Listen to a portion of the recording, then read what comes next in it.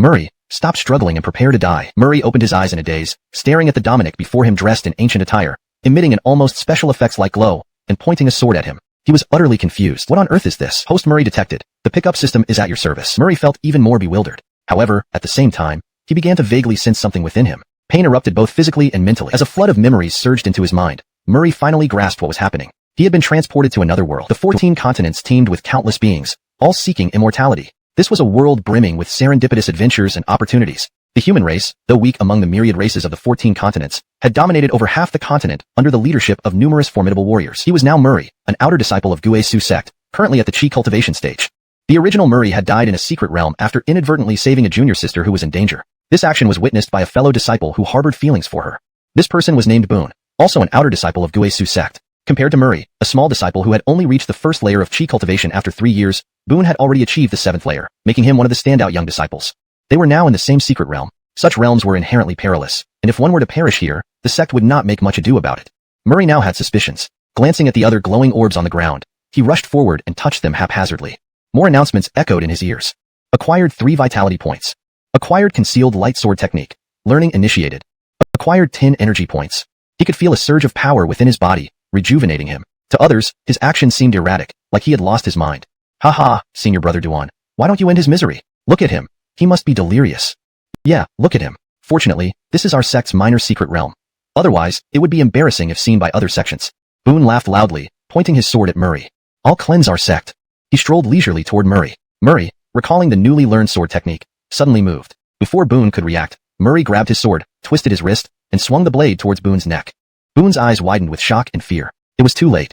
A crimson bloom erupted, and Murray felt warmth on his face. Watching Boone collapse, he wiped the blood off his face, feeling oddly calm. This was a fantastical world, within a secret realm. The man had intended to kill. With a deep breath, he ventured deeper into the forest, noticing more glowing orbs among the grass. He picked them up one by one. Acquired 1 crimson pearl grass.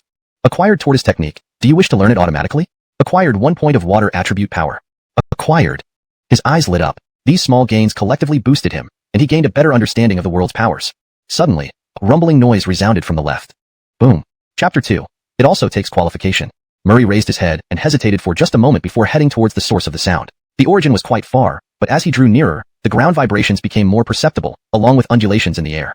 Murray cautiously approached and saw, not far away by a mountain spring, a gigantic silver-white snow tiger engaging 4 disciples of the Guisu sect in combat. But these disciples' attire seemed somewhat different from Murray's.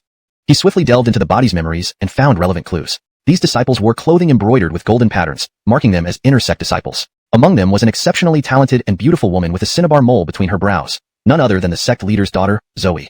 The memory clearly informed Murray that the original body had pulled this very Zoe out of harm's way earlier. However, she had only thanked him briefly before being whisked away by her companions. As Murray felt his strength significantly increase and recover, he took a deep breath and rushed at the Qingxue tiger shedding endless light orbs. Borrow your sword, he said, taking Zoe's sword. Be careful, she exclaimed instinctively. Despite being a mere outer sect disciple of the 4th Qi practitioner level, Murray charged forward, wielding the longsword. Detected ice attribute weapon in host possession. Ice attribute energy automatically enhanced. Host will suffer 10% less damage from ice attributes and deal 10% more damage against ice-type creatures. The mystical turtle technique illuminated Murray's body, blocking the Qingxue tiger's strength while he struck it down. The other disciples gradually realized what was happening. Farron squinted and saw Zoe observing Murray, becoming displeased. Junior sister, where did this kid come from? So reckless. A mere Qi practitioner thinks he can kill a Qingxue tiger? Even we, condensation realm practitioners, struggled. Before Farron finished, Murray's sword pierced the Qingxue tiger's skull, destroying its demon core. Farron's face turned ghostly pale. In reality, Murray benefited immensely from the light orbs continuously dropped by the Qingxue tiger, especially its ice attribute enhancements, allowing him to strike the fatal blow so effortlessly. The Qingxue tiger let out a mournful, and when he used her sword, it seemed more potent than when she wielded it herself. Perhaps he was among the outstanding ones in the outer sect? But Farron saw Zoe's gaze differently. Belongs to him? Look at who he is, he scoffed. Just an outer sect disciple with limited skills. 4th level Qi practitioner. Who knows if some secret technique aided him? We, as inner sect disciples, discovered the Qingxue tiger first. He wants it? He needs qualification. Hashtag chapter 3, provocation. Murray actually didn't care much for the clear snow tiger. After all, with only a 1 square meter storage bag as an outer disciple, he couldn't possibly carry such a large beast. Moreover, anything of real value had already been taken. But Farron's words really grated on him. At least, I, a mere 4th level cultivation realm practitioner, managed to kill a clear snow tiger, Murray said, his gaze sweeping over Farron. The latter was still injured from earlier, and looked rather disheveled after dodging the clear snow tiger's attacks. Farron naturally recalled his recent predicament, and his face darkened. What do you mean? Boy, Don't forget that you're just an outer disciple. The gap between outer and inner disciples was vast. 100 outer disciples weren't even comparable to a single inner disciple. Alright then, hope you don't look too pathetic when you lose. Nonsense. Farron didn't believe he would lose. Murray killing the clear snow tiger must have been a fluke. Zoe glanced worriedly at Murray. Although he was indeed an outer disciple, he had saved her several times, so she had a favorable impression of him. As an inner disciple, Farron was already at the 5th level condensing chi realm, with excellent talent, far beyond any outer disciple.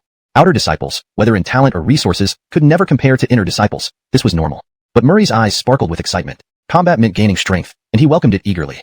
He had no weapon, though. Considering for a moment, Murray turned to Zoe, "Junior sister, can I borrow your sword?" "No way." Farron interrupted first, his expression vicious. "That's Junior sister's life-bound weapon. You borrowed it once because of the situation. Now you want it again." In the 14 continents, anyone who could cultivate spirit energy was called a spirit master. All spirit masters possessed their own life-bound weapon, which connected to their heart pulse. Damage to it could have disastrous consequences. Only those in extremely close and trusted relationships could lend their life-bound weapons. The situation earlier had been special, but now, Farron couldn't tolerate it. Gained 5 fire attribute energy. He realized Farron was like a walking attribute vault, constantly dropping items. Walking around him, Murray heard the system announcements continuously. Moreover, he discovered he didn't need to use his hands. Touching the orbs with any part of his body worked. This gave him more room to force Farron to drop attributes. Picking up the drops made him happy, but being forced into this corner made Farron furious. He finally decided, no matter what, he would make this boy die here. I didn't want to use this move. Grinding his teeth, Farron's body burst into crimson flames, his eyes turning bright red. Zoe and the others took a few steps back, watching Farron with shock. "Farron, what are you doing?"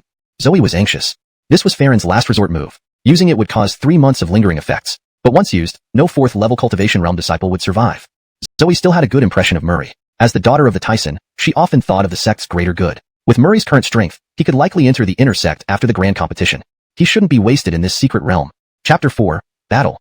But it was clearly too late now. Flames gradually adhered to Farron's blade, turning the entire sword a crimson color like molten lava. Murray saw the light spheres falling from him become even more vibrant. One of them landed near his feet. Zoe covered her mouth beside them. This outer disciple was incredibly bold. The flames around Farron could injure even a spirit master at the vast aura realm, potentially causing severe injuries. Yet Murray charged right in.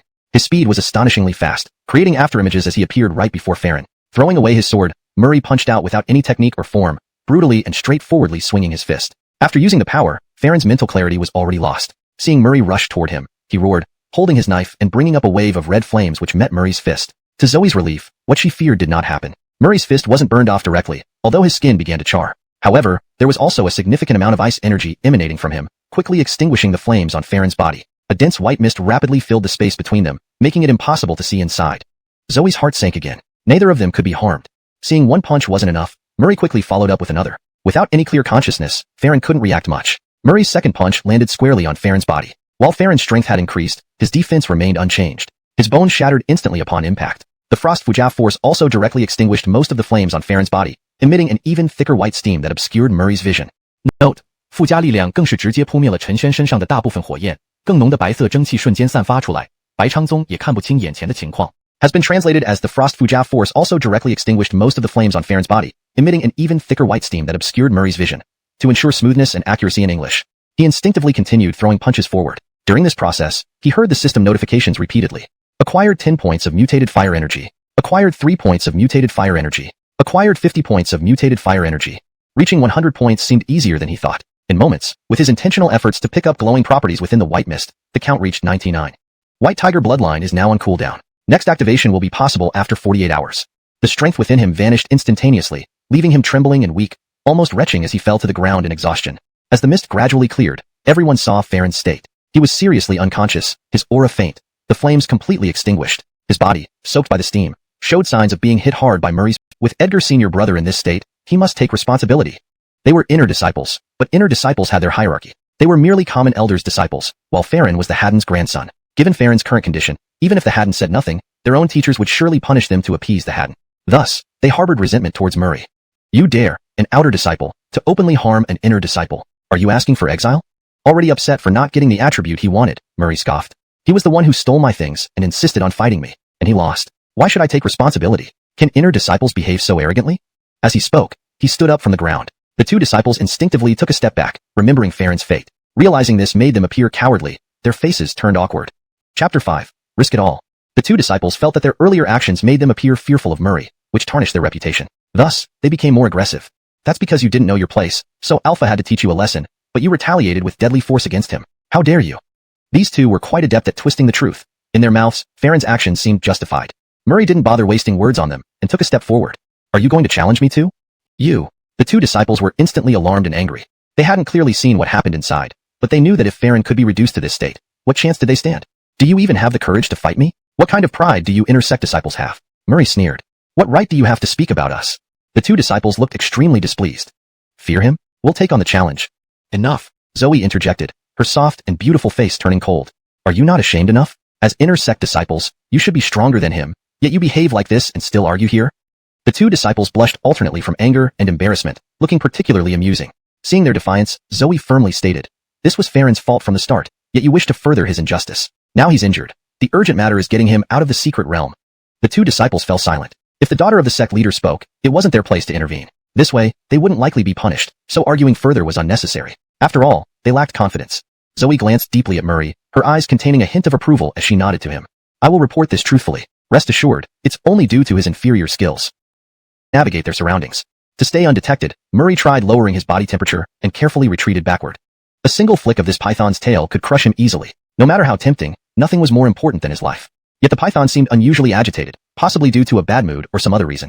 Its huge body swiftly moved hundreds of meters, crushing vegetation and startling birds into flight, causing rocks to fly and the ground to tremble. Suddenly, Murray halted. His gaze locked onto a specific spot. The python's departure revealed an island in the middle of a pond, covered in colorful light orbs, almost blinding in their brilliance. The entire island was filled with attribute orbs. Murray's breathing paused as he stared wide-eyed at the orbs. There was no point following the python just to pick up treasure. It could easily attack him. Yet, seeing the densely packed orbs on the island, and noticing more beneath the water, he didn't know the origin of these orbs, but suspected it might be linked to the python's agitation. But that didn't concern him. All he needed to do was approach stealthily and grab as many as possible quickly.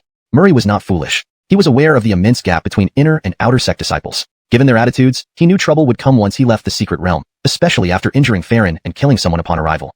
System notifications continuously echoed in Michael's ears, but he paid them no heed. As he scooped up the glowing orbs, his eyes darted around nervously, fearing a sudden return of the rainbow python. Obtained.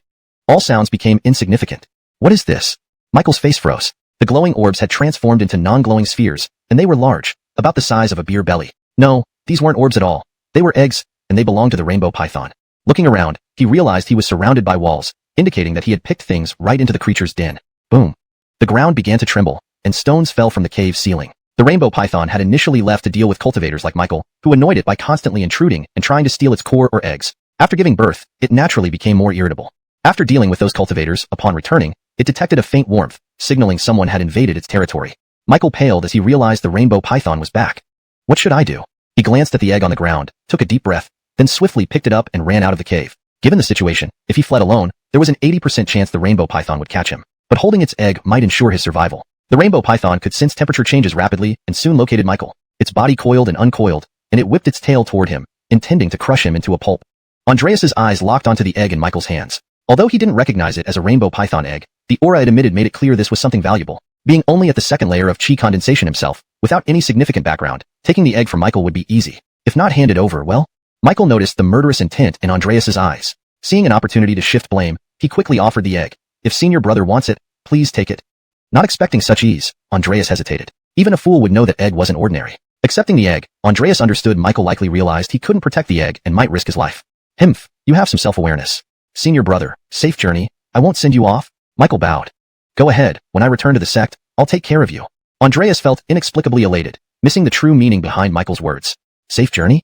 By the time Andreas comprehended what that meant, Michael had already vanished. Meanwhile, Michael had noticed the rainbow python moving swiftly. Now was the perfect time to run. As he fled, he saw the rainbow python heading not toward him, but towards the location of the egg. Andreas, safe journey, too greedy indeed. The sharp-eared, simian-faced Dominic warmly approached and casually draped an arm over Murray, acting carefree. Murray disdainfully removed the Dominic's arm and stepped back 2 meters, looking at him warily. What's up, brother? Was this guy coming on too strong? Could he have some peculiar fetish? Murray wondered inwardly. Relax, brother, I mean no harm. The sharp-eared Dominic, thinking Murray was wary of him, chuckled slyly. Let me introduce myself. My name is Arvid. Brother, you're wandering around here all alone, aren't you? Don't you want a companion? After speaking, Arvid seemed concerned about being misunderstood by Murray, so he quickly explained, Don't worry, I have no ill intentions. Absolutely not here to snatch anything from you. We're both outer disciples, and it's not easy. From what I see, you've been struggling alone, probably unable to capture any decent beasts. A single chopstick can easily break, but a bundle of chopsticks won't. You understand this, right?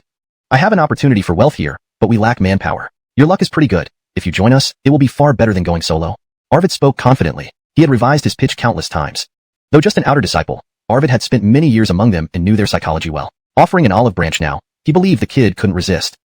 Young fire flame tigers are virtually defenseless, so we can handle them easily when they're separated. When the senior lures the tiger away, we'll grab the babies and run. He can shake off the fire flame tiger and we'll meet at a designated spot. There are 8 baby fire flame tigers in total, and we'll give you one. How does that sound? A baby fire flame tiger isn't a small reward. If you collaborated with others, you might only get a bone. Arvid coaxed patiently. Murray's mind raced. Clearly, this guy was a waste in the outer disciples, 5 or 6 years older yet still an outer disciple. More absurdly, he had the gall to call himself a veteran, which was nothing but a perpetual failure. Of course, senior brother, thank you so much. Meeting you is my fate, Murray's blessing. Murray put on a grateful act. He wasn't particularly interested in the baby fire flame tigers, but seizing attribute points made a difference. Adult fire flame tigers were formidable. Young ones had excellent bone structures beneficial for his own physical development. Good, come with me to meet the senior, and from now on, we're brothers. With me covering you, we can enjoy the best life within the sect, walking sideways with the support of an inner disciple. Arvid's eyes gleamed with delight. He originally thought he'd need to work hard to dispel suspicions, but finding a not-too-bright partner turned out perfect. Securing a reliable collaborator might earn favor from the inner disciple, leading to future opportunities. Yes, his status within the outer disciples would soar. An inner disciple position wasn't out of reach. While Arvid fantasized, Murray had his own agenda. Chapter 8, Elliot. Murray followed Arvid to a dignified inner disciple. At that moment, the inner disciple was holding a folding fan, appearing ethereal and otherworldly as if posing for admiration. His face was pulled into an arrogant expression, radiating an air of superiority. Murray inwardly ridiculed this attitude. However, when Arvid saw this senior inner disciple, he immediately changed his demeanor to one of obsequious flattery, nodding and bowing like a lapdog as he addressed the inner disciple. Senior brother song. I've brought the person you asked for. When should we set off for the red flame tiger's lair? Then, he turned around, changing his expression again, and sternly told Murray, this is inner disciple Elliot. Hurry up and greet senior brother Elliot. The drastic change in attitude made Murray sigh inwardly. This guy was indeed a snob.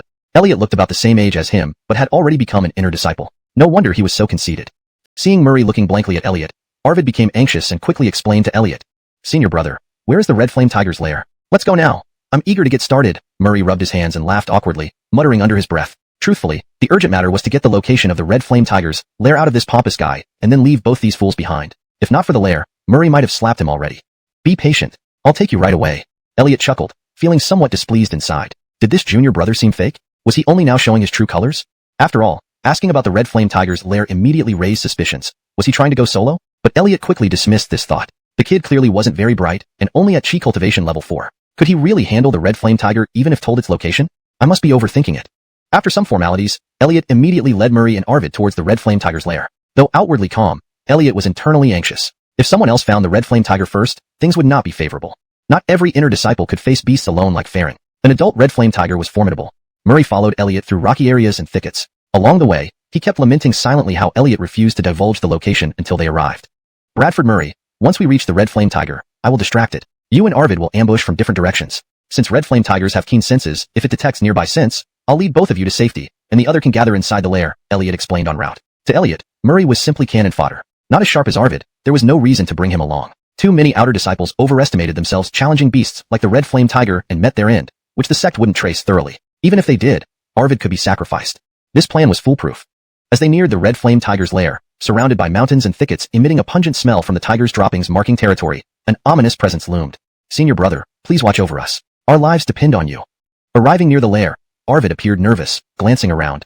Don't worry. Even if we encounter the red flame tiger, I can ensure our escape, Elliot reassured confidently. Murray, stay here while I take Arvid to another position. Once I draw the red flame tiger out of its cave, you two should immediately head in and deal with its cubs, Elliot instructed seriously. Murray nodded, sneering inwardly with another idea forming. Chapter 9. Big brother, you're on your own? After Elliot and Arvid left, Murray remained at the spot, having a new idea. He didn't leave the position Bai Yunfei had assigned him. Murray suddenly thought that letting Elliot lead the crimson flame tiger away was not a bad idea after all. The beast was truly dangerous, and it would be good if it could be lured away. Elliot's intention was clear. He wanted to use Murray as bait to lure the crimson flame tiger toward him. If Murray left early, Elliot would definitely notice something amiss. Honestly, through their interactions, Murray realized that there was a reason Elliot had become an inner sect disciple. Regardless of talent, this guy had strong vigilance. If he chose to leave, Elliot might act cautiously, quickly shake off the crimson flame tiger, and then look for another unlucky soul to replace him. Not long after Elliot and Arvid left, Murray carefully hid here. Soon, he saw Elliot head alone toward the crimson flame tiger's lair. Shortly afterward, a deafening roar echoed from inside the lair, and then Elliot came rushing out, with a spotted tiger chasing him relentlessly. Seeing this, even Murray couldn't help but admire how Elliot lived up to being an inner sect disciple. At the very least, the courage to venture into the lair of the Crimson Flame Tiger alone was something most people lacked. Even though the presence of the Crimson Flame Tiger's cub served as temptation, and the strength of an inner sect disciple was commendable, the bravery to do so was extraordinary. After escaping, Elliot did not immediately run toward Murray. Instead, he pretended to lead the Crimson Flame Tiger for everything else. At this moment, Elliot had many questions about Murray but couldn't dwell on them. With the powerful Crimson Flame Tiger forcing him into a tight corner, he had to figure out how to escape. After shaking off Elliot, Murray laughed as he ran toward the Crimson Flame Tiger's lair. He knew the beast wouldn't expect him, this weak human, to head toward its den instead of fleeing. As for Elliot, Murray thought simply. There were hundreds of thousands of outer sect disciples in the Guishu sect. By the time Elliot found him, Murray would likely already be an inner sect disciple, provided Elliot survived the attack. With the Crimson Flame Tiger so formidable, whether Elliot could escape depended on his luck. Overall, Elliot was just a minor character. Murray didn't think this guy could ever rival him. Haha, we're rich. These little tiger cubs, all dead? Upon reaching the cave entrance, Murray heard Arvid's lecherous laughter inside. With a cold smile, Murray rushed in to see Arvid busily collecting the 8 baby Crimson Flame Tigers, too excited to notice his arrival. Brother Chong. Murray appeared behind Arvid like a thunderbolt, nearly scaring him out of his wits. Who? Turning around, Arvid saw Murray and was filled with shock. Didn't big... Hurry up, senior brother is waiting for your rescue, Murray said with a chuckle. This Arvid had no clue about the might of the Red Flame Tigers and placed unfounded confidence in Elliot. He probably didn't know that if Elliot got the chance once they arrived, he would likely abandon him and run away. Murray knew Elliot's type very well. After Arvid left, Murray eagerly began gathering attributes. Gained 30 points of mutated fire attribute energy. Gained 30 points of mutated fire attribute energy. 8 Red Flame Tiger Cubs, each contributing 30 points of mutated fire attribute energy to Murray, totaling 240 points. Murray felt delight internally. Then, Murray put the cubs into his storage bag. Seeing the storage bag fill up quickly, Murray sighed, realizing that after leaving the secret realm, he needed to get a larger storage bag. After all, a 1 cubic meter storage bag was too limited. Thinking of how many gains he couldn't carry due to the limited space of the storage bag, Murray felt like gritting his teeth. It was damn wasteful. That's not right. Suddenly, Murray's mind flashed with inspiration, coming up with an idea. His storage bag was limited, but Elliot's wasn't. As an inner sect disciple, Elliot's storage bag probably had much more space, and facing the Red Flame Tigers, Elliot was unlikely to escape unscathed even if he managed to flee. Upon suddenly appearing, Murray initially stunned Elliot and Arvid, who then started cursing him. However, their faces soon turned dark. Due to the brief distraction caused by Murray's appearance, the Red Flame Tigers seized their opening, putting them in an even more dangerous position. Damn you. May you never have a good death, Murray. Wait until I'm free, and you're dead meat. Damn, Murray. You did this on purpose, didn't you? Elliot and Arvid scowled and cursed endlessly, while Murray watched gleefully. The Red Flame Tigers were far enough from Murray, and naturally focused on fighting Elliot and Arvid rather than chasing Murray. Hey, isn't that a bit unfair? Murray said, picking his nose. I understand your thoughts. Don't blame me if I've put you in trouble. If I hadn't done this, I'd be the one in trouble now. Only you deserve what you get. Elliot snorted, looking at Murray while fighting. What's your purpose here? Did you come just to mock us? Initially, Elliot thought Murray intended to loot them and maybe call some inner sect disciples for help. This might offer a chance for escape, dealing with Murray later. Ha ha ha, Murray chuckled. Congrats, you guessed right. I'm here to mock you. Elliot was speechless. He thought Murray would say something different, but instead, he was clearly mocking them. Realizing this, Elliot seethed with rage, wishing he could Murray actually came over this time, walking gracefully towards the Crimson Flame Tiger, pacing around it. Elliot.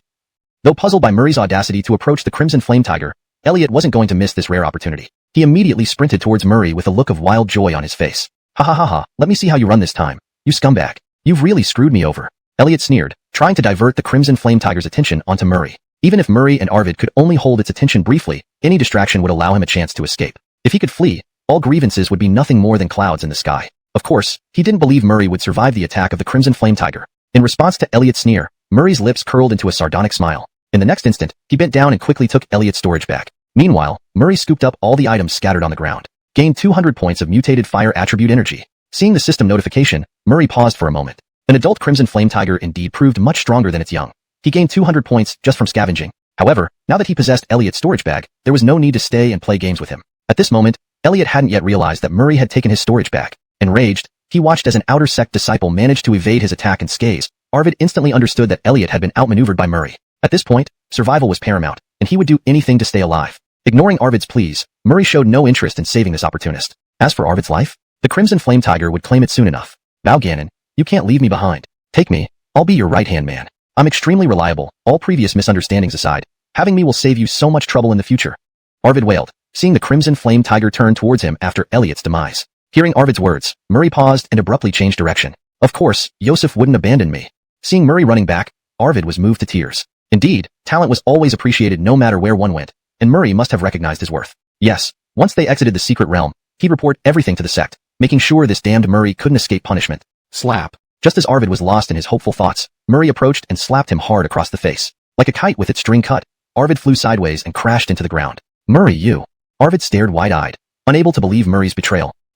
Hope you enjoy your last disciple, having spent all his resources on these few essentials. Murray sighed deeply. Nonetheless, it wasn't entirely fruitless. After all, he currently needed a longsword. After retrieving the sword, Murray left the place. By now, the trial period was nearly over. Murray thought for a moment and concluded that wandering around this mystic realm any longer would be pointless. He should leave this mystic realm as soon as possible. Once outside, he would look for opportunities to improve his strength. Russell. Murray walked towards the exit of the mystic realm, encountering no obstacles. Just as he was about to reach the entrance, he suddenly saw 3 outer sect disciples sighing in dejection ahead. Ignoring them, Murray continued walking toward the exit. Most outer sect disciples didn't fare well within the sect, so it was likely that these 3 had gained nothing from this experience. But why should that concern him? Even if he wanted to pity them now, he couldn't. Hey, stop right there. Just as Murray was about to bypass them, a fat one among them shouted at him. Is there something you need? Murray stopped and looked at the trio. Boy, did you gain anything valuable in this mystic realm? The fat one and his 2 companions approached menacingly, emboldened by Murray's solitude. There weren't many people around, and the boy seemed quite pleased with himself, which suggested he might have obtained something. Not to mention, the long sword on his waist looked expensive enough. Robbing him wouldn't be bad. Hearing their rude tone, Murray smiled faintly and replied, well, as you guessed, I did gain quite a bit. My luck has been off the charts this time. Murray put on a smug expression and continued talking to the trio. Oh. The trio was visibly surprised. They'd seen idiots before, but not ones like this. Initially, they had planned to coerce him into revealing his gains, but now the boy had admitted it himself. He had indeed gained something significant. Especially considering they had found nothing themselves, and this lone individual had succeeded, it naturally irked them. They had initially intended to let him go if he handed over his gains, but now that he brought trouble upon himself, it was too late. Hand over everything you gained here, including that sword. If you know what's good for you, you'll comply quickly. Some things are beyond your worth to possess. The fat one snarled. You want what's mine? Murray feigned shock. But I refuse to give it to you. Damn. Hearing this, the trio became furious instantly. This boy was stubborn. You're here?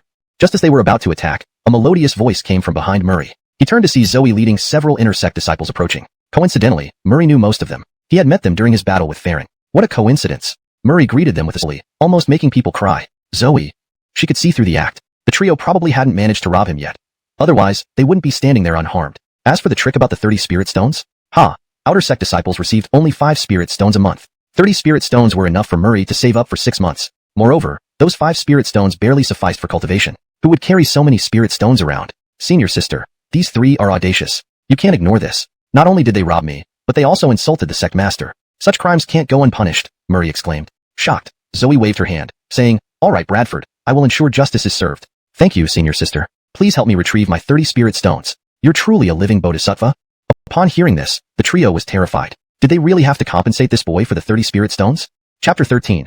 3 months, 30 spirit stones. At this moment, facing Murray, Zoe finally began to feel a headache. Honestly speaking, the trio of fatties had not yet started their robbery. Even if they were sent to the Elder of Punishment, it wouldn't cause too much trouble. On the contrary, if she really sent these 3 guys to the Elder of Punishment, wouldn't they end up being used by Murray? But if she didn't send them there, Murray's unwillingness to let go easily made her unable to back down. At the same time, Zoe felt somewhat curious about Murray. This junior brother, as an Outer Gate disciple, actually managed to defeat Farron. One must know that Farron is no ordinary Inner Gate disciple. He's the grandson of the Great Elder, incomparable with regular Inner Gate disciples. Even so, this junior Outer Gate brother could still defeat him. Bradford Gannon, check these 3 fellows' disciple information and find out where their dormitory is.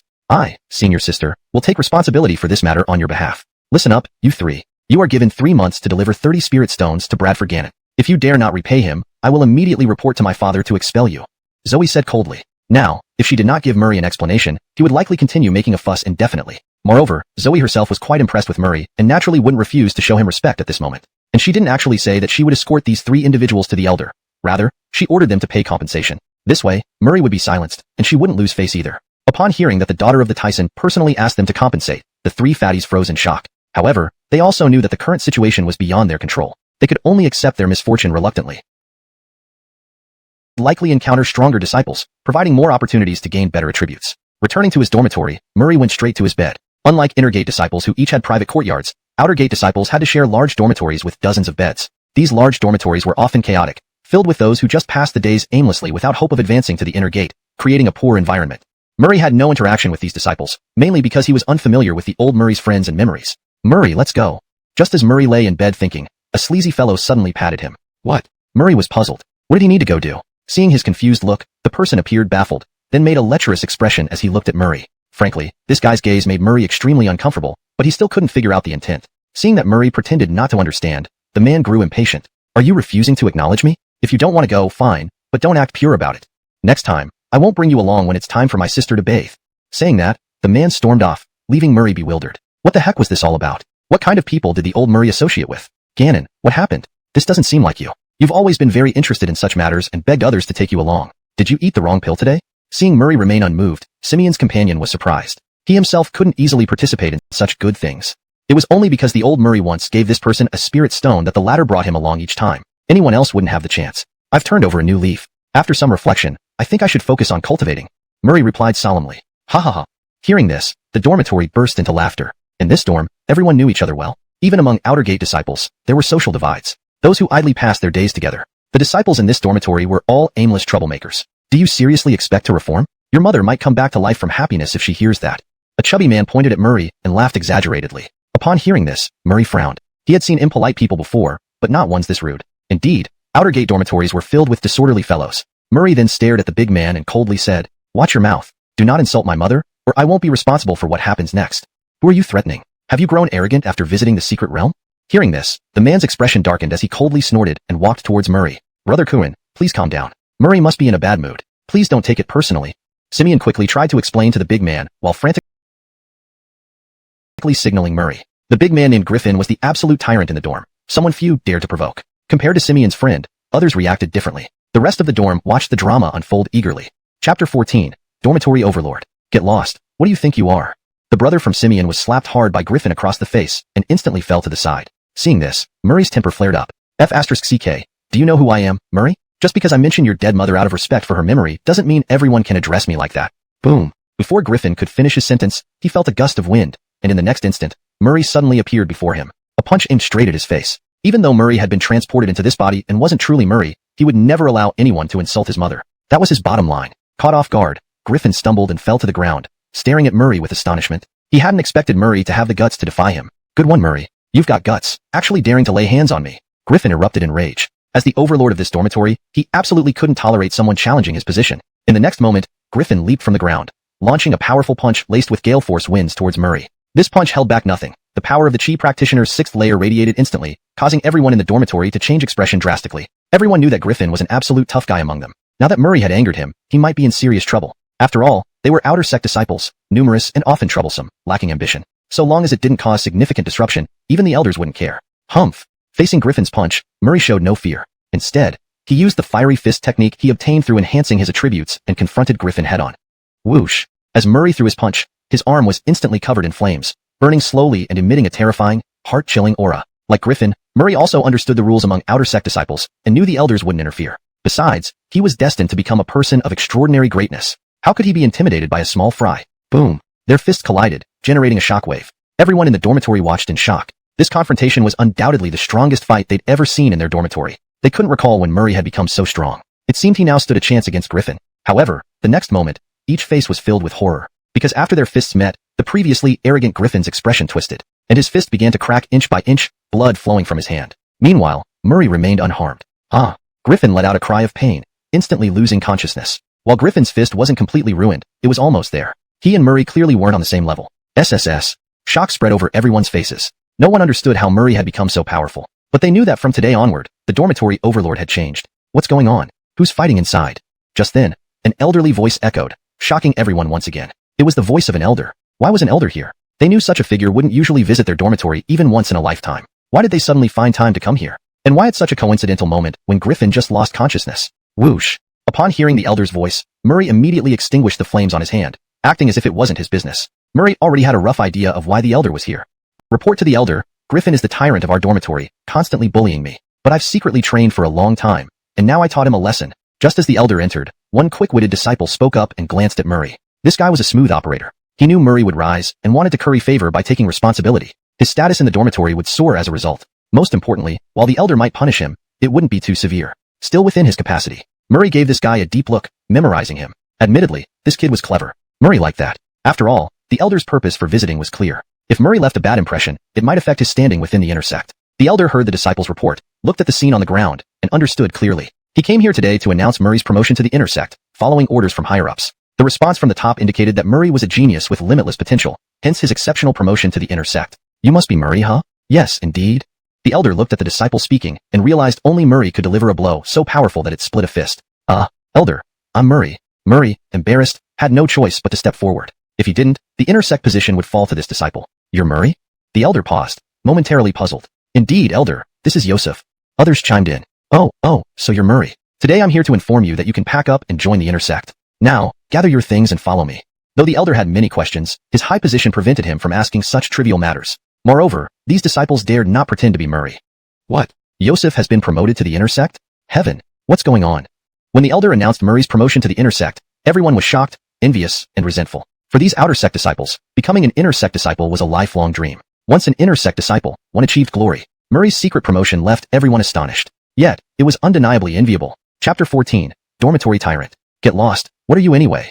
The brother from Simeon was slapped across the face by Griffin and immediately fell to the side. Seeing this, Murray's anger surged up instantly. What the hell, Murray? Do you even know who you are? I'm doing it for your dead mother's sake. Not everyone has the privilege to make me do such things. Before Griffin could finish his sentence, he felt a gust of wind. In the next moment, Murray suddenly appeared in front of him, delivering a punch directly to his face. Although Murray was a reincarnated soul and not the real Murray, he would never allow anyone to insult Murray's mother. That was the bottom line. Caught off guard, Griffin stumbled and fell to the ground, looking at Murray with shock. He hadn't expected that Murray would dare defy him. Great. You actually have the guts to strike me, Murray. Griffin flew into a rage. As the tyrant of this dormitory, he would not tolerate anyone challenging his position. In the next instant, Griffin jumped up from the ground and hurled a fist at Murray, filled with fierce energy. This time, Griffin held nothing back. The might of his chi at the 6th layer of cultivation instantly radiated out. Everyone in the dormitory gasped in surprise. After all, Griffin was an absolute tough guy among them. Now that Murray had provoked him, there would be serious consequences.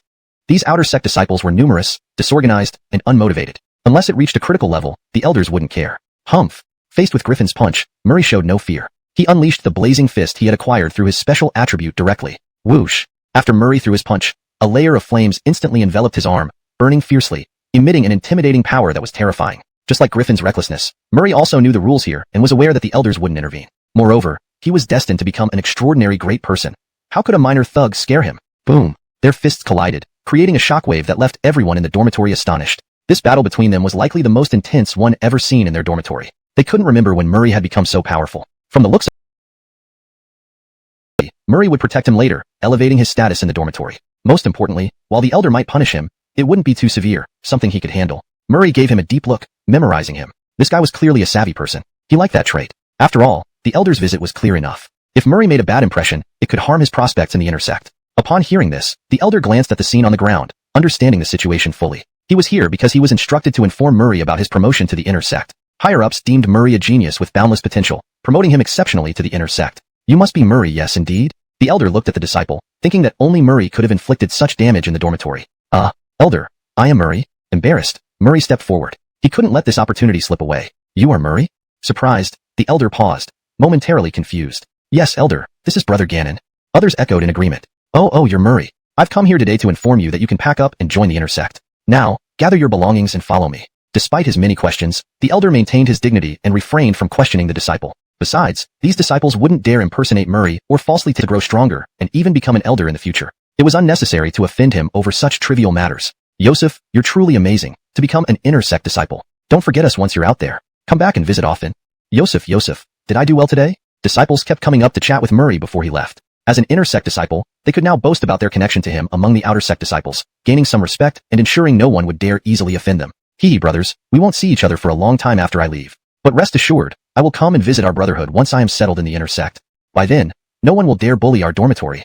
Murray politely responded. He felt it necessary to acknowledge their congratulations. Moreover, he might need help from these old friends in the beginning since establishing himself in the intersect wouldn't be easy. Having familiar faces around to assist him was beneficial. After all, Elliot, an intersect disciple, even found Arvid to be his helper.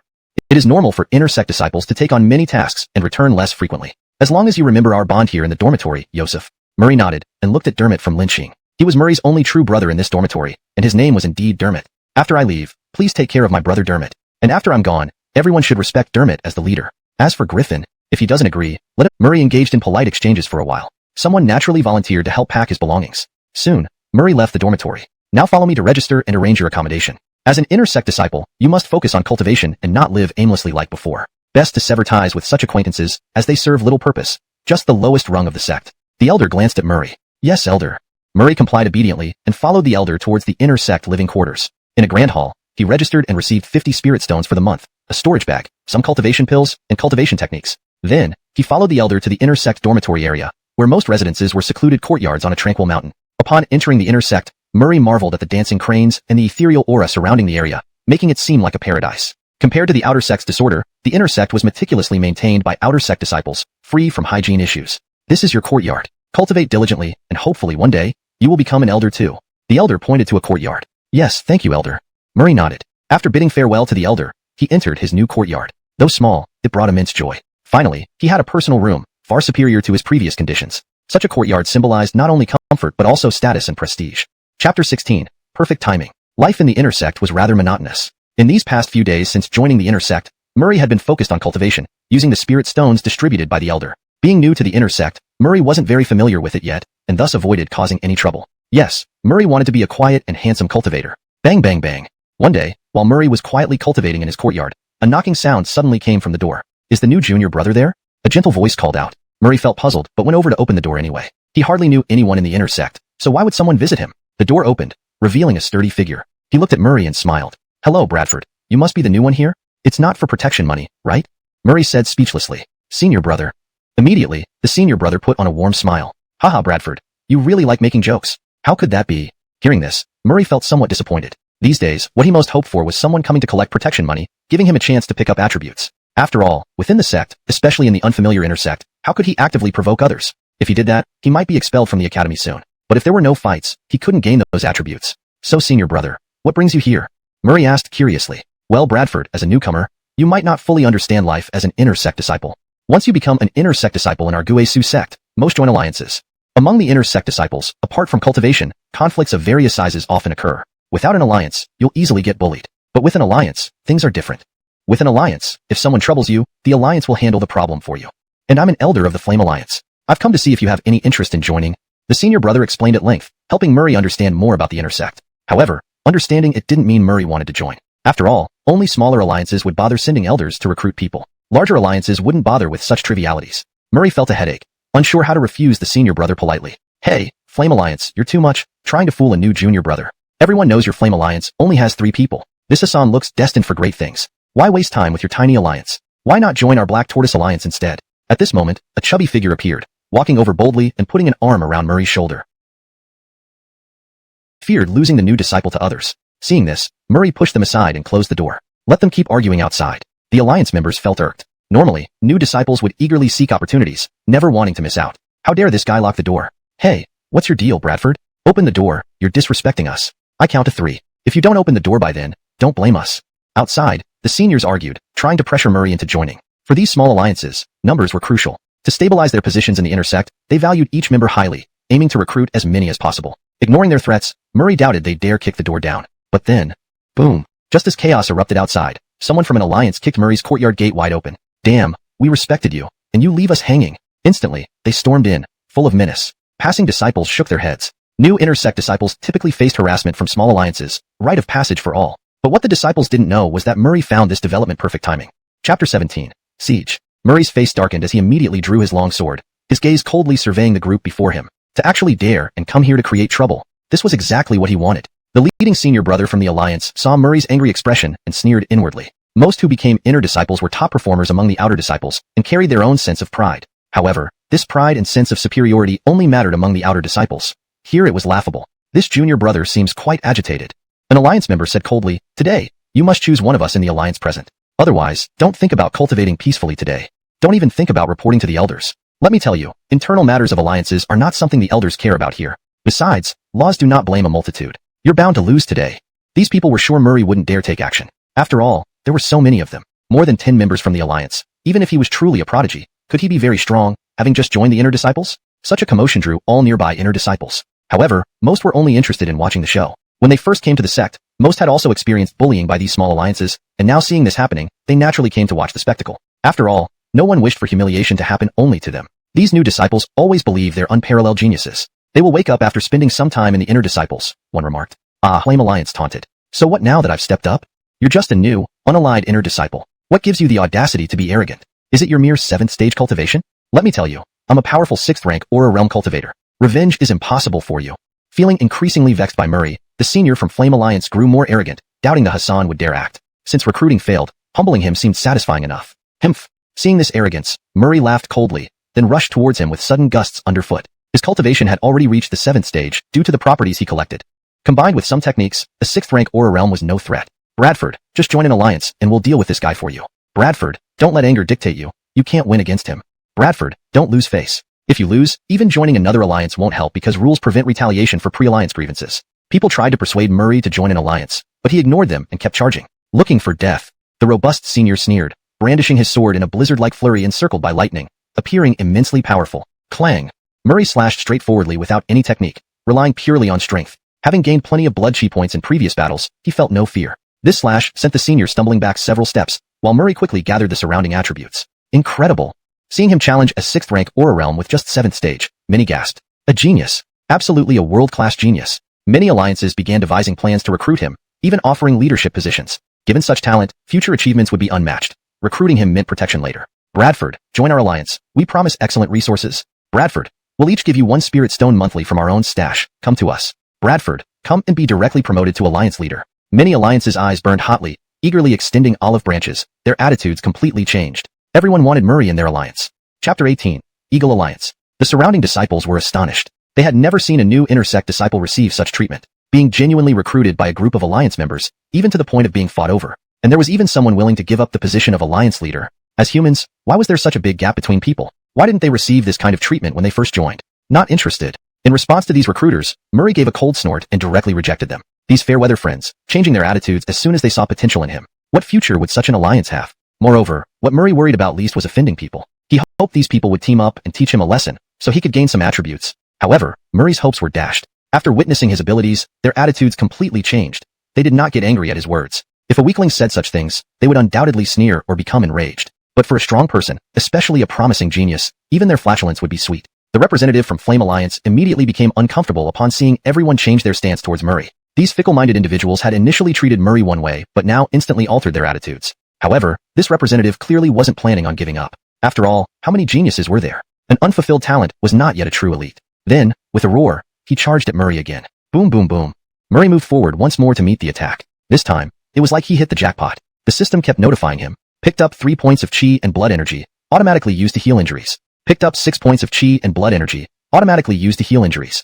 By the end of the fight, Murray continuously gained attributes, using this person as an ATM. Finally, having gained nothing more, he kicked the person away. Watching this scene, the onlookers from the various alliances felt their eye. Over 3 days, the number of people waiting at Murray's gate didn't decrease. It increased significantly. Within 3 days, Murray's victory over an Aura Realm disciple spread throughout the intersect like a hurricane. Many disciples knew that a formidable junior brother resided here.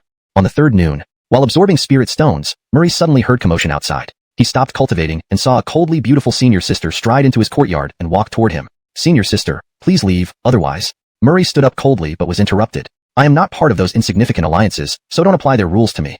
Let me introduce myself. My name is Mackenzie. Yes, I am from the Eagle Alliance. Have you heard of us? Eagle Alliance may not be the strongest, but we differ from other intersect alliances. We only recruit world-class geniuses. Only those with exceptional talent are our recruitment targets. All so-called strongest alliances are nothing compared to us. If Eagle Alliance opened recruitment, we would instantly become the intersect strongest. We're only interested in top-tier geniuses, not ordinary folk. Bradford, this is your chance.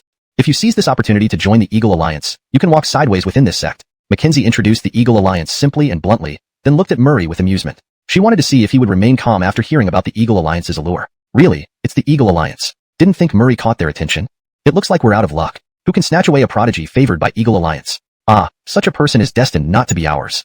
Many disciples lamented after hearing Mackenzie's introduction. Initially, Murray felt tempted. Based on her confidence in the surrounding reactions, her claims seemed genuine. However, her final statement dissuaded him. Yes, that line about walking sideways. To be honest, without that sentence, Murray might have eagerly joined the Eagle Alliance because it would greatly benefit his development within the sect. But joining meant nobody would dare challenge him. Murray preferred not to join then.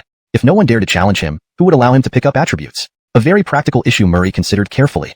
Chapter 19. Mackenzie's Strength. Sorry, senior sister, I have no interest in your so-called Eagle Alliance. Please leave now. Also, to me, your so-called Eagle Alliance is no different from those fly leagues outside.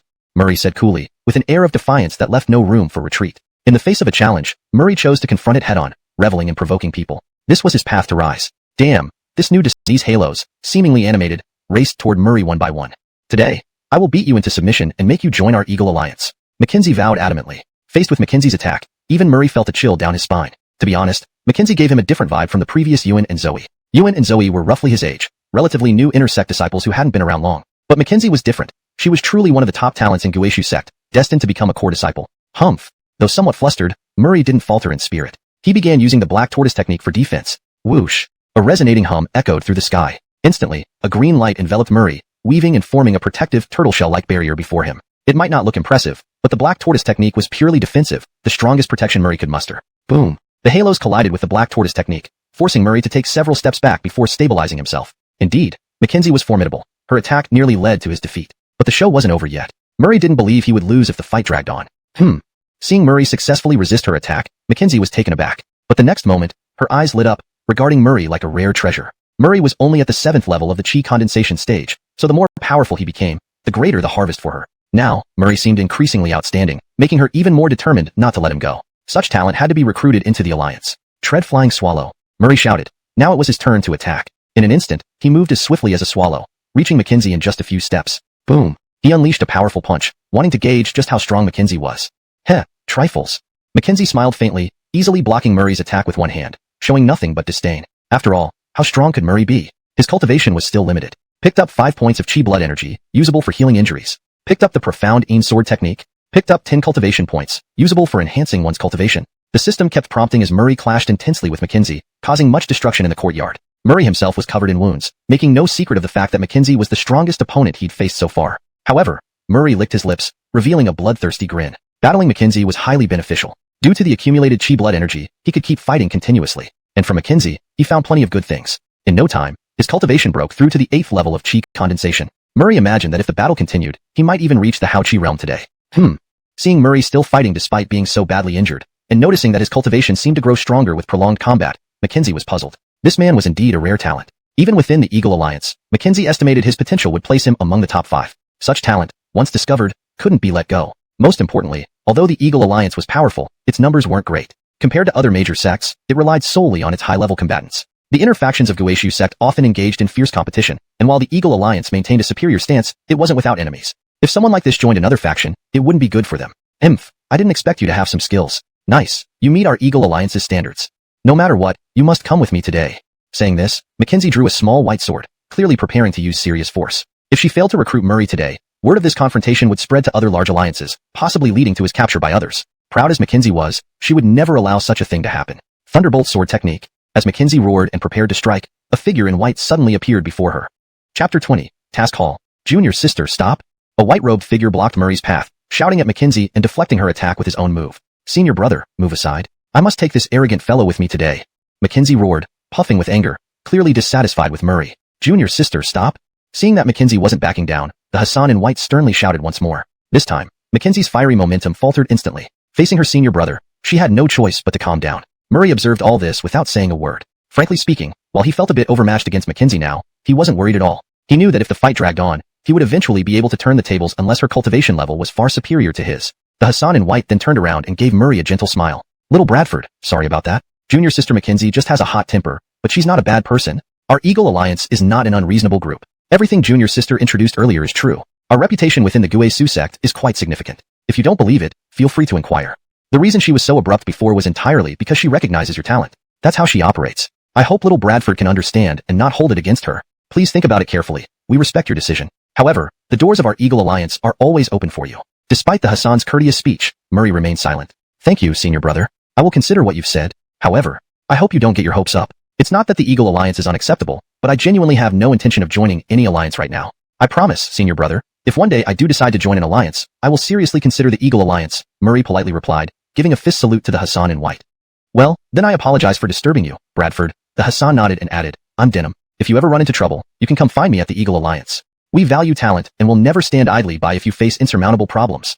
With that, Denim took Mackenzie and left Murray's courtyard. Outside, the disciples were stunned beyond belief. Over the years, they hadn't seen the Eagle Alliance treat anyone so courteously. Everyone vied to join the Eagle Alliance, so why would anyone refuse? Even being accepted as a servant in there, serving these geniuses tea and water, was considered a privilege. Unfortunately, such opportunities rarely came to ordinary disciples. And now, 2 members of the Eagle Alliance were dispatched just for this new junior brother, with Sister Mackenzie even threatening to forcibly bring him in. Yet, despite all this, he still didn't join. It was impossible to fathom what kind of alliance this junior brother might want to join. After Denim and Mackenzie left, others also dispersed. The lesser alliances no longer thought of harassing Murray. If he showed no interest in the prestigious Eagle Alliance, why would he care about their inferior alliances? Staying here would be pointless. They could end up wasting time or worse, angering the junior brother and getting beaten up in some secluded part of the inner sect. Pouting, Mackenzie was clearly upset as she followed Denham. Senior brother, why did you stop me? Why didn't you let me take him back? Still fixating on the incident, she believed Denham's interference harmed the Eagle Alliance's reputation, making it seem like they feared Murray. Denham chuckled at her dissatisfaction. Junior sister, you're still too young. That Murray isn't an ordinary genius. He's proud and independent. If you forced him to join, he wouldn't truly submit to the Eagle Alliance, nor would he recognize its power and pledge loyalty forever. Let this matter rest for now. As for Murray, if he ever decides to join an alliance, he'll certainly consider ours first. After all, the Eagle Alliance is where true geniuses aspire to be. You needn't worry about losing him to another alliance because he's a proud individual. Hearing Denham's explanation, Mackenzie fell into Chapter 21, Dangerous Mission. Upon hearing the elder's words, Murray merely smiled and said to the elder that he had his own plan before leaving. Seeing Murray's stubborn demeanor, the elder helplessly shook his head. Among the new disciples, most were arrogant, believing that becoming an inner sect disciple would eventually make them stand out among the elite. However, someone as arrogant as this Hassan was a rarity indeed. He didn't even take the elder's advice seriously. To be honest, the elder was genuinely curious what task this Hassan would choose. In the solemn great hall, many inner sect disciples were whispering among themselves, discussing which tasks they would undertake. Most of these inner sect disciples were accompanied by companions. Only a few relied on their own formidable strength to dare venture alone. Walking among them, Murray examined the available tasks. After careful consideration, he focused on one particular task with a notably high risk. If completed, it promised a direct reward of 500 spirit stones. Task details. Travel to the Rebel Mountain Range. Find the evil cultivator Armand in a nearby village and slay him. Armand is a 9th stage vast Chi realm powerhouse who practices bloodthirsty cultivation techniques, constantly consuming human blood to enhance his abilities. Seeing the promise of 500 spirit stones, Murray's eyes lit up. Knowing that this amount equated to 10 months' worth of spirit stones for an inner sect disciple, if he refined these spirit stones, he might well reach the vast Chi realm himself. Ordinary disciples usually took at least 2 years to progress from 7th stage refining Chi to the vast Chi realm, a significant gap that wasn't easy to bridge. But Murray thought otherwise. After thorough contemplation, Murray approached an elder responsible for registration, produced his task token, and respectfully said, "Elder, I am interested in the task to slay Armand. Please assign this task to me." This statement caused a commotion within the Great Hall. The task to eliminate Armand was among the most dangerous ones currently available. Due to most strong disciples either being occupied with missions or in seclusion, this task had been unclaimed for a long time. Now what? Someone's taking on the Armand task. Who is this heaven-ranking disciple? This senior looks unfamiliar, not some well-known figure.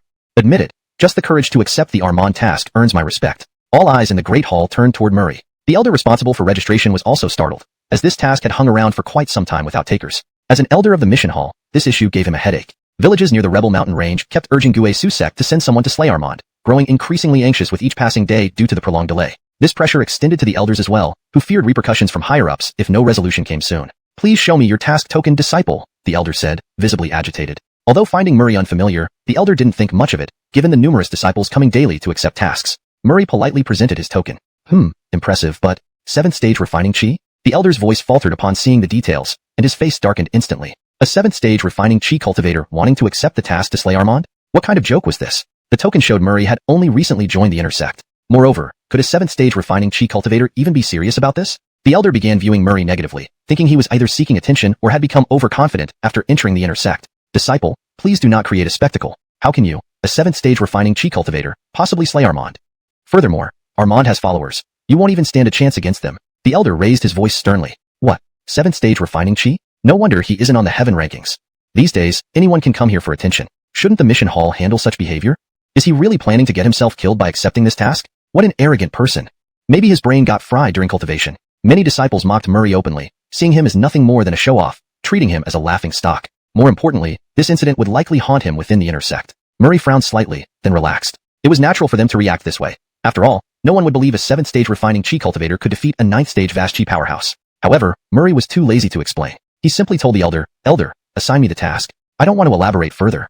If the task is listed, how can you prevent others from accepting it?" Hearing Murray's words, the elder looked puzzled, suspecting there must be something wrong with the Hassan's mind. Who in their right mind would willingly court death? Also, failing a mission would result in a deduction of 1 month's spirit stones, making most disciples cautious when selecting tasks. Yet, this disciple seemed determined to take on a highly dangerous task. If you have any unresolved issues or are being bullied, you can report it to the law enforcement elder.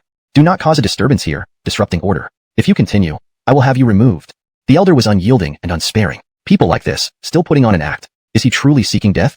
Who knows? These days, anything goes. Let's just enjoy the show. Hey, Junior, are you scared now? Many disciples heckled, trying to sway Murray into accepting the task, eager to see how it unfolded. Chapter 22, placing the bet. White Ganon did not take these people's incitements to heart. How could sparrows understand the aspirations of a swan? Elder, let me reiterate. I wish to accept this mission, White Ganon said calmly, his tone firm and unwavering. Seeing that White Ganon was still putting on an act even at this moment, the elder paused for a moment before a hint of a sneer appeared on his face. But if you accept a regular mission and fail to complete it, 1 month's worth of spirit stones will be deducted. This mission is not like the ordinary ones. If you accept it and fail to complete it, your record will be marked, and you won't be able to receive any cultivation resources from the sect for 6 months. Are you sure you want to accept it? This time, the elder did not use sarcasm but coldly explained the terms. The Chaos Peak range was urgently pressing the Guisu sect to eliminate Armand as soon as possible. In recent days, no one from the Guisu sect had made a move. However, sending a mere 7th-layer Qi cultivator like him would be too perfunctory, undermining the dignity of the sect. Yet, the sect couldn't restrict disciples from accepting missions. If White Ganon insisted, there was nothing they could do about it. The elder looked at White Ganon, feeling he had made things clear enough. Surely, White Ganon would reconsider. After all, losing access to cultivation resources for 6 months would be a devastating blow to an inner sect disciple. White Ganon glanced at the elder. Why are you so verbose? Just give me the mission and be done with it. I have my reasons. His words were startling, and all the disciples present gasped in astonishment. They hadn't expected White Ganon to still be acting up at this critical moment. They didn't understand why he would risk his life or destroy his future just for a fleeting moment of pride. Elder, since this junior brother has spoken, will you prevent him from accepting the mission? Indeed, just give him the mission. If he insists on dying, you can't stop him, several disciples chimed in, unable to stand White Ganon's arrogant behavior. Fine, you Hassan are quite bold. Since you insist on taking this mission, even the immortals cannot save you. The elder took a deep breath and tapped the mission. Instantly, a thread of spiritual light flew into White Ganon's mission badge. He had spent his entire life in the Guisu sect and had never seen such a stubborn disciple. Since he sincerely sought death, why hold him back? Let him go. The surrounding disciples erupted into laughter upon seeing White Ganon truly accept the mission, laughing heartily. Haha, this kid is now in trouble. He didn't expect he'd really get the mission, did he? Just watch how this kid deals with it. 6 months worth of spirit stones, not a small amount. Let's enjoy the show. Facing the mocking voices, White Ganon paid no attention, shrugging his shoulders. Everyone, since none of you believe I can complete this mission, what if I do? How about this? Let's place bets. Each person puts in 5 spirit stones, and I'll put in a year's worth of spirit stones. We can have the elder as a witness. Within 6 months, if I complete the mission, your spirit stones are mine. If I fail, then my year's worth of spirit stones goes to you. What do you say? White Ganon spoke provocatively to the surrounding disciples. He hadn't come here today to be humiliated. He had planned everything beforehand. Enduring their ridicule was part of the strategy to set up this bet. After all, simply completing the mission wouldn't earn enough spirit stones quickly. Extraordinary wealth doesn't come without risk, so he aimed for a big win. What? This kid, facing certain death, dares to place a bet? Why fear it? This kid is rich and foolish. Why not take advantage of it? Exactly, what a great opportunity to earn some spirit stones while enjoying a good laugh. Though surprised by White Ganon's stubbornness, many disciples, tempted by the potential profit, placed their bets. White Ganon found an elder to oversee the bet and staked a year's worth of spirit stones. To play big was to gain big. White Ganon decided to make a significant fortune quickly. Encouraged by the other disciples, the total bet reached 1,400 spirit stones. Almost everyone present wagered against White Ganon succeeding. Even the elder overseeing the mission hall shook his head. Young people cared too much about saving face, but staking a year's worth of spirit stones was too reckless. A year could significantly advance one's cultivation, especially during formative years. Losing this time would impact the future greatly. Alright, we'll wait and see what happens in 6 months. I think it won't even take that long. White Ganon's eyes lit up with greed at the sight of so many spirit stones. To others, his greed looked like foolishness. Things not earned honestly would never belong to him. After finalizing the bet, White Ganon left the mission hall, took a deep breath of fresh air, and departed immediately. He needed to prepare for the mission. Undeniably, a 9th-layer aura condensation realm expert was unlike any opponent he had faced before. Such a mission could easily end in failure if mishandled. So, before undertaking the mission, White Ganon decided to enhance his strength slightly. Yosef, I didn't expect to meet you here. How are things in the inner sect? At that moment, White Ganon encountered a former dorm mate, an outer sect disciple who seemed unsure of what to do next. If this were true, then their doomsday wasn't far off. After all, even if Murray managed to keep his inner sect position, there was still a gap in cultivation between him and the true inner sect disciples. Murray suddenly understood. Having lived 2 lives, he immediately grasped the situation. To be honest, those dormitory brothers relied on him entirely. Their recent behavior had already caused some resentment. These resentments could ignite like sparks if news of his bet reached the outer sect. Immediately, those offended would seek trouble for the dormitory, turning them into targets. It was as if a great building was on the verge of collapse. False, Murray said calmly. This rumor was spread intentionally. I won't hide anything from you, brother. There's a plan behind my actions, which I can't explain right now, but you must believe that no one wagers so many spirit stones without being sure. You understand, right? Since the dormitory disciples couldn't access the mission hall, Murray felt free to bluff. After all, explaining his system to anyone was impossible. Moreover, Murray needed these dormitory brothers for future support. Once he grew stronger, the outer sect would also bring benefits, and he couldn't let go of this opportunity. Really? Then that's excellent news, Yosef. Relieved by this assurance, the disciple left happily. Murray chuckled as he watched the disciple depart. That guy probably didn't know the benefits of following him now. When he rose to power, these brothers would share in his glory. After composing himself, Murray walked toward the transmission array of Guisu sect in the Rebel Ministers Mountains. Reportedly, this mountain range wasn't called the Rebel Ministers Mountains long ago. Once upon a time, a minor sect stood here, flourishing under the protection of Guisu sect. Later, during a war between Guisu sect and another major sect, this minor sect betrayed Guisu sect by attacking from behind. Of course, the minor sect was eventually destroyed by Guisu sect, leading to its current name. At this moment, in a secluded area of the mountains, a series of runes surged, and a figure stepped out. It was Murray, emerging from a wartime transmission array for a special mission. Murray scanned his surroundings after stepping out, and then checked the task description. According to the task plate, Armand was active in nearby villages, but the exact location of his base remained unknown. Armand likely knew that Guisu sect would eventually send someone to eliminate him. Thus, previous investigations failed to locate Armand and his followers' stronghold. Due to the remnants of the old minor sect, Guisu sect sent teams every 7 or 8 years to suppress them.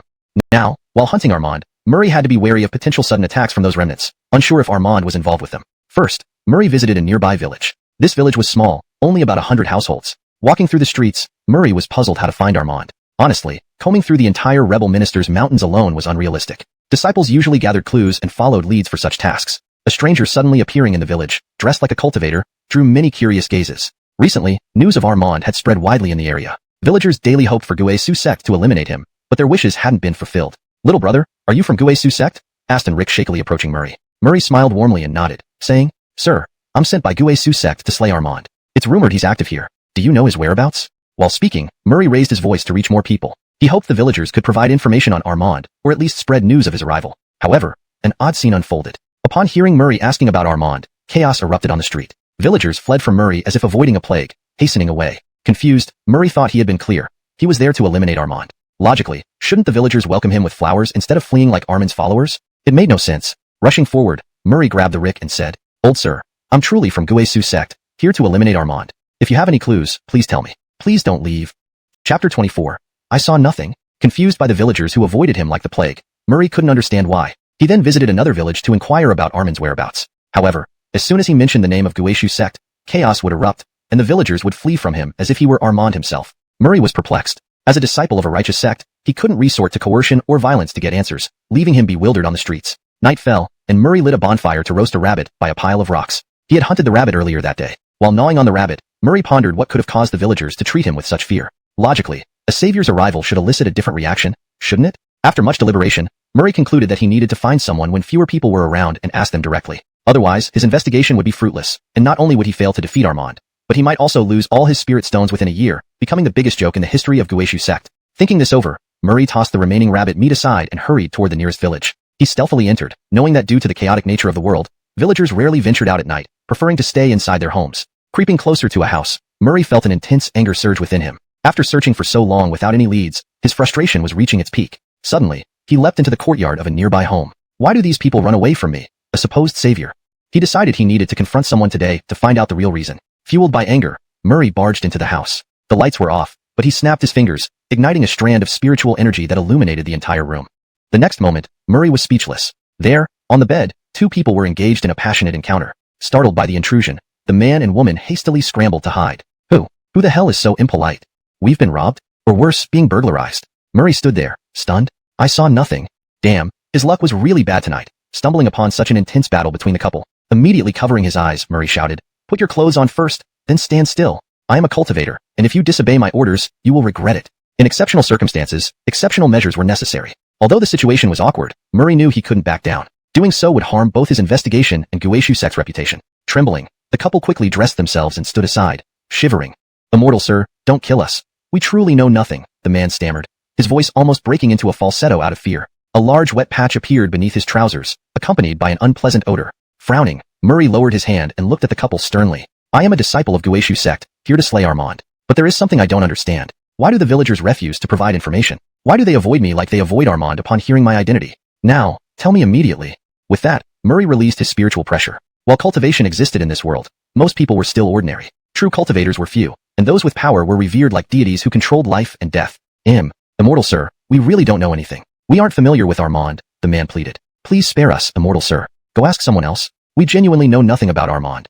Murray's face darkened. They were still trying to deceive him. Armand was a menace who had killed many people. Many villagers had lost their lives due to his evil practices. Could they really know nothing? Living in such an environment, it was absurd to claim ignorance. It was like a lifetime disciple of Guisu sect not knowing the difference between inner sect and outer sect disciples. Ridiculous. How could they possibly not hear about it, especially living here? Murray's tone turned cold as he drew his sword. Are you mocking me? Do you think I'm a fool? Speak now, or you'll die tonight.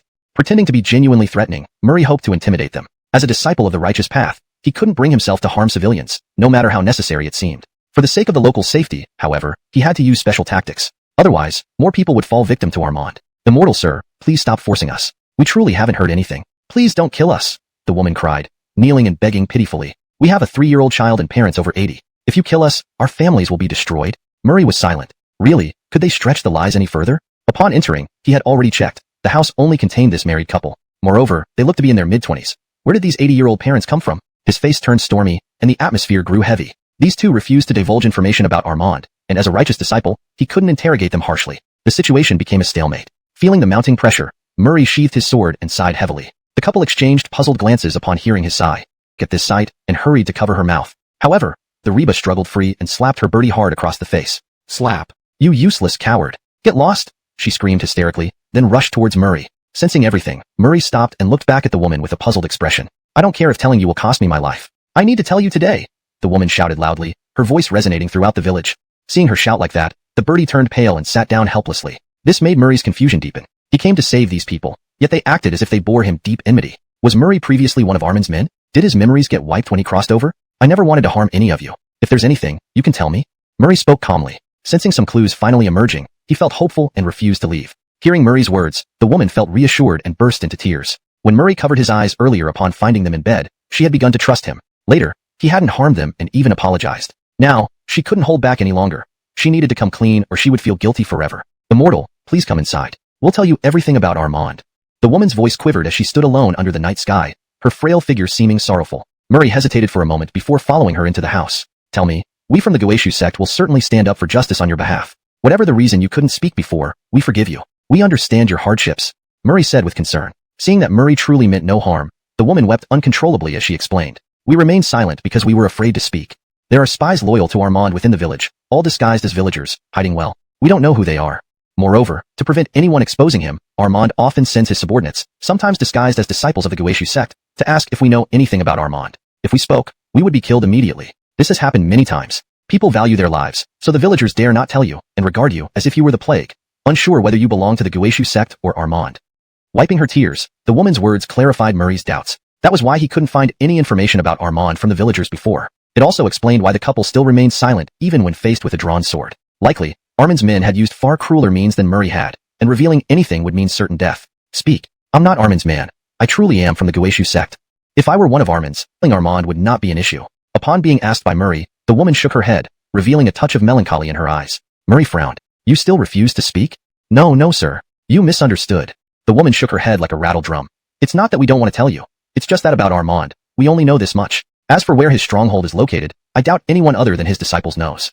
The woman's words made Murray feel stumped once more. Hardly having found a tiny lead, it now seemed to be broken again. Knowing why the villagers were reluctant to disclose information did not serve much use. I hope what I have told you can provide some help. However, there is one thing we can confirm. Armand practices dark arts, which makes him inevitably come out to attack the villages. Armand is somewhat cunning. Each time he comes out, he basically sends people under his command to capture villagers. Moreover, he sends one person to each village, making it impossible to identify who he truly is. Hearing what the woman said, Murray gave a cold laugh. It seems this guy also knows that Guishu sect currently has no time to deal with him, and wants to take advantage while he can. Once Guishu sect starts paying attention, he will immediately abandon the chaotic Minister Mountains. Having so many people to cover up must mean this guy still fears the Guishu sect. Thinking of these things, Murray bowed deeply towards the woman and said, Thank you for the information tonight. Rest assured, since the Guishu sect has sent someone here, our goal is to eliminate Armand. You can be assured, Armand will eventually pay with blood. Seeing Murray's resolute promise, the couple nodded repeatedly, and a glimmer of hope emerged from their despair. The Guishu sect had not forgotten them. As long as this immortal exists within the Guishu sect, Armand will eventually meet his end. Leaving the couple's home, Murray frowned as he headed deeper into the chaotic Minister Mountains. Given the vastness of the chaotic Minister Mountains, and to avoid disturbing the secular world, it was impossible to dispatch great powers, or a large number of disciples for a large-scale search. However, if the Guishu sect firmly decides to eliminate Armand, then no matter how powerful he might be, he cannot escape. Unfortunately, the jurisdiction of the Guishu sect is not limited to the chaotic Minister Mountains, and there are countless evil cultivators in the world. They simply cannot manage everything. Reluctantly, Murray plunged deeper into the chaotic Minister Mountains and began hunting the demonic beasts here. Regardless of anything else, at the very least, eliminating some of the demonic beasts in the chaotic Minister Mountains would improve the lives of the surrounding villagers. Of course, this was just one reason. The most important reason was Murray's urgent need to increase his strength. The greatest advantage of the attribute picking system was that even without cultivation resources and outside major sects, Murray could still strengthen himself by picking attributes from demonic beasts. Murray started an intense hunt for demonic beasts. 4 days passed in the blink of an eye. Bang! After Murray fought and killed a blood wolf barehanded in the forest, his aura surged rapidly. In an instant, Murray entered the vast Qi realm. At this moment, Murray exuded a terrifying aura, and deep within his eyes, stars flickered. If I were to face Mackenzie now, she wouldn't stand a chance against me, Murray mumbled to himself. Based on estimation, Murray felt that although Mackenzie's cultivation was strong, she was only around the 7th to 8th layer of the vast Qi realm. Of course, it was already quite an achievement for Mackenzie to reach this level given her age. Although Mackenzie joined the inner sect earlier than him, Murray guessed she was only a year or two older. Now, Murray had the means to confront Armand head-on. However, Armand's reluctance to appear was causing him a great deal of frustration. Hold it right there. Are you from the Guishu sect? At that moment, a scolding voice came over. Murray turned around and saw several cultivators standing behind him. The leader among them appeared to be around the 5th layer of the vast Qi realm, and the others were all at the vast Qi realm as well. Murray investigated and determined that this group must be from the minor sect that had been wiped out previously. After all, Murray did not sense any signs of dark arts from them. Although their faces looked fierce, they were certainly not evil cultivators. Who else but the rebels in the chaotic Minister Mountains? You are Guishu sect's rebels, aren't you? Murray chuckled, remaining calm as he stood there, showing no intention of fleeing. Seeing that Murray didn't run away, the leading disciple sneered and said, the Guishu sect sure has guts, sending a mere vast Qi realm novice to kill Armand. Do they deliberately send you to die? With your cultivation, you stand no chance against Armand's 9th layer vast Qi realm.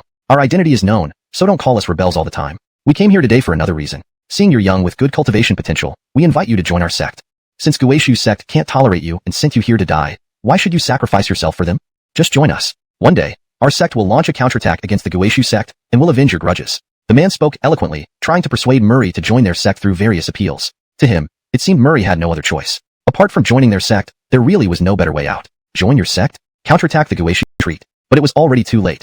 A mighty force erupted from Murray, sending all of them flying in different directions, groaning as they lay sprawled on the ground. In just a single exchange, Murray had rendered these people incapable of fighting. All of this happened in the blink of an eye, leaving many gaping in astonishment. Murray then hovered in the air, directly attacking the Cory leading the group. Murray had a hunch that he might be able to extract information about Armand from this man. Besides, while there was indeed a mission concerning Armand in the Rebel Mountains, there was also a mission regarding this minor sect. However, this minor sect's mission was far more important than Armand's, requiring periodic clearing since it couldn't be completely eradicated. The Rebel Mountains had been the home turf of minor sects for countless years, where they had deeply rooted themselves. If Murray could take advantage of this opportunity to eliminate several key members of the minor sect, it would be a significant accomplishment. At the very least, Guishu sect would reward him with plenty of spirit stones, solving his cultivation resource issues for quite some time. Furthermore, his ranking within the inner sect would skyrocket straight to the heaven list. This was a golden opportunity to gain fame and recognition, allowing Murray to rise rapidly within Guishu sect, earning true respect. Humph! The Cory clearly did not expect Murray to be so formidable, dealing with all the disciples in one exchange, and even turning to attack him. However, as a Cory, how could he fear Murray? I admit that Guishu sect sent you here might die under this Dominic sword. Even now, he doubted his own strength. Upon realizing this, the powerhouse felt a profound sense of unease. It was absurd that someone of his stature within a minor sect would feel intimidated by a mere Hassan. Sky-splitting sword art. The man bellowed, unleashing his ultimate technique. The surrounding trees seemed to wail as if a royal swordmaster had emerged with the sword breaking through the sky. In an instant, the man charged at Murray with his sword. Crack, crack, crack.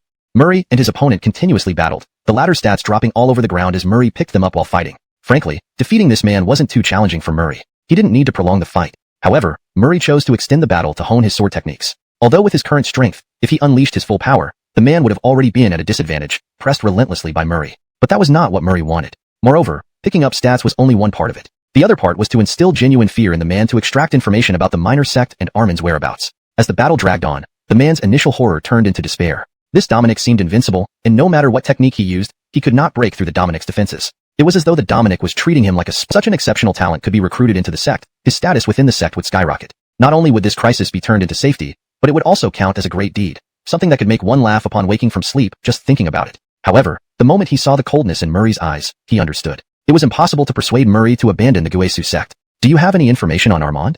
Murray said coldly, if you can answer all my questions, I wouldn't mind sparing your life. Your sect will eventually be completely wiped out. With your cultivation level, you should be able to leave here safely. I can leave those few fellows to you to establish your own sect. You could go somewhere and be a local king. If you refuse to see reason, don't blame me for being unkind. Since Murray wanted useful information, he knew he couldn't treat the man too harshly. Otherwise, why would the man answer him? Really? The man was greatly startled at this, then laughed coldly. I'm afraid once I tell you, you'll immediately kill me.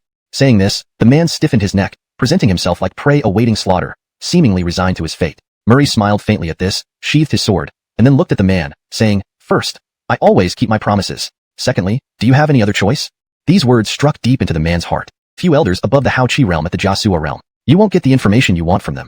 The man answered hastily, pleading for Murray to spare him. Immortal, please spare me, and I will tell you about Armand. That guy didn't speak the truth. At this moment, a disciple far away shouted loudly. He seemed the most eager among all, desperately wanting to live. Hearing this, Murray turned his gaze towards the disciple. This disciple appeared to be around 28 or 29 years old, with Haoqi realm cultivation, likely a talented disciple in the small sect. However, his performance didn't quite match his reputation as a talented disciple. He lacked resolve. Tell me everything about Armand and your sect, Murray commanded. Seeing that Murray had spoken, the disciple looked thrilled, while the man beside him grew anxious. That Armand is within our sect. Although he practices dark arts, he's practically part of our family now. As for the elders at the Jiasua realm, our sect has been almost eradicated by Guesu sect, except for one elder who recently advanced to the Jiasua realm. The rest are all at the Haoqi realm. In our sect, there aren't many Haoqi realm cultivators. Only 2 are at the 9th layer of the Haoqi realm. But this guy isn't lying when he says that despite your strength, you might not be able to destroy our sect. I advise you to return. The disciple spoke hurriedly, revealing everything. From this disciple, Murray learned that the small sect still had more than 100 people left. However, the remaining members varied greatly in strength. The small sect had been repeatedly raided and was already shattered. Had it not been for the fact that the Luan Edgar mountain range was their home ground, and they had hidden spots available, they likely would have suffered total destruction long ago. But even so, these forces weren't easily dealt with by Murray. 3 cultivators at the 9th layer of the Haoqi realm and 1 Jiasua realm elder were enough to pose a mortal threat to him. Murray frowned deeply. He found himself caught between a rock and a hard place. Before coming, he never imagined Armand would be entangled with the small sect. This made things very difficult. Unexpectedly, the small sect had actually allied with Armand. Despite being considered a rogue faction, they were still a righteous sect, and few would choose to ally with dark practitioners. Yet the small sect had managed it. Immortal, please spare me. Cultivation is hard. We've barely reached this level, and none of us want to be killed. The disciple continued to plead. Murray ignored him, deep in thought about what to do next. Considering the current information, bringing this disciple to the Guesu sect and reporting everything, informing the sect about Armand's alliance with the small sect, would cancel his previous mission and even count as completing it. After all, he had gathered critical intelligence. Moreover, this could lead to the Guesu sect wiping out the small sect altogether. Chapter 29, Celebrity. After careful consideration, Murray ultimately decided to bring these individuals back to the Guesu sect for the sect to handle the matter. This wasn't a sign of cowardice, but rather a wise retreat. Indeed, an opponent comprised of 1 Lock Realm powerhouse and 3 9th layer Haoqi realm cultivators was not someone he, a newly minted Haoqi realm disciple, could contend against. Life was long, and as a man with a system, his future was limitless. Acting rashly out of short-term emotion would be foolish. Of course, regarding the wager in the mission hall, Murray had another plan to claim it. Whatever he had staked would remain his. Wagers were no exception. Even though he didn't complete the mission, he still had a 100% chance of taking the bet money. With this thought, Murray turned his gaze toward the disciples of the minor sections. Suddenly noticing his look, they grew tense. However, remembering Murray's previous assurances, they still held some hope. After all, although people can lie, this guy seemed too simple-minded to break his word. In the next moment, these disciples saw Murray approach them, delivering a slap to each smiles. Earlier, when this boy set off at Chi practitioner level to kill Armand, both secretly believed he would meet his end. Now that he returned, not only alive but with Armand captured, such a prodigy indeed had limitless potential. They might benefit from befriending him now. These don't worry about. I have urgent matters. I've discovered where the minor sects hide in the chaotic Minister Mountain range. Now, I must immediately report this to the sect leader.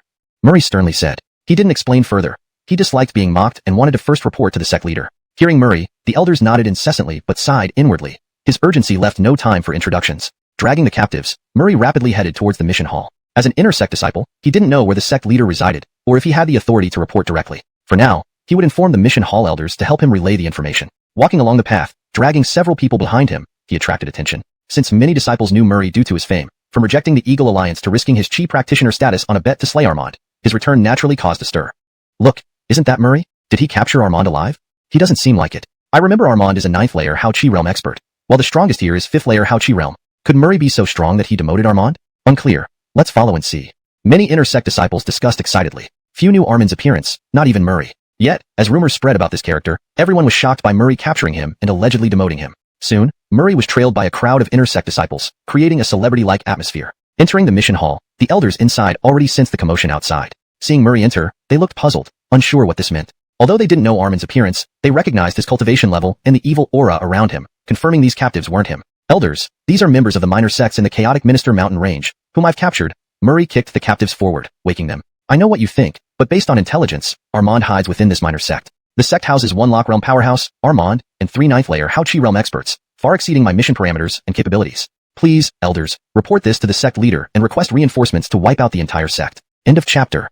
Chapter 30. The Guesu sect is shocked. The words of Murray caused a commotion. No one had expected that Murray would return from his outing with the location of the small sect in hand. To be honest, wiping out the small sect was much more significant than Armand's mission. For a long time, the small sect in the Wanshan Mountains had been a thorn in the side of the Guisu sect, yet due to its deep-rooted presence and hidden nature, it had always been challenging to locate their exact whereabouts. Moreover, if Murray's information proved true, then this current task could only be nullified. After all, if Armand had already left for the small sect, this would no longer just be about Armand's mission. Even if Murray couldn't complete the task earlier, he wouldn't suffer any repercussions. In fact, the spirit stones promised for the task would still be awarded to him. Instantly, everyone thought the same thing, that Murray had struck it lucky. Wow, this kid's luck is incredible. He actually found the small sect on a single trip. Yeah, he earned 500 spirit stones just by stumbling upon the small sect's location. Well, don't say that. Murray has strength too. Look at how even those at the 5th layer of the Haoqi realm fell to him.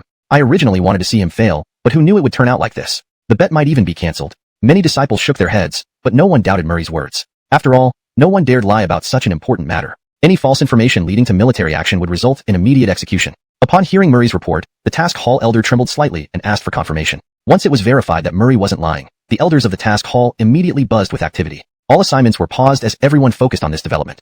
Murray waited there. After roughly an hour, hurried footsteps echoed through the hall as a tall figure approached. The newcomer wore a Taoist robe, looked to be around 40 years old, and exuded authority without raising his voice. This was none other than the current leader of Guisu sect, Aspen. Lately, the sect leader had heard bits and pieces about Murray, mainly because he hadn't encountered such an unconventional disciple before. When Zoe reported Murray's affairs and requested his elevation to inner disciple status, Aspen was intrigued by what surprises this Hassan might bring. Based on Zoe's description, Murray was undoubtedly a prodigy. Since then, rejecting the Eagle Alliance and accepting the assassination of Armand, every move was closely monitored by the sect leader. To have returned so soon with crucial intelligence was unexpected. At that moment, even the stern face of the sect leader softened into a smile. This poison, the small sect, had plagued them for ages, yet they could never completely eliminate it. The main reason was that the small sect was well hidden, and Guisu sect could never find their base of operations. Every generation of leaders faced this headache, needing to dispatch numerous disciples to infiltrate and investigate before launching raids. This method was inefficient and wasted resources. Now, Murray had managed to capture someone within the small sect, potentially providing the chance to clasped his hands. Do you mean the betting? Brendan, don't be greedy. You acted rashly and got lucky. If you didn't catch the small sect member, you lose everything. The bet doesn't stand. Return all the spirit stones. There is no bet. Aspen frowned, assuming Murray wanted him to declare the bet in his favor. Such a request was impossible. Losing the bet would bankrupt Murray. No, Tyson, that's not what I mean, Murray clarified. I don't want help to win the bet. Instead, I wish for Armand to be captured alive. Then I'll challenge him. If I win, it counts as my victory. ##### Chapter 31. The Xander's Promise. Murray continued to explain. Previously, the task was not completed because Armand took refuge within a minor sect. Within the minor sect, there are still some powerful individuals who I cannot handle. Therefore, I had no means to kill him. And this location of Armand's is something I discovered. If I can defeat Armand, it would mean that I have accomplished the mission. Murray explained in a logical manner. This was his plan. Only this way could he ensure the spirit stones would return to his possession. Otherwise, placing bets would be meaningless. More importantly, he wanted to fight Armand in front of the Xander so that the Xander would take notice of him. Upon hearing this, the Xander frowned and sternly said, Murray, do not be unreasonable. The reward for this task has already been given to you, yet you are still unsatisfied? You want to defeat Armand? Armand is a 9th rank Heaven Chi realm powerhouse, far beyond your capability. Your previous encounter-free record with him was due to luck. If you were to face Armand in combat, there is no hope of survival unless an elder intervenes. Furthermore, if you insist on fighting Armand, do you think you can win? When you lose, not only will you lose the task spirit stones, but you will also forfeit your annual spirit stone allocation. Do you still wish to continue?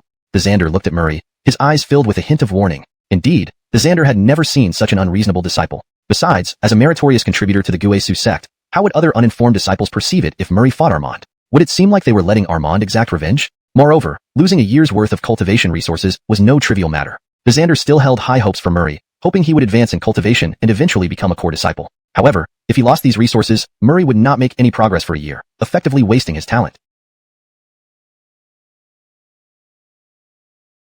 Sect rules dictated that there would be no additional compensation, so Murray, though seemingly bright and promising now, could see everything come crashing down. Therefore, the Xander was genuinely trying to help Murray. This Murray really goes too far, being unreasonable even in this critical moment. He doesn't fear that the Xander might take back the task's spirit stones.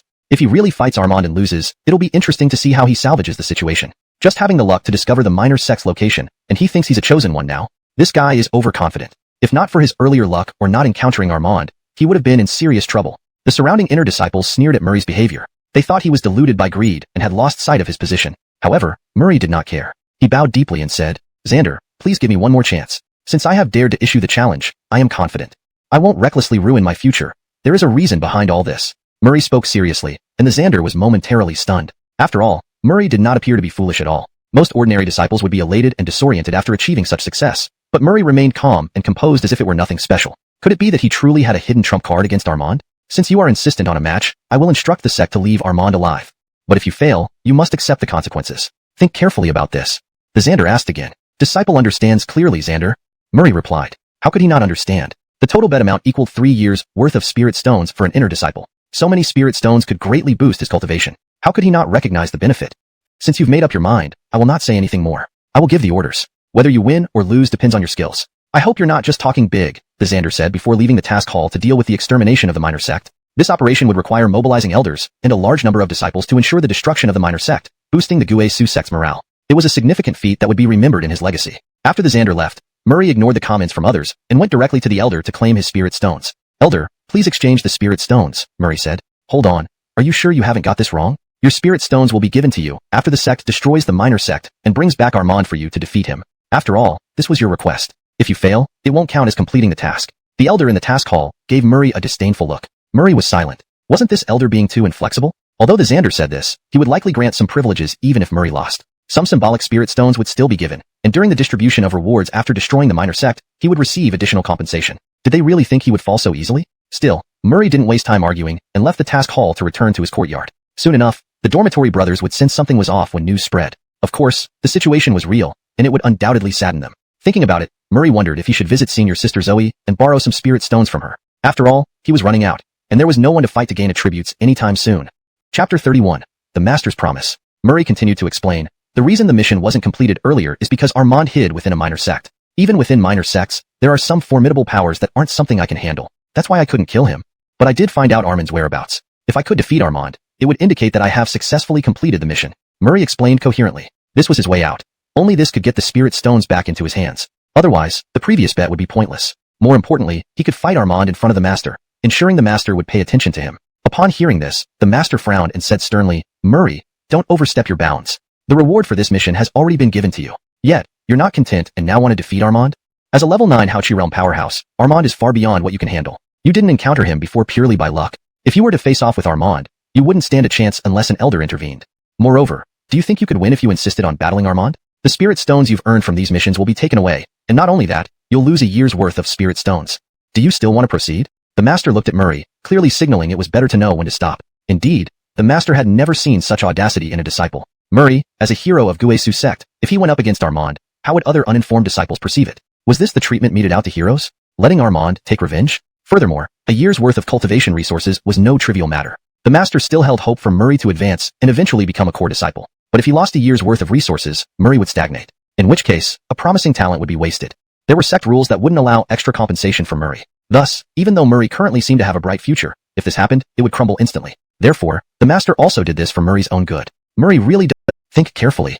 The Master warned again. Master, I have considered it thoroughly, Murray replied. How could he not? The bets amounted to 3 years' worth of spirit stones for an inner disciple. So many spirit stones would significantly boost his cultivation. He knew very well the benefits this would bring. Since you're determined, I won't say more. I'll issue the order. Whether you win or not is up to you. I hope you're not just talking big. With that, the Master left the mission hall to deal with the extermination of the minor sect. This was a great feat and would bolster the morale of Guisu sect after its completion. After the Master left, Murray ignored the others' opinions and headed straight to claim his spirit stones from the elders. Elder, please exchange the spirit stones for me. You're mistaken, aren't you? Your spirit stones depend on defeating Armand after the sect brings him back from eliminating the minor sect. After all, this is what you requested. If you lose, it won't count as completing the mission, the elder sneered, looking at Murray like he was a fool. Murray was speechless. How dense was this elder? Even if he lost, the Master would likely grant him some privileges. He would still receive some symbolic spirit stones, and possibly additional rewards for the destruction of the minor sect. But Murray didn't waste time arguing with the elder. He left the mission hall and returned to his courtyard. Soon, his dormitory brothers would realize something was wrong as news would spread. Of course, this was true, and they would be concerned. Thinking of this, Murray wondered if he should visit senior sister Zoe to borrow some spirit stones. After all, he was short on stones, and with no immediate battle prospects, couldn't gain attributes either. Chapter 32. How embarrassing. Thinking about spirit stones made Murray feel a bit of a headache. This damn Guisu sect was too damn stingy.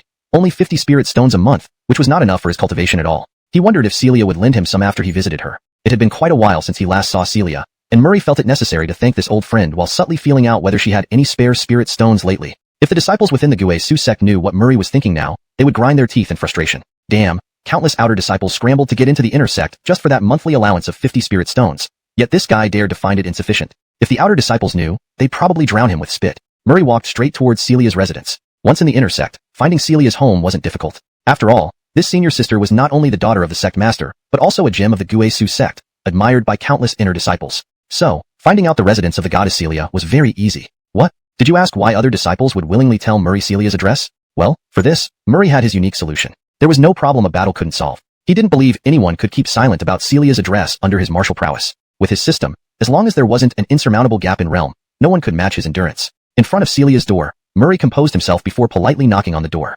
Soon, footsteps sounded from inside, and the door opened, revealing the stunning figure of Celia in front of Murray. Bradford Murray? Why are you here? Celia clearly looked surprised by the visitor, not expecting Murray to visit her. She wondered what he wanted. Good morning, senior sister Celia.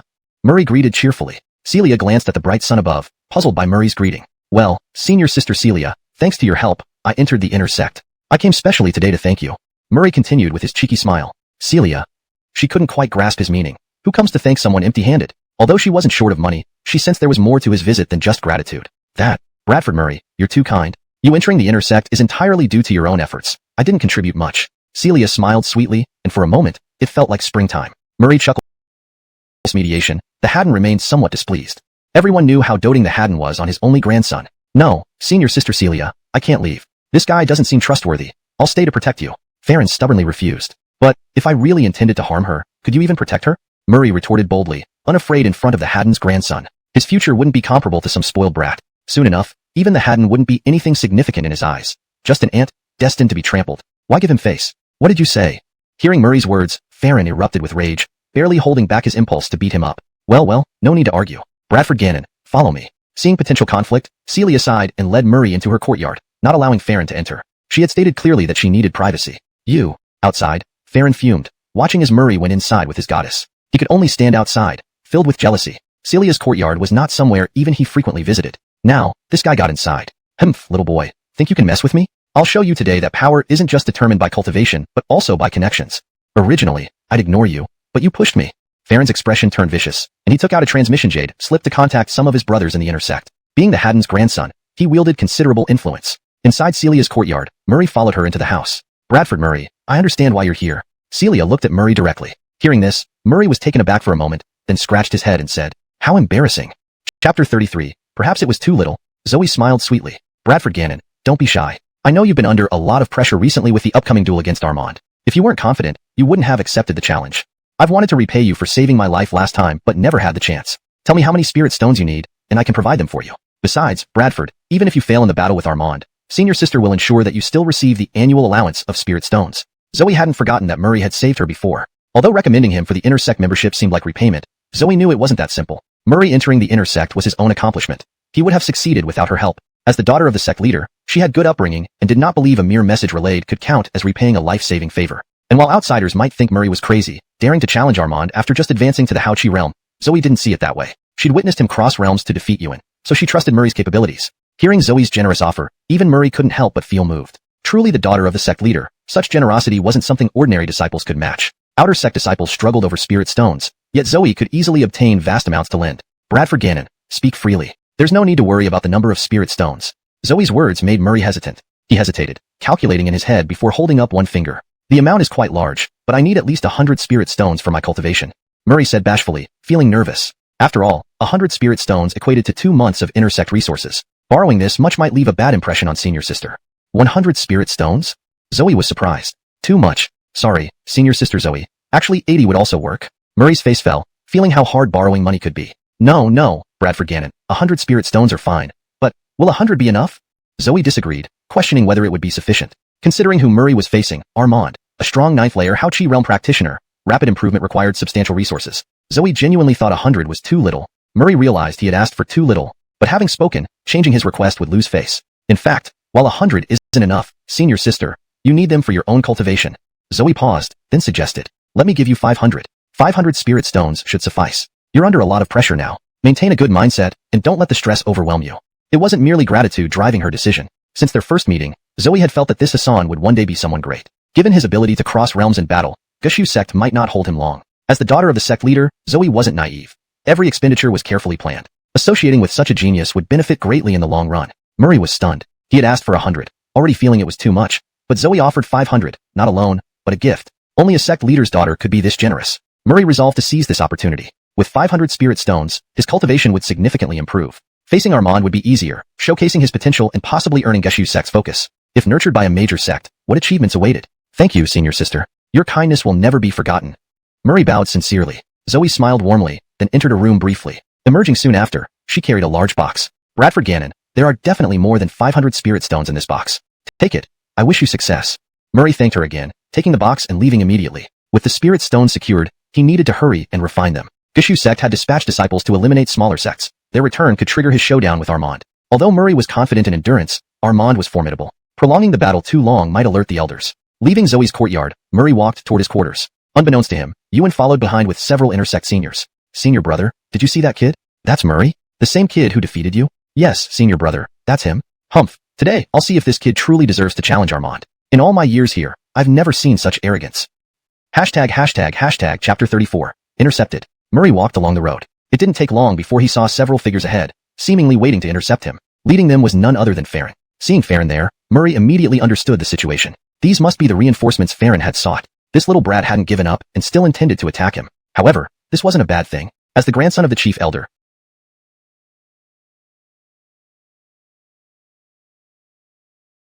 since the chief elder did nothing, Murray felt it his duty to teach this boy a lesson. Boy, weren't you very cocky earlier? Now your end has come. Farron bellowed with blatant aggression. Ha, you talk a lot for a weakling. Is this all you've got? On the path of cultivation, only the strong are revered. Someone like you is only fit to be a parasite.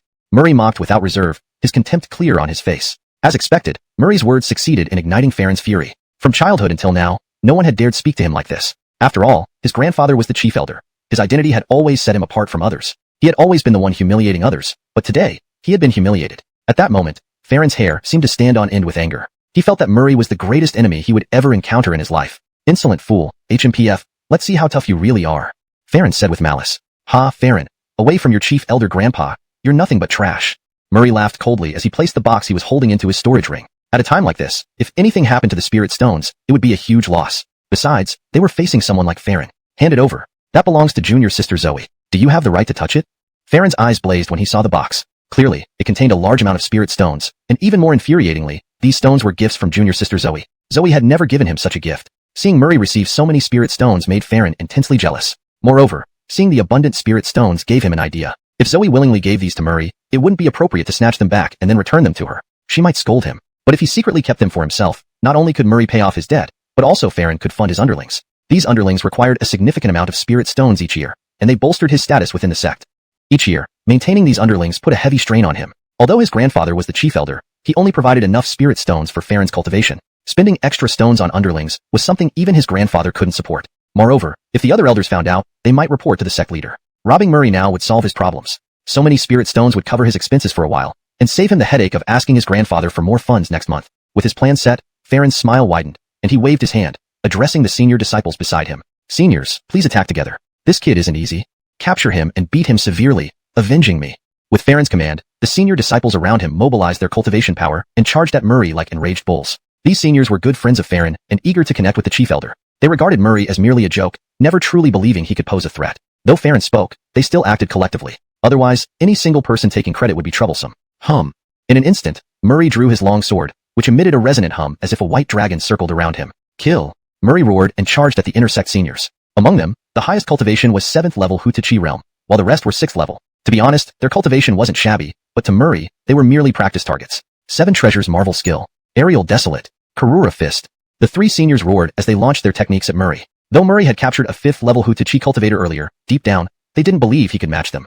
So what if he had talent? Unless he was a legendary genius, he'd remain confined within Guishu's sect forever. Within Guishu's sect, apart from the Tyson, the most influential figure was the chief elder. Maintaining a good relationship with the chief elder's grandson would benefit them in the future. Boom! Faced with their formidable attack, Murray swung his sword in a circle, causing a ripple effect as graceful as a beautiful woman. The technique came from a 5th level Hutachi cultivator he had encountered in a minor sect. Though it looked feminine, the system rated it as decent. Decent was already good for Guishu sect standards. In that moment, a fierce aura radiated from the rippling energy, overpowering the 3 inner sect seniors with a menacing pressure. This kid indeed has some skill. We can't let this continue, said the leading 7th level cultivator gravely. A mere wave of energy had instilled fear in them, proving Murray could fight beyond his rank. If they didn't subdue him quickly and crush his fighting spirit, defeating him might leave him unbroken. Once he grew stronger, he would become a threat. After exchanging glances, the 3 seniors nodded in unison. But Murray ignored them, busy gathering attributes from these skilled adversaries. They were among the best in the inner sect, their cultivation levels and techniques could elevate his own. These treasures in their hands won't be few either. Their skills are likely top tier within Guishu sect.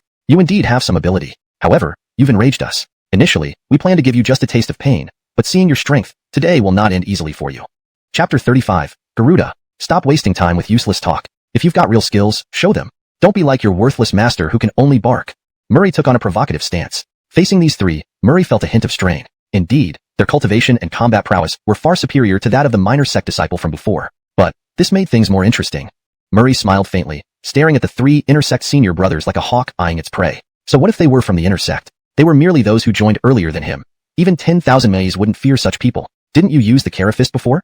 Putting away his long sword, Murray looked at the strongest senior brother and said, "Now, let me show you what the true Kara fist is." With that, he roared loudly, releasing a mighty gust from his body. In an instant, golden light shimmered as if Buddha's light had appeared, just like when Kara was alive. This was the highest realm of the Kara fist, the Garuda realm. Seeing Murray successfully manifest the Kara fist in the realm he had long aspired to, the strongest senior brother was immensely shocked, as if his entire worldview had been shattered. He never expected that this junior brother, who had only recently entered the intersect, would have mastered the highest level of the Kara fist. The shock was indescribable. When did this boy learn it? It had taken him immense effort, and finally received the Xander's approval to obtain the Kara fist. After years of cultivation, he had only reached his current level. But achieving the legendary Garuda realm? He had never dared to hope for it. That realm existed only in records. It was said that no one in the Guishu sect's history had ever attained it. And now, this Hassan had managed to do so. The shock within him was incomparably profound.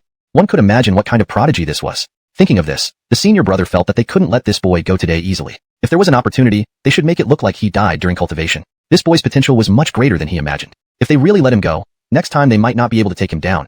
It would truly be letting the tiger return to the mountain. Kill him. The senior brother roared, and the three figures moved forward again, each unleashing their own techniques against Murray. Boom. Using the Kara fist, gods blocking the path were slain. Buddhas in the way were destroyed. His overwhelming strength crushed all resistance. In a moment, the three were driven back by Murray, and after an intense battle, they all fell under his hands. At this point, having dealt with these individuals, Murray sneered coldly. Hearing this cold sneer, Farron and others shrank back in fright. They finally witnessed Murray's terrifying power. It didn't seem like someone who had just joined the intersect. To be honest, they were now certain that Murray indeed had the qualifications to contend with Armand.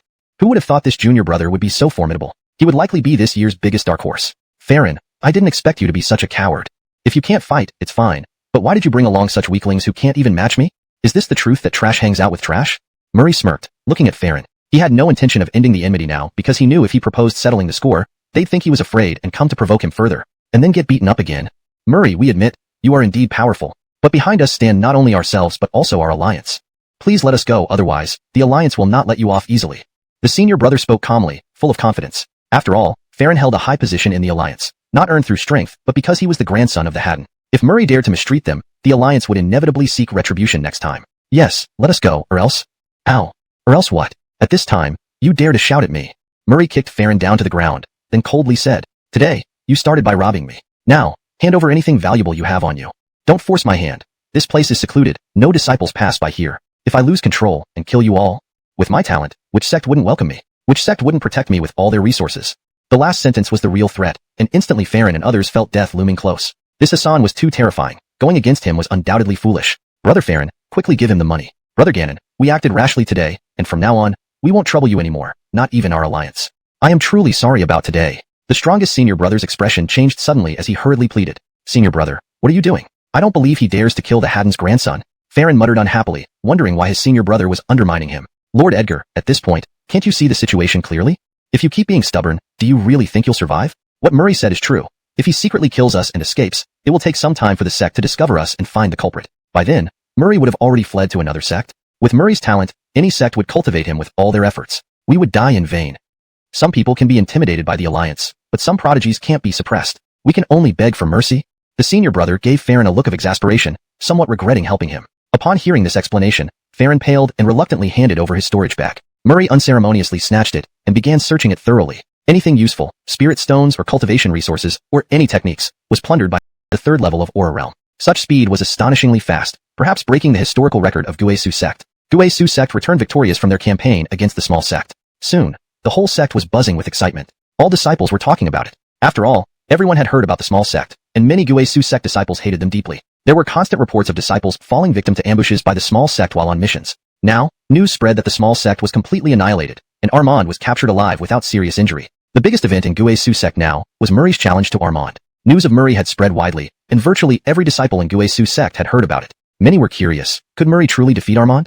I think this kid is just boasting, probably drank fake wine. A man cannot be arrogant. Arrogance leads to ruin. Let's go. I heard today is when Murray faces Armand. All sect members can watch. Let's see how Murray deals with Armand. Let's go. We should take a look. All Gue Su sect disciples put down their cultivation practices and headed toward the sparring platform. Today, Murray would challenge the legendary evil cultivator Armand here. I can bet 2,000 spirit stones for you. Win or lose, you must return the stones eventually. If you win, only the principal needs to be repaid. How about that? You're still short of spirit stones inside the inner sect. Even if you beat Armand, the rewards and previous bets are too small for your expenses. Instantly, Murray understood. She was helping him earn money. Anticipating he lacked spirit stones to bet, she came forward to lend them. This made Murray feel warm. Thank you, senior sister Zoe. You're welcome. Speaking of which, do you really have confidence in defeating Armand? Even I find it hard to believe. Armand practices evil techniques, powerful but not accepted by orthodox paths. Don't worry, senior sister. I wouldn't jeopardize my future lightly. If I dare do this, there must be a reason. Trust that I can win. Murray chuckled and walked towards the sparring platform, with Zoe following behind.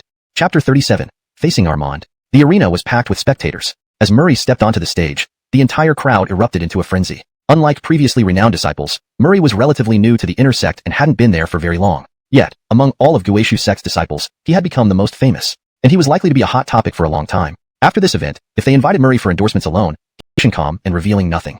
Below the stage, Farron and his group arrived early. Since being reprimanded by Murray 2 days ago, Farron had been on edge, barely leaving his room out of fear that his grandfather would learn about him keeping a group of useless followers. He'd even relaxed his practice, afraid his grandfather would find out. Moreover, over the past 2 days, Farron had pawned many of his possessions and borrowed numerous spirit stones to bet on Murray losing. He believed Murray would lose. After all, it was Armand. Armand's evil cultivation gave him an advantage even in battles of equal rank. Could he not handle someone like Murray? Soon, Murray walked onto the stage under everyone's gaze. Armand was also escorted onto the stage. When Murray first saw Armand, he was somewhat surprised. Despite Armand's appearance, clearly that of a Hassan, his face was etched with ironclad resolve and ruthlessness. It was evident how many people had met their end at his hands. You're Murray?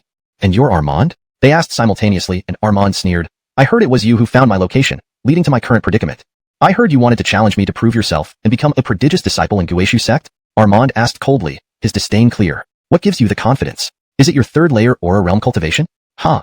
Murray smiled faintly, choosing not to engage much with this dying man. Himph, you're rather arrogant. I wasn't this arrogant back then. But then again, those pampered flowers grown in greenhouses, how can they not be arrogant? After all, they haven't seen the outside world. Truly a pity that I can only kill small fry like you now. As I recall when I first emerged, how many did I slay? Now, the one who discovered my whereabouts will be my last target. Such a pity. Armand's words carried a sense of nostalgia and regret. Clearly, he had done unspeakable deeds in his pursuit of evil cultivation. Thinking of this, Murray felt a chill run down his spine. He didn't want to prolong this battle and preferred a quick defeat followed by torment. Garo fist. Murray roared, his fist glowing golden, enveloped in a radiance reminiscent of Buddha's emergence. Haha, great mustica demon palm. Armand smiled, a demonic flame rising from his body and coiling around his palm. This is the highest level of Garo fist, the Garuda form? How did this kid master Garo fist? The legendary Garuda form, manifesting in this kid? And look at his improved cultivation after just a few days. Heaven, this is huge news for our sect, a true prodigy. Protective elders quickly send reinforcements to protect Murray. At any cost, Murray must not die at Armand's hands. If he dies, you all should commit suicide together. Seeing Murray reach the Garuda form, the Tyson was astonished beyond measure. This was a genius appearing once every 1,000 years, who couldn't be allowed to fall to this evil cultivator. After all, if such a prodigy adhered strictly to their rules, it would be foolish. As long as one was powerful and talented enough, previous statements could be ignored. Arrogance? That could be corrected later. What mattered now was survival, providing the opportunity for growth. Seeing the urgency from the Tyson, the protective elders looked bitter. The battle was about to start, and intervening now might be too late. If they failed, despite having a protective elder watching over Murray, a single misstep could lead to disaster. ##### Chapter 38. Intense battle. The Gue Su sect had sent a guardian elder to protect him, but Murray was unaware of this as he was now locked in fierce combat with Armand. To his surprise, Armand turned out to be weaker than he had imagined. Though he still needed to give it his all to handle the situation, previously Murray estimated that even with a substantial amount of spirit stones aiding his breakthrough, he would still have to put in considerable effort to defeat Armand. He thought it would likely drag on for a long time, but it wasn't turning out that way. On Armand's side, he also felt the stubbornness of this Hassan. The Dominic, relying merely on the cultivation of the third level of the vast Qi realm, could engage him so fiercely. This was indeed a rarity in the world. Armand had a premonition that this Hassan's future achievements would not fall short of his own. Never did I expect that the Gue Su sect would produce such a prodigy. Haha, being found by you. I accept my fate. But do you really think you can win? You are too naive. Today, before my death, to be able to slay an extraordinary talent of the Gue Su sect will indeed be my honor. As he finished speaking, Armand's aura suddenly surged, and he seemed to age rapidly, exuding a bloodthirsty glow from head to toe. Not good. Armand is planning a mutual destruction, wanting to trade lives. He has ignited all the cultivation he accumulated through evil methods, directly advancing to the realm of half-step shackles. Why haven't we seen this ability from him before? The surrounding guardian elders were shocked. On stage, the sect master was visibly tense, staring intently at the arena, fearing any mishap from Murray. Everyone couldn't understand why Armand, who possessed this ability to boost strength by burning his cultivation, hadn't used it when the Guisu sect came down the mountain to eliminate him earlier. What they didn't know was that back then, the opponents Armand faced were far too powerful. Even using this ability would have made little difference, merely scratching the surface. Thus, Armand refrained from using it. This oversight led everyone to overlook whether Armand still had hidden cards, plunging Murray into crisis. Die! Armand's figure moved like a ghost, flashing past and appearing behind Murray, delivering a devastating punch aimed at his head. Clearly, Armand was fully prepared to deliver a fatal blow and kill Murray there. The surrounding guardian elders panicked, trying desperately to reach the scene, but Armand's sudden surge in power made him too fast. They realized they might not make it in time. The crowd erupted in chaos. Seeing the sect master and others' anxious faces, the disciples knew Murray was in grave danger. This event would end in a tragic joke. Murray would ultimately die at Armand's hands without achieving his goal. In the audience, Zoe's eyes widened. She never imagined Armand would have a trump card. This time, the confident Murray seemed doomed. Previously, the young junior brother always appeared full of confidence, ready to bear whatever challenges came his way. Now, was he about to perish? Zoe closed her eyes, praying silently for Murray, though she knew it was a slim hope. Didn't she see how frantic the elders were? Farron and the 3 Intergate seniors Murray defeated earlier looked gleeful. Finally, this arrogant brat was paying the price for his hubris. Truly, no one wouldn't give up so easily. With his superior cultivation and resolve to kill, how could Murray survive? Murray should have fled towards the guardian elders for safety. However, contrary to everyone's expectations, after narrowly escaping Armand's attack, Murray didn't run towards the elders. Instead, he unleashed a violent technique, charging back at Armand. The crowd gasped again. Even Armand was taken aback before bursting into laughter. Haha boy, you choose hell when paradise was right there. All the guardian elders grew frantic once more. Why show off at this critical moment? There was still a slight chance to survive, but why risk death? It was too late to argue as they watched Murray charge towards Armand. Armand turned to face him, preparing to retaliate. The guardian elders knew Murray was truly doomed this time. But then, a faint smile crept across Murray's lips. It was time for the final strike. Chapter 39. Complete victory, shining bright. Boom. Murray unleashed a powerful punch, using his utmost strength. Boy, with your cultivation level, you can only tickle me, huh? Armand sneered, not bothering to dodge much because he didn't believe Murray could harm him. But soon, Armand's expression drastically changed, because Murray's punch hit his chest, causing it to visibly cave in. Instantly, his entire cultivation started to decline. This is impossible. Armand shouted, disbelieving this outcome as his hair was tousled from the force of the impact. But Murray seized this opportunity. Having made a comeback from certain defeat, how could he let this guy live? Die! Murray roared and used his most powerful attack, with fierce spiritual energy swirling around him like crazy winds. At that moment, Murray seemed almost deranged. Boom! In an instant, Armand's head exploded like a watermelon, leaving no doubt about his death. Phew! After slaying Armand, Murray exhaled deeply, standing there. In truth, he was already at the end of his tether. After all, the difference between Shackle's realm and Hao Chi realm was too significant, even for someone half a step into Shackle's realm, who was still incredibly strong. Unlike Hao Chi realm, where Murray could transcend boundaries, reaching Shackle's realm was different. Murray also realized that he had been overly confident before. He hadn't expected that Armand still had hidden cards, managing to boost his cultivation temporarily. If he hadn't increased his cultivation earlier, the outcome might have been disastrous. But now, those were just hypothetical scenarios. He had won and stood alive. The entire audience was stunned by Murray's actions. Soon, thunderous applause erupted across the venue, cheering for Murray. I never thought that Murray actually had the ability to kill Armand. I originally thought Murray would die for sure, but who knew he could turn things around? It looks like in the future, Murray will surely become one of the top geniuses in our sect. Discussions buzzed everywhere, and even the sect leader's face showed a broad smile, blooming like a chrysanthemum. Of course, there were unhappy people too, like those who lost money, such as Ewan and others. I indeed haven't misjudged you. In the crowd, Zoe smiled gently, feeling genuinely happy. Damn, this guy didn't die. I wonder if Armand was just incompetent, practicing some evil techniques and still being so useless. Ewan smashed a fist into a chair. He knew that from now on, Murray's rise would be unstoppable. He wouldn't have any qualifications left to challenge Murray. Standing on the platform, Murray remained motionless, like a grand mountain. In reality, he had exhausted all his strength to slay Armand and now lacked the energy to move. Thus, he adopted a majestic pose to face all the disciples. Ha ha ha ha, who would have thought our Guisu sect would produce an absolute genius? Truly unexpected, truly unexpected. The sect leader couldn't hide his immense joy. One could imagine how surprised Murray must have been to bring such happiness to their usually aloof leader. Alright everyone, calm down. I announced that Murray has won. Regarding what Murray bet previously, may the best man win. Murray has won. We will personally deliver the sect rewards and task spirit stones Murray hasn't claimed yet. Furthermore, starting today, Murray will enjoy the highest level of cultivation support within our Guisu sect. He officially enters the preparatory list to become our core disciple. The sect leader announced many things in one breath, stirring everyone present. After all, this treatment was the best Guisu sect could offer. Murray was indeed going to skyrocket. No wonder he refused to join our Eagle Alliance before. Indeed, he has his pride. Mackenzie gazed up and muttered softly. She now understood that even if they forced Murray, it would be difficult to compel him to join the Eagle Alliance unless he joined voluntarily. No one could sway his thoughts anymore. After resting on the platform for quite some time, Murray slowly descended. This left many disciples scoffing inwardly. We know you're strong, but do you have to act so cool? They hadn't noticed Murray was this showy before. If Murray knew what these disciples thought, he would shout loudly that he wasn't pretending. He simply had no strength left. The sect leader approached Murray, grinning widely. Murray, you did well this time. Everything I promised you will not fall short.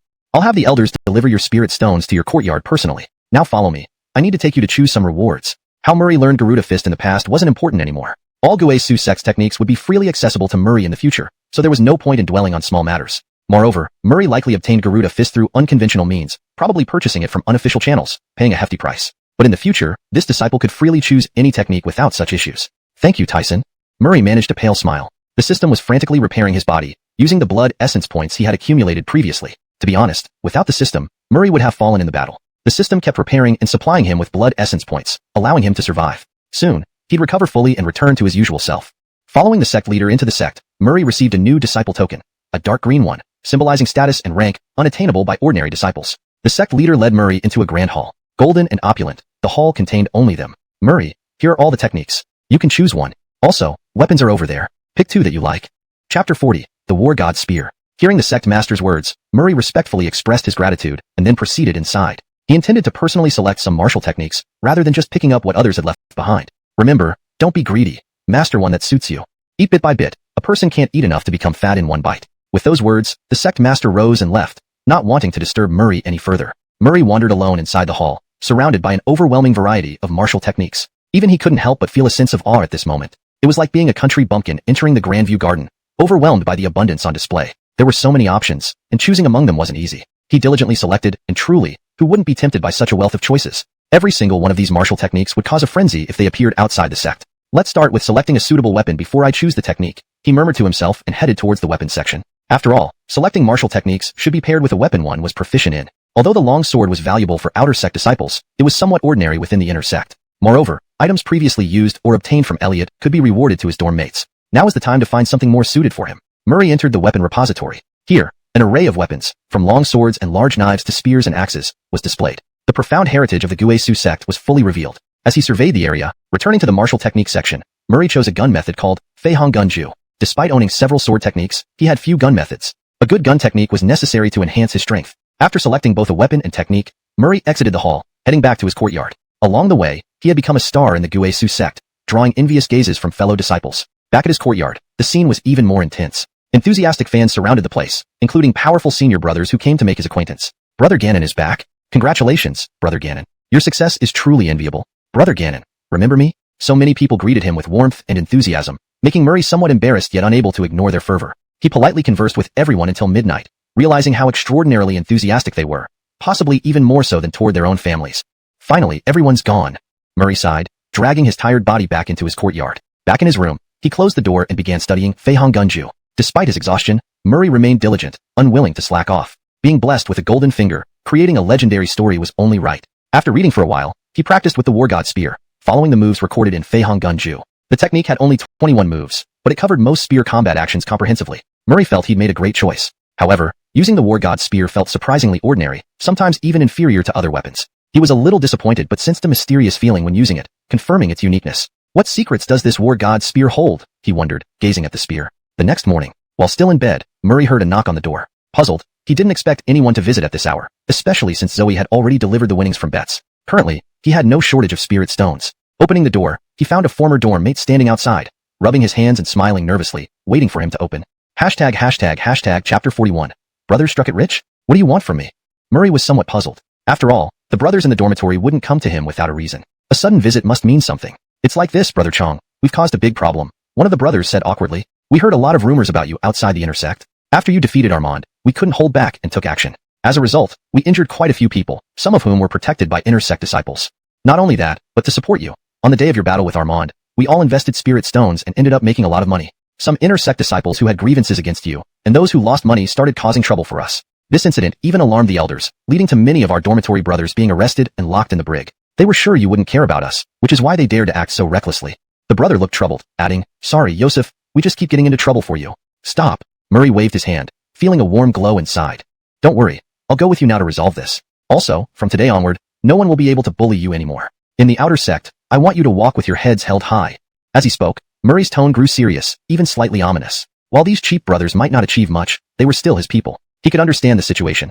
These brothers were at the bottom rung of the sect, believing wholeheartedly in his victory and betting their spirit stones on him. When he won, they naturally bragged about it, and those who lost money took out their anger on them. They dared not confront Murray directly and chose these guys instead. Moreover, most people, once promoted to the inner sect, didn't bother with their former outer sect friends. That's why they felt safe taking their frustration out.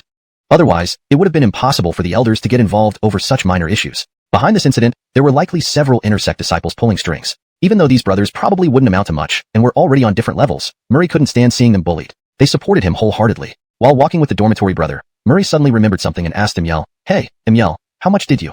How many spirit stones did you all win?"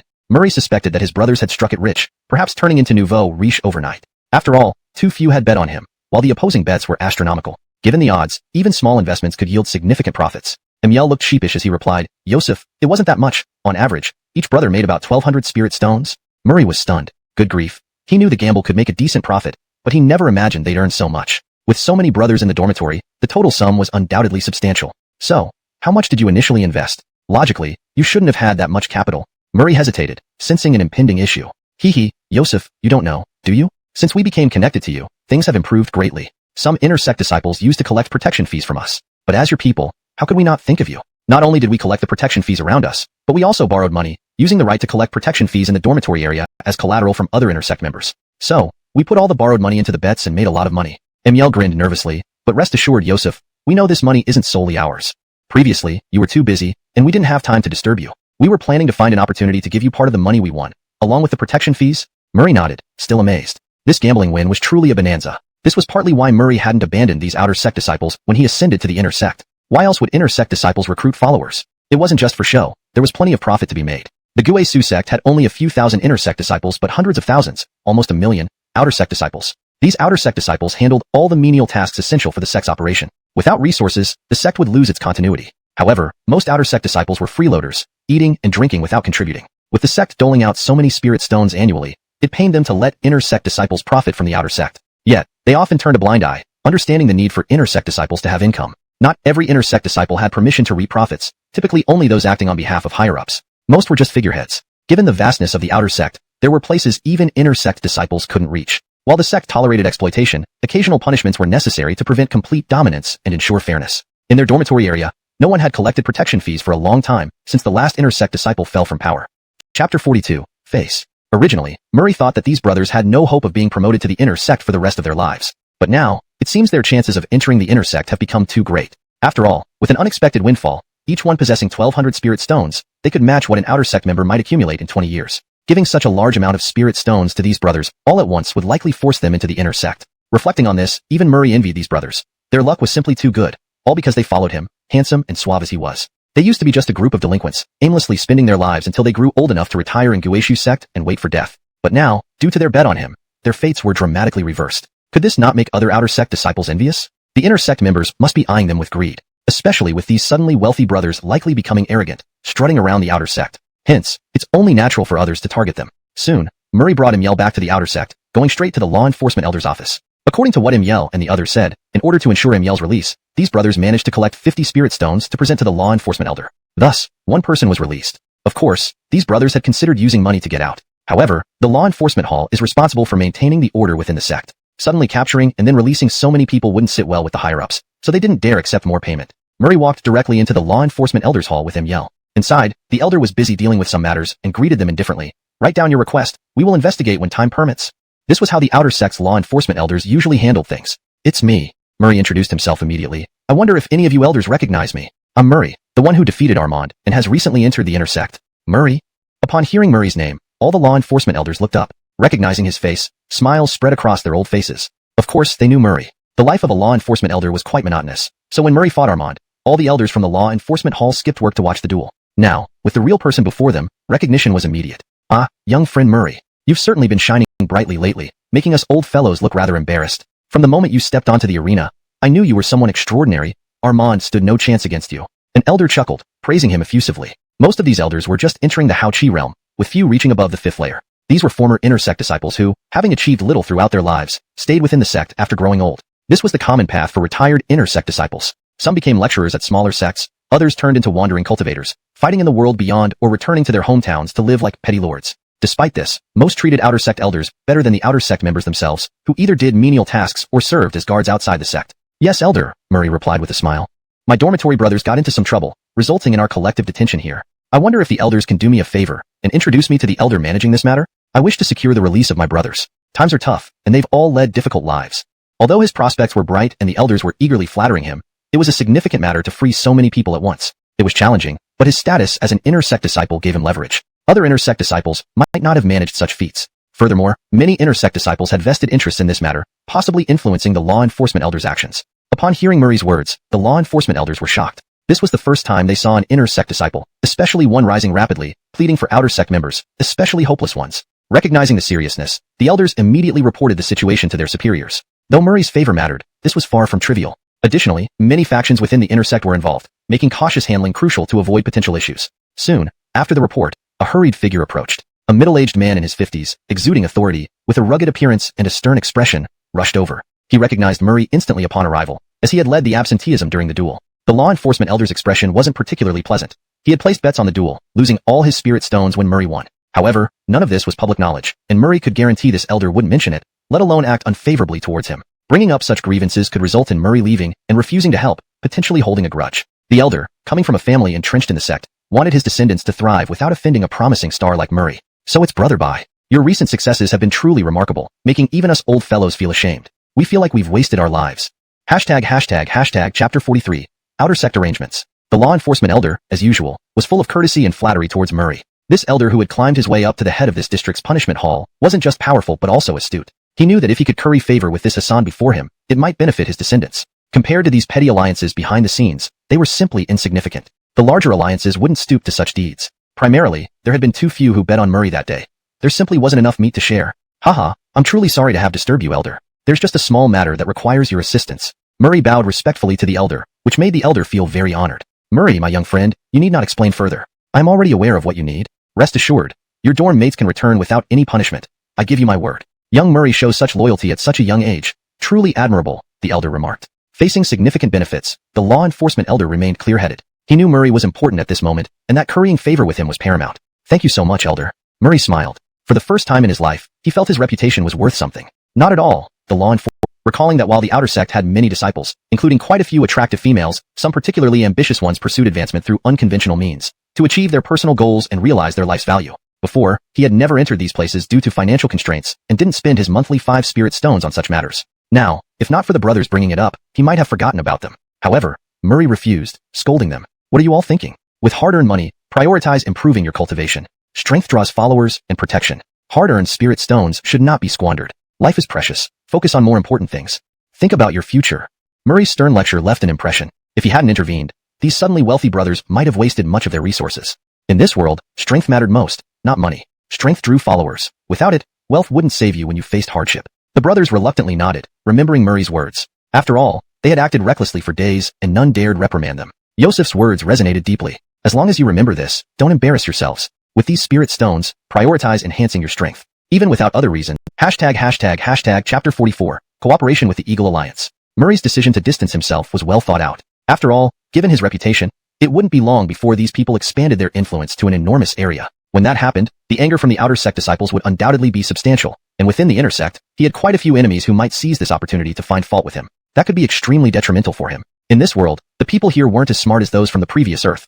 A bit of manipulation would suffice to wash everything clean. In the end, everything would belong to him, and there would be no traces left for investigation. There was no way they would track it back to him. Therefore, Murray had planned it out well, making a huge profit in the early stages, then not needing these things later on. As for his brothers in the dormitory, even if they were expelled from the sect and ended up in the village, they could still become local tyrants. He had treated them pretty well already. Upon hearing Murray's words, though the brothers in the dormitory didn't fully understand why he was doing this, Murray's word was like an imperial edict to them, so they followed without question. After returning from the outer sect, Murray went back to his courtyard. Just as he entered, he saw Mackenzie reappear in his courtyard. Seeing Mackenzie gave Murray a headache. He didn't know how to get rid of this girl. Why was she always trying to get him to join the Eagle Alliance? Knowing that Mackenzie couldn't beat him, Murray couldn't help but say that anyone who could come up with this idea was definitely not a simple character. After all, this wasn't just asking for help, but another form of recruitment. The powerful Eagle Alliance could be short of people? This was clearly an excuse. Inviting him over would save them one person, allowing others to take on different tasks. It also let him see the strength of the Eagle Alliance, trying to attract him with its power. Even if recruitment failed, cooperating with the Eagle Alliance would make outsiders believe he was connected to the Eagle Alliance, making them think twice before acting against him. Honestly, Murray didn't want to agree, but he had no choice. Joining the Eagle Alliance was inevitable sooner or later. It wouldn't be good to sour relations too early. However, there were still people in the Guisu sect he wanted to challenge, and he wasn't ready to give up his immunity shield yet. After some thought, Murray replied, "This can be arranged, but I have a condition." "You have conditions?" Upon hearing this, Mackenzie's eyebrows shot up. Many people would be thrilled to join the Eagle Alliance. Yet this guy repeatedly refused their goodwill, and now he dared to set conditions? According to Mackenzie's understanding, anyone courted by the Eagle Alliance should bow in gratitude. But despite her anger, Mackenzie didn't dare show it. Before coming, the Eagle Alliance chuckled, considering the matter settled. He would secretly cooperate with the Eagle Alliance when the time came. Seeing Murray readily agree, Mackenzie pouted and left in anger, clenching her fists as she went. Chapter 45. Mistaken for a thief? It was now the agreed-upon time. Murray dressed himself in such a way that no one could recognize him, then tiptoed towards the place he had arranged to meet Mackenzie. Since he had made an agreement with the Eagle Alliance, Murray naturally intended to keep his promise. However, avoiding suspicion was still essential. He could not let others suspect that he had ties with the Eagle Alliance. In recent days, using spirit stones, Murray had already advanced his cultivation to the 5th level of the Hao Qi realm. This level of strength was already quite commendable within the inner sect. Inside the Guisu sect, several inner sect disciples looked curiously at this oddly dressed figure passing by. The person seemed to shun sunlight, completely wrapped up from head to toe in an outfit they had never seen before. "Hey, what are you doing here? You don't look right. Are you trying to steal something from the inner sect? Everyone should be careful. If this thief dares to walk around so openly, there must be something hidden. Should we report this to the elders?" Various inner sect disciples who passed by accused Murray, causing him some embarrassment. If it weren't for the fear of exposing his identity, Murray would have slapped them all, especially when some disciples actually started running off to report to the elders, making Murray panic and hastily quicken his pace to escape. After all, if he were really caught by the elders at this moment, rumors would spread throughout the sect, accusing him of being rich enough but still resorting to theft. Such rumors would ruin his reputation completely. "Hey, stop. Who are you, and why are you here?" At this point, a handsome senior named Javier suddenly appeared in front of Murray, pointing his sword directly at him. "What did you do? Speak up, or I will send you straight to the elders." This senior commanded quite authoritatively. Senior Javier is dealing with this thief. This will surely give him trouble. Senior Javier is truly domineering. As the 6th-ranked person on the heavenly chart, his mere presence is unmatched. It's said Senior Javier has always hated evil, so unlucky for this thief to bump into him. A group of inner sect disciples discussed and pointed, watching the scene unfold. Hearing this, Murray was speechless. He was really mistaken for a thief, and if this continued, he might not get away. If he couldn't leave, the Eagle Alliance would think he had unilaterally broken the agreement. And explaining this situation would be difficult. How could he explain that it wasn't his intention to cause trouble by deliberately dressing up like a thief and colliding with Javier? Isn't this deliberately showing that he didn't want to come? Thinking about this, Murray became furious. In the next moment, his cultivation power burst forth, and he fled at an incredibly fast speed. Although it wasn't glorious, since he was covered head to toe, no one knew who he was. "Brat, you're still running?" Seeing Murray flee, Javier was both surprised and angry. In the next moment, the long sword in his hand transformed into a white crane, emitting a white light and chasing after Murray. Javier was clearly stubborn. However, although Javier was powerful, Murray's specialty was agility and speed. Within just a few breaths, Murray managed to completely lose Javier. Damn, what kind of divine being is this brat, to be so formidable? Failing to catch the flying thief clearly angered Javier, who despised people like this. To see them escape right under his nose infuriated him. Javier felt his Dao heart was being challenged. Hiss! The crowd sucked in a sharp breath. No one expected the thief to escape even under Senior Javier's watchful eye. It seemed necessary to carry everything valuable with oneself now. Otherwise, anything could be stolen anytime. Moreover, they weren't sure if the person was a thief at all. If not, he might be a robber, which would be terrifying. The surrounding spectators had already decided subconsciously that they would stay in crowded places during this period. Abs out from within him. His strength exploded, returning the punch with equal force. Since the other party had attacked without reason, today Murray would make them understand that he was not someone to be trifled with. Boom! The clash sent a shockwave rippling through the air, and both Murray and Jamal took several steps back to regain their footing. Shocked looks emerged in Jamal's eyes. "No wonder you managed to kill Armand. I thought that was just a rumor while I was in seclusion." "It seems you indeed have some skills," Jamal commented while looking at Murray. "Senior Jamal, let's calm down and avoid any conflict." Denham hurriedly intervened, giving Murray warning glances. Because Denham knew that Jamal hadn't used his full strength earlier, it was merely a simple test. If Jamal went all out, Murray would find it hard to withstand.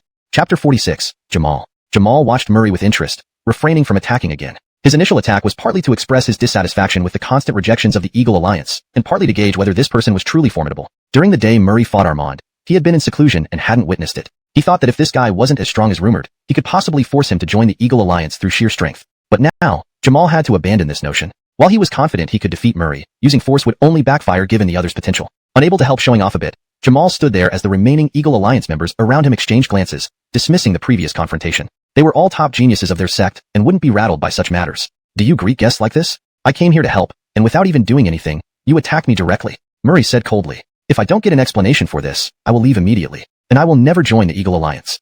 This wasn't out of arrogance but necessity. After what happened, an explanation was owed. If not provided, Murray couldn't just let it slide. Standing up for oneself when bullied ensured others took one seriously. Brother Ganon, don't be so irritable. Jamal means no harm. Another member of the Eagle Alliance tried to pacify him. He's just warlike and curious about whether you're as strong as rumored. It's mere curiosity. Humph, Murray retorted. What if I got curious on my way here and decided to attack any of you randomly? How would you feel? At this point, Murray made no effort to hide his displeasure. Brother Ganon, I apologize. I acted rashly today, and everyone knows this is my way of greeting. Please forgive me. Jamal had no choice but to speak up, lest Murray leave. If that happened, he wouldn't be able to shoulder the blame when the Alliance leader questioned him. Murray didn't pursue the topic further. Instead, he turned to Denim. What's our mission this time? Continuing the argument was pointless. Of all the Eagle Alliance members, only Denim seemed approachable. The others were impossible to communicate with. Our missions usually come in batches, Denim explained. We take many at once. But this time, some are particularly challenging. Our first task is to gather spirit herbs in Mount Damao. Don't underestimate this task. Entering Mount Damao isn't easy, and it's fraught with danger. The herbs have developed consciousness and can be aggressive. So, we need to work together. Denim hoped this would mend the rift between Murray and Jamal. Murray nodded. Let's go then. He watched as Denim pulled a flying boat from a storage bag.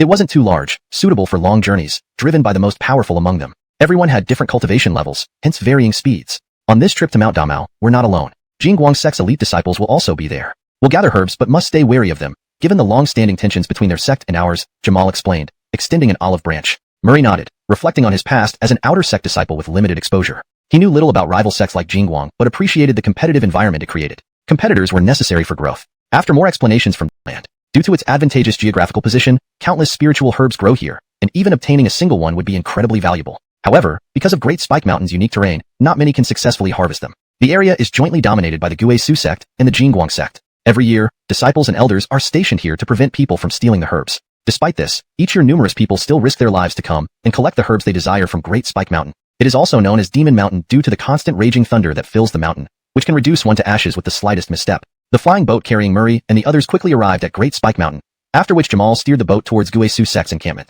Before heading to Great Spike Mountain, they needed to check in. This way, if anything happened, someone would know to conduct a search and rescue. After all, those allowed to mine here were naturally the top students of the inner sect. Losing even one of them would cause the sect great pain. Hence they could never allow these disciples to suffer losses carelessly. Jamal, it's been quite a while since we last saw you. This disciple looks unfamiliar. Has Eagle Alliance recruited new members? An elder asked at the foot of Great Spike Mountain, within the encampment. No, elder, this younger brother is here for assistance for certain reasons, Jamal replied indifferently without elaborating further on the question. After all, it wasn't flattering for Eagle Alliance, constantly extending invitations to Murray, yet he refused to join, forcing them to demonstrate their strength indirectly like this. Seeing Jamal was less enthusiastic about small talk, the elder didn't say much more but had already guessed the situation. Such events wouldn't happen in other alliances, but within Eagle Alliance, they did exist. After all, the Eagle Alliance disciples were all geniuses picked from thousands. Come on, Bradford Ganon, Jamal said to Murray, his tone slightly displeased. During the journey, he had deliberately increased the speed of the flying boat to show off his strength, but Murray remained unruffled, which made Jamal somewhat upset. He inwardly swore that this time, he would definitely convince this junior brother with his prowess. Once this junior brother wanted to join the Eagle Alliance, Jamal would delegate all the dirty work to him as a means of venting dissatisfaction. Murray carefully examined Great Spike Mountain. Dark clouds loomed over it, creating a sinister atmosphere. It seemed it was still raining up there. In such conditions, extremely rare herbs grew here, which was indeed perplexing. However, Murray's eyes soon lit up when he noticed countless lightning-attributed orbs floating on the mountain. Clearly, these energy orbs hadn't dispersed due to the thunderstorms on Great Spike Mountain. Murray became immediately excited. He stood to make significant gains this trip just by collecting the elemental attributes scattered around the mountain. Certainly, this journey would not be a waste. Senior brother, let's head up the mountain quickly. Seeing the presence of lightning elements, Murray proactively urged, leaving Jamal and others puzzled. After all, this junior brother had been aloof throughout the journey. Why had he suddenly become cooperative? Was it because facing Great Spike Mountain made him realize how insignificant he was compared to the senior brothers who frequently harvested herbs here? Thinking along these lines, Jamal immediately handed a shovel to Murray and said, "Can't wait anymore? Here, take this shovel and give it back to senior brother once we reach the mountain. Also, take this bag. We'll need it to store the herbs." Murray glanced at it. This wasn't just any shovel. Jamal had given him all the shovels, clearly treating him as labor. Murray looked at Jamal with a "what is wrong with you" expression and started walking up the mountain on his own, ignoring him completely. He really couldn't follow this senior brother's logic. "You, come back." Seeing Murray ignore him, Jamal got extremely angry but was helpless. Before coming, they were sternly instructed that if they detected remarkable talent and strength in him, they should never resolve conflicts violently, no matter how much he challenged them. If they drove this junior brother away or caused him to join another alliance, they'd have to bear the responsibility. Jamal could only follow angrily, while behind him, Mackenzie and others could only laugh bitterly. Their junior brother indeed had quite a distinct personality. Upon stepping onto Great Spike Mountain, Murray looked around at the strangely shaped flowers and plants. Just as he was about to pick some, Denham's voice sounded. Bradford Gannon, we don't need to gather these common herbs here. These areas are managed by ordinary intersect disciples. We need to venture into more dangerous regions. Also, stay close to the senior brothers. It will be hard to find you if you get lost. Denham spoke politely, and Murray could only nod in response. However, privately, Murray was restless, looking around and moving toward places with lightning remnants, using his feet to gather attributes. This behavior left the surrounding senior brothers and sisters speechless. This junior brother indeed acted like a curious child, running around. What would happen if he encountered danger? Ignoring their gazes, Murray continued gathering attributes. After all, the path up the mountain was long, so why not gather as much as possible? Bradford, don't run around recklessly. Some places still contain residual thunder energy. A wrong step could lead to injury, Denham warned kindly. Don't worry, senior brother. I won't get hurt. I have the confidence and strength. Murray turned back, confidently assuring him. Seeing Murray so obstinate, Jamal frowned. They would be responsible if something happened to this disobedient disciple. But Jamal was also frustrated that Murray wouldn't listen to advice. Forget it, Denham. Ignore him. If he gets injured, it's his own fault and not our concern. If he wants to die, let him. Note, the translation maintains paragraph structure and line breaks as the original text while ensuring fluency and accuracy. Chapter 48. So simple. The disciple was so arrogant as to ignore the warnings of senior disciples and deliberately court death. This naturally enraged Jamal. Hence, he silenced Taj and let Murray suffer the consequences himself. Seeing Jamal's rage, the other senior disciples, including Mackenzie, watched with interest. Denham helplessly closed his mouth, feeling a bit exasperated with this junior disciple. Anyway, Murray was strong, and those lightning-infused energies wouldn't hurt him much. However, what happened next made everyone's eyes pop out. No matter how wildly Murray ran around, he always seemed extraordinarily lucky, never getting electrocuted by the lightning-infused energy. Humph, this guy sure has good luck. But using it all up now, let's see what he does next. Jamal, seeing Murray unscathed, was very displeased but had no choice but to curse under his breath. Seeing this, Denham could only laugh bitterly. Honestly, although Denham had always treated Murray kindly, he had investigated this disciple. His rapid rise couldn't help but attract attention. After investigating, Denham realized that Murray had been obscure and unknown before, almost as if immense fortune had suddenly fallen on him, leading to his swift rise. This made Denham believe that Murray was not as simple as he appeared. In fact, within the Eagle Alliance, though Denham treated people kindly, he held a high status. He was quickly recognized by the leader after joining, which wasn't without reason. Denham looked harmless and easygoing, but in the eyes of the Eagle Alliance leader, he wasn't a simple character, potentially becoming a core disciple. Upon reaching the medicinal field, Jamal glanced at Denham, hinting that he should explain to Murray how to harvest the herbs. Having disapproved of Murray all along, Jamal naturally wasn't going to offer an explanation himself. Denham understood and quickly explained to Murray. Bradford Murray, these herbs cannot be harvested carelessly. Each plant here has developed consciousness. You must start from the outer edges and use force cautiously to gather them. Be wary of the surrounding herbs ganging up on you. Once surrounded, it becomes truly dangerous and complicated. Denham patiently detailed the process, making Murray sigh inwardly. Nowadays, even herbs became smart, understanding tactics like unity for mutual benefit. Indeed, observing the plants, Murray saw them motionless yet aggressive, emanating an aura of hostility. Bradford, watch carefully. Do as I do.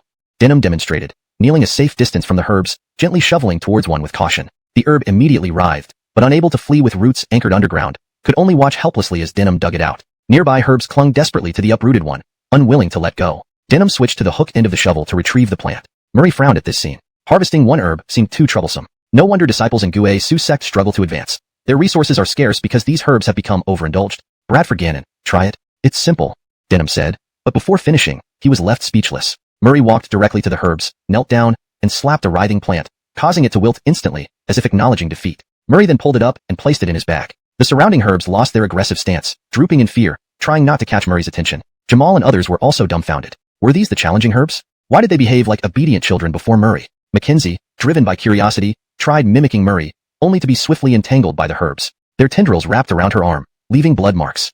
Mackenzie.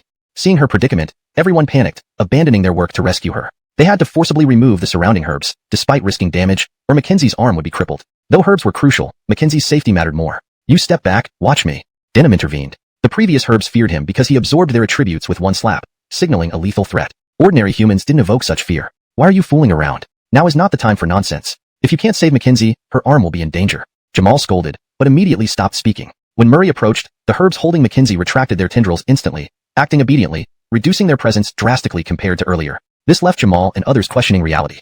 Chapter 49. Full responsibility. Taking this chance, Mackenzie hastily pulled her hand back, barely saving her arm. Breathing heavily in relief, she glanced warily at the medicinal field and turned to look at Murray as if he were a monster. The first time could have been mere coincidence for Murray, but this time, as soon as he approached, those herbs retreated immediately. It couldn't be just luck anymore. Most importantly, Murray had never been here before and couldn't possibly have devised a method after countless tries. How did he do it? This was on everyone's mind. Jamal looked at Murray and asked, Bradford Murray, how did you make these herbs fear you? If there is a method, we hope you can share it with us. This would be beneficial for the sect. Of course, I will report this truthfully to the sect, and they will reward you accordingly.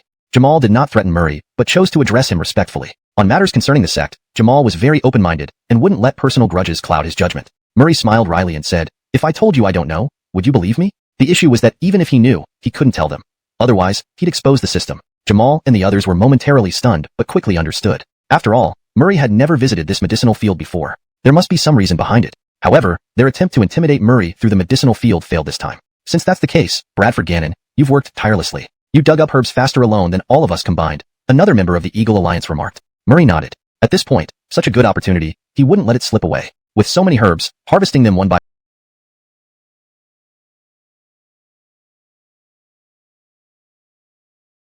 was astonished to see them return so quickly. Were there any dangers or problems up there?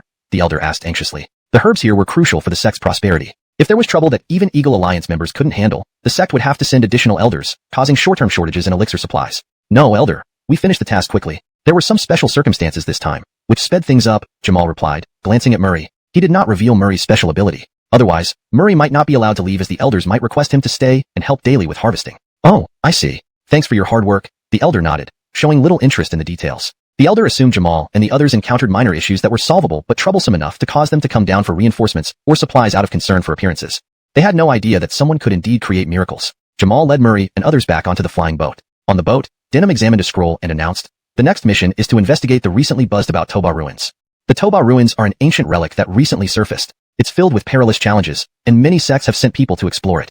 This trip to Toba ruins will surely be a fierce competition. Not only our group, but also other major alliances, including the Eagle Alliance, have sent disciples on this mission. Regardless of past conflicts, we must set aside our differences and never neglect the safety of our comrades due to previous grievances." The last sentence seemed directed at Murray. Denham trusted Jamal's character, but was less familiar with Murray, concerned about past slights affecting future cooperation in dangerous situations within the ruins. "You needn't worry, senior brother Denham. I'm not that kind of person," Murray replied calmly. "But previously, your Eagle Alliance was too overbearing, disregarding others' feelings. Not joining you was seen as defiance, and that irritated me. But I won't refuse cooperation over these petty issues."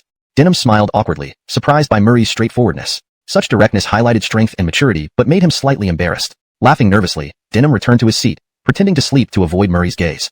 Chapter 50. Forgive my love for freedom. The Toba ruins are located very far from the Guishu sect and do not fall under its jurisdiction. This area is a vast wilderness. According to legends, in ancient times, it was the base of an extremely prosperous major sect. However, some unknown calamity directly caused the downfall of this behemoth from the ancient era. Murray and his group traveled by flying boat, taking more than 10 days of arduous travel to reach the outskirts of the Toba ruins. During their journey toward the Toba ruins, Murray and his companions did not cease their cultivation. After all, these 10-odd days were incredibly valuable to geniuses favored by the sect. To waste them, finished harvesting medicinal herbs and arrived. Since Murray had completed the harvest earlier than expected, they now had to wait several days. However, this delay also allowed them time for cultivation. Upon disembarking from the flying boat, Jamal and the others found an inn to settle in. At present, there weren't many cultivators in this small city, as the Toba ruins hadn't opened yet. When it did, each sect would initially send their elite disciples for training before sending elder teams. "Alright, we'll stay here for the next couple of days. Everyone should focus on cultivation," Jamal said after settling everyone in the inn. "Once the time comes, we will head to the Toba ruins." Jamal wouldn't punish Murray for the next few days, so he could only wait until the Toba ruins opened. Hearing they needed to wait, Murray's eyes lit up, and he started heading outside. Though it was a small city, this was still a world of cultivators. Perhaps he might encounter some careless fellows here, offering good opportunities for gaining advantages. He didn't want to miss these chances. After all, though he wasn't short of spirit stones now, using too many at once could cause future issues. After all, things should be done step by step. Those spirit stones could be absorbed on the way back. Right now, his priority was to create trouble. "Murray, where are you going?" Jamal asked, seeing Murray about to leave. Did Murray have relatives in this small city? "Oh, I'm just going out to see the local scenery and culture," Murray replied casually. Hearing this, Jamal frowned and reprimanded him. "Murray, while you have excellent talent and defeated Armand, you can't slack off because of it. Look at others. They're going back to cultivate. But what about you? The first thing you do upon arrival is to think about playing around. That's unacceptable. As your senior, I command you to go back and cultivate now." Jamal spoke without any personal grudge, purely out of frustration over Murray wasting his potential and the sect's cultivation resources. "That's right, Bradford Murray. We should prepare for entering the Toba ruins. You shouldn't wander around aimlessly. There'll be plenty of time to see secular sites later. Our priority is enlightenment." Mackenzie and Denham joined in, trying to persuade him. Murray shook his head, looking at them with a mischievous smile. "Forgive my lifelong love for freedom. I'm going to pursue my dreams and poetry far away." Without waiting for their response, he walked out of the inn, leaving the Eagle Alliance members stunned. They couldn't believe Murray had such a playful heart. How could this be acceptable? However, since Murray wasn't an official member of their alliance and was merely helping out, they had no authority to order him back. All they could do was watch helplessly. Forget it. Let him do as he wishes. It's not our talent he's wasting. Besides, it's not us wasting anything.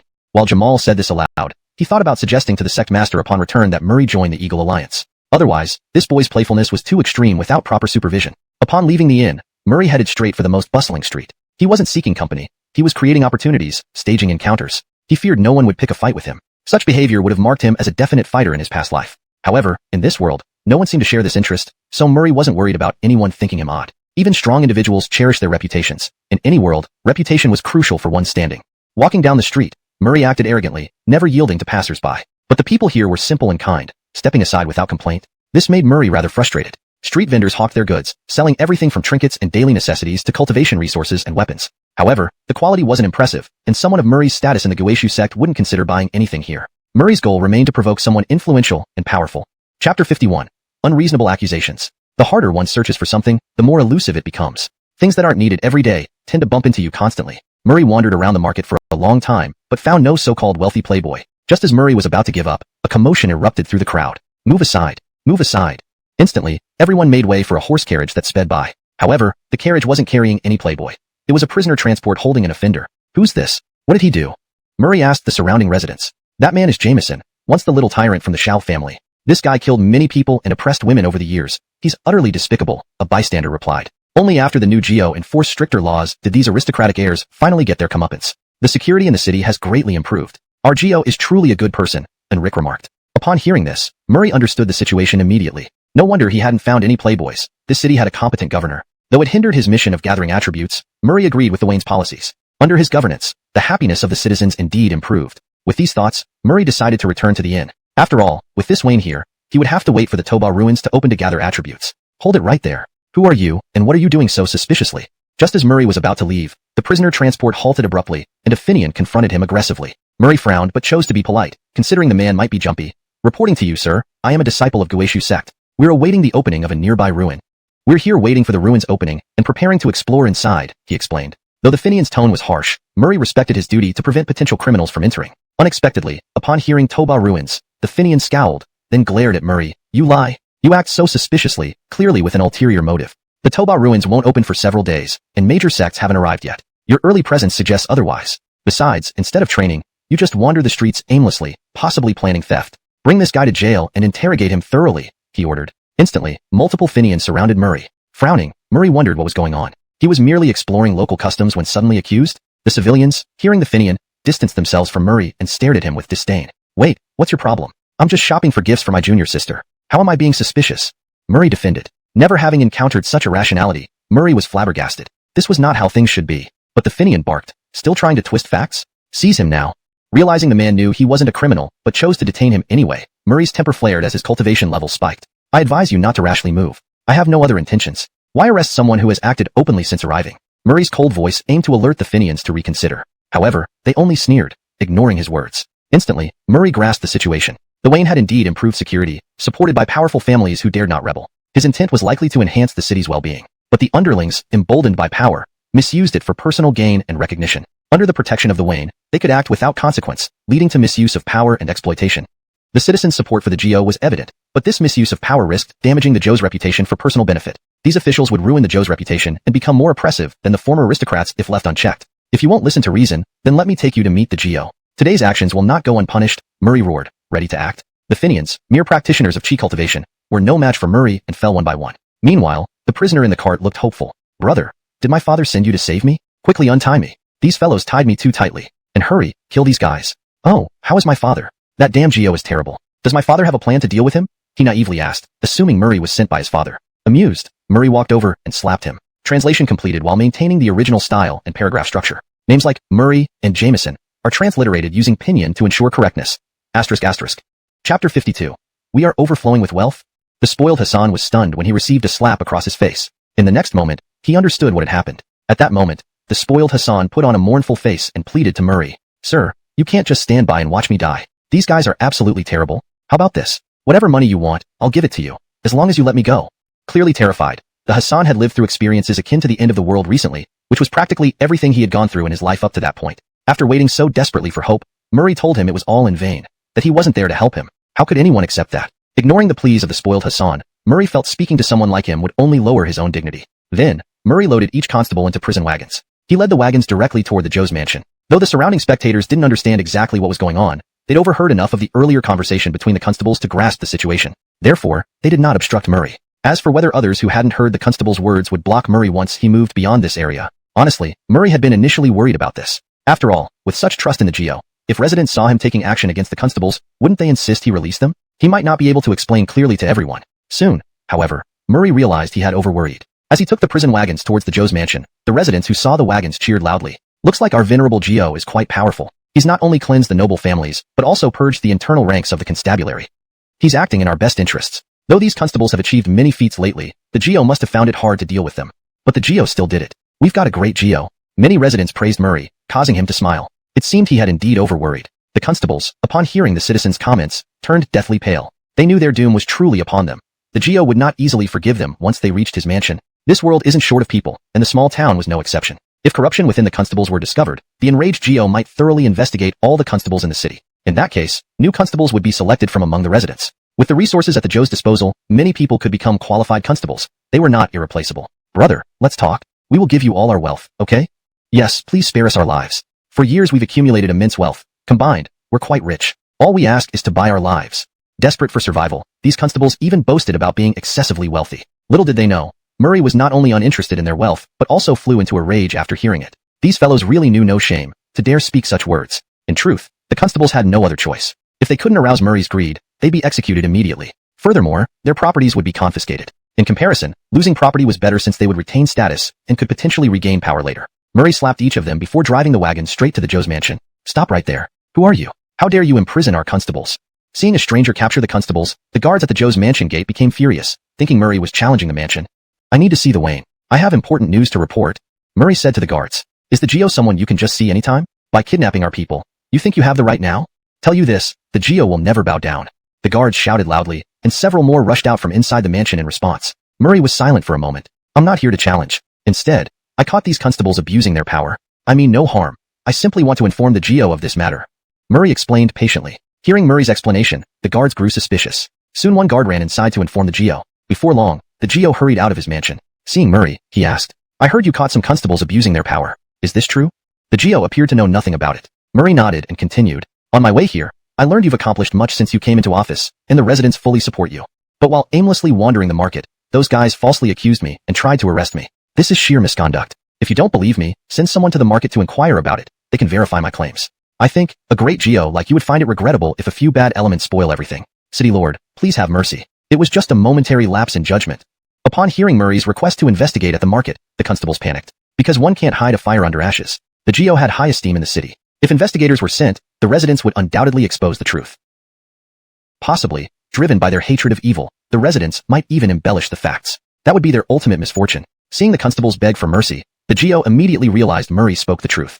His face darkened instantly. Having worked tirelessly to overthrow the nobles to bring justice, discovering corruption within his ranks was a bitter irony. Continuing this way would merely clear the path for these corrupt officials. Enraged, the Zhou ordered, take these scoundrels outside and execute them. The guards surrounded and dragged away the wagons to carry out the sentence. The constables kept pleading for mercy, but no one paid attention.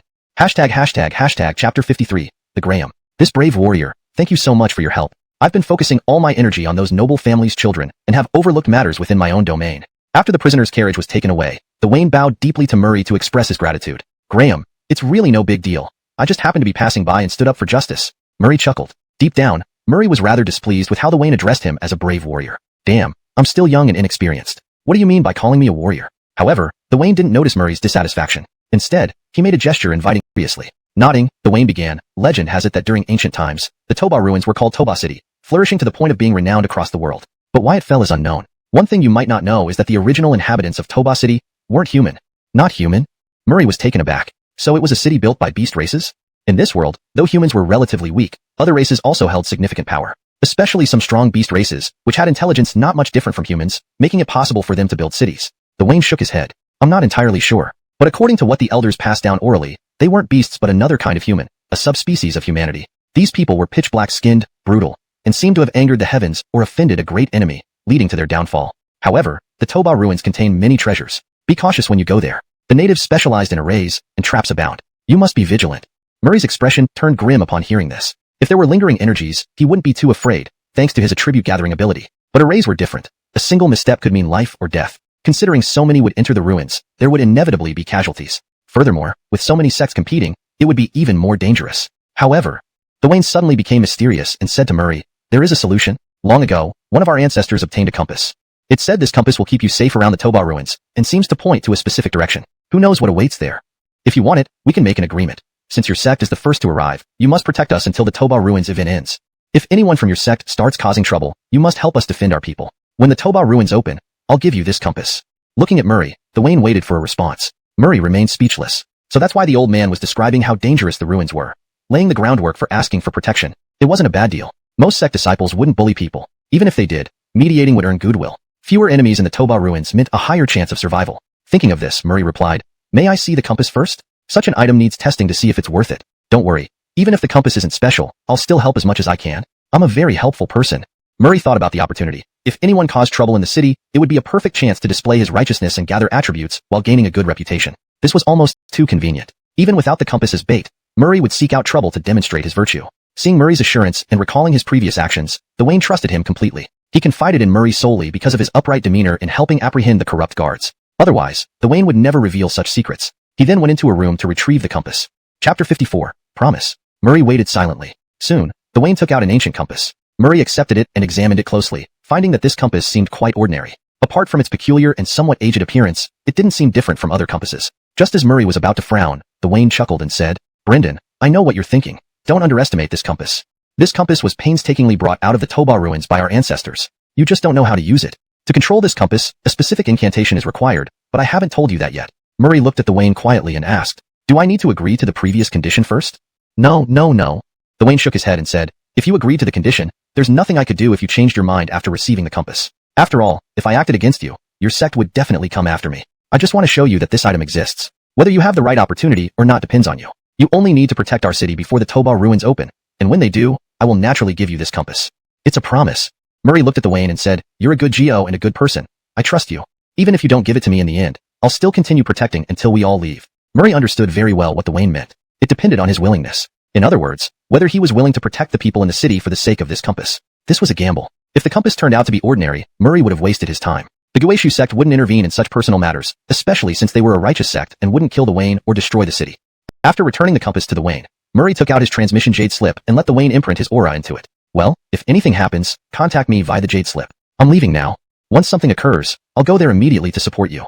Saying this, Murray walked out. The Wayne gazed at the Hassan with a pensive look, unsure if Murray would truly keep his word. After all, if he lost the compass, it wasn't just him who would lose out. Everyone would be back to square one. If he spent his energy protecting the residents daily, he might fall behind in cultivation. Entering the Toba ruins later, he might lag behind others. Top-notch cultivators knew that sometimes even a slight delay could mean losing an opportunity, which could result in falling far behind. It was uncertain if this Hassan could keep his promise and take the risk. After leaving the city hall, Murray toured various places within the city before returning to the inn. At the inn, Jamal and the others were using every moment to cultivate, fearing any loss of progress. They were somewhat resentful towards Murray, as calling him here wasn't for tourism. He went off to play while if his cultivation lagged, it could jeopardize their efforts in competing with other cities. Such behavior was intolerable. When Murray returned, Jamal and the others noticed but ignored him, continuing their cultivation. Murray did the same, entering his room to absorb spirit stones and enhance his cultivation. Murray had already advanced to the 6th layer of Haochi realm, but was still the weakest in terms of cultivation among them. Upon entering the Toba ruins, they knew the principle. Pick the softest fruit to pluck, and more adversarial sects would target the weaker ones. Murray began cultivating. One day, while Murray was cultivating, a message came through the jade slip. He stopped immediately. His cultivation method was simple, and being disturbed wouldn't cause any issues. Thus, Murray woke up instantly. The Wayne informed him via the jade slip that members from other sects had entered the city, urging caution. Murray smiled, not replying. They had agreed beforehand that he'd stay at the inn, notified only if necessary. With so many people in the city, news would travel fast if trouble arose. If no one caused trouble these days, the Wayne must honor the promise about the compass. Though the final promise was practically useless, Murray understood. As long as other sect members didn't trouble him, he could enter the Toba ruins with the compass. These days would likely be busy for the Wayne with various sect members arriving, needing to ensure order among them. The third day, during lunchtime, the Wayne sent urgent news. Opening it, Murray saw the Wayne inform him about someone from the Jingguang sect causing chaos in the market, urging him to arrive quickly. Seeing this, Murray smiled faintly. It probably wasn't just one person from Jingguang sect, as few people went to the market alone. There were likely others like senior disciples with him. However, Murray was not afraid. This time, it was his turn to act. He needed to prove his worth to the Wayne. Chapter 55, Prodigal Son. Since he intended to take someone else's things, it was only natural to prove his worth. Otherwise, if he couldn't bring any benefits, why would someone give him a compass for no reason? There was no such thing as unconditional love in this world, and Murray was very much aware of that. He quickly came out of the inn and sprinted towards the market, while inside the inn, in another room, Jamal poked his head out, frowning and mumbling to himself.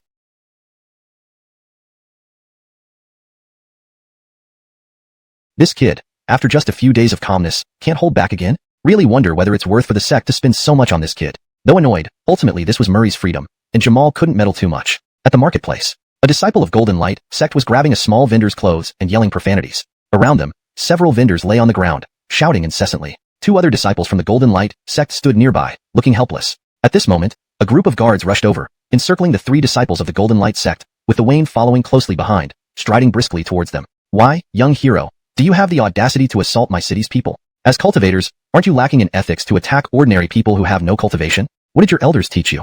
The Wayne, although not highly cultivated, now stood there like an imposing mountain, exuding a formidable presence. Are you the Geo here? Alright, listen up, Scram.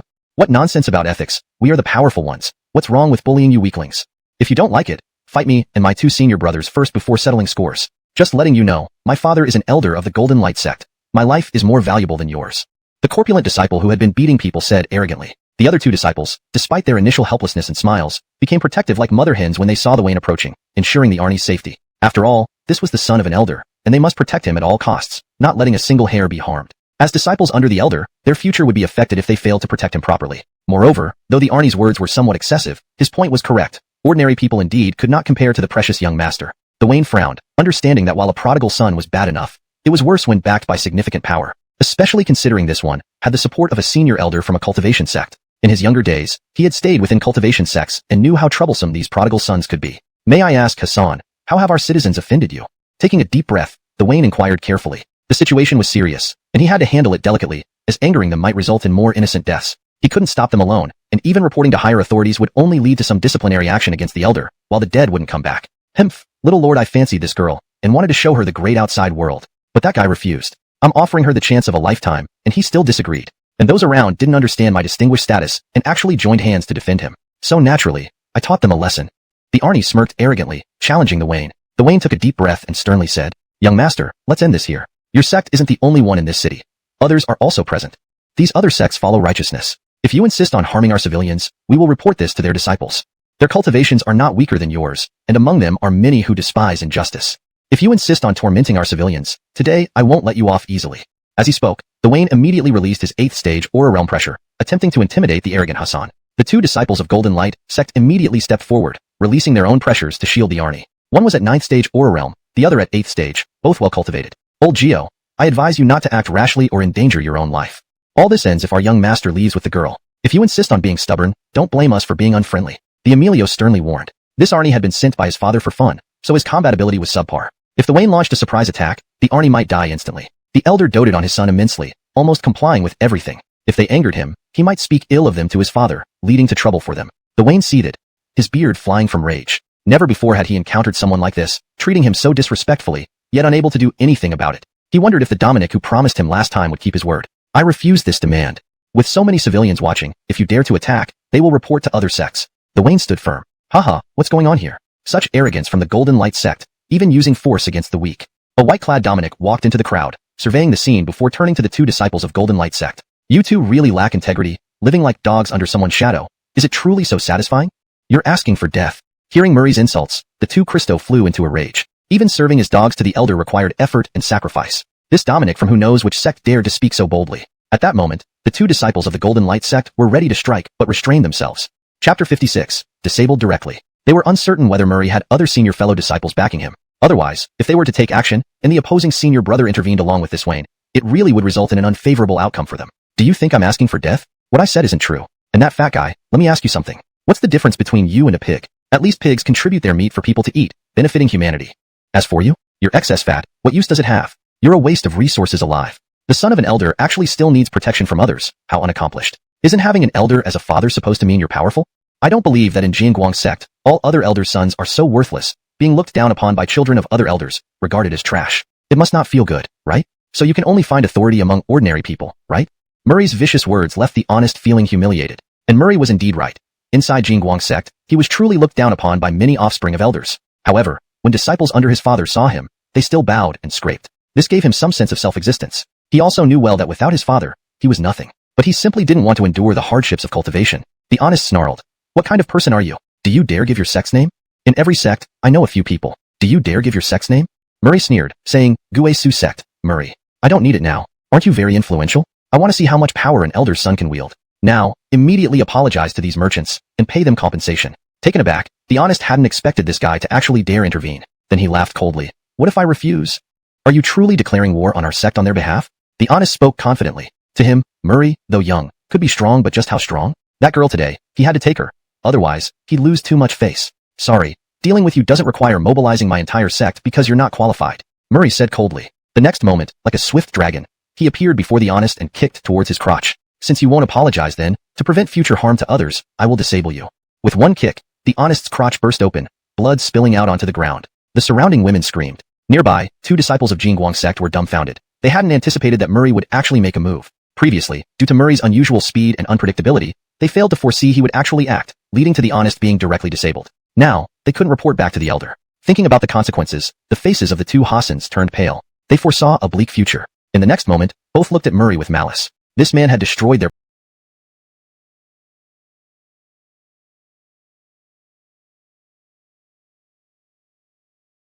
prospects, and they wouldn't forgive him. Next to them, Dwayne was shocked. He thought Murray had come here to handle the situation diplomatically, reasoning things out. After all, not every disciple dared confront those from another sect. But he never imagined that Murray would be so bold as to disable an elder's son. However, Dwayne had seen many things. Since it had happened, so be it. "You too. No need to rush in showing loyalty. I haven't forgotten about you."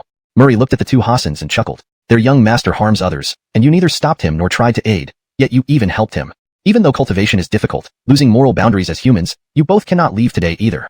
Murray's confidence stemmed from several factors. First, the honest's reach wasn't long enough. Gui Su's sect might have friends of the honest, but they were all playboys. Jingguang's sect wouldn't create tension with Gui Su's sect over a waist. Second, even in terms of background, who cares? In Gui Su's sect, he held absolute status. Even if he was wrong, the sect leader would protect him. Moreover, he was in the right, just with extreme methods. In any case, the honest couldn't possibly seek revenge. "Boy, since you're seeking death, don't blame us. We'll definitely capture you and deliver you to the elders for punishment." The 2 elites of Jingguang's sect, even though their levels were higher, they felt challenged. ####Chapter 57. A win-win solution. Murray's attacks grew more fierce, and soon the 2 disciples of Golden Light sect were at a disadvantage. During this time, Murray's cultivation steadily increased, fueled by the attributes he picked up from them, making him even stronger. Meanwhile, the 2 disciples of Golden Light sect began to fear Murray. After all, this was not a normal phenomenon. How could a disciple at the 6th level of Vast Chi realm hold his own against both of them, let alone become even more powerful as the fight went on? They simultaneously thought of one possibility. Monster. The other party must be an unworldly prodigy from Guishu sect. Otherwise, it would be impossible for them to be so strong. No wonder they had the confidence to meddle in this matter earlier. Now that they thought about it, if the other party had such confidence, their status and background within Guishu sect must be considerable. It was unfortunate that they previously asked Murray to give his name, intending to ask friends within Guishu sect to help teach him a lesson. Given what they now understood, how could a few rich young masters that the fatty knew possibly teach such a person a lesson? The elder had other means, like secretly handling matters and turning them into private guards. Of course, it wasn't entirely impossible to regain their status. If they obtained significant fortune or performed great deeds for the sect within the Toba ruins, they could petition the sect leader for redemption. However, this hope was quite faint. Murray glanced at the 2 men. Then after a brief contemplation, he spoke. "Here's a deal. I'll give you a chance to live if you patrol this city for me. Any who dare to harass the residents here should be stopped by you. If there are any problems, I'll take responsibility. Do not try to escape. I will have the Wayne assign someone to track you. If you run, I will personally hunt you down." Killing these 2 now wouldn't serve any purpose and might stir up trouble between the 2 major sections. Murray did not want to cause trouble for the sect leader. After all, he was only showing his talent for now and hadn't truly grown into a figure of importance. Growing into someone the sect genuinely valued meant avoiding unnecessary trouble, which could lead to dissatisfaction from the sect leader and weaken his position. After all, an overly arrogant person might not be seen as capable of growing into something greater. Since he had promised the Wayne, he intended to fulfill it completely. Through this battle, Murray had improved significantly. To continue improving, he needed to find more opponents to fight, so he required these 2 men to stop others from escaping. Given recent events, the Wayne might not be able to retain troublemakers if they really decided to leave. In crucial times when Murray couldn't break away from cultivation, he needed these 2 men to handle problems for him. A win-win situation. Hearing Murray's demands, although the 2 men felt much resentment, they knew they had no choice but to comply. Just surviving was enough for them. The other party despised oppression and wouldn't tolerate any mistreatment of the original residents, leaving them helpless. Under Murray's intimidating presence, they had to yield and agree. However, they didn't expect it to end there. This time, Murray took their storage bags, searching them for numerous spirit stones and cultivation techniques. As for these items, well, given Murray's nature, he naturally kept them for himself. After all, his dormitory brothers had made substantial gains and hoped to advance within the inner sect. As their leader, Murray needed to spend money nurturing them. At the very least, he should provide them with some cultivation techniques and weapons. Thus, with these contributions from the two men, everything was settled. In truth, Murray deeply desired to take these two men away as secret enforcers. Unfortunately, it wasn't feasible. If Golden Light sect tracked them back, everything would be for naught. Therefore, he could only do this. Little friend Murray, thank you very much this time. Without you, I wouldn't know what to do. I am truly grateful. After the two men left, the Wayne bowed deeply to Murray. Regardless, Murray did a commendable job protecting the city's safety, initially for the sake of the compass. Now it seemed that he also wanted to strip the disciples of their possessions. However, the Wayne didn't mind. Murray wasn't from this city, so having ulterior motives was normal. If he didn't have any motives, that would be strange. Honestly, the Wayne probably wouldn't sleep well at night if that were the case. You're too kind, City Lord. This is my duty. You needn't worry. From now on, no one from other sects will bully you again. Rest assured. Chapter 58. All disciples have arrived. A few days passed. This time, almost all the sects have gathered, and Jamal and his companions have emerged from their seclusion. Today is the day the Toba ruins will open. Not only these individuals, but the Void Abyss sect has also sent more disciples gradually. In total, not just members of the Eagle Alliance, but also members of other alliances are here. Everyone congregated together, with many eyes turning towards Murray. After all, everyone present was a notable disciple on the Void Abyss sect's heaven ranking list, and most had met each other. However, Murray appeared suddenly, and was thus less familiar to many. However, this didn't stop Murray from expanding his connections. Several senior brothers older than him approached, showing him warm humanistic concern. They were being tactful and warm towards him, as having more friends could be beneficial, especially in the Toba ruins, where despite everyone being from the Void Abyss sect, assistance would be necessary. Although young, Murray possessed formidable combat strength, making it natural for many seniors to try to ally with him. Most were here seeking opportunities. With powerful allies, their chances of success would greatly increase. As for the Wayne's compass, he had personally delivered it the night before. He taught Murray the incantations and advised him to keep its secrets undisclosed. The elders had once said that the compass was far more complex than it appeared. Using the compass would yield significant advantages inside the ruins. The old man hoped Murray cherished it. Murray expressed his respect for the elder. Now that everyone was gathered, they started heading towards the Toba ruins. The ruins weren't within the city, but outside its borders. This small city merely stood at the edge of the Toba ruins. Beyond the city walls stretched endless wilderness. Murray noticed water toward the northwest. It seemed like a small lake but wasn't deep, only about 10 centimeters thick. Steam rose from it, yet there was no noticeable heat around. This was the Toba ruins, rumored to appear here. Previously, the city's elders tried digging to uncover the ruins but failed, finding only rusted metal. Now, the ruins were set to emerge, to produce a super genius, especially from a neighboring sect. Suddenly, changes occurred at the ruins. Water vanished instantly, followed by a deafening tremor as the ground collapsed, and spirit birds fled. The area rapidly expanded like a nuclear explosion. All disciples felt a sense of dread, as this was unprecedented. Murray pondered whether the Toba ruins were emerging from underground. It seemed too terrifying to believe. Yet, the collapsing ceased, indicating it might be the entrance to the ruins below. Murray questioned why the sect hadn't smashed through earlier. Then, all treasures would belong solely to them, not needing to share. Why wait for automatic opening?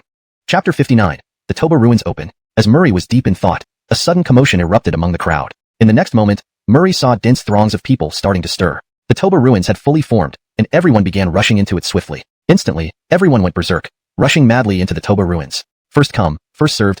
Often, the choicest treasures were claimed by those who arrived first. As for those who came later, they could only follow behind, picking up leftovers. Being early meant everything. However, Murray didn't think that way. He trailed in the middle of the group, cautiously following. Murray always had a hunch that run their flesh, eager to remove him. It wasn't just to avenge the fat guy, but because Murray had humiliated their sect. Moreover, with such a talented individual around, Guesu's sect might one day try to eliminate them entirely when they gain the upper hand. After all, Jingguang's sect was right next to Guesu's sect, and cultivation resources were limited. Everyone hoped to have a vast enough territory under their control, without anyone vying for those resources. Just as everyone charged forward like adrenaline was pumping through their veins, suddenly, several cries of agony echoed from the forefront. It turned out that after these disciples rushed in, a series of runes lit up. Orderly lines began to rotate, and the formations inside started to activate. Clearly, the Toba ruins' ancient inhabitants set up numerous formations to prevent tomb robbers after their death. Besides, most of Toba's original residents were adept at formations. After the first batch encountered the formation's effects, everyone halted, looking horrified at the scene. Just at the entrance, they faced difficulties, and many were trapped. What horrors lay deeper inside remained unknown.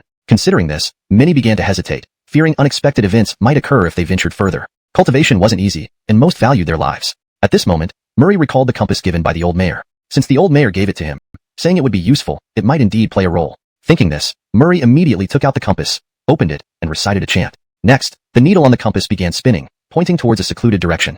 Could that be the real entrance? Murray hesitated, reluctant to risk himself lightly, then hit upon an idea. Perhaps this formation cannot be entered directly from the front. Maybe we need to go through a secluded path? Since we are already here, we must find a way in. We mustn't retreat so easily. Why don't each sect send one person to explore from a secluded area to find out where the true entrance lies? Murray's suggestion immediately drew responses from the various sections. After all, lingering here achieved nothing. How long could they wait before entering? Sending representatives from each sect to probe the situation could reduce losses. They got to work, and within the sects, candidates were chosen one by one to proceed. Guesu sect, after some deliberation, chose Denim to venture ahead. Murray was dumbfounded. He never expected it to be Denim. Oddly, Denim volunteered rather than being selected. Thus, this task fell on Denim's shoulders. Brother Denim, listen to me. I have a hunch that I believe that place is the real entrance, Murray whispered mentally to Denim. Among Guesu sect, Denim was his closest friend. Most others either had poor relationships with him or were barely acquainted. Therefore, Murray didn't want anything to happen to Denim. Hearing Murray's message, Denim paused, then replied privately that he understood. Though Denim didn't know why, deep down, he trusted this Hassan, though he couldn't articulate the reason. Once the plans were agreed upon, each sect sent representatives to explore. However, most results were unfavorable, with people becoming entrapped almost immediately. Trapped, they could only wait for elder reinforcements. Witnessing the failures, morale plummeted across the board. Were they destined to return empty-handed and suffer casualties? Amidst the low spirits, Denim stepped forward. Now, it was Guesu sect's turn. Though tense, walking towards the formation, Denim froze abruptly. Note, the paragraph structure and line breaks have been preserved as closely as possible to the original Chinese text. Chapter 60, Entering the Ruins. Denim saw that after walking in, he had already braced himself for being restrained by the formation. However, he stood there unscathed and undisturbed as if the formation had been turned off. If not for the agonized screams around him, Denim would have truly believed the formation was deactivated. After realizing he had found the correct path, Denim was utterly astonished. He recalled what Murray had told him earlier and felt he listened to Murray, not because he highly regarded Murray's opinion, but because, for a moment, Denim felt inexplicable confidence in this Hassan. This confidence was indefinable and hard to explain. After pondering this, Denim secretly decided that during this exploration into the Tuoba ruins, he must follow Murray's advice. After all, previously, Murray spoke with certainty, not random guesswork. Moreover, this Hassan could create miracles with his rapid rise, which was simply astonishing. After finding the position inside, Denim returned to the Guesu sect team. Although various sects did not make an explicit agreement, everyone tacitly followed one rule. Those who went ahead to explore had to return immediately to their own sect teams once finished. Though no one said the first to find the correct path couldn't enter first, if you did so, many would likely take note of you secretly. Being the first to enter meant you could snatch up all the good things beforehand. In others' eyes, that was equivalent to a walking treasure chest. Even the sect that found the correct path could not enter first, given that most from other sects were still trapped by the formations. Everyone worked hard for this, and your success was just luck. Without others probing for dangers, how could you decide which path to take? For instance, Denim originally chose another path, but changed his mind after another sect member explored for him. Had Denim ventured in alone first, he might have stuck to his original choice. After Denim found the correct path, members from various sects began entering the Tuoba ruins. Murray, however, remained among the senior brothers. Others also knew to protect this little junior brother. With Murray's status and importance to the sect, if anything happened to him here, the patriarch would surely ask for accountability. Even if Jamal reported Murray for not focusing on cultivation earlier, it would only blame the senior brothers for inadequate protection.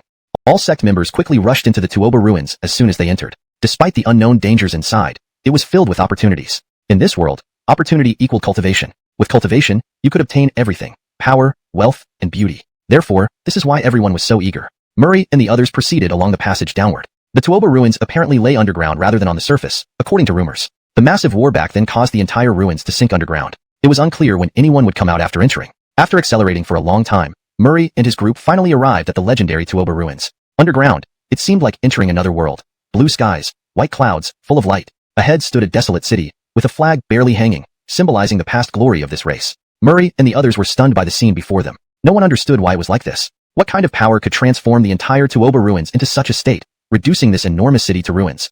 Alright, now that we're in, let's separate into our respective sections. Let us each seek our own opportunities within the Tuoba ruins. May we coexist peacefully, a disciple loudly proclaimed. At this point, allied sects naturally wouldn't disclose their cooperation, nor would they let others know they were allied. Otherwise, everyone would be cautious, making it impossible to ensure a smooth acquisition of opportunities. Moreover, entering here meant fierce competition. Everyone was aware that many would choose direct robbery to seize others' spoils. Though this couldn't be prevented, it was a common occurrence.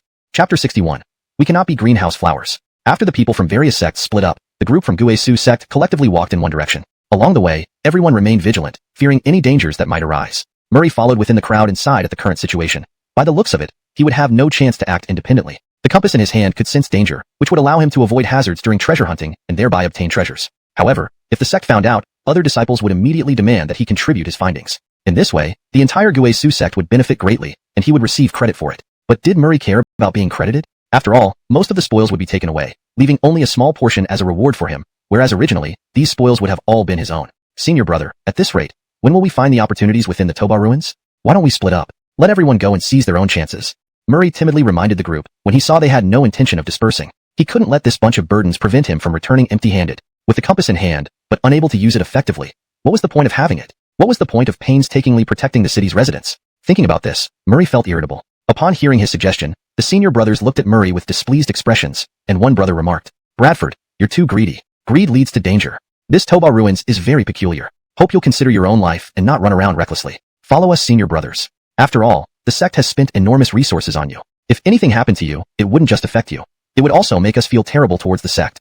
So, on this trip, instead of seeking wealth, we prioritize safety. If there are no gains, consider it a vacation. Murray was speechless. To come to ruins not to seek riches but for tourism? To preserve numbers? Were they still the chosen ones? Why were they so cautious like old dogs? Especially when they acted like they needed to take good care of baby Ganon. It almost made Murray explode. Were they treating him like a greenhouse flower? Looking around, the other senior brothers seemed unhurried, as if they were here for tourism. This was worlds apart from the initial excitement when they first entered. Ganon, don't misunderstand. Our sect probably isn't the only one like this. Others won't let their disciples run around either. These disciples are all elite. Losing one would significantly harm the sect, so none wish for large casualties. Initially, everyone put on a show for other sects, portraying an eager and impatient attitude to mislead them into thinking we'd fall for traps. Denham explained quietly to Murray. Murray could only sigh. Born at the wrong time, among this bunch of cowards. How could such people come to this place to take risks? How could they become elites? Murray suddenly realized these top geniuses were just okay. But upon reflection, he understood. The world was vast, and while Guesu sect was a large sect, compared to the world, it was tiny. There were countless sects like this. No wonder Guesu sect or Jingguang sect never became dominant powers. They didn't dare risk anything to achieve greatness. Realizing this, Murray decided not to stick with this group any longer, or this trip would be wasted. Deep down, Murray agreed. Not everyone had his trump card, but he couldn't admit it aloud. His sole aim now was to leave this group and seek fortune on his own. With the compass, he feared nothing. Hashtag chapter 62. This guy finally has a conscience. Master Brother Ganon, don't say any more. Master Brother Jamal and the others did this for your own good. Don't harbor resentment against them because of this. They truly had your best interest at heart. You've caused them dissatisfaction multiple times before. If they were petty, they would have just let you go on your own. But they're still decent people. Denham was afraid Murray might misunderstand Jamal and quickly explained to him. Murray sighed bitterly. What could he say? They were indeed doing it for his own good, but he would much rather they hadn't. Now, it felt like there was no reasoning with them, and if he tried to leave forcefully, these people would likely stop him. Murray genuinely felt as if he had joined the wrong sect. Ahead, Jamal occasionally turned around to check on Murray's condition. When he saw Murray's expression, he instantly understood what he was thinking. Master Brother Ganon, since you want to leave us so badly, it's not impossible.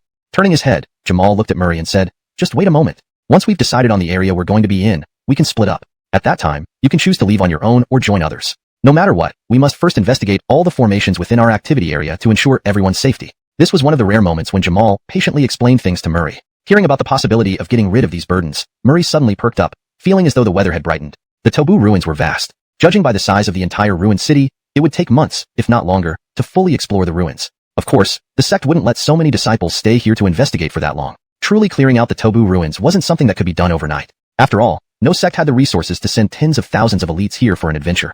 Guesu sect didn't encounter much danger along the way, but they did trigger a few formations. However, each time Jamal and the others managed to turn crises into safety. As Jiasuo realm experts, Jamal and the others naturally had the responsibility to protect their junior brothers. After a thorough investigation, Jamal and the others designated a specific area where all Guesu sect disciples were instructed not to leave. They were to seek opportunities within this designated area. Other sects were probably not far away either. No leader of a sect would be foolish enough to lead their people deeper into the ruins. Moreover, even if the patriarchs of other sects came personally, they couldn't freely walk or explore the Tobu ruins. The ancient strength of the Tobu ruins far surpassed that of today's Guesu sect and Jingguang sect. The gap between them was like that between a spark and the moon. After defining their respective areas, all Guesu sect disciples started whispering and preparing to form groups to explore together. Mackenzie was pulled over by Denham. She pouted, clearly unhappy about traveling with Murray. Denham, wearing a gentle smile, addressed Murray in a scholarly manner. Master Brother Ganon, Master Brother Jamal asked me to inform you that they will be exploring together. Are you interested? Murray was surprised. At this point, Jamal was still considering bringing him along. He had thought Jamal would want nothing to do with him, so why the sudden invitation? Murray glanced at Jamal's direction, and coincidentally, Jamal was looking back at him. Their gazes met briefly before Jamal quickly averted his eyes, pretending it was accidental. Covering his mouth, Denham chuckled. Master Brother Ganon, don't take offense at Master Brother Jamal. He's actually very nice within the Eagle Alliance. Though he speaks harshly, his heart is soft as tofu. He personally asked me to invite you because he's concerned about your extreme nature and fears something might happen during the exploration. Hold on, Denham. Don't spread lies. I brought him along this time just because I feared something might happen, and the Patriarch would hold me responsible. Clearly hearing Denham, Jamal felt his face heat up. Hearing this, Murray felt a warmth in his heart but shook his head. Master Brother Denham, I appreciate your kindness, but I really just want to try my luck alone. Rest assured, I value my life and won't act rashly. I prefer solitude and dislike traveling with too many people. Before Murray finished, Jamal interjected. Master Brother Bai, do you think we are burdens? Or do you feel you're so capable that bringing us means dividing the spoils among more people? We're taking you with us for your own good, so don't be ungrateful. Murray.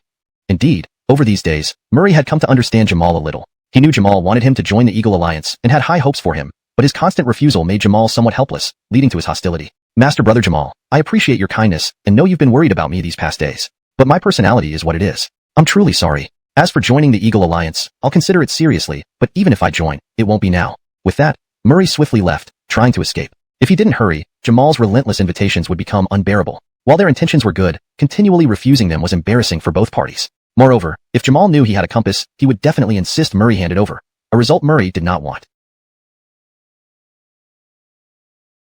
He shouldn't rely solely on it. He needed to forge his own path. With renewed determination, Murray followed the compass and stepped into the spirit array. Surprisingly, this time everything went smoothly. The compass proved reliable, allowing him to enter without any issues. Murray's spirits lifted as he entered the room. The moment he opened the door, Murray was startled. Inside lay a group of strange beings, their skin pitch black but otherwise human-like. Quickly composing himself, Murray realized these must be the legendary alien races. These aliens probably never imagined that centuries later, a human descendant would come here looking for treasures. He silently mourned for the deceased for a few seconds, showing respect to the former inhabitants. He hoped their spirits would bless him and allow him to take away their belongings. After mourning, Murray used the compass again to check for any spirit arrays in the room. He brought several storage bags, valuable items outside but now easily obtainable thanks to his special status. With these bags, he could carry away as much as he wanted. Using the compass to scan the room, Murray confirmed there were no other spirit arrays. Feeling reassured, he began rummaging through the place like a vandal. He found some spirit stones but little else. The first floor was disappointingly sparse. How could a wealthy household be so meager? Retrieved some food and water from his storage bag and placed it on the ground. Since he was taking the family's possessions, he figured he should do something for their pet. Unbeknownst to him, the rabbit had managed to live this long due to its unusually long lifespan, common among beast cultivators. After putting down the food, Murray headed towards the underground passage. Surprisingly, the rabbit followed him obediently after eating. Seeing this, Murray felt a pang of sympathy. If he left, the rabbit would likely not survive alone. Taking the pet with him would be a gesture of goodwill to the former owner. This way, he might earn some favor from the spirits, making sure he could carry away most of the treasures. Chapter 64. Struck it rich. Murray walked down the passage, with the rabbit following closely behind, its eyes darting around. In the next moment, Murray's eyes sparkled. The basement was filled with everything. Large quantities of spirit stones piled like small hills, mountains of gold and silver treasures, numerous weapons, and some cultivation manuals that looked very valuable. It appeared as though the owner had deliberately stored these items here, perhaps out of fear that they would be found by others. It was unclear whether the owner feared later intruders or ancient adversaries. But seeing such a vast quantity of spirit stones, Murray felt one thing for certain, revealing his amassed fortune. After tidying up briefly, Murray planned to leave the mansion with the rabbit and search other mansions nearby. Shh, keep quiet. Don't let the Guesu sect know. We're sneaking into their territory to collect as much as we can. The Shane are despicable, especially that youngest one, humiliating our people. We must take revenge on this evil deed. Calm down, let's wait until we encounter that kid again. There will be plenty of time for revenge. True, that kid is just at the Haochi stage, while you're already at the Jiasuo first level. Just as Murray emerged from the basement, he heard voices from a distance. In the next moment, he saw several members of the Jingguang sect rummaging through the rooms upstairs, yet they hadn't discovered the passage leading down to the basement. Listening to their conversation, Murray became furious. How could they wish for his death over such a trivial matter? To make matters worse, he had barely managed to get rich, and now these guys would likely attribute all the missing loot to him. They would assume he had taken everything. Thinking this, Murray's anger boiled over, and he immediately jumped out. Boom! As he landed, the sound of his feet hitting the ground reverberated loudly, nearly scaring the few Barton present. Their gazes instantly focused on him. Recognizing Murray, they sneered. Well, little rat, we meet again. Looks like you've moved everything here. You're in big trouble, coming here all alone. 3 Barton faced him. All were dispatched by their sect. Similar squads existed across different sects. Indeed. I did take quite a lot, including those spirit stones stacked like hills, Murray smirked. But can you even get your hands on them? You're asking for death. Enraged by Murray's provocation, the 3 members grew furious. They never expected such arrogance from a Haochi realm disciple. The 3 men, 1 at the Jiasuo first level, and 2 at the Haochi 9th level, had formidable strength, sufficient to establish a minor sect. Confronting them would unnerve anyone. However, Murray showed no fear. He assessed their levels and realized they weren't overwhelmingly strong, posing no real challenge to him. With his current cross-realm combat skills, he could easily deal with them. Deciding instantly, Murray drew the battle god spear. A dragon's roar echoed through the sky as an ethereal dragon materialized around the spear. Murray had decided to eliminate these men first. The only regret was that they likely hadn't collected much treasure themselves. Thus, he couldn't plunder more wealth from them, which was truly a pity. With a sympathetic look, he observed the 3 men, whose confusion grew. They couldn't understand why he was looking at them that way. Chapter 65. Fighting 3 at once. Boy, I admire your courage. Honestly, you actually have the nerve to draw your weapon against the 3 of us. For that, I admire you. The senior brother from Jingguang sect said. But alas, it's a pity that this kind of courage means nothing in the face of overwhelming strength. Murray. Why do people from Jingguang sect enjoy boasting before they fight? Is it because it feels good? Then Murray retorted. You should be admiring my courage because if I were you, I would have already been kneeling and bowing my head. A spineless creature like you will never have any integrity, and you can only walk on your knees all your life. This sentence successfully ignited the other party's fury completely. They couldn't understand why someone facing death would still be so defiant. Chill blade sword. The senior brother of Jingguang sect roared and drew a long sword from his waist. A cold light flashed as he quickly thrust towards Murray. Why don't you all come at me together? You're all too weak, Murray said coolly, not taking the Shackles Realm powerhouse before him seriously at all. You're too arrogant. To deal with someone like you, we don't need to come at you together. What are you? The senior brother of Jingguang sect growled fiercely. In the next moment, the long sword appeared before Murray, sending out sharp sword auras that instantly attacked him. Murray did not back down either. He used the War God Spear to perform the Flying Rainbow Spear technique, countering the sword auras with chaotic spear techniques. In just one round, Murray instantly neutralized all the sword auras and then lunged forward with his spear toward the senior brother. Facing this kind of person, Murray knew he had to decisively slay him. Otherwise, if this person returned, he would certainly arrange for everyone in Jingguang sect to come eliminate him. After all, a Bright Chi Realm disciple being able to contend with a Shackles Realm practitioner was terrifying indeed. Buzz. In the next moment, the senior brother again executed a set of sword techniques, continuing to attack Murray. At the same time, he was also taken aback by Murray. This Dominic actually had the ability to fight against him, and it looked like he wouldn't be able to kill him anytime soon. This was indeed alarming. No wonder the sect members were defeated by him earlier. You two, come at him together. There's something strange about this guy. We must hurry up and kill this guy and then take his things. At this point, the senior brother was clearly anxious. He wasn't worried about dying under Murray's hands, but was afraid that prolonged battle sounds might attract the attention of Guishu sect members. If Guishu sect members came and saw their prize member treated this way, they might immediately kill him. This was Guishu sect's territory, and they were only 3 people. They really couldn't stand up to the Guishu sect. After receiving orders from the senior brother, the remaining 2 Hassans immediately nodded and quickly launched their supernatural powers towards Murray. One Hassan unfurled a chain, which instantly ignited into small flames after being extended. The flames emitted an intimidating power, radiating a bone-chilling aura. The chain extended and seemed to have its own spirit as it wrapped around Murray's weapon. This made Murray have to treat it cautiously. This time, Murray suddenly felt he had underestimated the situation. After all, even a Shackles Realm powerhouse at his weakest was still a Shackles Realm. Although Murray could hold his own, dealing with him wouldn't be easy. Besides, there were 2 more 9th layer Bright Chi Realm helpers here, especially this guy with the chain. This thing caused some trepidation even in Murray. Murray soon realized that the reason the opponent was so strong was not due to his cultivation level or supernatural power. This chain must be a magical artifact. Thinking about this, Murray licked his lips and looked at the chain with a fiery gaze. Admittedly, Murray had already decided in his heart that this chain belonged to him. In this world, as long as he recognized something as his, he would get it no matter what. This guy, what kind of look is that? Seeing Murray's drooling expression looking at his chain, the disciple felt disgusted. Moreover, this disciple was also startled. This guy was only at the 6th layer Bright Chi Realm, but could actually contend with a Shackles Realm expert. It was imaginable that if there was no senior brother present today, this fellow might have defeated him and possibly even the 9th layer Bright Chi Realm associate. This guy seemed not human but like a ferocious beast. Let's seize the opportunity now. I'll hold him off while Corey Lin quickly wrap this guy with your chain. This boy is quite strange and skilled. We must kill him quickly. The senior brother of Jingguang sect urgently said. He felt that this Dominic seemed to become fiercer as they fought and was gradually putting him under pressure. If this continued, if he found the right moment, this kid might really escape. Hearing this, Corey Lin was also sweating profusely. His chain had struck Murray several times, but each time, the guy would weaken slightly and then immediately recover vigorously. This regenerative ability was indeed bizarre. They didn't know that Murray was also bleeding internally at this moment. Watching his vitality continuously decrease, he wanted to curse. This was the most exhausting battle in terms of vitality. It was unimaginable that if he weren't so well prepared, he might have met his downfall in this battle. Die! Murray shouted, and the next moment, a spiritual energy vortex emerged. Out of the vortex, a mandala flower bloomed, creating ripples. Green vines started extending.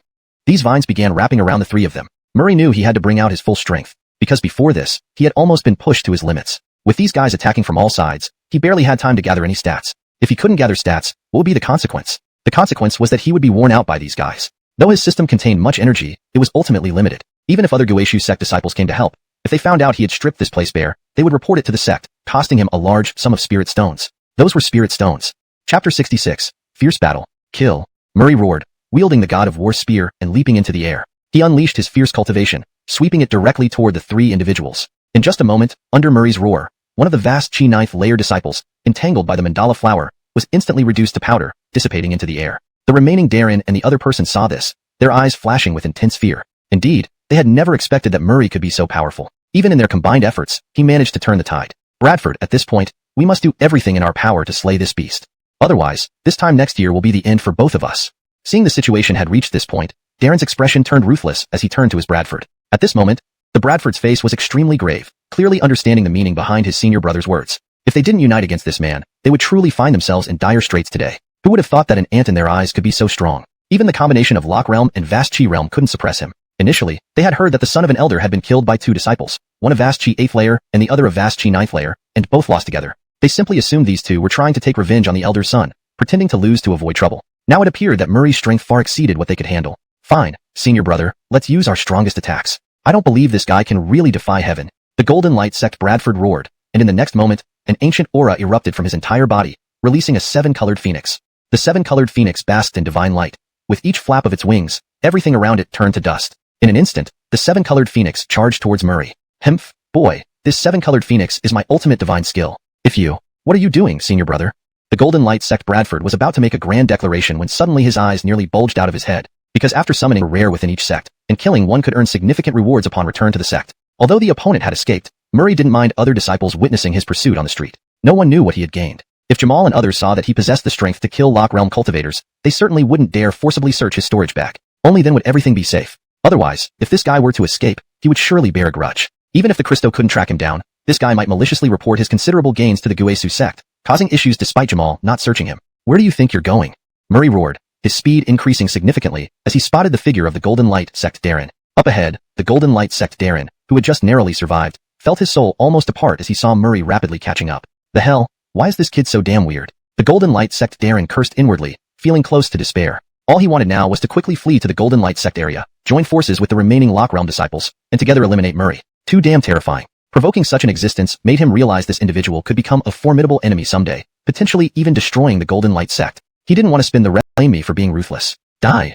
Seeing that there was no way to escape, the Jorge of the Golden Light sect, out of desperation, turned around with bloodshot eyes and faced Murray for a final battle. After all, Murray relentlessly pursued him, leaving him with no other options. He could only fight until the end. If he won, he might still survive. There were no other choices now. Ha ha ha. Facing the desperate look on the Golden Light sect Jorge's face, Murray smiled faintly. The next moment, he swiftly executed the Fei Hong spear technique, stabbing at the Jorge. Now, Murray just wanted to kill him and silence him. Looking for death.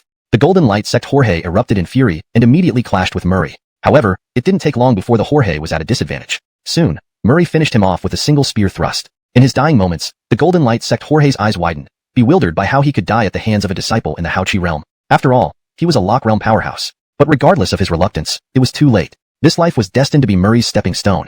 After dispatching the Jorge, Murray took the storage bag, claiming it as his spoils. Then, he returned to the mansion. He had not taken the other 2 storage bags yet, and he also needed to take the rabbit, since he had taken things from their master and support. Moreover, protecting Murray was essential to avoid potential blame from the sect. I'm doing well. Continue without me. I prefer solitude. Murray gave them an honest smile and pointed to the rabbit behind him. My newly adopted pet. Isn't it cute? Guesu sect disciples. They glanced at the black rabbit beside Murray. It had clear features but an unappealing color. They said nothing, as they couldn't force Murray to join if he refused. Next, Murray entered another grand mansion with the rabbit. This one was equally luxurious. Having gained experience from the previous mansion, Murray was intrigued by such opulent residences. He knew they contained many valuable items. He wouldn't leave empty-handed. This Taboo Ruins expedition was valued by all sects because it was untouched upon its first appearance. Anything found within was likely intact and precious, explaining why everyone vied for entry. Holding the compass, Murray used its ingenious ability to find entrance points, marveling at its precision in identifying ways into spirit arrays. He believed that with this compass, navigating ancient tombs or similar places would pose no threat, as it could reveal any remaining protective arrays. Opening the door, Murray was instantly startled by the sight inside. Rows of mechanical puppets stood guard, like an army protecting the mansion. As Murray intruded, these puppets activated, red lights glowing in their eyes. F***K, in all its dignity. Before long, Murray and the group of combat puppets encountered a group of Guesu sect disciples. Seeing the group from afar, Murray immediately shouted at the top of his voice. Quick, escape. I'm in trouble. By Bradford, don't be afraid. We'll come to your rescue. Go away. Run fast. You're no match for these combat puppets. Go. Don't worry about me. Seeing Murray being chased so miserably, the Guesu sect disciples were ready to lend a hand. But Murray's angry words stopped them. Murray knew all too well how terrifying the combat puppets behind him were. These combat puppets, individually reaching Lock Realm levels and many even hitting 9th layer Haochi realm, were immensely powerful. Even if all the Guesu sect disciples were summoned, or all those who entered the Toba ruins for that matter, it wouldn't make any difference against them. For now, his only option was to try and shake off these puppets. Seeing Murray so agitated, the Guesu sect members hesitated for a moment. Then, trusting Murray, they quickly fled far away. After all, Murray's combat prowess was well known. It was estimated that his strength could rival a half-step Lock Realm powerhouse, perhaps even match a full Lock Realm warrior. For someone of this caliber to be unable to handle those puppets and be chased so wretchedly meant that the combat puppets must be extraordinarily strong.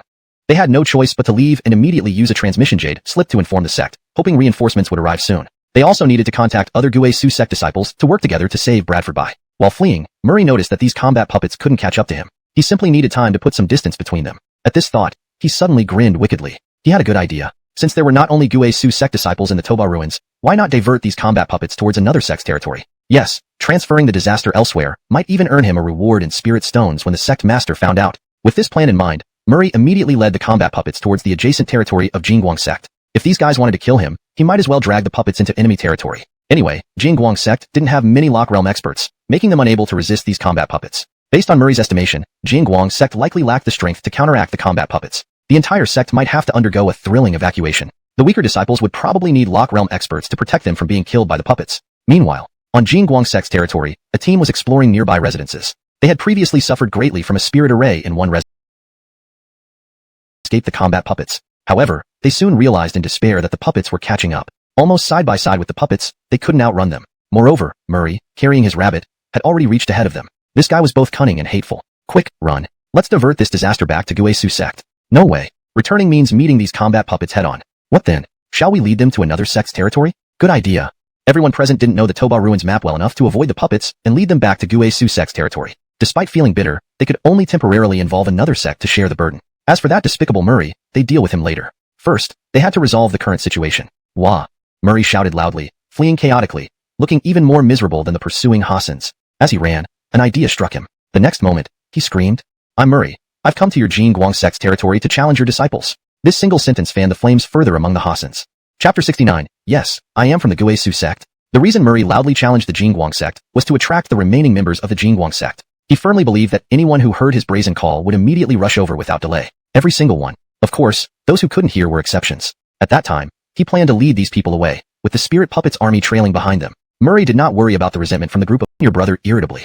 In this case, we have to try to divert the spirit puppet army towards other sects' territories. Under Murray's shouts, some nearby Jingguang sect groups indeed could not sit still. In a show of righteousness and dignity, they stood up to face him and join Murray in what essentially turned into a marathon. In the end, practically everyone in the Jingguang sect territory was drawn over, along with several individuals from other sects. Murray led everyone towards another sect, Qi Xiaomin's territory. At this moment, the scene on the Qi Xiaomin territory mirrored the chaos at Jingguang sect. Before long, Murray had done the same to Qi Xiaomin, forcing them to continue running while transferring the disaster to yet another sect's territory. The group grew larger and larger. By the end, Murray could only watch helplessly as a crowd followed him in this bizarre race. Deep inside, he sighed, knowing that he had truly become the central figure in this madness. The faces of those following him wore expressions of helplessness, unable to shake off the spirit puppets. They could only keep running. Some exhausted themselves to the point where they couldn't run any longer, and were quickly caught by the spirit puppet army. Those left continued fleeing, uncertain when they could escape the cursed spirit puppets. Most importantly, apart from the Jingguang sect, almost no one else recognized Murray. After all, each sect had its own geniuses, and Murray's exploits hadn't spread far enough to draw significant attention.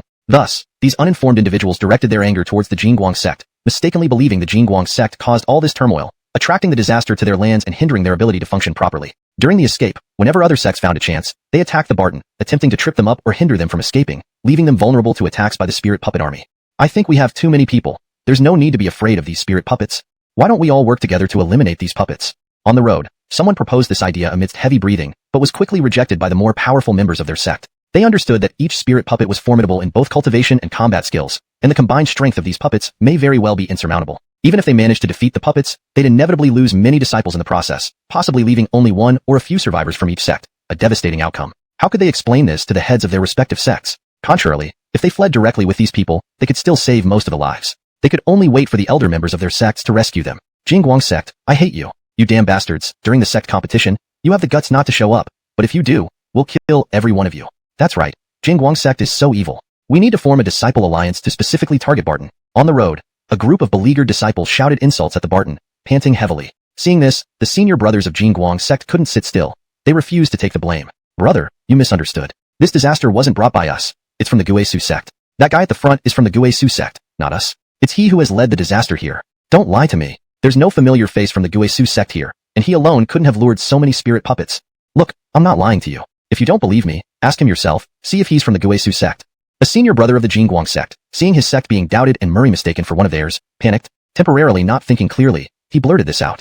At this moment, Murray, hearing the voices behind him, turned around confidently and said to the other sects, yes, I am from the Guesu sect. I came here specifically to bring these spirit puppets to harm you. What Murray said was the truth.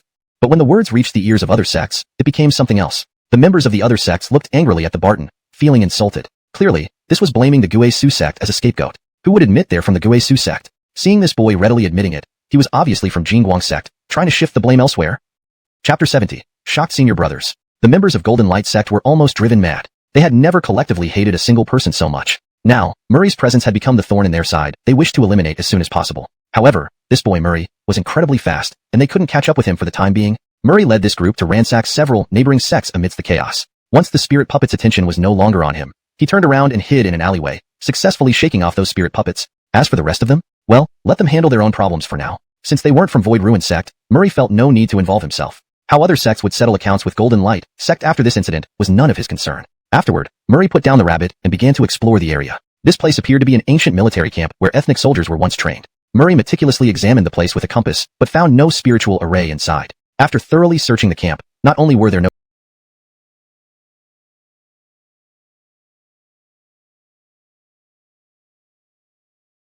treasures, but not even a single weapon was left behind. With no choice, Murray took the rabbit and left the place. On the way back, Murray used a transmission jade slip to inform Jamal and others that he had returned safely, asking him to notify the sect members on his behalf. While on the return journey, he estimated that elders from various sects should be arriving soon. Murray did not want to search for treasures on other sects' territories. The reason was that he had offended quite a few people. What if one of those who managed to shake off the spirit puppets accidentally crossed paths with him? At that point, they might seek revenge together for old and new grievances.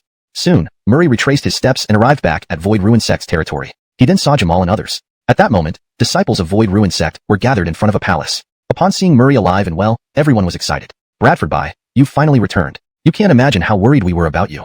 Brother Bai, the sect elders will arrive soon. It's said that the sect master is coming along with almost all the elite inner disciples of Void Ruin Sect. Don't worry, Bradford Bai. No one will dare touch you once the sect master arrives. Several disciples consoled Murray, thinking he must have been shocked by what he witnessed. Otherwise, why would he appear uninterested in the treasures within the palace? What they didn't know was that Murray was preoccupied with thoughts on how to leave this place. He didn't want to be stuck with these troublemakers. Moreover, Murray now understood that their arrival here first served as reconnaissance. The glory of the ancient taboo ruins could not be ignored by any sect, nor would they leave such a valuable treasure untouched. When the main forces arrived later, they would turn the entire taboo ruins upside down. Turning his gaze towards the palace, Murray had to admit that it was both magnificent and solemn, likely a crucial structure in the past. There must be treasures inside. With these thoughts in mind, he asked, is there a way into this palace? Have there been any discoveries inside? Upon hearing Murray's inquiry, Jamal and others sighed, saying, Bradford Gannon, you don't know. The formation here is very powerful. If touched, it could be fatal. We have investigated carefully. While this palace does contain many good things, we might not have the fortune to enjoy them. We are considering resting for a while and shifting our focus to other areas. Hearing their complaints, Murray pondered for a moment, secretly taking out his compass to locate the formation's exit. Without seeking anyone's opinion or informing others, he directly entered the formation. Bradford Gannon, don't. Be careful, Bradford Gannon. It's dangerous inside. Darn.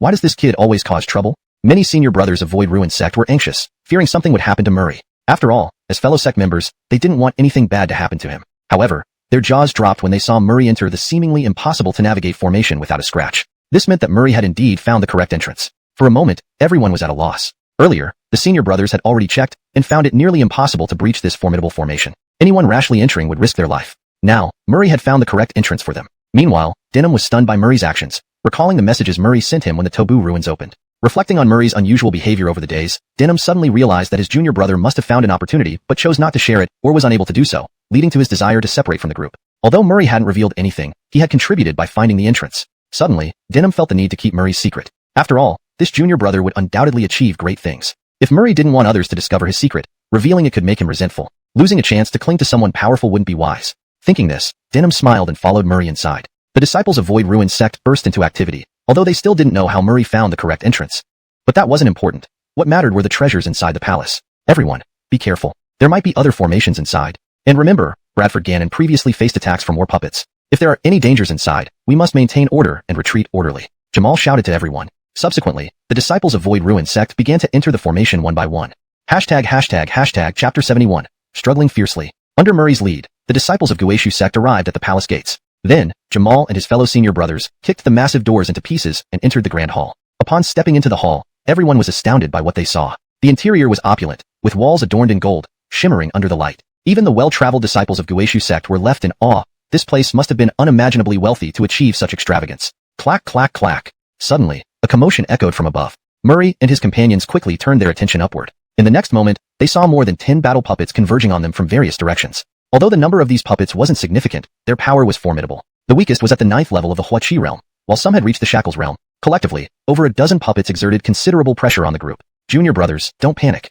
We need only destroy these puppets. We can't give up this treasure because of these puppets. Realizing that the battle puppets would stop at nothing once engaged, and having witnessed the opulence inside, Jamal and others decided not to flee. They knew escape was futile. Besides, why abandon such riches? Moreover, the number of puppets was not overwhelming. It wasn't beyond Gueshu Sect's capabilities to handle them. Murray and his group prepared for combat. As soon as the puppets descended, Murray attacked one of the 9th level Huaqi puppets with his war god spear. At this moment, Murray didn't want to reveal too much of his strength. He aimed to engage just one puppet and leave the rest to his seniors. Several Shackles realm disciples and many 9th level Huaqi disciples from Guishu sect were present. These puppets weren't too intimidating for them.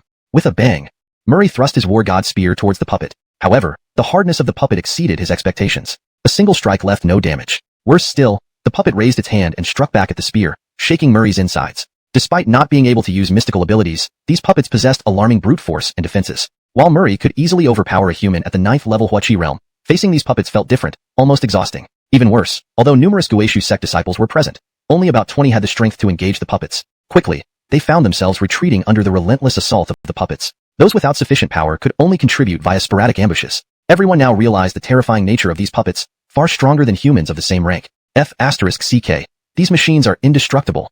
Why did those alien races create so many unbreakable puppets? The disciples began cursing out loud as they struggled against these puppets. At this point, Murray thought if sects like Jingguang sect encountered these puppets, they might be annihilated. Once engaged, escape would be impossible. Meanwhile, there was no turning back. With the entrance blocked by puppets, any attempt to flee would immediately trigger a siege. SOS. Nearby, a shrill scream caught Murray's attention. Octavia was being attacked by a puppet. At merely the 8th level Huaqi realm, she stood no chance against it. Boom. Murray lunged forward, kicking the puppet away from Octavia. Are you alright? Get out of here quickly. Amidst the chaos, Murray couldn't afford to comfort her further and resumed battling the puppets. It was incredibly challenging to destroy these machines, which never retreated and fought relentlessly until thoroughly broken. Octavia watched, somewhat dazed, as Murray continued fighting. She recalled how she had tried to recruit him when he first entered the...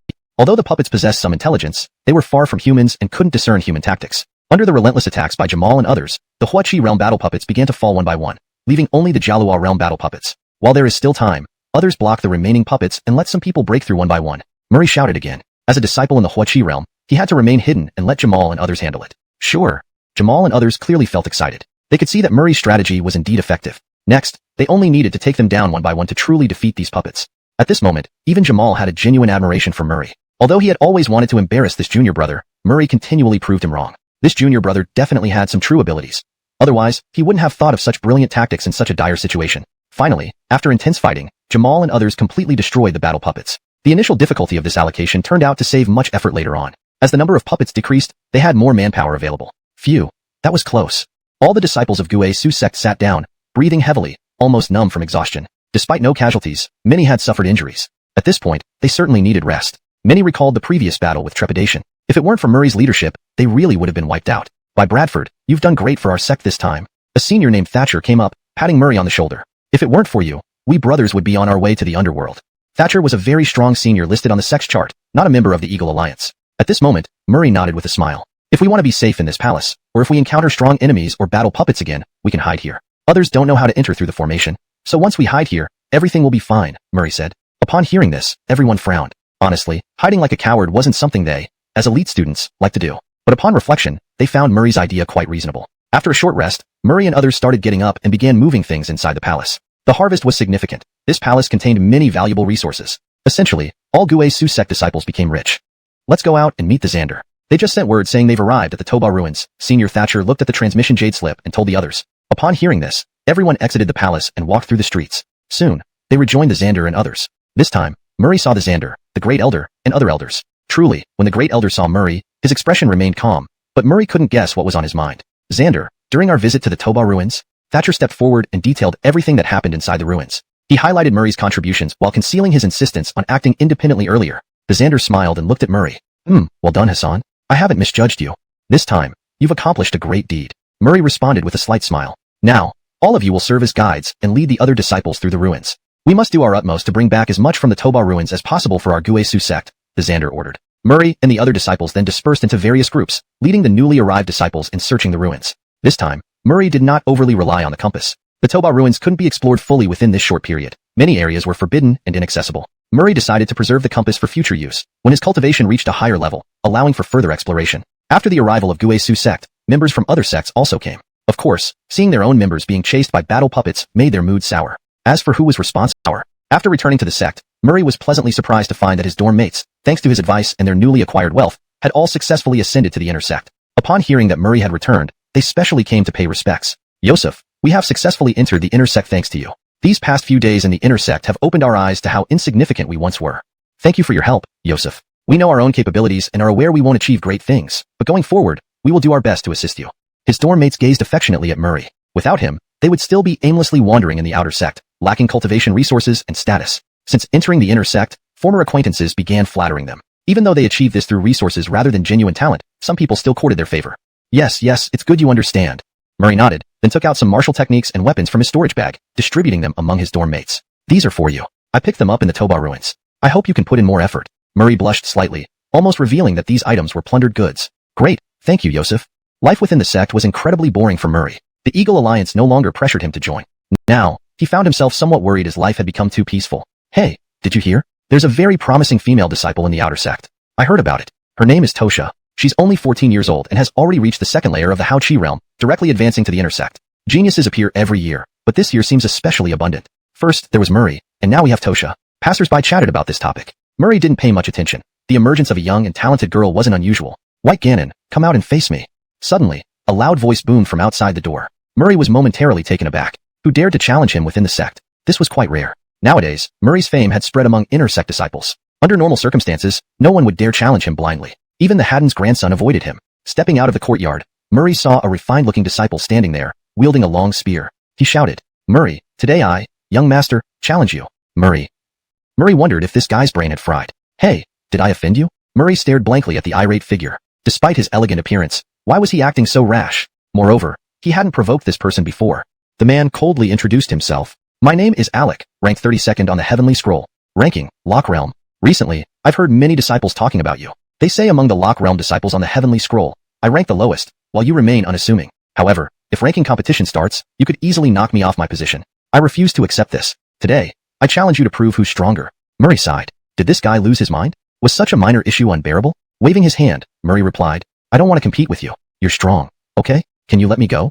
Murray had no interest in the Heavenly Scroll rankings. Let this guy believe he was formidable if he wanted to. However, Alec clearly wasn't satisfied with this response.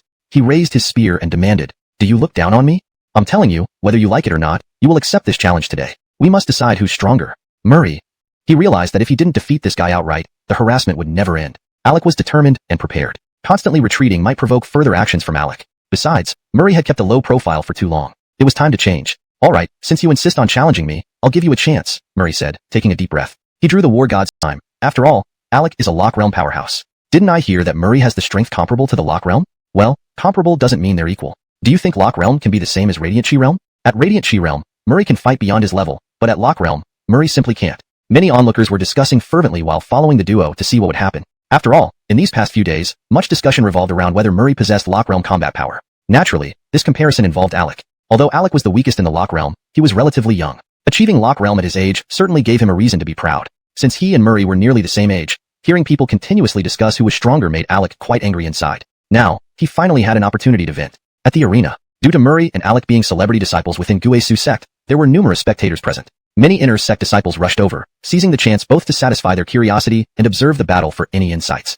Cultivation could advance through understanding gained from others' battles, which sometimes resulted in rapid progress. After reaching the Radiant Chi realm, one could no longer grow solely based on resources. At this stage, continuous enlightenment was necessary for gradual growth. Of course, Murray was an exception. On the arena, Murray looked helplessly at Alec, who seemed ready for a life-or-death struggle. Murray worried rumors might spread among the lower disciples. Adjusting his mindset, Murray next cast a piercing gaze at Alec. Do your worst. In an instant, powerful gale winds erupted as both warriors simultaneously unleashed their spear techniques against each other. Flying Rainbow Spear Technique.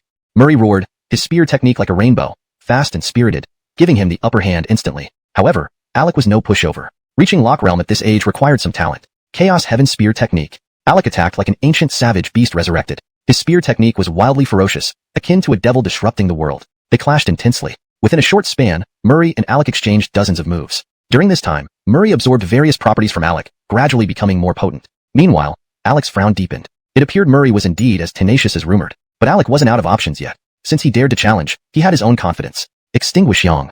Alec roared again. Immediately, his body became scorching hot, and a blazing sun rose from his back. Upon its appearance, the surrounding temperature skyrocketed. Murray, this is my killing move. If you can handle this, having you serve me for the rest of your life isn't too much to ask, right? Alec chuckled proudly. Haha. Murray laughed coldly. He knew Alec was using his utmost strength. Divine Mandala Flower. Murray roared again, and before Alec could fully unleash his miniature sun, a vortex of spiritual energy surrounded him. Within the vortex, a seductive divine mandala flower bloomed, its tendrils quickly extending towards Alec. Child's play. Watch me destroy your superficial technique. Alec sneered, swinging his small son towards Murray's divine mandala flower. Instantly, the two techniques collided violently. These two must have used all their strength. However, I feel Alec has the upper hand. I agree. After all, Alec's extinguish yang is fire-based, while Murray's technique is a plant. How could plants withstand fire? With this, Murray's glory will come to an abrupt end. Spectators cheered, harboring no ill will toward Murray, only finding it bitter that someone so young could rise so quickly. They wished for Alec to crush Murray. But just as their discussions continued, everyone was astonished to see the divine mandala flower unafraid of the sun, its green vines stretching directly toward Alec. Immediately, the vines wrapped around the shocked Alec, who started screaming. As Alec was restrained, his extinguished yang began fading rapidly, dissipating shortly thereafter. Everyone was stunned. No one expected Murray to win against a Lock Realm disciple. This Murray was too powerful. What they didn't know was that this wasn't Murray's first battle with a Lock Realm practitioner. To conceal his true strength, he purposely extended the duel with Alec. Additionally, Murray aimed to enhance his attributes. Damn it! Struggling, Alec cursed profusely, trying to free himself, but Murray wouldn't give him the chance. The green vines tightened, leaving Alec completely immobile. You lose. Appearing before Alec, Murray said indifferently, then turned to the spectators and shouted, Is anyone else challenging me? Step up. Today, let's go all out. Facing Murray's arrogant challenge, no one responded. Chapter 75. News of the sect competition. At this moment, Murray stood on the arena platform, radiating an indomitable air as if no one could match him. He shouted from atop the stage, while no one below dared to accept his challenge. This was likely every sect disciple's dream. However, this dream had now been realized by Murray, with someone else occupying the stage. Everyone who looked up could only admire Murray and sigh inwardly. A few months ago, no one had even heard of Murray's name. Now, after just a few short months, Murray's name echoed throughout the entire Guesu sect. In fact, this time Murray's appearance for the competition was rather rushed. Alex suddenly challenged him, and many disciples, having recently experienced the Taba ruins, were in seclusion after encountering powerful entities. Moreover, inner gate disciples at the Shackles realm were rare. How easy was it to encounter them randomly? There were only about 30 such disciples to begin with, and most of them had secluded themselves after experiencing the outside world. Even if they weren't in seclusion, they had matters to attend to, just like Murray. Idle ones were practically non-existent. Thus, Murray's proclamation met with no challengers from the crowd. However, there weren't many among the current inner gate disciples of Guesu sect who dared to challenge Murray. Those on the heaven rank who had reached the Shackles realm were few, and those beyond several layers of the Shackles realm were even rarer. After all, not everyone was like Murray. Not everyone possessed such formidable combat prowess. Even with outstanding talent, advancing through the ranks within the Shackles realm required significant time. Descending from the platform, Murray cast a glance at Alec and said, A true man's word shouldn't be broken, right? This remark made Alec, who had already considered backing down, blush immediately. Alec then retorted coldly, Who said I would break my word? Although your cultivation is lower than mine, I still lost. Since I lost, I will honor the terms of our agreement. I'll move into the courtyard near yours now. With that, Alec left with a grim expression, marking the first crushing defeat of his life, into a newly initiated inner gate disciple whose cultivation was far inferior. Unbeknownst to him, this humiliation would later become a source of pride, often mentioned to others about having once fought Murray. Moreover, he felt satisfied with the wager, and even woke up from nightmares where he hadn't agreed to it. Of course, that was a story for another day. After battling Alec, Murray started walking towards his courtyard, where he happened to meet Zoe. At this moment, Zoe approached with a puzzled look and asked, Younger brother bye. I saw senior brother Alec walking past with a gloomy expression. I greeted him, but he ignored me. Did something happen within the sect just now? Perceptive Zoe sensed that this wasn't a simple matter, and was likely related to Murray. Hearing Zoe's question, Murray laughed awkwardly and replied, I defeated him. Oh, I see. Zoe nodded, then wondered aloud, Even though you're of lower cultivation, did senior brother Yang really take it so personally? Murray added, Before the fight, we had a wager. If I won, he would be my subordinate. Zoe suddenly understood. No wonder Alec looked so angry. Anyone would feel embarrassed serving as a subordinate to someone with lower cultivation. She now comprehended Alec's feelings. Such news would invite ridicule. Anyone, regardless of their broad-mindedness, would find it difficult to handle emotionally. Subsequently, Zoe looked at Murray as if he were a marvel. In just a few months, Murray had grown to this level, able to contend with someone as strong as Alec. Undoubtedly, she had misjudged him. Her initial judgment had been that he would become a great power, possibly even a protector of the realm. Now, it seemed he would be more than that, a future pillar of the sect. Senior sister Qian, what's wrong? Murray blushed slightly under her gaze and asked shyly. Oh, nothing. Just surprised. Younger brother Ganon, you're truly impressive. Zoe regained her composure, noticed her own behavior, and then smiled sweetly. In her view, investing spirit stones in Murray's growth was a wise choice. It provided him significant support early on, and she anticipated he would forever remember this kindness. Such an investment might never repay itself as well again. Little did she know that another significant investment between them awaited. That investment would later become legendary in this world. Younger brother Ganon, have the members of the Eagle Alliance been causing trouble for you lately? Zoe suddenly remembered and asked. Murray nodded thoughtfully. Sometimes, being too strong can also be lonely. Quick-witted Zoe immediately grasped the meaning behind his words. She then smiled sweetly and said, In that case, younger brother Ganon, you should prepare well. The inter-sect competitions are coming soon. I hope you can secure a good ranking for the sect this time. Guesu sect has always performed modestly in the past, quite mediocre. I foresee that with you around, everything will change this year. Intersect competition? Murray was momentarily confused. Seeing Murray's confusion, Zoe began explaining patiently. The intersect competition is a measure of each sect's strength. Our nation, Corey, has dozens of sects, with major ones like ours numbering just over 10. Although only a dozen, everyone hopes for their sect's ranking to rise. Good rankings boost the sect's reputation and prestige in recruiting disciples. More importantly, it secures favor from the Corey royal family, significantly advancing the sect's development. Chapter 76. Escort Mission. Hearing Zoe's explanation, Murray suddenly understood and immediately grasped the reasoning behind it. Each sect also needed to compete with one another because this determined the quality of future disciples recruited and the allocation of cultivation resources. Good cultivation resources and excellent disciples could rapidly bolster a sect's strength. For example, his dormitory brothers had advanced into the inner sect after 5. There's another matter. Bradford Gannon, there is an escort mission within the sect that I've taken up. But this task requires multiple people, and you seem to be an excellent candidate right now. Most other Tianbong rank disciples are in seclusion, plus, finding someone with your combat prowess isn't easy. So, Bradford Gannon, can we complete this mission together? Zoe looked at Murray and smiled sweetly. Hearing her words, Murray pondered for a moment, thinking it feasible. He was quite idle within the sect, so going out was a decent idea. Moreover, since Zoe chose him specifically, it indicated the importance of the mission. Thus, many issues might arise along the way. Murray favored such unstable conditions and situations. Wherever problems arose, he'd be there. Sure, no problem. Murray agreed readily and added, are the members finalized? If not, bring my little brother Alec too. He just joined me, still probably not convinced. We should learn how to get along properly. Otherwise, if I return after some time, we'll become strangers or even forget our brotherhood. That would be awkward.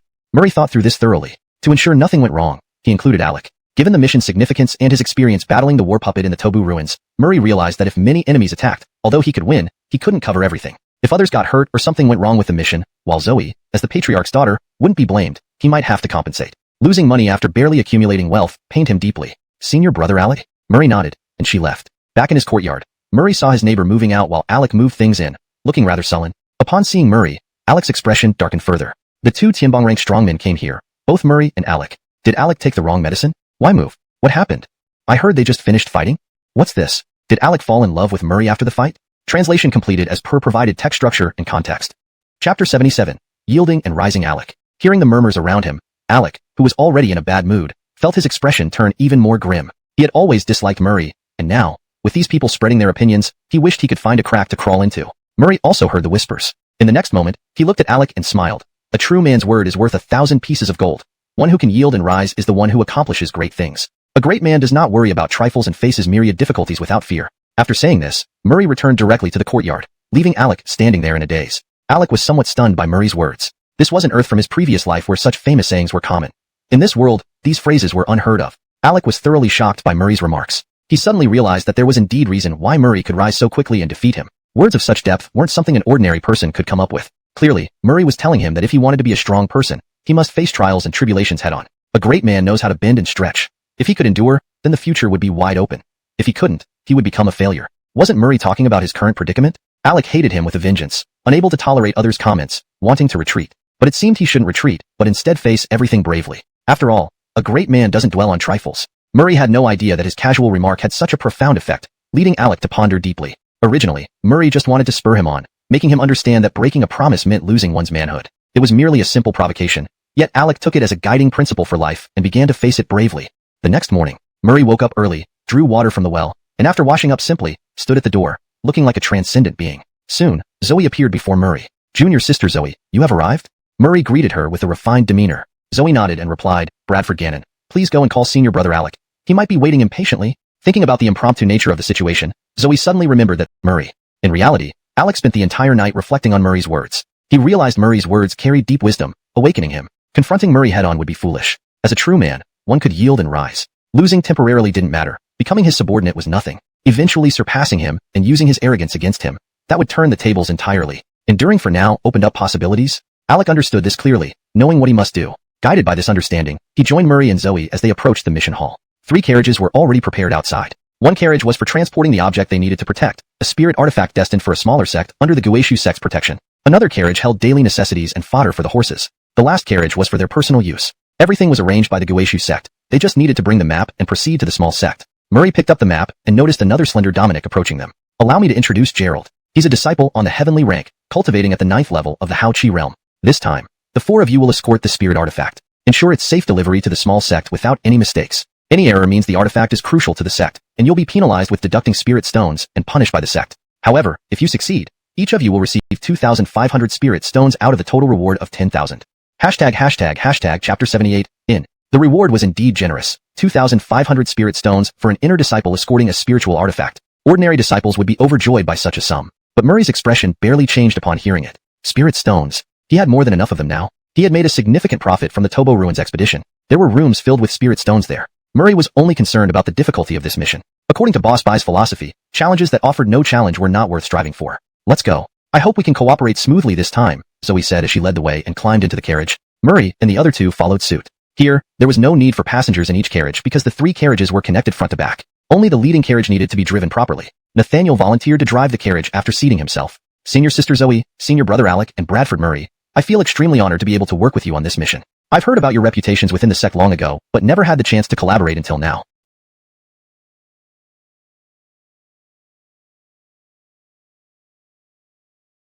Who only earned 5 spirit stones a month. Staying one night here would cost a lot. Nonetheless, Murray and his companions paid without hesitation. With Murray having ample resources and Zoe being the sect master's daughter, paying wasn't an issue. Alec, as an elder strongman, also had savings, especially since Lock Realm disciples received significantly more monthly stipends. Nathaniel's fee was covered by Murray. They entered the inn and sat at a table. Murray then called over the waiter. "Guest, what would you like?" the waiter asked immediately. After scanning the menu, Murray ordered 7 or 8 dishes and a pot of fine wine. That's all. He handed the menu back to the waiter and then looked at Nathaniel, Alec, and Zoe. "We cannot afford any mishaps during this escort mission. Otherwise, we're all done for. I suggest we take turns keeping watch at night, sleeping in shifts by the carriage. As for the order, let's play rock, paper, scissors. If I lose, my little brother Alec will take my place." Upon hearing this, Alec slammed his hand on the table angrily. But under Murray's gaze, his anger dissipated quickly. Nathaniel couldn't help but wonder why Alec would willingly be Murray's subordinate. He chose to seclude himself for the escort mission, having registered for it much earlier, too preoccupied with the task to pay attention to gossip. Heard the news? The major sects like Kueishu and Jingguang made a fortune in the Tobo Ruins recently. Yep, I heard it's full of treasures, but tightly guarded by the big sects, so outsiders can't enter. How arrogant of them, monopolizing the Tobo Ruins. People at nearby tables were discussing this. Murray and his group glanced over but ignored them. In this world where power ruled, the major sects occupying the ruins was inevitable. Allowing everyone in would diminish the rewards and increase fatalities due to lack of self-preservation skills among most entrants. "Hey, you kids, what are you listening in for? You young whippersnappers, how dare you come here?" From another table, someone noticed they were eavesdropping and berated them. Frowning, Murray turned around and retorted, "Why should our actions matter to you? We're just passing through for the night on our escort mission. This is none of your business, right?" Facing these burly men, Murray wasn't worried. Out here, he doubted anyone formidable would appear. Annoyed by his response, the men approached menacingly. F***K. Escort mission? What kind of lousy sect sends kids like you? What, trying to insult us? Are you tired of living? Their faces darkened as they advanced, ready to provoke further conflict. Chapter 79. You guys are disciples of the Kueishu sect? Seeing these people approach in a hostile manner, Zoe was just about to hint at Murray to avoid conflict. At this moment, however, Alex slapped his hand on the table. "We come from the Kueishu sect. What's it to you? Does the Kueishu sect need to report its actions to you? Do you even know who you're dealing with, daring to cause trouble here? What if we curse you? We're just tired of living. What can you do?" Alec had been holding in his frustration, especially after being annoyed by Murray along the way. But since Murray was his elder brother, he could not contradict him and had to endure it silently. Now, encountering these unobservant fellows, Alec could no longer contain himself. Upon hearing Kueishu sect, these people clearly paused, looking somewhat apprehensive. After all, everyone knew that being a disciple of the Kueishu sect wasn't easy. However, they soon regained their composure, glancing at the Dominics before them and concluding that they were likely not from the Kueishu sect. The disciples of the Kueishu sect were always busy cultivating intensely. Why would they be out escorting things? They were people from minor sects and had never experienced major sects like the Kueishu sect. Naturally, their imaginations failed them. Heh, pulling a wolf's pelt to bluff a connection with the Kueishu sect. Just you few are qualified to enter the Kueishu sect, claiming to be its disciples. You kids, don't think we don't see through your intentions. Wanting to connect yourselves to the Kueishu sect to intimidate us? Ha, do you really think we're so gullible? These people began laughing wildly, full of arrogance. Zoe frowned upon hearing this and shouted, "Who said we can't enter the Kueishu sect? Let me tell you, we are not only disciples of the Kueishu sect, but also ranked on its heaven list. I myself am the daughter of the Kueishu sect's Tyson.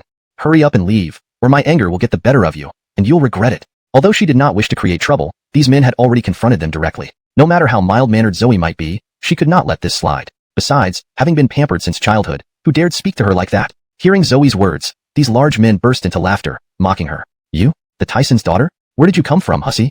The more you stretch the truth, the more unbelievable you become. Even lying is an art."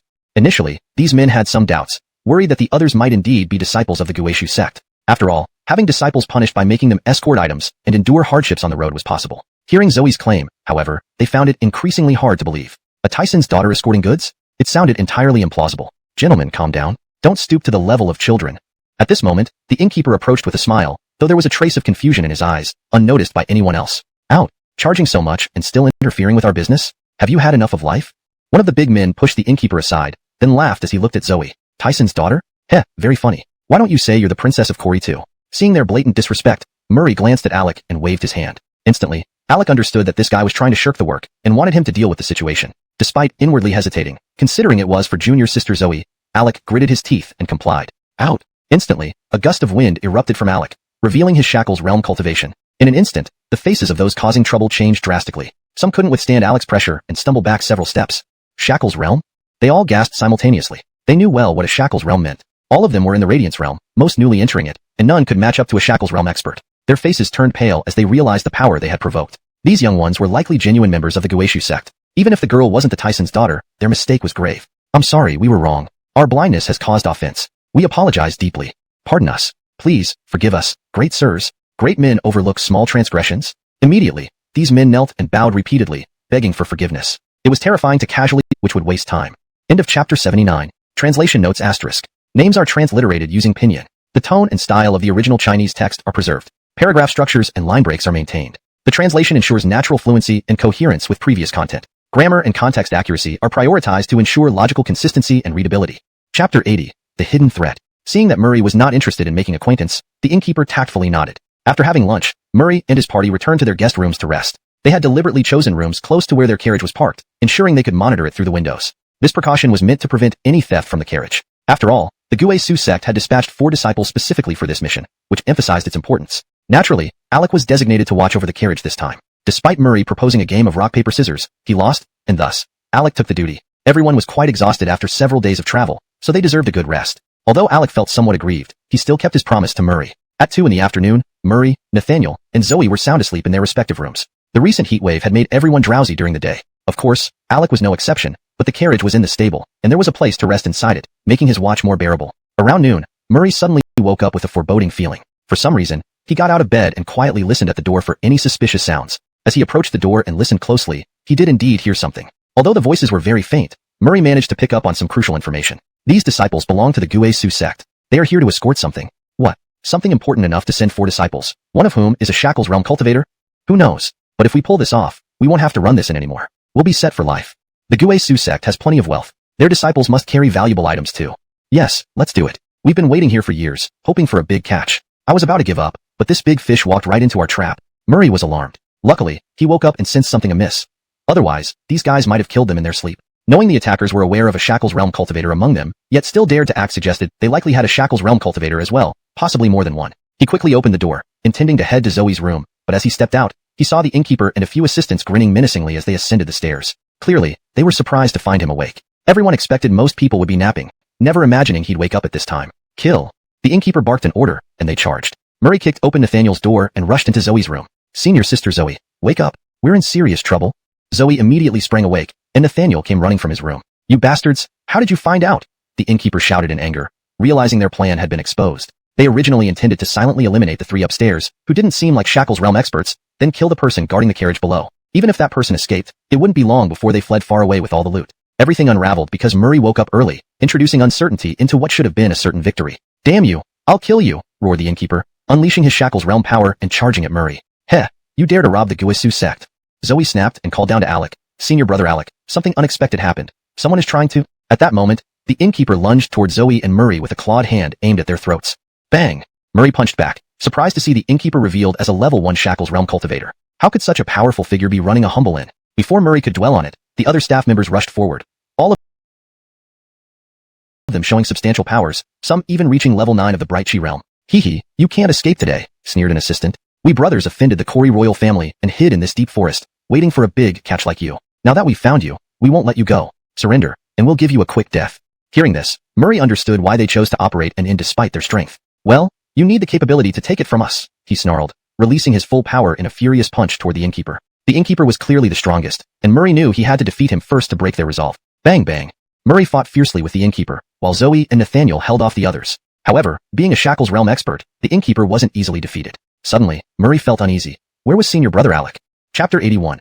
Annihilate them all. At this moment, Murray clearly felt something was amiss. Alec, such a righteous person, would never harbor hatred and refuse to help just because he became his underling. Unless, there's already a formidable enemy holding him back? With this thought, Murray abruptly shoved the innkeeper aside, then drew out the God of War spear, unleashing the Fei Hong spear technique in a swift strike toward another waiter. He needed to clear these obstacles immediately. Only then could he swiftly eliminate the innkeeper. To be honest, it wasn't the first time he had killed someone at the Shackles realm. Heh, young one. I truly didn't expect you to possess combat power comparable to the Shackles realm. It's easy to imagine that if you grow up in the future, you will inevitably become a great powerhouse. But you don't have the time. Give up, stop struggling, and I'll grant you a quick death. The Shackles realm Dominic beneath has already caught the attention of our own Shackles realm experts. Note that they are second-layer experts, giving him absolutely no chance of victory. The innkeeper smiled with amusement, looking at Murray as though he were an ant struggling fiercely but unable to escape his grasp. Himph, do you really think a mere second-layer Shackles realm expert holds the upper hand? Murray snorted coldly, anger burning within him. For the first time in his life, he found himself in such a predicament, actually being tricked by someone else. Recalling the past, when wasn't it he who tricked others? Now, he was the one who got tricked. Fei Hong spear technique. Drawing out the God of War spear, Murray lunged forward rapidly and ferociously towards the innkeeper. He saw clearly now that the innkeeper was the most critical obstacle. Only by incapacitating him would the rest collapse instantly.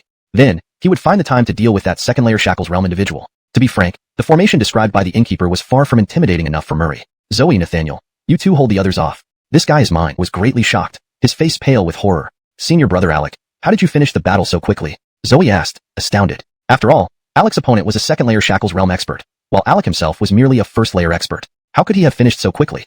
So fast? A half-step Shackles realm expert took a long time? Alec replied, slightly confused. Upon hearing this, Murray and the others suddenly understood. It appeared the innkeeper had lied, attempting to break their psychological defenses. In reality, Alec's opponent was only a half-step Shackles realm expert. The innkeeper probably thought having a half-step Shackles realm expert distract Alec, while he personally dealt with a few Hao Chi realm youngsters would be easy. Then they would join forces to slay Alec. However, he hadn't anticipated Murray's formidable combat power. This small oversight directly led to their downfall and the cost of their lives. After all, Murray's combat power was impressive, and now joined by a Shackles realm expert, doubly attacking made it impossible for the innkeeper to cope. In an instant, the innkeeper realized his doom had arrived. Seeking mercy would be futile. The only way was to escape. With this thought, the innkeeper grew desperate, biting his tongue and using secret techniques to attempt to break out. However, Murray and Alec, having foreseen this, wouldn't let the innkeeper escape easily. Instantly, Murray used the Fei Hong spear technique while Alec unleashed his ultimate skill, blocking the innkeeper's path. Die! Murray roared, piercing the innkeeper's chest with a spear. As he died, the innkeeper stared hard at Murray, still harboring resentment. How could he die at the hands of a junior? However, this was now a fact. Without the innkeeper's protection, the other waiters became like dogs without masters. Seeing Murray look at them, they immediately abandoned any resistance, kneeling and pleading for mercy. Little master, please forgive us. We dare not anymore. We dare not. We were forced by circumstances, driven by the innkeeper. It's the truth. They continuously begged Murray, hoping he would spare their lives. If Murray hadn't known the truth, he might have been swayed. But earlier conversations and the innkeeper's words revealed that they were involved with the Corey royal family. Thus, they couldn't be spared. Die.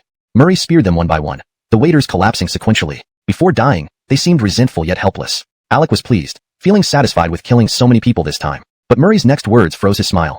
Chapter 82, Internal Traitor. Alec, this is our first collaboration. Not bad at all. This one sentence instantly froze the smile on Alec's face. He stared at the smiling face before him with frustration. All right, stop messing around. Let's quickly clean up this place. Zoe was speechless, unsure of how to mediate between Murray and Alec. However, there was one thing Zoe understood clearly. Murray and Alec would never fight each other. It wasn't due to confidence in their relationship, but because Zoe knew Murray had a way to render Alec speechless. Then something unexpected happened. This time, Murray didn't insist on making Alec do the cleanup, but instead volunteered himself. I'll do it. No one should argue with me. You've all fought and need rest. Zoe, Alec, and Nathaniel were caught off guard by Murray's sudden change. That shouldn't be the case. Shouldn't he have made Alec do his part as well? Why did he suddenly become so proactive? Did he finally come to his senses? Soon, Zoe and the others found out the real reason, leaving them speechless. After squatting down, Murray didn't immediately handle the corpses, but instead took away the storage bags from the bodies. He searched each one meticulously, not even sparing the in attendants. Zoe and the others were utterly speechless, realizing for the first time how frugal Murray could be. Of course, these items would eventually be split equally. While Murray could take a larger share, everyone else had participated and deserved a portion too. Except for Zoe, they were all ordinary disciples. More importantly, the innkeeper had been here for years, likely amassing quite a fortune. Having wronged so many people over the years, most people in this world kept all their possessions in their storage bags. So, combined, it was a substantial amount of wealth. That's why robbery was one of the fastest ways to get rich. After dividing the contents of the storage bags, Murray soon handed over the task of handling the bodies to the others. He then started wandering through other parts of the inn, hoping to find more. However, after searching everywhere, Murray became discouraged. It seemed the innkeeper and his companions carried everything with them, leaving nothing behind. All right, now everyone can rest easy. We have eliminated a significant threat. People traveling through here in the future should no longer encounter mishaps. Murray sighed deeply. Humph, you may not be able to sleep peacefully after all. Just then, a cold voice rang out, startling Murray and the others, who then looked around. Suddenly, Murray noticed that Nathaniel was looking at them with a sneer. Nathaniel? An internal traitor was something none of them had expected, especially someone like Nathaniel, with whom they had close relationships. This transformation shocked Murray and his companions. Swoosh, swoosh, swoosh. At that moment, 7 black-cloaked figures appeared, smirking as they eyed Murray and his group. Nathaniel, what's going on? We don't seem to have any grievances between us. Murray's face turned cold as he directly confronted Nathaniel. Being betrayed without cause would make anyone feel aggrieved. Moreover, Nathaniel had always been talkative, befriending everyone along the journey, genuinely loving conversation rather than flattering or kissing up. Such a person turning into an enemy was hard to bear. Furthermore, he hadn't shown the slightest hint of treachery throughout the journey, making it a perfect disguise. Why are you doing this, Nathaniel? Why betray us? Seeing Nathaniel's behavior, Zoe demanded an answer, tears streaming down her cheeks. As the daughter of the sect leader, she knew the world's cruelty, but experiencing it firsthand was still unbearable. She and Nathaniel had traveled together and bonded. No one wanted Nathaniel to be this way. Let me tell you the truth. My real identity is a disciple of the Dark Gate. Infiltrating Guesu sect was just my cover. In reality, I am one of the most outstanding disciples of the Dark Gate. Before setting out this time, someone paid a high price to reach our Dark Gate's upper echelons, offering to buy Murray's life. Members of the Dark Gate only obey orders. So, I'm sorry. Nathaniel's demeanor turned icy, completely different from before. Just judging by his aura, it was hard to believe this was the same Nathaniel, as if they were two different people. Realizing this, Murray and the others finally understood.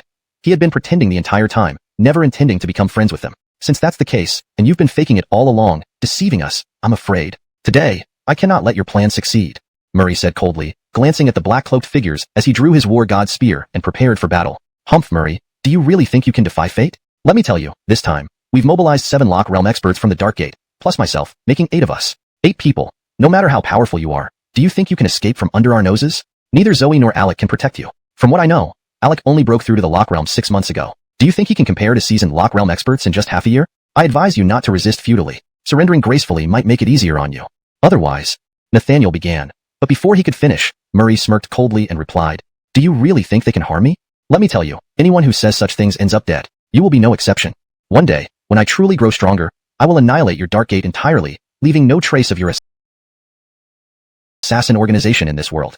Chapter 83. Desperation. Hee. You also need the strength to back it up. Many have thought about killing members of our Dark Gate. Nathaniel sneered coldly, and in the next moment, 7 figures advanced directly toward Murray. For the first time, Murray faced so many shackled realm experts, naturally feeling some pressure. Nathaniel, for all I considered you a brother, I didn't expect you to be such a person.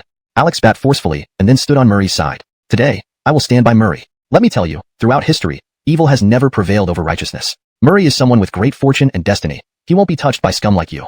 Hearing Alex's righteous speech, Nathaniel could only shake his head repeatedly. At this point, Zoe couldn't help but feel a bit nervous. After all, there were 8 shackled realm experts here in total. No matter how powerful Bradford Gannon might be, he likely wouldn't be able to handle so many shackled realm experts. Such an array would even give second-layer shackled realm experts a headache. Yet, she could do nothing now except hope that Murray could escape. Now, the mission was no longer important. The most crucial thing was for Murray to preserve his life. Can you tell me who hired you? Murray looked at them indifferently. Over these days, he had offended quite a few enemies, each wanting his life. This led Murray to not know exactly who had come to kill him. Sorry, we absolutely keep client information confidential. After you're dead, we'll whisper everything in your ear. A black-clothed masked figure said coldly. Murray chuckled sarcastically, even if you don't say, I already know. The only one who can afford such resources and accurately predict my route is probably Ewan, the Haddon's grandson. I didn't expect the Haddon to spend such a high price against me just because of his grandson's grudge. I truly didn't expect that such a person would be the grand elder of the Guesu sect. Murray immediately guessed who had hired these people. Hearing Murray's words, Nathaniel and others remained silent, but Alec and Zoe felt a wave of shock. They didn't expect the Haddon to be so despicable, actually targeting Murray. Such a shocking event was happening right before their eyes. Humph, even if you guess, so what? Anyway, you'll end up dead. A black-clothed masked figure coldly scoffed. Nathaniel, follow us to pursue Murray. As for Alec and Zoe, number 5 will deal with him personally. Hearing the arrangement from the black-clothed masked figure, Nathaniel hesitated, then said with a bitter face, I hope you show mercy and can let Alec and Zoe off. They are truly good people, and this matter isn't related to them. I swear. I'll make sure they bury this incident forever. Zoe and Alec were taken aback, not expecting Nathaniel to plead on their behalf. This meant that their previous interactions had made Nathaniel happy. Now, Nathaniel knew he couldn't protect Alec and thus tried his best to save them. After hearing Nathaniel's desperate plea, the black-clothed masked figure snorted. Nathaniel, haven't you forgotten your father is still in our hands? The only cure for your father's illness comes from us. If you let them go, we won't treat your father, and instead, we'll kill him. If you join Dark Gate once, you're always part of Dark Gate. Surely you understand this, right? Nathaniel nodded bitterly, then followed behind the black-clothed masked figure. Bang! Alec burst through the window, beginning to flee with all his might. Now, the escort mission was irrelevant. Preserving his life was paramount. As for Zoe and Alec, Murray believed that as long as he drew most of the attention, a single shackled realm expert should not be able to stop Alec and Zoe. they should be able to safely return to the sect. After Murray broke through the window, 6 black-clothed masked figures and Nathaniel chased after him fiercely. "Murray, you're doomed. You can't escape." The black-clothed masked figures shouted loudly behind, while inside the inn, the sound of battle erupted as Alec and Zoe engaged the black-clothed figures. "Humph, whether I can escape or not isn't up to you." Murray snorted coldly, jumping onto a rooftop. Then he saw a cliff ahead. The inn was built atop a cliff, something they hadn't noticed earlier. "Haha, Murray, we had already thoroughly surveyed this area before arriving. We told you, you can't escape." The black-clothed masked figure laughed, followed by Nathaniel as they rushed toward Murray together. Their bony, emaciated claws extended like eagles, grabbing at Murray. So many hands would surely tear Murray apart. Facing this overwhelming pressure, Murray did not show any fear. Instead, his eyes were filled with intense fighting spirit, fully charged with murderous intent. To be targeted this way was laughable. Now, he could only fight to the death. Fortunately, he had the attribute pickup system. Although these people had some combat prowess, if he exerted himself fully, he might still have a chance to leave alive. This was truly his direst situation yet, and it was time to test whether his system worked effectively. Whether he could grow stronger through continuous combat and eventually turn the tide would be decided now. However, the cost of this experiment was heavy. If it failed, he would die. Murray used the war god's spear, sweeping it horizontally. In response, Nathaniel and the others leaped up oddly, like ghosts.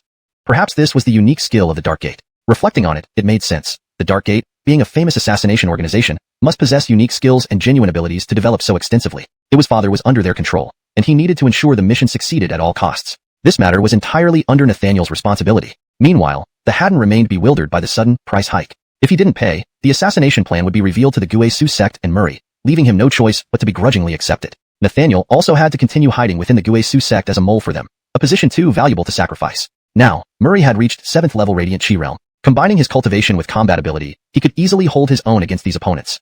As Murray fought on, Nathaniel and the others watched helplessly as he nimbly dodged each attack and countered precisely. Their astonishment grew deeper. If only they had known just how powerful Murray was, they wouldn't have taken on this mission. They realized they'd need to pay a high price to kill Murray today, or else he'd pose a grave threat in the future. If Murray returned alive, he likely wouldn't leave the sect easily and would remain vigilant, suspecting everyone around him. Such paranoia would make it impossible for them to rest easy, especially since entering the Guesu sect to assassinate him would anger the entire sect. "Kill him!" cried one of the masked men, attacking while firing hidden weapons. However, these weapons were useless against Murray, whose speed was already remarkable and who now moved even more cautiously. Despite each move being perilous, Murray remained unharmed, even gaining attributes and steadily enhancing his cultivation. Fading sun, tough. And he seems to have gotten stronger. I can't understand why.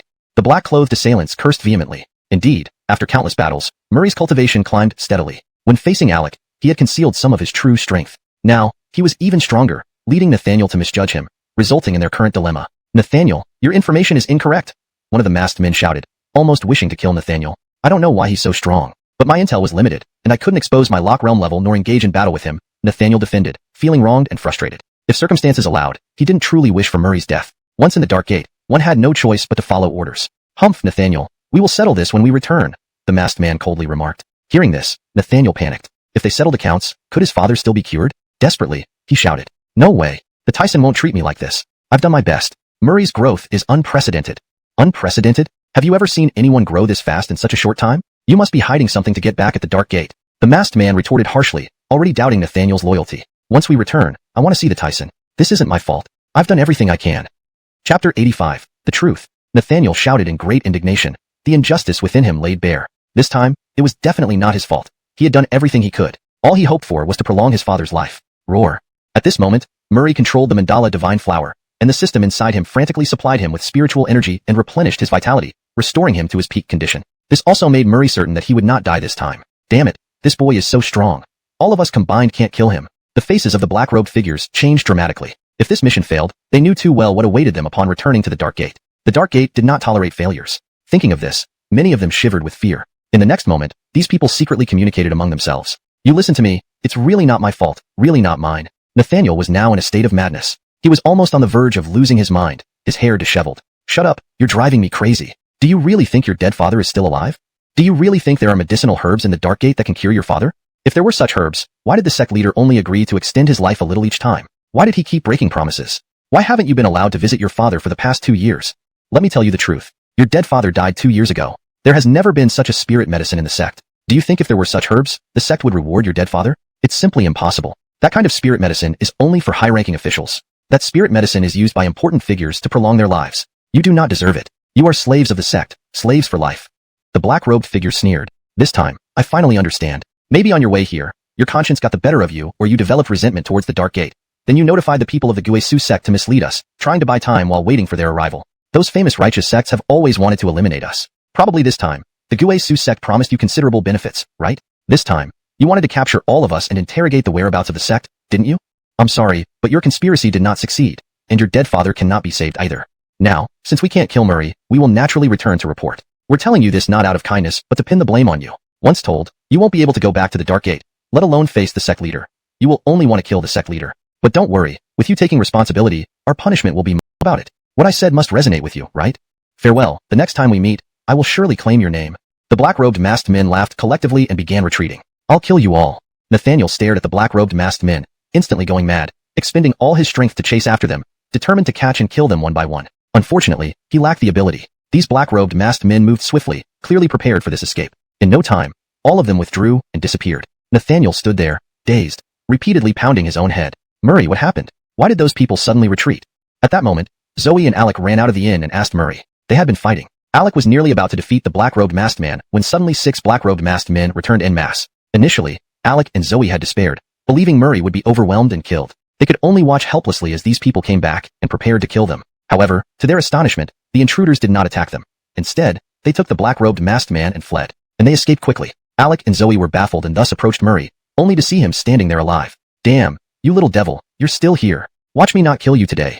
He then closed his eyes. He knew that such an act of betrayal, which led to nearly fatal consequences for Murray, was unforgivable. Now that his father was gone, he had nothing left to cling to, so he wouldn't resist anymore. Deep down, he was utterly exhausted and no longer cared to argue. Since he had wronged Murray, wasn't it fair for him to pay with his life? This was the only solution he could think of. Murray looked at Nathaniel and snorted coldly. Although he had previously allowed Alec and Zoe to beat up Nathaniel, it didn't mean he was that kind-hearted or easygoing enough to forgive him outright. That was impossible. However, though Murray hadn't forgiven him, he was aware that Nathaniel was not solely responsible for everything that happened. The Dark Gate and the Haddon were also significant factors. Forget it, I don't want to argue with you anymore. Now that the Dark Gate doesn't want you and your father is gone, I suppose you won't cause any more trouble. But while I won't kill you, it doesn't mean I forgive you. From now on, we have no connection. I don't consider you a friend and will never trust you again. If you try to harm me in the future, I'll settle all old and new scores, and I won't let you off easily, Murray said coldly. After surviving this ordeal and considering Nathaniel's reasons, Murray decided to spare him. However, sparing him didn't mean he forgave him. Such an act was hard to forgive, and he certainly wasn't someone who would pardon easily. Upon hearing Murray's decision, Zoe, Alec, and even Nathaniel were surprised. They hadn't expected Murray to be so magnanimous and actually choose to forgive Nathaniel. In fact, Zoe had heard Nathaniel plead on their behalf and understood his motives. She didn't intend to kill Nathaniel but would not have stopped Murray if he chose otherwise. It was his personal grievance. But she hadn't anticipated that Murray would indeed forgive Nathaniel. It was unexpected and stirred some emotions within her. Thank you, Murray. Nathaniel sincerely thanked him upon hearing his words. Truthfully, he wasn't completely seeking death. He still had a lingering resentment over his father's death and was unwilling to perish like this without avenging him or being manipulated by the Dark Gate. Even though revenge seemed distant, living gave him hope. Who would have thought the Haddon would stoop so low as to hire assassins to attack Bradford Gannon? Zoe angrily exclaimed, Once we return, I will report this to father. The Guisu sect will never allow such a person to remain as Haddon. Murray sighed upon hearing Zoe's words and shook his head. Forget it. Bringing down the Haddon won't be that simple. Does the Haddon leave us any leverage? Even if your father trusts you, there are other elders in the sect. If the Haddon insists it wasn't him, how can we prove it? He will naturally hold a grudge if we try. Bringing down the Haddon needs careful planning, Murray explained helplessly. Since arriving in this world, he realized that everything was about survival of the fittest. High status, power, and cultivation allowed others to control your life. The Haddon surely had many allies among the elders, and they could form a formidable force. Even the sect master couldn't easily dispose of the Haddon. Will we just let this slide? Zoe asked in shock. Her world had little place for such intrigue. I didn't say we'd let it slide. How could I let them go unpunished? But revenge requires patience and strategic planning. We mustn't ruin ourselves in haste.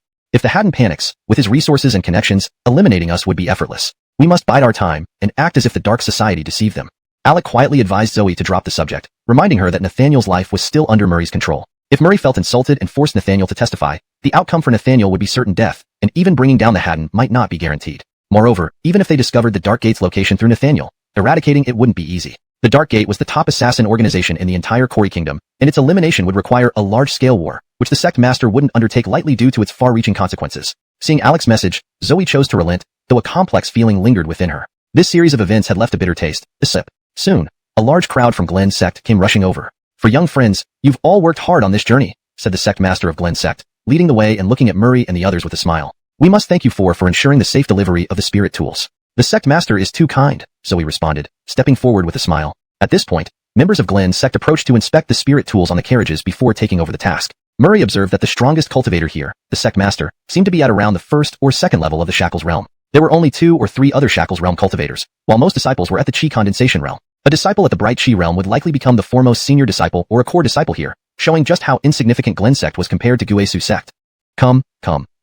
The 3 young friends, I will personally host a banquet for you to show my gratitude for your efforts on the journey. The sect master of Glen sect warmly invited Murray and his companions, who felt embarrassed to refuse and reluctantly followed him to the sect. In truth, having been exhausted from the journey, Murray and his group also wished to rest and assess the strength within this small sect. Being far from Guesu sect, it was necessary to send people occasionally to check on these distant small sections. Otherwise, if any rebellion occurred, it would be hard to detect. Due to the distance, it was nearly impossible to maintain constant surveillance, so regular checks and providing benefits were. Apologies, sect master. We ate some fruit on the way and our stomachs are upset. We don't have much of an appetite now. These meals are too much for us. Please reward the disciples instead. Anita politely declined. The sect ordered us to investigate Glen sect's condition. We'd like to do that before leaving. Cultivation is paramount for us. Father. A boy of about 8 ran over, eyes wide at the spread of food, pleading, Father, can you pass me some food? I want to eat. The sect master's face changed sharply. Get lost, child. Elder Qingtian, take the young master away. Don't be so harsh. Children love food. We all understand. Let me give the young master a chicken leg. Before the sect master could react, Murray scooped up the boy and placed a chicken leg in his hand. Eat, ignore your father. Seeing this, the sect master's face contorted in anger, swiftly snatching the chicken leg from the boy's hand. For a moment, Anita and the others watched with cold smiles. Chapter 88. Villains die from talking too much. Master Glen, why can't you trust children to eat these foods? Zoe slapped the table with her palm, furious, and her gaze towards Master Glen turned cold.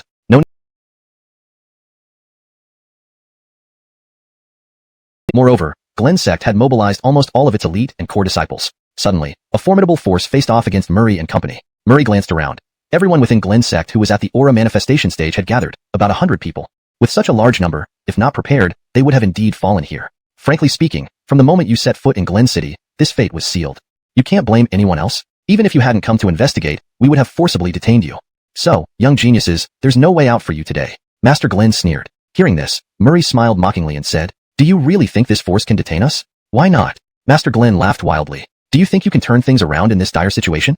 From Master Glen's perspective, turning things around was absolutely impossible. After all, on their side, there was only one Shackles realm expert, while they had 3, plus countless aura manifestation disciples, essentially the entire strength of Glen sect. So many Shackles realm experts together couldn't overpower a few children. The Guesu sect was indeed formidable, able to send a Shackles realm disciple at will, but they wouldn't allow themselves to be manipulated by Guesu sect easily. Ha ha ha. Upon hearing Master Glen's words, Murray, Alec, and Carmelo burst into wild laughter, as if hearing an unbelievable joke. These 3 thought they could detain them? A pipe dream. It's finally my turn to shine. Murray, Alec, I'm very sorry for what happened earlier. I was forced. Today, please give me a chance to atone for my mistakes. As he spoke, Carmelo unleashed his powerful aura, instantly heavy with pressure. Another Shackles realm disciple?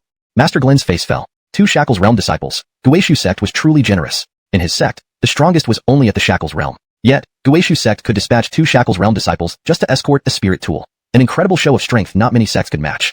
Moreover, previously, Carmelo's cultivation seemed only at the aura manifestation stage. How did this change happen so suddenly? He didn't know that Carmelo had hidden his cultivation in the dark door from childhood, refining concealment techniques to perfection. Not even some elders of Guesu sect had detected his true power, let alone him, a Shackles realm expert.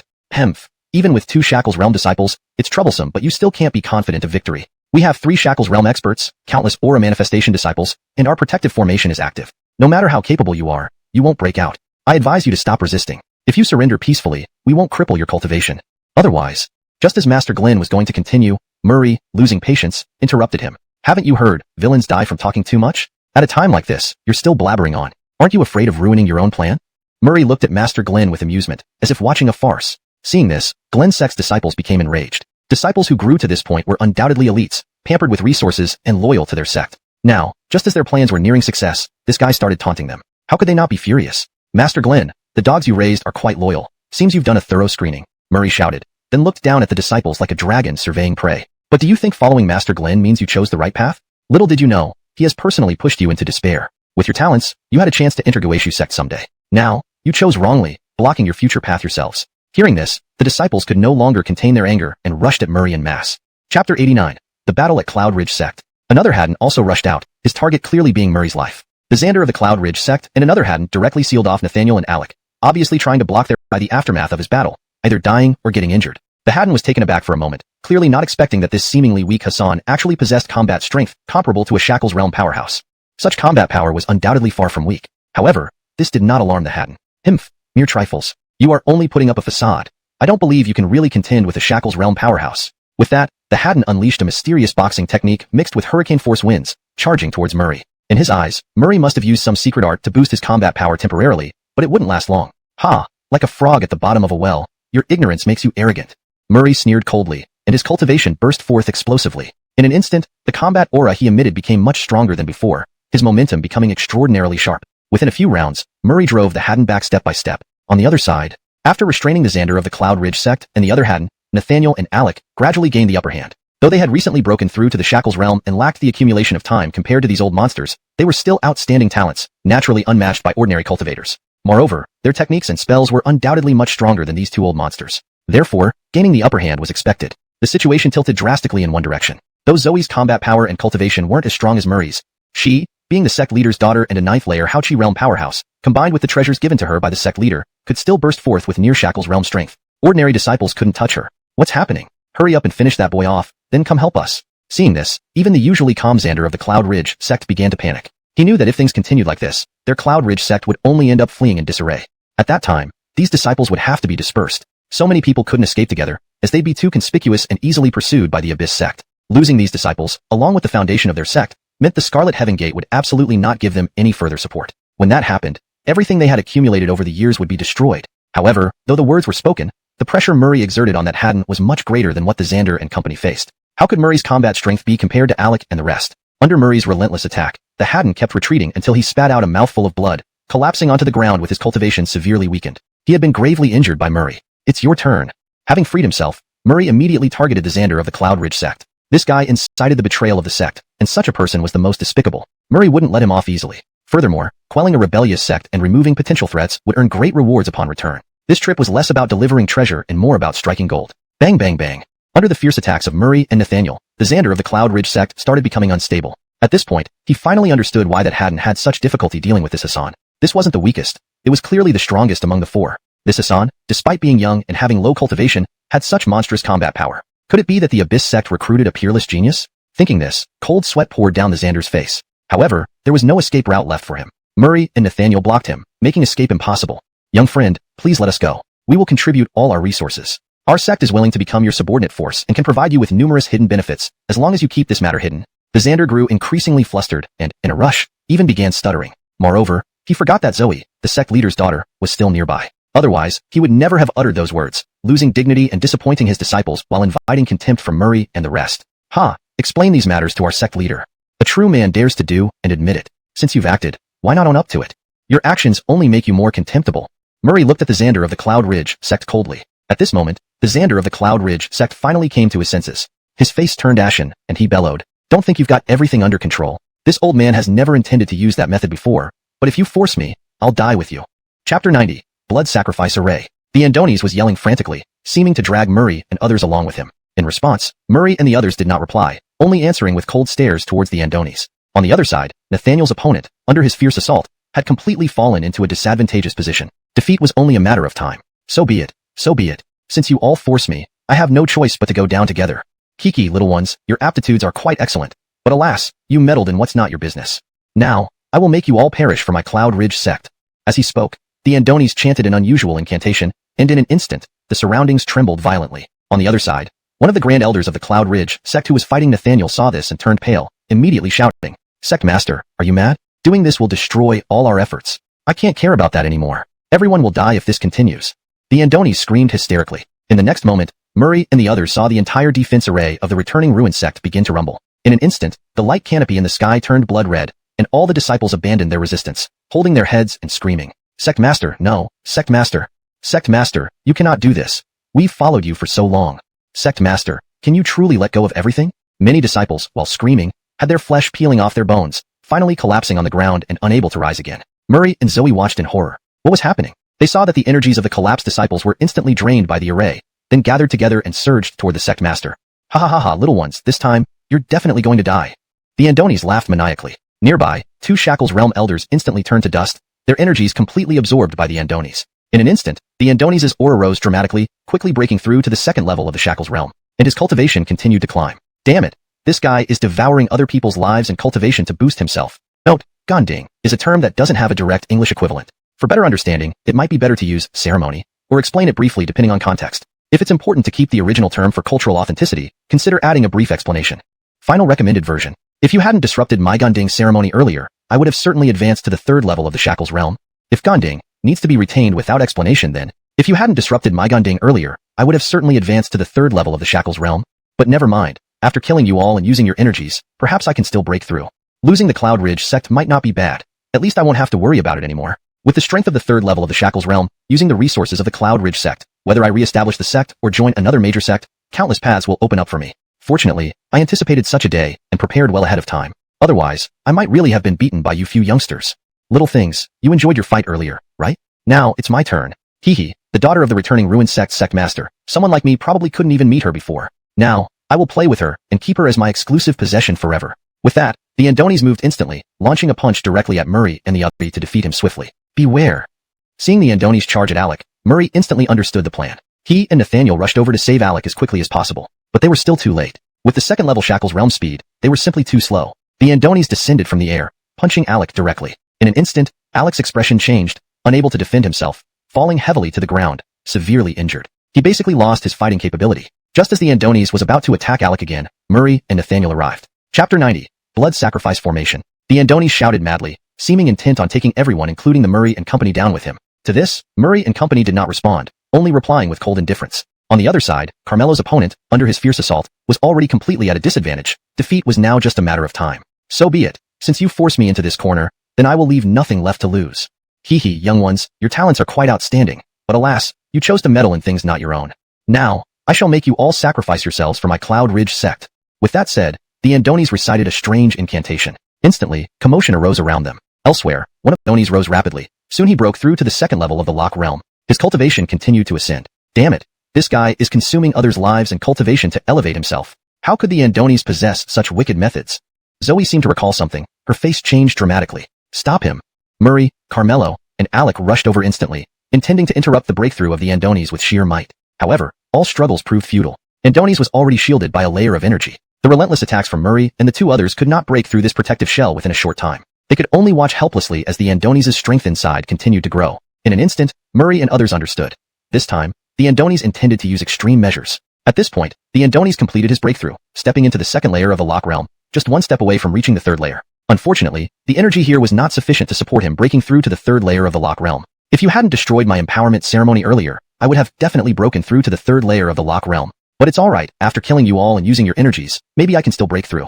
The disappearance of Cloud Ridge sect might be a good thing too. At least I won't need to worry about Cloud Ridge sect if the Andonis wasn't easy to handle. A prolonged battle would leave victory uncertain. Damn it. Murray cursed under his breath and drew his war god spear, ready to engage the Andonis once more. However, the Andonis suddenly changed tactics and charged directly at Alec. From previous encounters, the Andonis realized that continuing to tangle with these youngsters might waste a lot of time, and Zoe could take the opportunity to escape. Moreover, Murray was clearly the hardest to deal with. But as a second-layer Lock realm powerhouse, his speed far exceeded that of Murray and company. Firstly, resolving Alec and Carmelo to render them incapacitated would allow him to focus all his attention on Murray to quickly overpower him. Be careful. Seeing the Andonis charging at Alec, Murray instantly understood the sect master's plan. Murray and Carmelo rushed over instantly, hoping to rescue Alec. But ultimately, they were a step too late. Compared to the second-layer Lock realm speed of the Andonis, they were simply too slow. The Andonis arrived with a swift aerial strike, punching Alec directly. Alec, caught off guard, collapsed heavily onto the ground, severely injured and basically out of the fight. Just as the Andonis was about to attack Alec again, Murray and Carmelo arrived. Chapter 91. Go. Hehe, are you two in such a hurry to die? If that's the case, this old man will grant your wish. Seeing that Alec had almost lost his combat ability, the Xander of Glen sect sneered and directed. Next, the stems and leaves of the mandala flower suddenly stretched out, green vines spreading through the air toward the Xander, intending to bind him completely. Hehe, petty tricks. Any flashy skill is insignificant before absolute power.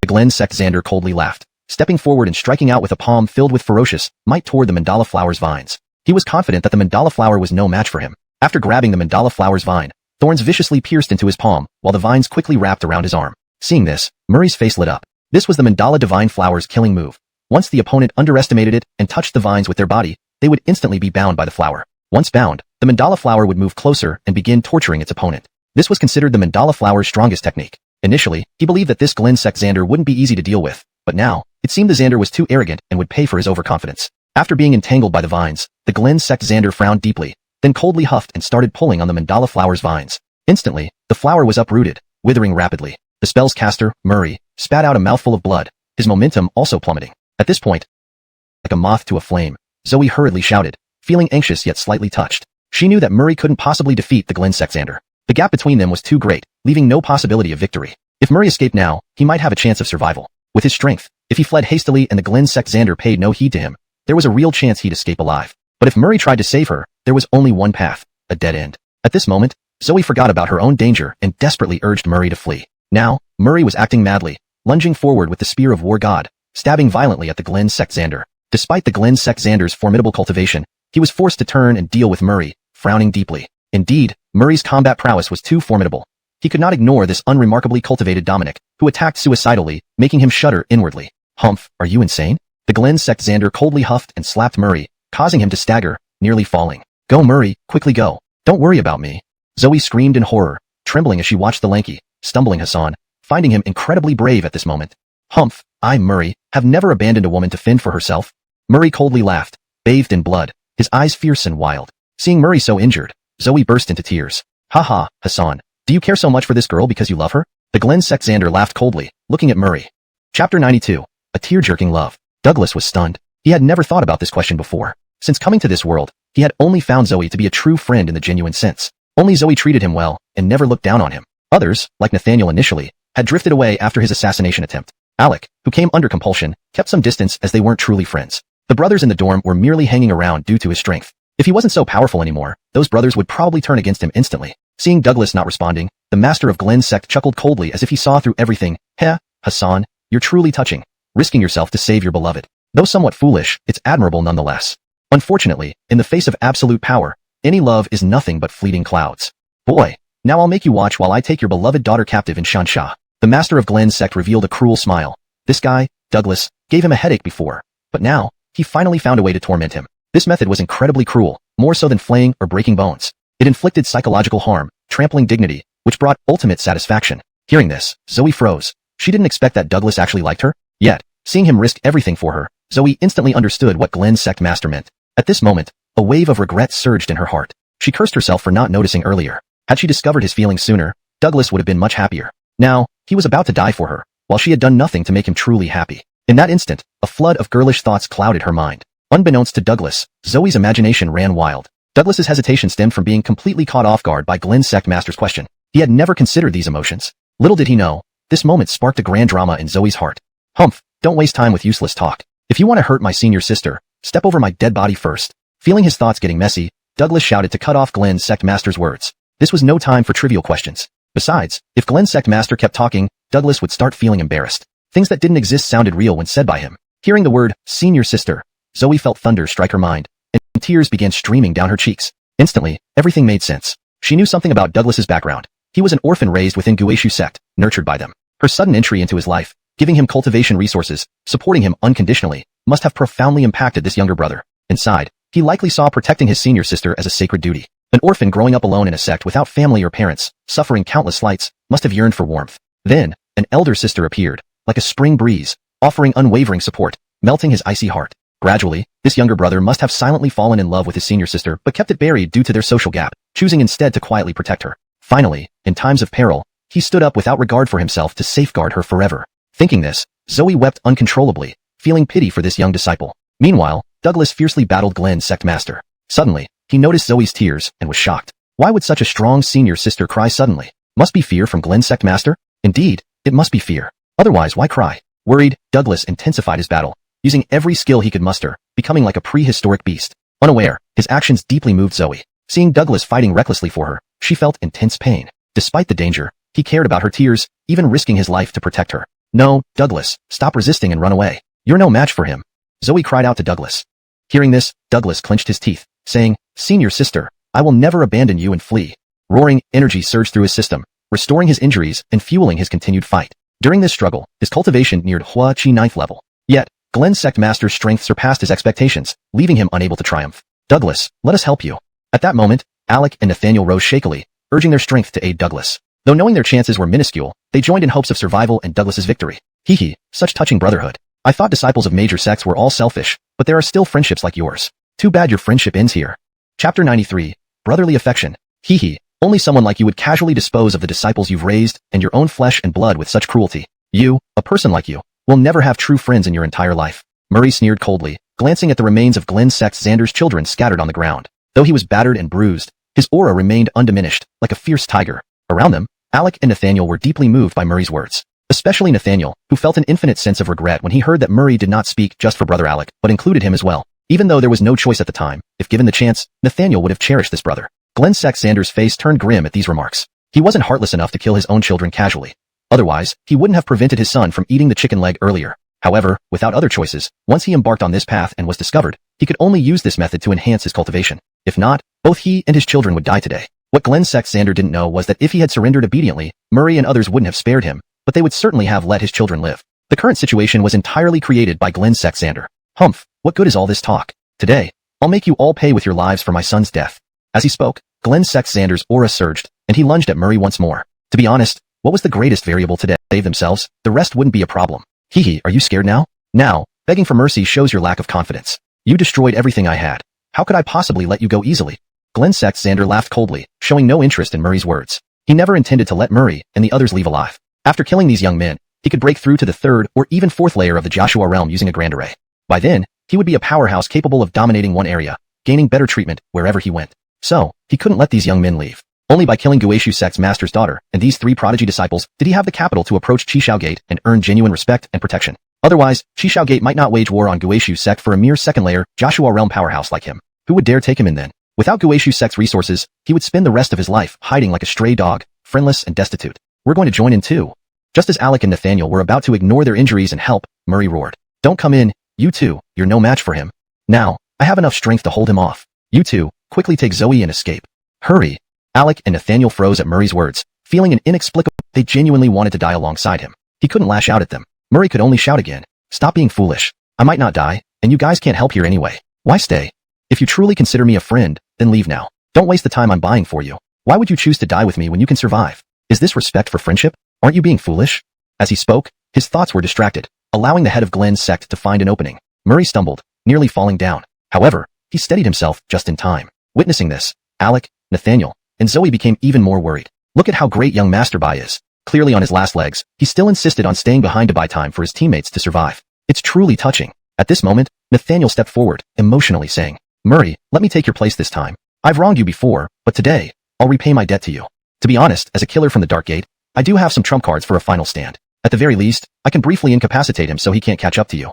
I've always walked in the shadows, and now it's time for me to prove my worth. Saying this, Nathaniel appeared ready to sacrifice himself. Seeing this, Murray's face darkened as he angrily shouted, Get lost, Nathaniel. Honestly, he couldn't understand why Murray seemed so angry at his actions. The next moment, Nathaniel understood completely. It turned out that Murray did care about him and still considered him a friend deep down. The past was unforgivable, but at this critical juncture, Murray had put aside their differences to ensure his survival. Seeing this, tears streamed down Nathaniel's face as he watched the battered Murray. In that instant, Murray's figure seemed much taller. Brother, I won't go. Today, I must stay behind for you. The last words were practically roared by Nathaniel, and he was about to use his trump card. But Murray's next words froze him in his tracks. Get lost. If you dare to use your trump card, I will risk my life to block the attack for the head of Glenn's sect. I won't let you do this. If I can't stop you, I'll take your surname. Murray was thoroughly frantic. Nathaniel was too stubborn, and he had overreacted to what should have been a simple request. Now, Murray felt somewhat helpless. Hearing Murray's words, Nathaniel put away his trump card. The emotional impact was overwhelming. He realized that Murray was the brother he'd follow to the ends of the earth. This was the true feeling of having someone sincerely regard him as a brother. Nathaniel's nose tingled, and the tears flowed uncontrollably. Murray, no way, I will die with you. In this lifetime, you're my life. Alec forcibly picked up Zoe and gave Nathaniel a stern look. Instantly, Nathaniel shivered, realizing that Murray would lose it if he didn't leave. Brother, you must live. Rest assured, even if this old bastard escapes, our mission for life will be to kill this old villain. In this life, my future and lifelong goal will be to slay this old villain. Heaven and earth witness, if I break this vow, may I be destroyed. Nathaniel and Alec roared loudly together, then instantly began to flee. Do you three still want to run? The head of Glenn's sect panicked inwardly, but was held back by Murray, preventing him from chasing after them. Helplessly, he watched as the two youngsters carried the little girl farther and farther away. It's all because of you, boy. Everything today is your fault. Without you, none of this would have happened. The head of Glenn's sect shouted crazily, and boundless hatred enveloped Murray. He had never hated anyone this much before. It was the deepest grudge of his life. Now, the head of Glenn's sect cared less about catching Alec and focused all his attention on Murray. He only wanted to eliminate Murray as soon as possible. Hashtag Chapter 95, the Master of Zhangyun Ridge Sect. Hee, you're not so sure you can kill me. After seeing Nathaniel and the others safely leave, Murray no longer panicked but instead sneered at this master of Glen's sect. Now, all he wanted was to kill this old man and clean up the scene. When Alec and the others were around, Murray had some reservations, but now that they were gone, he had no more qualms. Although this old man was formidable, he wasn't invincible. Currently, it would be impossible for this old man to kill him.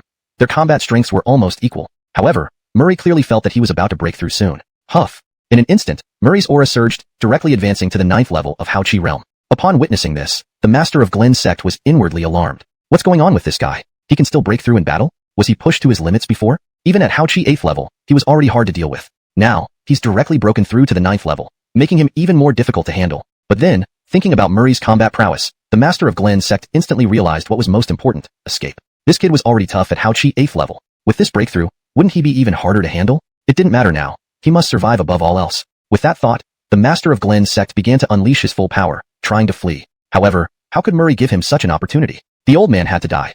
Otherwise, it would dishonor the fallen disciples and himself. Thinking this, Murray launched a fierce assault. His sharp spear tech. Don't think you have the upper hand now. Let me tell you, I also have a trump card. If you continue obstinately, I will use it and take you down with me. I admit, you are indeed strong. With your talent, you have a bright future. There's no need for you to fight to the death here. The master of Glen's sect tried to reason with Murray, hoping to persuade him. Why don't you try using it? Murray sneered. This old man was surprisingly spineless at this critical moment, trying to bluff him. Frankly, devouring so many lives was already his strongest card. How could a small sect like Glen have any more hidden cards? Even elders from larger sects like Gue Su sect would struggle to possess such resources. This guy was clearly desperate, trying to intimidate him. Well then, I will really have to use it. The master of Glen's sect pretended to prepare, growing increasingly frustrated. This kid wasn't afraid of threats or persuasion. Would he really fall here? Bang! Murray intensified his attacks. Eventually, under Murray's relentless onslaught, the master of Glen's sect was reduced to dust, dying right there. Huff. After defeating the master of Glen's sect, Murray breathed a sigh of relief, feeling like he had been paralyzed sitting there. The difference between levels in the Jiasuo realm was indeed vast. Just one level apart could feel like a world of difference. Murray rested for quite some time. He didn't use a transmission jade slip to contact Zoe and the others because doing so might make Alec suspect it was part of the master of Glen's sect's plan. Walking back was his only option. Sigh. Looking around, Murray suddenly had an idea. Glen's sect wasn't a major sect, but it still had its resources. If he took everything for himself, the elders would likely object. But if he brought everything back and secretly kept some, others wouldn't notice. After all, he had just saved Zoe and helped everyone escape, earning significant respect. Who would dare search him upon return? Whatever he managed to keep would be his. Murray immediately decided, and quietly moved toward the sect's treasure vault. Storage bags were never lacking. He had collected plenty, and he had even bought more while in the sect. This was preparation for gathering treasures when the opportunity arose. Chapter 96. What happened to Chief Bai? After collecting everything from the treasure chamber, Murray panted heavily. All the injuries on his body flared up at this moment. Although he hadn't been mortally wounded in the battle with the leader of Glen's sect, he was basically as good as severely injured. After the battle, Murray began reflecting on his life and the gains and losses of this fight. Honestly, if it weren't for his system, there would have been no chance of turning the tide. He would undoubtedly have been crushed by the Glen sect master. Despite now defeating the Glen sect leader, a hint of lingering fear remained. After all, this had been a narrow victory. At this moment, even though Murray had won against the Glen's weakest stamina, each time they recalled Murray's courageous scene, their hearts ached, and they vowed to bring Zoe back safely. At this moment, they firmly believed that if they failed to bring Zoe back, they could never forgive themselves. No matter what, they must return Murray's love safely. Senior brother Alec? Senior brother Nathaniel? Senior sister Zoe?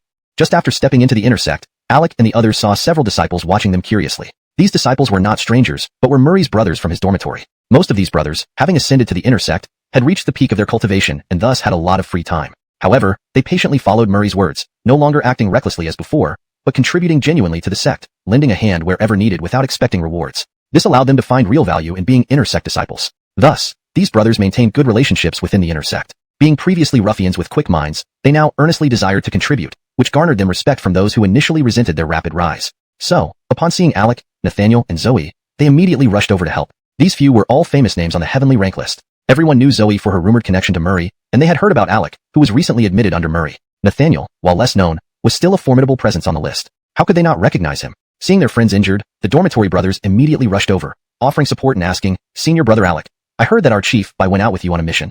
How did the mission go? Why isn't Chief Bai returning with you? And why are you all injured?" Alec was momentarily stunned upon seeing these familiar faces. He wasn't particularly close to Murray, having just met him shortly before embarking on the mission together. Hence, he found these brothers somewhat unfamiliar. "You guys are?" "They're Chief Bai's brothers from the outer sect dormitory. Their ascent to the inner sect was entirely due to Chief Bai," Zoe explained breathlessly, more familiar with these brothers than Alec. "You are Chief Bai's brothers?" Hearing this, Alec's face showed deep sorrow at the mention of Murray's name. His mind was filled with images of Murray's heroic moments, causing him immense pain. Looking at these brothers, most of whom possessed low cultivation levels and had little hope of entering the inner sect due to poor aptitude, Alec realized that it was solely because of Murray's efforts that they made it. The image of Murray grew even taller in Alec's eyes, and his eyes reddened. Such a fine person. How could fate be so cruel, making him face the Glen sect leader? How could heaven bear to see such a prodigy suffer? Nathaniel's eyes also turned red, his face showing nothing but sorrow. What happened? What about Chief Bai? Alec, tell us. Seeing the situation, all the brothers felt an ominous feeling rising in their hearts and asked anxiously. Chapter 97. For the rest of my life, I will protect you. Facing the brothers' concern, Alec felt unworthy to face these Murray's brothers. Moved by the moment, he said with deep emotion, if anything happens to Murray this time, then for the rest of my life, I will protect you all. I will do everything in my power to ensure your safety and well-being. I will complete what Murray could not finish.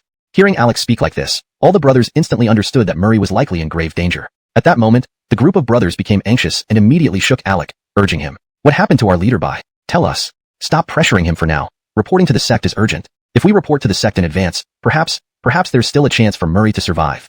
Zoe said, nearly sobbing at the word, perhaps. In such a situation, encountering such a formidable opponent, how could anyone survive? It was clear that Murray had been unable to hold on much longer, and he probably had already perished. Upon hearing that Murray was in danger, the group of brothers in the dormitory grew anxious and quickly carried Alec and the others, rushing towards the elder hall. For them, Murray's life was of utmost importance. They had achieved their current status solely because of Murray, and naturally, they did not want anything to happen to him. If Murray were to be gone, it would be as if their pillar of support had collapsed. Of course, at that moment, they only thought about Murray's well-being. But over time, they would inevitably recall the benefits they enjoyed under Murray's protection and compare their current life without him. To be honest, they had thrived solely because they were Murray's brothers. Each year, countless outer sect disciples tried to curry favor with inner sect disciples, but their efforts were recognized only because of Murray. Without him, their diligence would be worthless. Most disciples could manage tasks themselves and wouldn't need these fortunate ones. In that case, other disciples would remember these people as merely lucky, resenting them once their protector fell. The brothers in the dormitory carried Alec and the others quickly to the elder hall. Upon entering, Alec and his companions immediately drew attention, as they were quite well known within the sect. Now, returning injured and carried by others, they naturally attracted considerable discussion. Seeing their condition, the elders were filled with doubts and hurriedly came over to inquire about the situation. Elder, Glen's sect has rebelled. Murray, as a junior brother, stayed behind to cover our retreat.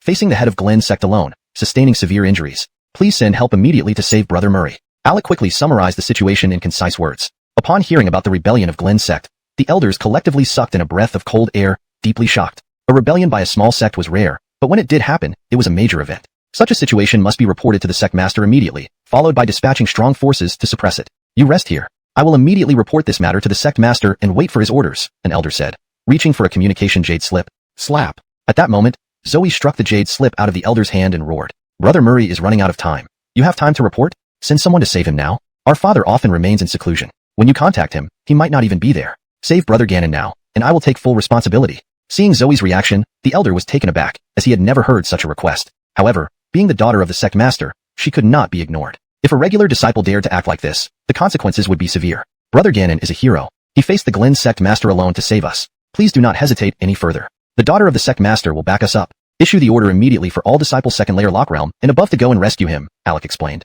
Nathaniel nodded and added, yes, the Glen sect master practices evil cultivation methods, forcefully consuming the lives of disciples and elders to reach the late second layer lock realm. If we don't hurry, Brother Ganon won't survive. Seeing the three disciples speaking in unison, the elder sighed in resignation. He then gave orders to a few elders to first head to Glen City, while he prepared to report the matter to the sect master. Regardless, despite having the backing of the sect master's daughter, the matter needed to be reported to the sect master. Otherwise, the sect would punish him. Hearing the conversation inside, surrounding disciples were stunned. The information revealed was significant. A small sect rebellion and Murray's heroic sacrifice. Shock waves rippled through the gathered crowd. Can't believe this. A small sect rebelling nowadays? Poor Murray. Facing something like this, he probably won't survive. Yeah, the Glen sect master broke through to the second layer lock realm. That kind of cultivation is too powerful for ordinary people to fight against. Disciples chattered continuously, shaking their heads in lament. Murray was a figure they had heard much about. Now, this prominent figure had encountered a powerful foe, likely meeting a tragic end. Alec, annoyed by the elder hall step by step like a hero, the Hassan's fair face showed no emotion, and he stood tall and steady like Mount Tai.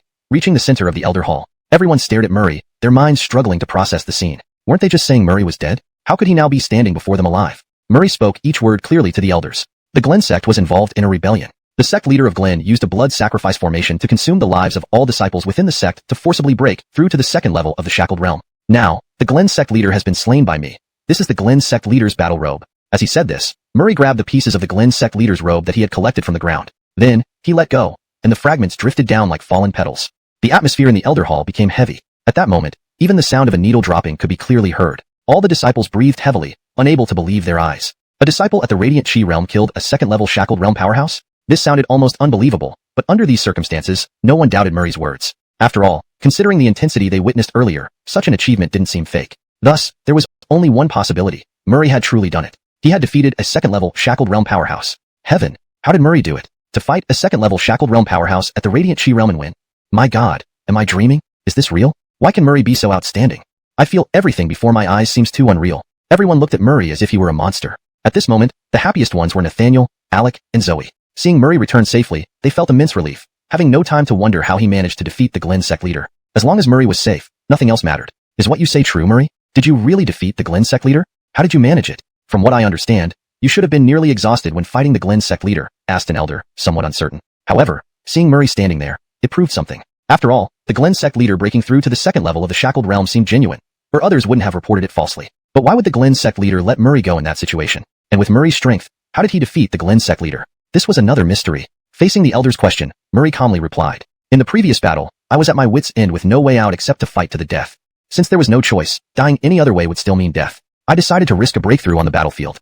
Prior to this, I had spent some time stabilizing at the 8th level of the Radiant Chi Realm, feeling an opportunity for breakthrough. So, I broke through while risking my life and ultimately reached the 9th level of the Radiant Chi Realm. Then, I exerted all my strength to slay the Glen sect leader. I knew letting him escape would cause endless trouble, making it hard to find him again. And our Guishu sect disciples would never have peace. The Glen sect leader would stop at nothing to take revenge on our sect. So, I had to eliminate him to rid our sect of this threat. This time, I was fortunate enough not to fail, and I've successfully slain the Glen sect leader. Not only that, I brought back all the resources from the Glen sect, which originally belonged to our sect. This time, I naturally had to bring them back." As he spoke, Murray sounded both generous and righteous, making anyone see him as a valiant Dominic with indomitable spirit. One reason Murray returned so quickly was due to his rapid attribute infusion after his breakthrough. His injuries healed slightly, and after consuming some pills to restore strength, he utilized his cultivation to return faster than Zoe and the others. When Zoe and the others fled, they couldn't confirm when the Glen sect leader would catch up. In uncertainty, they dared not rest to recover their strength and energy, thus moving slower compared to Murray, allowing him to return to the sect first. Upon hearing Murray's words, the elder immediately came forward to check his condition. Confirming that Murray was at the 9th level of the Radiant Chi Realm made his claims more credible. After all, Murray's formidable combat power was well known, and cross-realm battles weren't unprecedented within the sect. Such prodigious disciples were rare, but not surprising when they appeared. Geniuses, by nature, were different. Murray's feat of killing the Glen sect leader was almost logical. The only thing worth marveling at was his incredible luck, managing to break through at that critical moment and succeeding. Otherwise, this time Murray might have faced grave danger. Thinking about this, the elder's face filled with emotion as he walked step by step towards Murray.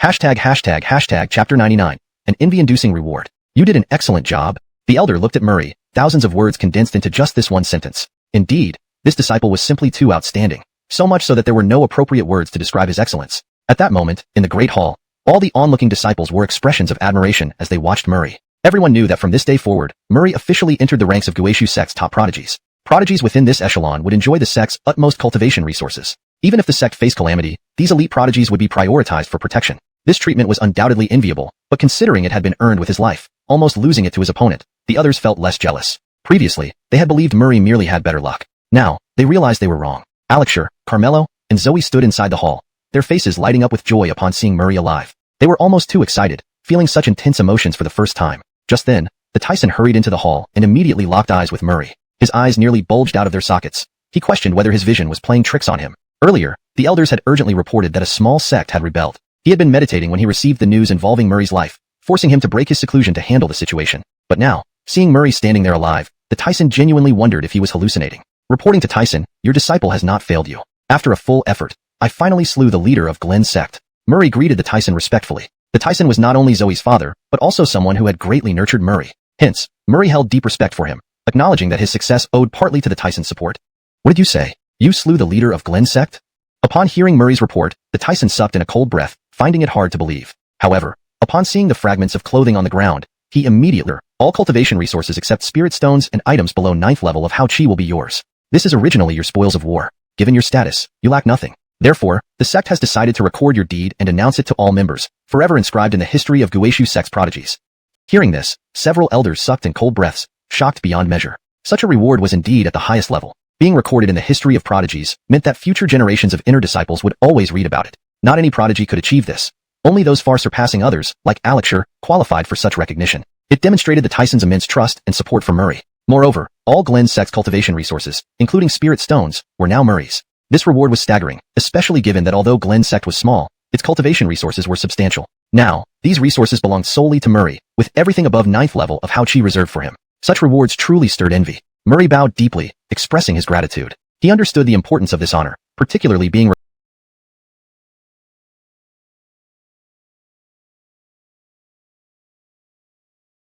recorded in the history of prodigies. Additionally, Murray, while your current combat prowess and cultivation are impressive, I hope you remain humble. The intersect competition is approaching. This time, I hope you can secure a good ranking for our Guishu sect, the Tyson earnestly added. Murray nodded, understanding the significance of the upcoming competition. Translation by maintaining the original paragraph structure and line breaks as the original text. ##### Chapter 100. Reunion with Eagle Alliance members. Don't worry, Tyson. I'll do my best. Murray spoke with unwavering confidence. As for the sect competition, Murray was somewhat looking forward to it. After all, the disciples he would encounter then would inevitably include many challenging individuals. The more challenging they were, the more excited Murray became. After all, he could grow stronger by acquiring their attributes, and without any risk to his life. He didn't have to worry about falling into a dangerous situation like the one with Glenn's sect's leader, where his life was at stake. This kind of competition seemed almost too enjoyable to Murray. Let's go. I'll take you back, Murray said to Zoe, Alec, and Nathaniel. At this moment, while Murray still harbored some reservations towards Nathaniel, things had certainly improved compared to before. After all, in the last critical moments, Nathaniel had a headache looming. Nathaniel, on the other side, hesitated, but eventually swallowed the words on the tip of his tongue. He knew that although they had faced death together this time, he still felt deeply guilty towards Murray. Moreover, Murray had saved him, adding another debt he couldn't repay. Murray's attitude towards him remained cold, unchanged by the events at Glenn's sect, leaving Nathaniel feeling somewhat disheartened. Alec noticed this but said nothing. He no longer resented Nathaniel in his heart, but reconciling Nathaniel with Murray would take time. Alright, let's head back. After sending Zoe to her residence, Murray returned home with Alec. Nathaniel lived close by, so he went straight to his place. On the way back, Alec felt an endless mix of emotions. This man he once disliked had now become his true brother, a dramatic transformation. But not long after, Alec's face darkened. Some uninformed disciples who passed by saw them and started whispering. See? Murray treats his little brother well, personally helping him along. I wonder how Alec got injured. Could Murray be disciplining his junior brother? One must say, being a shackled realm disciple and ending up like Alec is quite pitiful. Hearing these remarks, Alec's face turned darker than a pot bottom. Almost instantly, the friendship forged in life and death seemed to vanish, replaced by renewed dissatisfaction towards Murray. This guy had publicly acknowledged him as a junior brother, causing him to lose face in front of everyone in the sect. He feared he would have trouble showing his face again, given how widely this news had spread, damaging his reputation. Don't mind it. I won't call you a junior brother anymore. Besides, haven't I told you before? Only when these words no longer affect you can you truly take that step forward. Actually, I did this for your own good. Murray laughed nervously, feeling somewhat fearful inside. Their relationship had changed significantly since before, when Murray merely forced Alec to acknowledge him as a senior. Back then, they hadn't established any real bond, so Murray hadn't needed to consider Alec's feelings. Now it was different. Their relationship had completely changed. Recalling Murray's guidance, Alec's expression eased somewhat, though not entirely satisfied. All he could do now was resign himself to his fate. After all, Murray had grown so powerful that even a second-layer shackled realm powerhouse could be defeated. The idea of catching up to Murray, let alone surpassing him, seemed like a distant dream. Reaching their homes, Murray escorted Alec back and then noticed Jamalzi and Denim standing near his house. Is something wrong? Seeing the three of them, Murray was taken aback, having not seen them in a long time. Were they here to ask him to join the Eagle Alliance again? Honestly, Murray had no particular interest in joining such alliances. Being part of the Eagle Alliance would only mean associating with compared to joining the Eagle Alliance, which came with restrictions. Murray had no desire for it. Moreover, Murray wasn't without the means to start an alliance. He possessed a large amount of cultivation resources after depleting Glenn's sect's reserves, making him considerably wealthy. Now, if he wanted to, he could attract a significant number of disciples easily. What do you want? Murray asked calmly, showing no visible emotion, a hint of aloofness in his demeanor. Denim approached along with others. First, Denim gave Murray a friendly smile. We've heard about Bradford Bai's achievements, how you destroyed Glenn's sect's leader and managed to defeat a second-level Shackles realm cultivator at 9th level Hao Chi realm. Hearing Denim's words, Murray sighed inwardly. The Eagle Alliance's intelligence network was indeed impressive. At this level of organization, there was no need for disciples to gather information. Elders usually reported directly to the Alliance members, ensuring they received timely updates, allowing them to focus on cultivation. Your intelligence is quite sharp, Murray replied politely, maintaining distance with polite formalities. After conceiving the idea of founding his own sect, Murray already planned to sever ties with the Eagle Alliance. The Eagle Alliance still held interest in him. Murray knew the leader of the Eagle Alliance was intrigued by him and wanted him to join, despite him telling them to wait. However, the leader of the Eagle Alliance was impatient. Moreover, news of his victory over Glenn's sect's leader, once spread, would inevitably draw the attention of major forces. Naturally, the Eagle Alliance couldn't remain passive. True to form, they acted swiftly, rushing to invite Murray into their fold. Hee Bradford Bai, don't be so cold. Denim laughed awkwardly, looking at Murray. Our leader is very interested in you. You've ignored us for so long, and we are quite worried. How about this? Come with us now and meet our leader. Trust me, once you understand the situation inside the Eagle Alliance, you'll definitely want to join. Murray had met many Eagle Alliance members, but Denim was the easiest to speak with. Knowing their good relationship, the Eagle Alliance's leader chose Denim to persuade Murray. I appreciate your invitation, Brother Liu, but I have other plans. I remain unchanged in my stance. I am not interested in joining any alliances. I value my freedom too much. Please forgive me for loving my life untamed and free, Murray said emotionally. This surprised Mackenzie and the others. They had anticipated Murray refusing them but hadn't expected such eloquent phrasing. It was far beyond ordinary speech. At this moment, they gained a new perspective on Murray. They previously only knew of his formidable combat abilities, unaware of his talent in poetry. This newfound appreciation was rare among cultivation prodigies, especially those skilled in verse. Most spent all their time cultivating, leaving little room for poetic musings. However, what Jamal really didn't expect was that Murray's aloof personality remained unchanged. Even now, he refused to join the Eagle Alliance. This greatly displeased Jamal, making him believe that this kid must be overly arrogant, feeling powerful enough that no one in this sect could control him anymore. As a result, he ignored their alliance's recruitment efforts. Jamal himself was a short-tempered and fearless person, so eventually, he spoke up. Hearing this, Murray frowned and said, "Is that so? Sorry, I've always been arrogant. There's nothing I can do. It's my nature, unchangeable forever.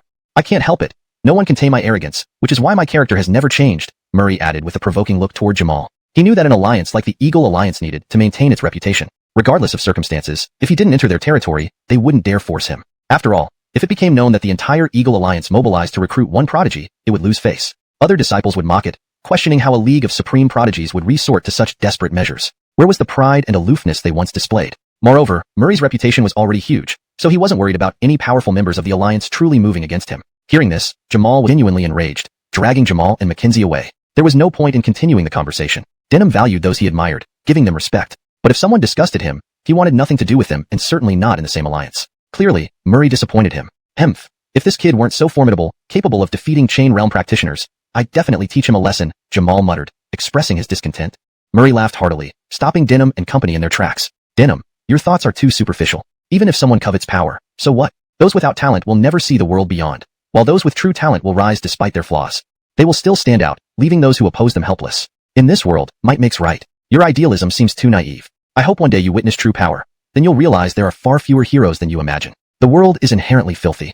As he spoke, Alec emerged from his residence, ready to intervene. Murray was his sworn brother, and even if Murray could handle it alone, Alec would still offer assistance to drive them away. Hearing Murray's words, Denham was momentarily stunned, deep in thought. Murray's points made sense, and he had pondered this issue before. Everyone, please leave. If my brother doesn't wish to join your alliance, donghua were lofty and filled with formidable figures, shrouded in mystery. But once you reach this level, you realize they weren't all that special. The disciples within were just people, some of whom had strength comparable to your own. Even those slightly stronger than you were only so due to more experience or higher talent. But these gaps could be bridged in the future.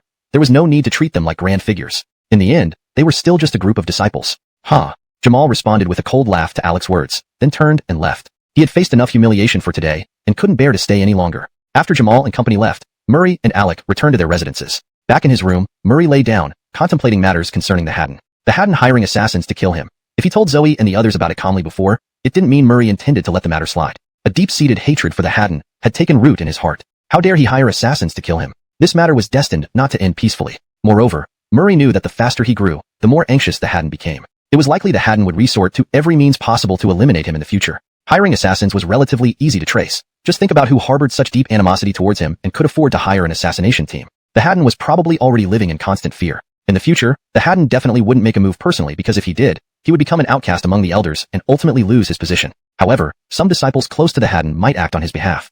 Moreover, by now, the Eagle Alliance was also riled up. Would its members let this incident rest easily? With these thoughts in mind, Murray got up and headed to Alec's residence to inquire about some matters. Knocking on the door, Alec opened it, clearly surprised to see him. I came to ask you some questions, Murray stated directly. Let's talk inside, Alec said, leading Murray into the house. Alec's residence was modestly decorated. His focus was primarily on cultivation, so he paid little attention to the decor. Despite this, it was very clean thanks to his followers who frequently cleaned up for him. I want to know more about the Haddon's strength and the situation with the Eagle Alliance, Murray explained. Hearing this, Alec drew a sharp breath, realizing Murray was truly ready to confront the Haddon. But considering Murray's character, Alec understood. This was typical of Murray. You haven't been in the inner sect long, so you don't fully understand the Haddon. Let me give you an overview. The Haddon is at the 4th level of the Spirit Traces realm, while the Sect Master is at the 6th level. Upon hearing this, Murray wasn't particularly surprised. It seemed reasonable. After all, the Spirit Traces realm was a significant realm above the Shackles realm, and the top-ranking disciples in the inner sect were mostly at the Shackles realm. If the second-in-command of a sect remained at the Shackles realm, it would lack the authority to maintain order. The Haddon is not someone you can provoke at your current level, Murray. I know you are eager for revenge, but remember that an untested prodigy is never a true prodigy. Confronting the Haddon now will get you nowhere. You must bide your time until the right opportunity arises to settle the score. Alec continued. As for the Eagle Alliance, you don't need to worry too much. Their reputation among ordinary disciples stems from their strict recruitment criteria. Because of this, most potential Shackles Realm disciples are recruited by them, making the Eagle Alliance the largest alliance of Shackles Realm disciples. They have few members, but each one is elite, which makes them seem formidable. However, even if there are conflicts between alliances, Shackles Realm disciples won't easily engage in battles. Otherwise, other alliances would have been wiped out by the Eagle Alliance long ago. In total, the Eagle Alliance has 48 members, 12 of whom are at the Shackles Realm. Murray was startled by this number. The Eagle Alliance's strength was indeed formidable. There were only 32 Shackles Realm disciples in the entire intersect, and the Eagle Alliance alone accounted for nearly half of them. No wonder Mackenzie had been so arrogant during her first recruitment attempt. The strongest among them is the leader of the Eagle Alliance, who has attained the 4th level of the Shackles Realm. With his strength, he should have already joined the core disciples, but due to certain reasons, he must remain in the Eagle Alliance for a while longer. Within a few years, he will definitely become a core disciple. There is also a vice leader in the Eagle Alliance, a 3rd-level Shackles Realm powerhouse. Aside from these two, none of the others pose a real threat to you. By the way, the leader of the Eagle Alliance is the strongest among all intersect disciples. As for the remaining Shackles Realm disciples, some belong to various alliances, some have formed their own alliances, and some, like me, initially joined an alliance but later withdrew. Translation provided as requested, maintaining the tone, style, and structure of the original text. Chapter 104, Core Disciple. Did you join the alliance before? Murray was somewhat surprised by this, as Alec didn't seem like the type who would obediently join an alliance. People like him have the heart of a strong individual and likely wouldn't be willing to deal with those in the alliance. Alec nodded and said, yes, I did join once. But at that time, I was weak. Later on, I left. The reason for leaving is simple. I didn't want to mingle with those people. Most of them don't have much future potential. Murray nodded, understanding this. Alec continued, in the major alliances, there are generally disciples at the Shackles Realm overseeing operations, some having several of them. Of course, there are also those who dislike living within the alliance, preferring freedom. Such individuals aren't rare either. However, it's worth noting that disciples of the Shackles Realm in the Eagle Alliance rarely leave. This is related to the culture of the Eagle Alliance. There, they pursue strength, with the strongest managing the entire alliance. The cohesion among Eagle Alliance members is the strongest among all Quicksand Sect's disciples. Also, don't think that the number of Shackles Realm disciples within Quicksand Sect's inner circle is only the 32 listed on the heavenly rankings. The 32 are ranked there because of their battles. Quite a few others end their battles after reaching the Shackles Realm, hence they aren't counted. In reality, the total number of inner disciples is not just a few thousand but closer to 10,000. Sects won't truly disclose the actual number of their disciples. As for the inner circle, there are about 60 to 70 disciples at the Shackles Realm level, though many of them aren't on the rankings due to sect orders not to expose themselves, serving as hidden forces.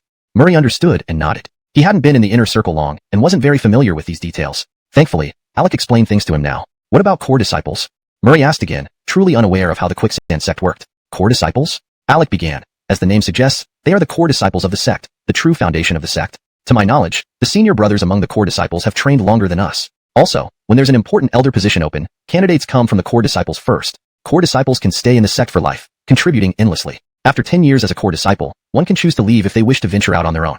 To become a core disciple, one must reach the second layer of the Shackles Realm. With that cultivation level, one can become a core disciple. Due to being able to stay in the sect for life, the number of core disciples in the Quicksand sect isn't small. Based on my information, excluding those who have already taken positions and exited the core disciple ranks, there are 27 remaining core disciples officially, but no one outside the top tier knows the exact number. At the core disciple level, it's considered the pinnacle for a disciple. Next comes the possibility of becoming an elder within the sect. All head elders are selected from the former core disciples. Hearing Alec's explanation, Murray finally had a better understanding of core disciples. The number of core disciples didn't surprise him too much. Though it seemed like quite a few, compared to the inner circle Shackles Realm disciples, the number wasn't large. There are about 60 to 70 Shackles Realm disciples in the inner circle, but considering the inner circle has over 10 Thadaji could become the new Tyson. I advise you not to harbor ambitions for the Tyson position yet. If you do, joining the Eagle Alliance would be a good choice. Historically, key positions in the Quicksand sect have mostly been held by Eagle Alliance members. If you want influential connections, joining the Eagle Alliance is indeed easier, and offers the highest success rate compared to cultivating your own power base. Alec reminded Murray. Also, if you're worried about conflicts with Eagle Alliance members, Nathaniel and I can join alongside you. If we want to join the Eagle Alliance, there aren't many restrictions. We can join whenever we like. Murray nodded, suddenly feeling a stronger aspiration for the Shackles Realm. Indeed, he realized that what regular disciples yearn for, the Eagle Alliance, which they view as sacred, can be casually joined by those at the Shackles Realm. It made sense, though. For any alliance, Shackles Realm disciples are highly sought after talents.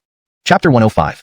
Another Shackled Realm disciple. If a disciple of the Shackled Realm were to be turned away, it would be excessively arrogant. In Guesu sect, disciples of the Shackled Realm are considered true powerhouses. They are treated with great respect, as if they were immortals, doing the least work while enjoying the best benefits. Murray shook his head and said, I did not establish this alliance for such reasons. I established the alliance so that we could have within Guesu sect, existing disciples only need to be recruited. Once the alliance has 3 Shackled Realm guardians, many disciples will flock to join. In minor sects like Ye Leng sect, even disciples at the Haoqi realm can become core disciples or elders, but there are very few of them, cultivated at great expense. However, in Guesu sect, disciples at the Haoqi realm are abundant. Inner sect disciples can achieve the Lian Qi 6th layer to become inner disciples. Once they enter the inner sect, relying on the sect's resources, those with moderate talent can generally reach the Hao Qi realm. About a third of them can make it. The number of disciples drawn in would thus be substantial. Even if he wasn't currently at the Hao Qi realm, he had the potential to reach it in the future. Furthermore, most of the cultivation resources would be provided by the sect. Compared to a small sect like Ye Leng sect, which relies on itself to produce cultivation resources and maintain operations, this arrangement was much more enjoyable. Among the top 10 disciple alliances in Guisu sect, excluding shackled realm powerhouses, any single alliance would still vastly outmatch smaller sects in terms of both quantity and quality of disciples. Very well. Let's start dealing with this matter tomorrow. We must complete everything during these days. Also, among the shackled realm disciples, can you bring some over to our alliance? Murray, thinking about making his future sect equal to the Eagle Alliance, added that even if he couldn't match them, he wouldn't show any fear and would stand shoulder to shoulder with them, ensuring it didn't feel like a small alliance. For no other reason than Murray's pride. He couldn't allow his newly formed alliance to be seen as an insignificant minor group. It's extremely difficult, almost impossible. Alec hesitated and answered truthfully. Most shackled realm disciples, without prior alliances, wouldn't want to join another alliance, much like Alec previously. In reality, even though Alec hadn't intended to join an alliance, after advancing to the shackled realm, several heads of major alliances had personally approached him inviting him to join. Thus, anyone who could be persuaded to leave had already been approached. These shackled realm disciples wouldn't easily join a new alliance. Hearing this, Murray felt somewhat disappointed, but it was to be expected. However, I can visit some old friends among the shackled realm. There's always a glimmer of hope. In Guisu sect, I know everyone with shackled realm cultivation, whether they are disciples or elders. Some might give face and at least let their alliances sign a brotherhood agreement with ours. That shouldn't be too difficult. Seeing Murray's disappointment, Alec continued. Unlike Murray, Alec had gradually risen to become a shackled realm disciple through years of experience. Within the sect, there weren't many shackled realm disciples, and they knew each other. Alright, thank you for handling this. I don't particularly want to meet Nathaniel, and you must also be cautious around him. If he could betray us once, he might do so again. His ties with the Dark Gate aren't easily severed, even if he wants to break free from them completely. Seeing matters settled, Murray nodded. 2 days later, a message swept through the entire intersect of the Guisu sect. That day, almost all disciples knew that another disciple had entered the shackled realm within the intersect. This disciple's name was Nathaniel, who had a close relationship with Murray. His breakthrough to the shackled realm this time was the result of years of solid accumulation and preparation. Nathaniel's successful advancement inspired many intersect disciples, providing spiritual encouragement. Every time a disciple reached the shackled realm, it spurred many others to strive harder for their goals. After becoming a shackled realm disciple, many shackled realm powerhouses congratulated and sought connections with Nathaniel. After all, this was a tradition within the shackled realm. Given the limited number of shackled realm fighters in the sect, understanding each other was important. As for why none of them collectively came to connect with Murray, it was because he was an anomaly. Throughout Guisu sect's history, Murray remained the only such exceptional case. Chapter 106, The Formation of the Bai Alliance. After the news of Nathaniel breaking through to the Jalua realm spread, Murray seized this opportunity to announce the establishment of the Bai Alliance. This announcement immediately caused a stir. Many coalitions that had been secretly paying attention to Murray began to sigh in regret. Although Murray was not yet a Jalua realm powerhouse, he possessed combat strength akin to one, and a coalition formed by such a promising genius would undoubtedly attract many members. Many alliances quickly expressed their regrets for not recruiting him earlier. None were more furious than the Eagle Coalition. Previously, they had tried multiple times to recruit Murray, but he had never shown interest. Now, he had directly established his own coalition. Wasn't this a slap in their face? Their efforts to recruit someone who ended up founding his own coalition showed just how much respect Murray held for no one. Soon, another bombshell dropped. On the day the Bai Alliance was formed, Alec and Nathaniel announced that they would be joining it. Instantly, shockwaves rippled through the entire inner sect. After all, in an ordinary alliance, having even one Jalua realm disciple would make it stand out from the rest. Now, with 2 Jalua realm disciples plus Murray, whose combat strength far exceeded that of an average Jalua realm practitioner, the Bai Alliance effectively boasted 3 Jalua realm level fighters. Such a formidable coalition saw its status skyrocket instantly. Many disciples started considering the Bai Alliance seriously when choosing affiliations. Meanwhile, numerous disciples wondered how Murray managed to pull in 2 Jalua realm disciples into his newly formed coalition. Was it because they had worked together on missions before? If so, this mission must have been incredibly fruitful. Then came another significant announcement regarding the Bai Alliance. Murray, as the leader of the Bai Alliance, declared that starting from the day of formation, intersect disciples at the cultivation chi stage could join within the first 3 days. Afterward, the alliance would no longer accept cultivation chi disciples. This statement sparked immediate controversy. It made many undecided disciples rush to join, fearing they might miss their chance. Clearly, the Bai Alliance intended to focus on the vast chi realm in the future. Thus, cultivation chi disciples would no longer be accepted. As a result, the valuable resources within the alliance wouldn't be shared among lower-tier disciples, allowing them to monopolize those resources until they grew stronger. This stirred considerable excitement among many intersect disciples. Considering the strong relationship between Murray, Alec, and Nathaniel, the trio seemed inseparable. Joining now meant becoming founding members, ensuring a bright. On that day, enthusiasm soared as many disciples lined up to register. Some small alliances disbanded, or had members defect to join the Bai Alliance. Being part of a powerful coalition like the Bai Alliance offered more security and freedom than leading a small alliance. Though newly formed, the Bai Alliance already exuded the aura of a major power. It was clear that soon it would rival established strong alliances like the Eagle Coalition. Within 3 days, over 200 cultivation chi disciples joined. along with more vast Qi disciples. For the latter, Murray raised the standards, requiring not just vast Qi cultivation but also potential. Other alliances generally accepted vast Qi disciples without question, but the Bai alliance scrutinized their potential, subtly positioning itself to rival the Eagle coalition. Murray's strategy of limited-time recruitment attracted many promising cultivation Qi disciples. This method would also apply to vast Qi disciples, rapidly strengthening the coalition. Predictably, some people began exiting their old alliances to join the Bai alliance. Other alliances did not react strongly, as member turnover was normal. With this, the Bai alliance continued its rise. Chapter 107. A major construction boom. However, the establishment of the Bai alliance this time caused a significant stir in public opinion. Every time a major alliance is formed, it draws away quite a number of disciples. Moreover, if the Eng alliance wanted to expand itself, it could quickly grow by lowering its admission criteria, possibly even faster and more impressively than the Bai alliance. Within the first 10 days of recruitment, the Bai alliance under Wally rapidly expanded to 400 members before closing recruitment. Those left either weren't interested in the Bai alliance, or lacked the qualifications necessary to join it. With 400 members, the Bai alliance instantly became one of the leading alliances. Still, there was some bloat as the alliance had just been established. Over time, some members would likely drop out. By then, they would streamline the organization for perfection. Nonetheless, with over 400 disciples, the Bai alliance, in a sect with only a few thousand inner disciple members, stood as a formidable force. It's worth noting that the top-ranked Lu alliance had only 800 disciples. The Bai alliance jumped straight to 4th place among all alliances but might slip down in rankings after a while, as bloating is inevitable right after establishment. These alliance rankings are not determined solely by numbers, but also by the overall strength and number of powerful members within the alliance. At this point, an awkward situation arose for the Bai alliance, the scarcity of high-level fighters. While numerous disciples in the Bai alliance were at the Qi practitioner stage or early stage vast Qi stage, those at the vast Qi stage 4th level and above could be counted on one hand. The reason was simple. Most high-level fighters generally have their own alliances.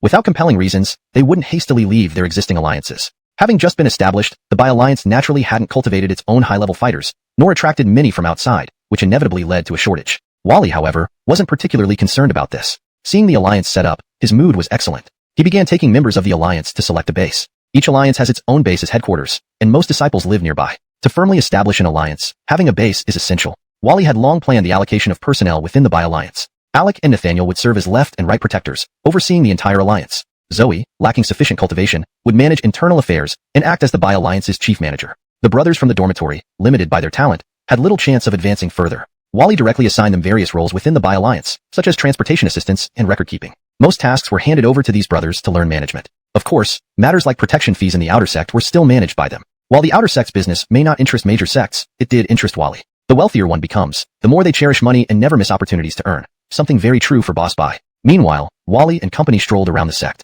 The inner sect was located on a mountain, while the foot of the mountain housed the outer sect disciples. Thus, the inner sect had abundant land resources. After much selection, Wally decided to establish the alliance's main hall, plaza, warehouse, and dormitories in a relatively remote area. Although this was a remote location, with so many alliance members, it could be turned into a bustling area.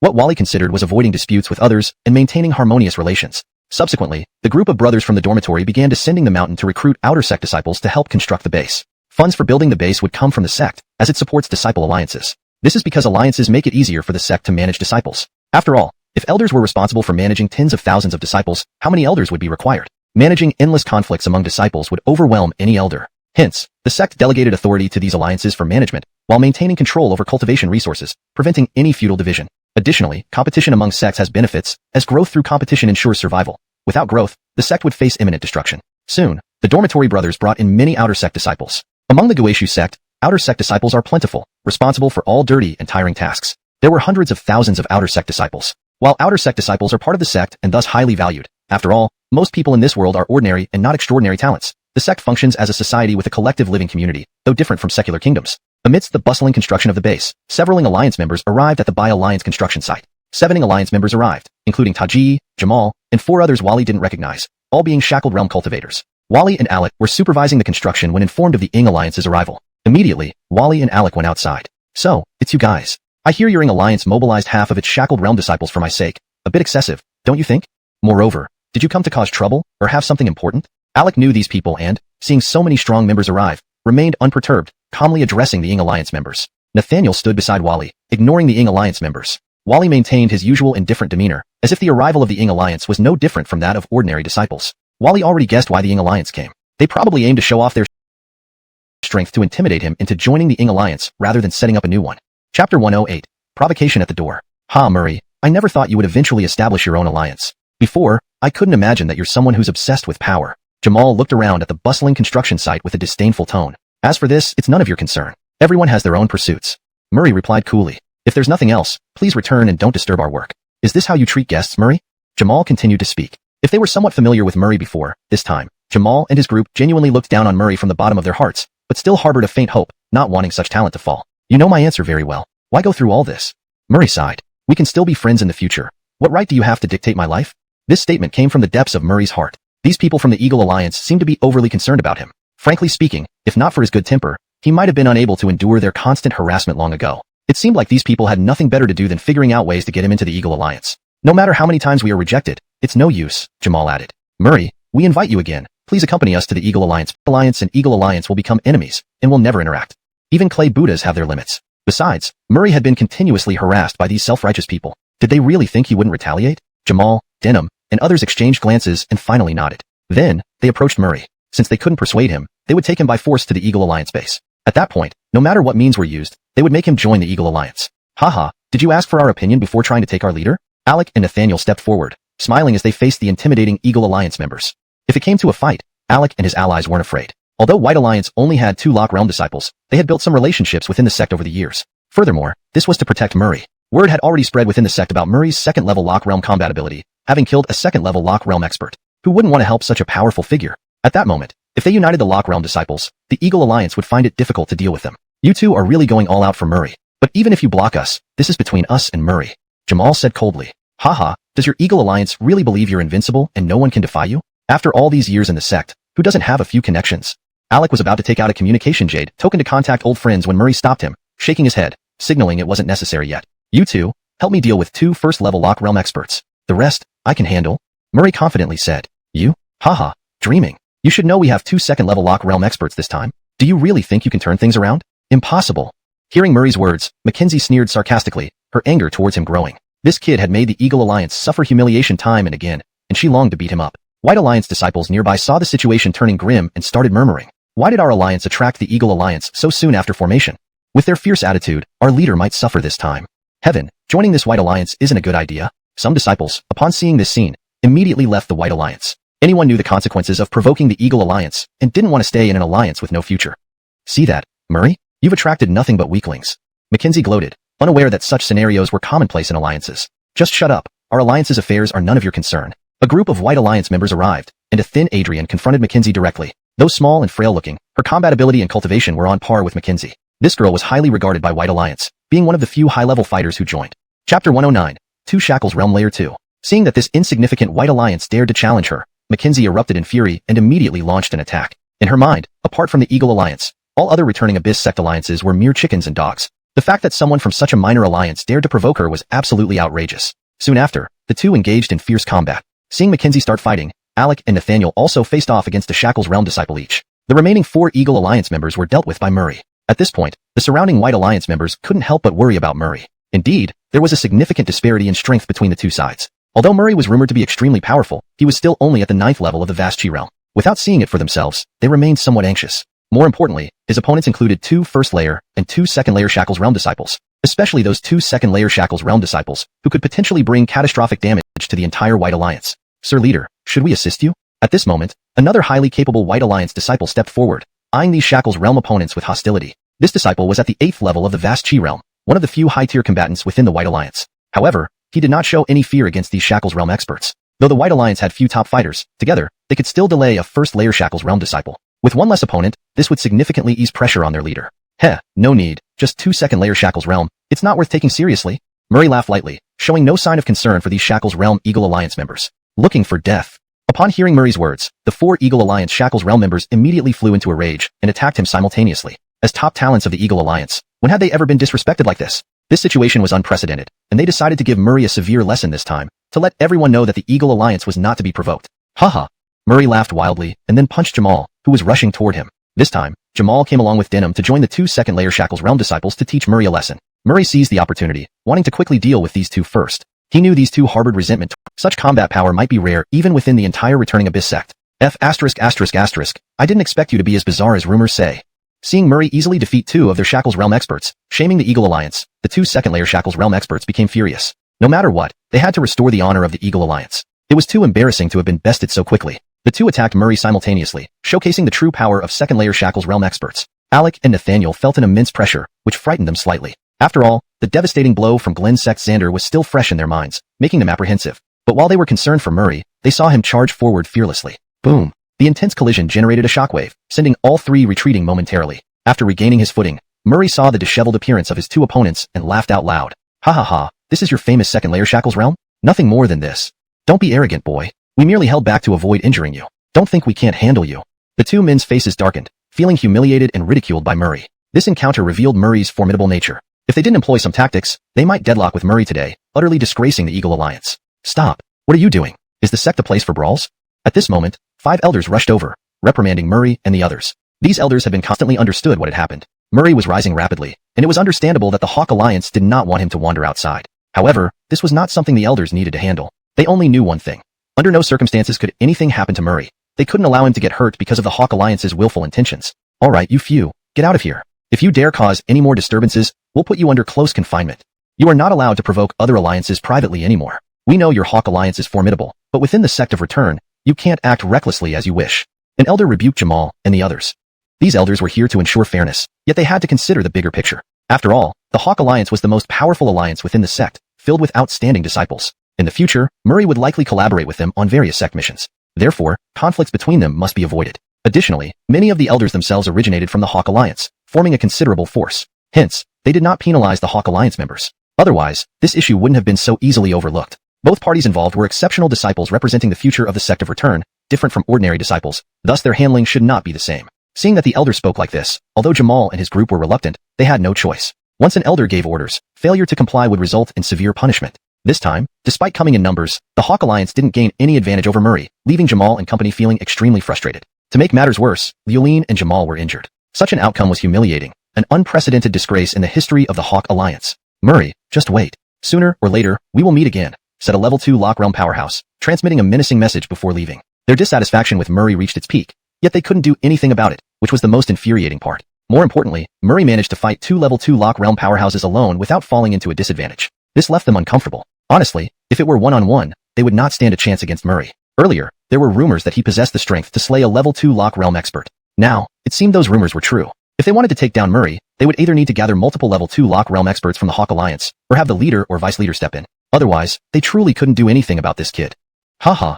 Murray rolled his eyes, not taking the threats seriously. This guy was just good at making threats. Though they hadn't fought seriously earlier, Murray sensed that if it came to a full-fledged battle, he could defeat both of them within half an hour. In a way, the appearance of these elders wasn't to save him, but to save those from the Hawk Alliance. Otherwise, those guys would have been utterly humiliated today. Alright Murray, don't bother with them anymore. Focus on your cultivation. Let others handle the base construction. Elder Alec and Nathaniel, soon you will represent the sect of Return in competitions with other sect's disciples. Hasten your cultivation and don't always focus solely on what's happening inside the sect. Remember, other sects have disciples stronger than the Hawk Alliance's leader. If you want a high ranking, hurry up and prepare yourselves. The elder glanced at Murray once more before leaving. Hearing the elder's words, Murray pursed his lips. He had already been cultivating through combat. If not for their interruption, he would have gained significant attributes from this fight. It was a rare opportunity to battle 2 level 2 Lock Realm experts simultaneously, and such chances wouldn't come around often. Thinking about missing out on those attributes, Murray sighed. However, Alec and Nathaniel thought differently. Seeing the Hawk Alliance members leave, they finally breathed a sigh of relief. The previous appearance of the Hawk Alliance had put immense pressure on them, and while they were also level 2 Lock Realm experts, those two could bring about destructive blows. It's alright now. Let's continue building. For a while, the Hawk Alliance should behave. But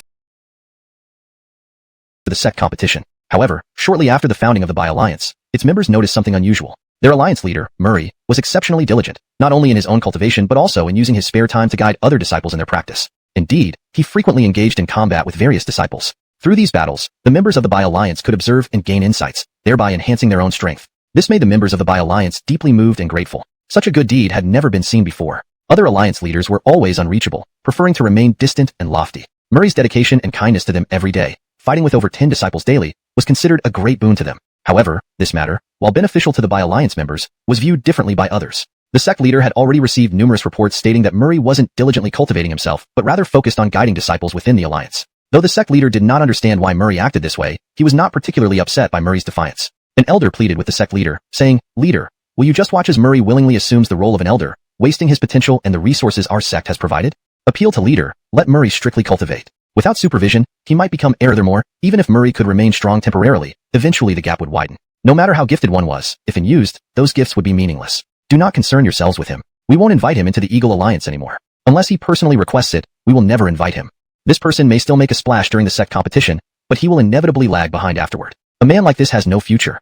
The Eagle Alliance leader directly concluded that Murray wouldn't achieve much. Word spread among the inner disciples that Murray was not earnestly cultivating, leading them to sigh upon hearing this news. Even when someone slacked off, they remained formidable. Everyone else strived tirelessly but still couldn't match up. It was disheartening. Inner disciples no longer underestimated Murray, who was simply too powerful. Despite not cultivating, most of them would never surpass his current combat strength. As days approached the sect competition, excitement grew. The inner disciples prepared themselves, hoping to shine in the competition. After all, success here meant attracting attention from the Kori royal family, opening the door to joining the imperial army, a better life than staying at Guishu sect. Besides, joining the Kori royal family offered lifelong security and the chance to honor their ancestors. However, not many could stand out in the competition each year. With so many competitors, only a few emerged victorious. Most dreams remained dreams, never to be realized. Days neared, and preparations intensified at Guishu sect. After discussions, the final list of participants was decided. This time, Guishu sect sent over 500 disciples to compete. The sect competition was not only about rankings, but also about prestige and reputation. Guishu sect wanted its disciples to excel, bring glory to the sect, and earn renown in this grand competition. Chapter 112, an incongruous snore. The day of the great clan competition arrived soon enough. On this day, Murray and his group received word from their sect. Quickly, everyone gathered at the square to await the flying boat that would transport them. This time, all disciples who were participating in the competition had to assemble at the square. Murray meticulously examined the Bi-Alliance members. Besides himself, Alexer, and Zoe, only 5 others qualified for the great clan competition. And even then, this was with the sect not sending all the best inner disciples to maintain a certain level of secrecy. Typically, during clan competitions, except for appearances, most top disciples wouldn't be sent by their sections. This is called concealing some of the sect's strength. After all, those kept hidden wouldn't necessarily stand out or excel prominently in other sects. It was always unfavorable for other clans to learn too much about one's own sect's capabilities. Let's go, let's board the boat, sighed Murray, addressing the Bi-Alliance members. Looking at how many people other major alliances brought while they barely made it to 9, including him, felt quite embarrassing. It was the worst showing among all the major alliances. Despite bearing the title of a major alliance, their numbers didn't match up with the prestige. Rest assured, Master, we won't disappoint you this time. We will strive to achieve a good ranking, one Bi-Alliance member said confidently. These days, Murray spent a lot of time training with them, hoping to boost their strength. This was an immense favor, and so as they improved, they didn't want to let Murray down either. Murray chuckled lightly. Well, even if he was misunderstood, it was better than revealing his system. Playing the role of a kind mentor was far safer. At this moment, many on the flying boat turned to look at the Eagle Alliance and the Bi-Alliance. Whether intentionally arranged by the elders or coincidentally, the Eagle Alliance was situated right next to the Bi-Alliance. The Eagle Alliance mobilized almost everyone this time, except for a few who needed to remain concealed. Almost all members joined the competition, bringing glory to the sect. If not for strategic concealment, the Eagle Alliance could have sent Nuri. Nothing will go wrong this time. Trust me. He laughed inwardly. As if anything could go wrong? No matter how much he slept en route, he'd still dominate when it mattered. Seeing this, the Eagle Alliance members sneered. Here he was, putting on a show even now. He would soon regret it, once the real competition began. In fact, had Murray been practicing earnestly, these Eagle Alliance members would have mocked him anyway. Weren't you so cool before? What happened to your nonchalant attitude? No matter what Murray did, they wouldn't respect him. Several days later, the flying boat arrived at a massive city. Through the windows, Murray and company could see a sprawling metropolis, much larger than Guishu sect, perhaps several times over. Citizens bustled through crowded streets, a vibrant scene unfolding below. Many Guishu sect disciples marveled at the grandeur, having never seen such a large city. Despite being elites within Guishu sect, they suddenly felt insignificant compared to this vast urban expanse controlled by the powerful Kori imperial family. Previously, wherever they went on missions, they carried themselves with arrogance. But now, they realized their own smallness. Well, the flying boat is about to land. Once in the capital, avoid unnecessary conflict, the sect leader instructed. We've booked an inn for everyone. Have a good night's rest for tomorrow. Art. If he didn't follow their plans, they pouted. Truly, they brought this upon themselves. Deciding that staying in the inn was too stifling, Murray planned to go out and uphold justice. Murray! A deep voice called out behind him. Turning around, Murray saw an elder. Walking forward, he respectfully asked, Elder, is there something you need? Murray, where are you heading? Another aimless outing? The elder glanced at Murray coolly. Just this look sent a wave of pressure over Murray. This wasn't about cultivation level, but personal presence. Murray smiled awkwardly and nodded. I want to see what fun things there are in the Imperial City. I've never been here before. Seeing Murray's honest admission, the elder scolded him. The other disciples are diligently preparing for the clan competition and upholding the honor of our clan. You, however, came here just to sightsee? Do you care about the clan's honor? Do you belong here?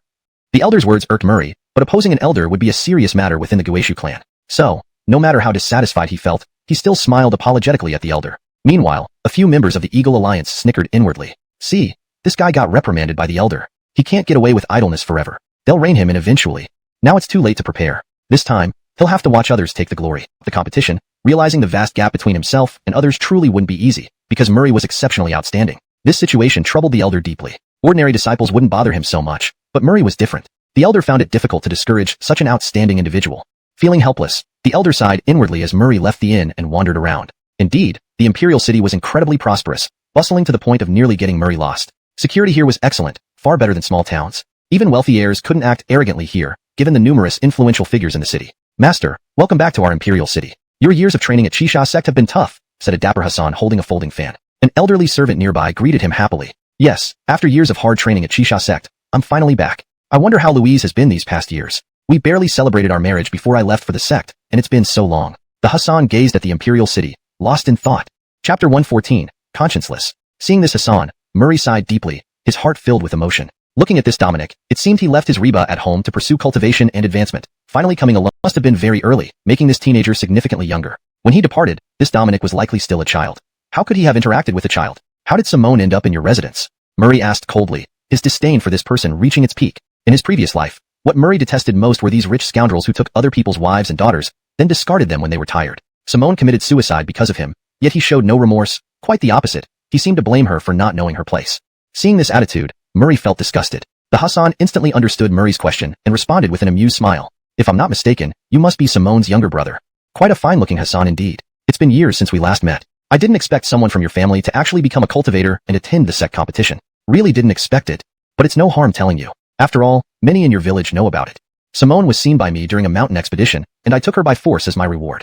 But I only enjoyed her briefly because I had to leave for the Qishao sect. Who would have thought this wretch wouldn't be grateful and instead jumped into a well? AI. But what can you do as her brother? Even if you qualify for the sect competition, you're still just an ant to me. As the Hassan spoke, contempt shone in his eyes. He believed this teenager. Faced with his defeat by an unknown Dominic, the Hassan's face twisted in ferocity, filled with murderous intent. He yearned to destroy the teenager right then. What's happening? Why did they start fighting? You didn't hear? That young nobleman abducted this teenager's sister and forced her to commit suicide. Now, the teenager has come seeking revenge. Truly a pity. Unable to control his emotions, his future prospects are now bleak. If his sister knew, how heartbroken she'd be. It's hard for families to produce such talented children. Onlookers shook their heads, sighing for Murray. Indeed, regardless of Murray's strength, what could he do here in the imperial capital, home to this powerful family? Impossible to reverse fate. Once the family arrives, this Dominic will suffer. Boy, state your sect. After confirming that his master wouldn't die immediately, the horse bared his fangs at Murray. Still cautious, he asked about Murray's sect, aware that this youngster's strength implied significant standing within his sect, thus making casual killing impossible. Chapter 115, Taboo Elixir. So what if you ask for my sect? Guisu sect. Murray sneered and directly revealed the name of his sect. He had every reason to believe that, with his current potential, even if he offended a family, it wouldn't matter. The Guisu sect would stand up for him. If they dared to come knocking, the Guisu sect would teach them what it means to protect its own. Honestly speaking, while the Guisu sect was not as powerful as the royal family of Kori, it was undoubtedly one of the top forces in Kori. Ordinary families did not have the courage to provoke the Guisu sect. No family could afford to start a war with an entire sect. Thus, this was also Murray's confidence. That's why he felt safe enough to reveal his sect. Of course, whether this old fellow believed him was another matter, but Murray had answered honestly. Ha, Hassan, seeing that you are not weak now, I'll give you a chance. Bring out your communication jade and contact your elders from the sect. Have them come and apologize. Otherwise, this matter will absolutely not be settled easily. The elderly servant looked at Murray fiercely. Armando had gained a new understanding of Murray. This Hassan was exceptionally strong. Within his sect, he must be someone important. This time, their young master was definitely on the losing end. There was no way they could get away with this. If they were to truly kill such an outstanding talent, it would bring calamity upon their family. The opposing sect would take this matter very seriously and would never allow a genius to die prematurely. After all, different talents led to different statuses. Murray chuckled and said, "Make us apologize? I still want to kill this guy." At this moment, Murray did not intend to let the matter slide easily. As long as the ones he provoked weren't the royal family of Kori, he believed that his sect had the clout to protect him. It wasn't because Murray bullied the weak or feared the strong. It was just that facing the Kori royal family, even the Guisu sect might not be able to protect him. He was here to do good deeds and uphold justice, not to throw his life away. Some matters could wait until he grew stronger before addressing them. There was no need to court death, which would change the meaning of his actions from justice to self-destruction. Murray was not foolish enough to think otherwise. Hearing Murray's words, the horse was both astonished and enraged, nearly exploding with anger. For so many years, no one had ever dared to defy their family like this. This little brat was clearly challenging them. However, helplessly, given the boy's talent, they couldn't touch him. This situation was indeed very tricky. Despite having a deep-seated hatred towards each other, there was nothing they could do against such a young talent. The crowd was growing larger, and many people looked at Murray, nodding in approval. They developed a sense of sympathy and goodwill towards him. After all, who could not feel sympathy when someone's sister was taken and then forced into a tragic end? Who could not hate the offending family? This was what it meant to be a real man. Unfortunately, before such geniuses matured, they were often very vulnerable, hardly able to withstand such trials and tribulations. In the crowd, Adrian appeared, looking at Murray with a thoughtful gaze. She was dressed in a unique style, radiating an aura far beyond that of ordinary children. Moreover, she was around Murray's age, looking quite lively and adorable.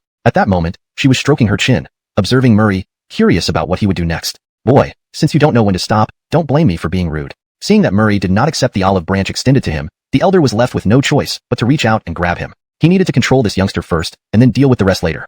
If he didn't kill him but merely gave him a beating, humiliated him, and vented some frustration for their young master, the other sect would likely not go to war over such a trivial matter. Himph, old dog, so eager to show loyalty to your master? Murray snorted and instantly unleashed his flaming fist, launching a punch toward the opponent. The elder's combat prowess exceeded Murray's expectations. He was a Tier 2 lockdown realm powerhouse. For such a strong figure to serve as a mere servant in that Hassan's family indicated the incredible background and strength of that family. Yet, Murray showed no fear and charged head-on. Boom! Murray's fist collided with the opponent, causing both of them to retreat several steps before steadying themselves. The old man was secretly shocked and began to reassess Murray. This Hassan could fight with him despite the age difference, indicating that his ability to fight across realms was indeed extraordinary. After a battle, capturing him might prove impossible. Could the family's face be lost like this? Thinking of this, the horse shuddered. He absolutely could not allow this to happen. If the head of the family found out, it would affect his position among the stewards. Eventually, everything could be taken away from him. Now was the time to test himself. His eyes glinted cunningly as he laughed coldly and said to Murray, Brendan, your fighting power is indeed impressive, but unfortunately, you've messed with our family.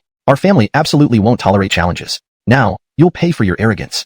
With that, the elder took out a taboo elixir and swallowed it. This type of taboo elixir was previously rewarded to him by the head of the family, designed to briefly boost his cultivation without significant side effects, making it extremely valuable. He had earned it after accomplishing great deeds. Now, although it pained him to use it, he knew it was not the time to hesitate. If the head of the family learned of Murray's fighting strength and talent, he too would frown. Thus, defeating this youngster here and humiliating him would impact his mindset, casting a lifelong shadow over him, sapping his courage to move forward. At that point, he would cease to be a threat. That way, he wouldn't have killed the youngster, and taking his sister away happened long ago. The sect likely wouldn't declare war over such matters. Chapter 116, The Mysterious Girl. Seeing the elder take out the forbidden elixir, Murray couldn't help but feel a little nervous. Saying he wasn't nervous would be a lie. After all, he genuinely didn't know if he had any hope of remaining undefeated against the locking realm third-tier opponent. He never expected that this old man still had such a trump card up his sleeve. However, despite feeling tense, Murray did not regret sticking his nose into this matter today. Since the system had given him the attribute to grow stronger through battle, it had essentially entrusted him with the mission to uphold justice. He had to bear this responsibility. If one wishes to wear the crown, one must endure the weight. If he were to falter in his duty to uphold justice, he wouldn't reach the pinnacle. Murray took a deep breath and observed how the horse's aura started surging after consuming the pill. In no time, it climbed to the locking realm third tier. The surrounding onlookers were startled by this scene. Ah, this Hassan is indeed headstrong and inexperienced.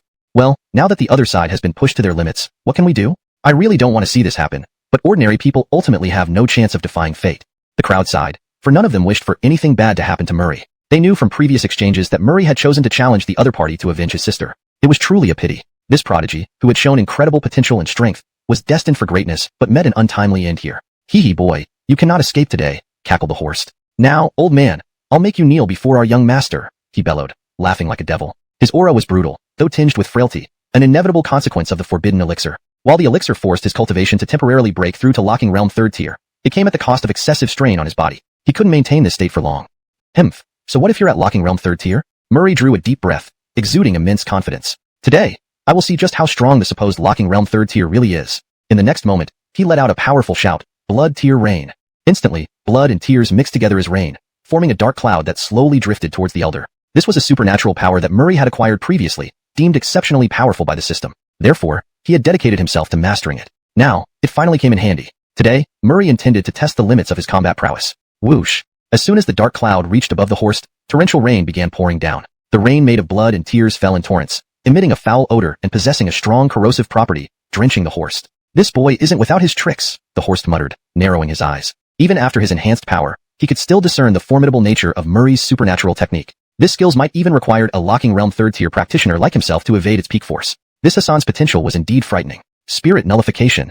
Armando roared, unleashing a secret art that shot a dazzling blue streak toward the dark cloud above. He aimed to dismantle the blood tear rain and weaken Murray's attack. Boom! Upon striking the cloud, thunder crackled within, trying to engulf the horse's supernatural power. Unfortunately, despite blood tear rain's immense strength, the gap between their levels was too vast. After resisting for only a few moments, the cloud suddenly burst, leaving Murray nearly collapsing due to a surge of internal pain. Indeed, the old man's power, after reaching locking realm third tier, was formidable. However, a smile tugged at the corner of Murray's mouth. He had sensed that while his opponent was difficult to contend with, it wasn't impossible. If he endured the prolonged battle and relied on the system's restoration capabilities, he might find a sliver of hope. At the very least, the old man wouldn't be able to resolve this situation quickly. Once the effects of the forbidden elixir wore off, Murray would have the upper hand. Hee boy, don't think that's all I've got. Now, let me show you what true locking realm third tier power looks like. Seeming to sense Murray's thoughts, the old man smirked and licked his lips as if hungry for blood. Suddenly, he extended one hand, which rapidly grew, threatening to crush Murray in an instant. Faced with this supernatural threat, Murray felt genuine danger. He would surely suffer a significant blow. Just as Murray prepared to counter, a dart suddenly flew past him. Whoosh! It plunged straight into the horse's palm, causing him to change expression abruptly. Take this chance and run. A girl's voice rang out from the crowd, urging Murray. Realizing the girl was helping him, Murray quickly jumped out and followed her. Damn it, don't run, you too. Armando roared angrily, but the dart seemed to contain poison, causing his hand to go numb and his cultivation to recede. This alarmed the horse. If he didn't purge the toxins quickly, once the elixir's effect wore off, his cultivation would plummet. Advancing in cultivation at the locking realm level was incredibly difficult, and pursuing these two youngsters now could result in permanent damage. Never mind, that little guy has such a dart, so he might have other tricks up his sleeve. The elixir's effect won't last much longer. Besides, this youngster must be participating in the sect's grand competition, so we'll meet again soon. I need to purge this poison immediately, or my cultivation will be ruined. My lord will surely understand. I've been loyal to the family for so many years. For now, there's nothing else I can do. Sighing heavily, the horse rationalized and sat down on the spot to meditate. Chapter 116. Mysterious Girl. Seeing the elder take out the forbidden elixir, Murray couldn't help but feel somewhat nervous. Saying he wasn't nervous would be a lie. After all, he truly didn't know if there was any hope of remaining undefeated against an opponent at the third level of Shackle's realm. He never expected that this old man still had such items up his sleeve. However, despite the anxiety gnawing at him, Murray did not regret getting involved today. Since the system granted him the attribute to grow stronger through battles, it essentially entrusted him with a mission to uphold justice. He must bear this responsibility. To wear the crown, one must endure its weight. If he weren't righteous enough, he would never reach the pinnacle. Murray took a deep breath. He saw the horse's aura rise sharply after swallowing the pill and quickly ascend to the third level of Shackle's realm. The onlookers were shocked by this turn of events. Ah, this Hassan is still too young and inexperienced. Now, what are we going to do? The other side has been provoked.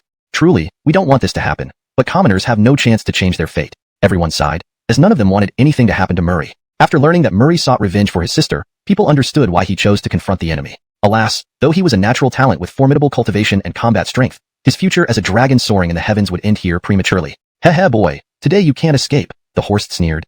Now, I'll make you kneel before our young master. Armando laughed wickedly, appearing almost demonic. His aura was ferocious, but there was an underlying weakness, a consequence of the forbidden elixir. Taking the elixir forcibly boosted his strength, but also strained his body. This temporary breakthrough to the third level of Shackle's realm would come at a cost, and he wouldn't remain at this level for long. Hemph. So what if you're at the third level of Shackle's realm? Today, I will see how strong the so-called third level is. Murray took a deep breath, his aura surging as he suddenly roared. Blood tear rain.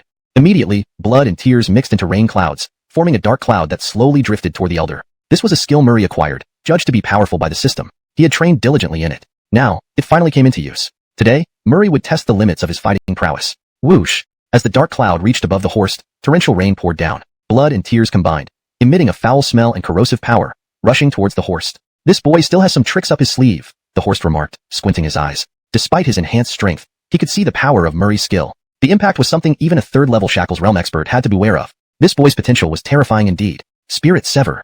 Armando roared, unleashing a secret technique. A dazzling blue light shot toward the dark cloud above, aiming to dissipate the blood tear rain and neutralize Murray's attack. Boom! When Jamal's attack struck the blood tear rain, thunder rumbled inside the cloud, attempting to devour the horse's skill. However, despite its strength, the blood tear rain was no match for the significant power disparity between them.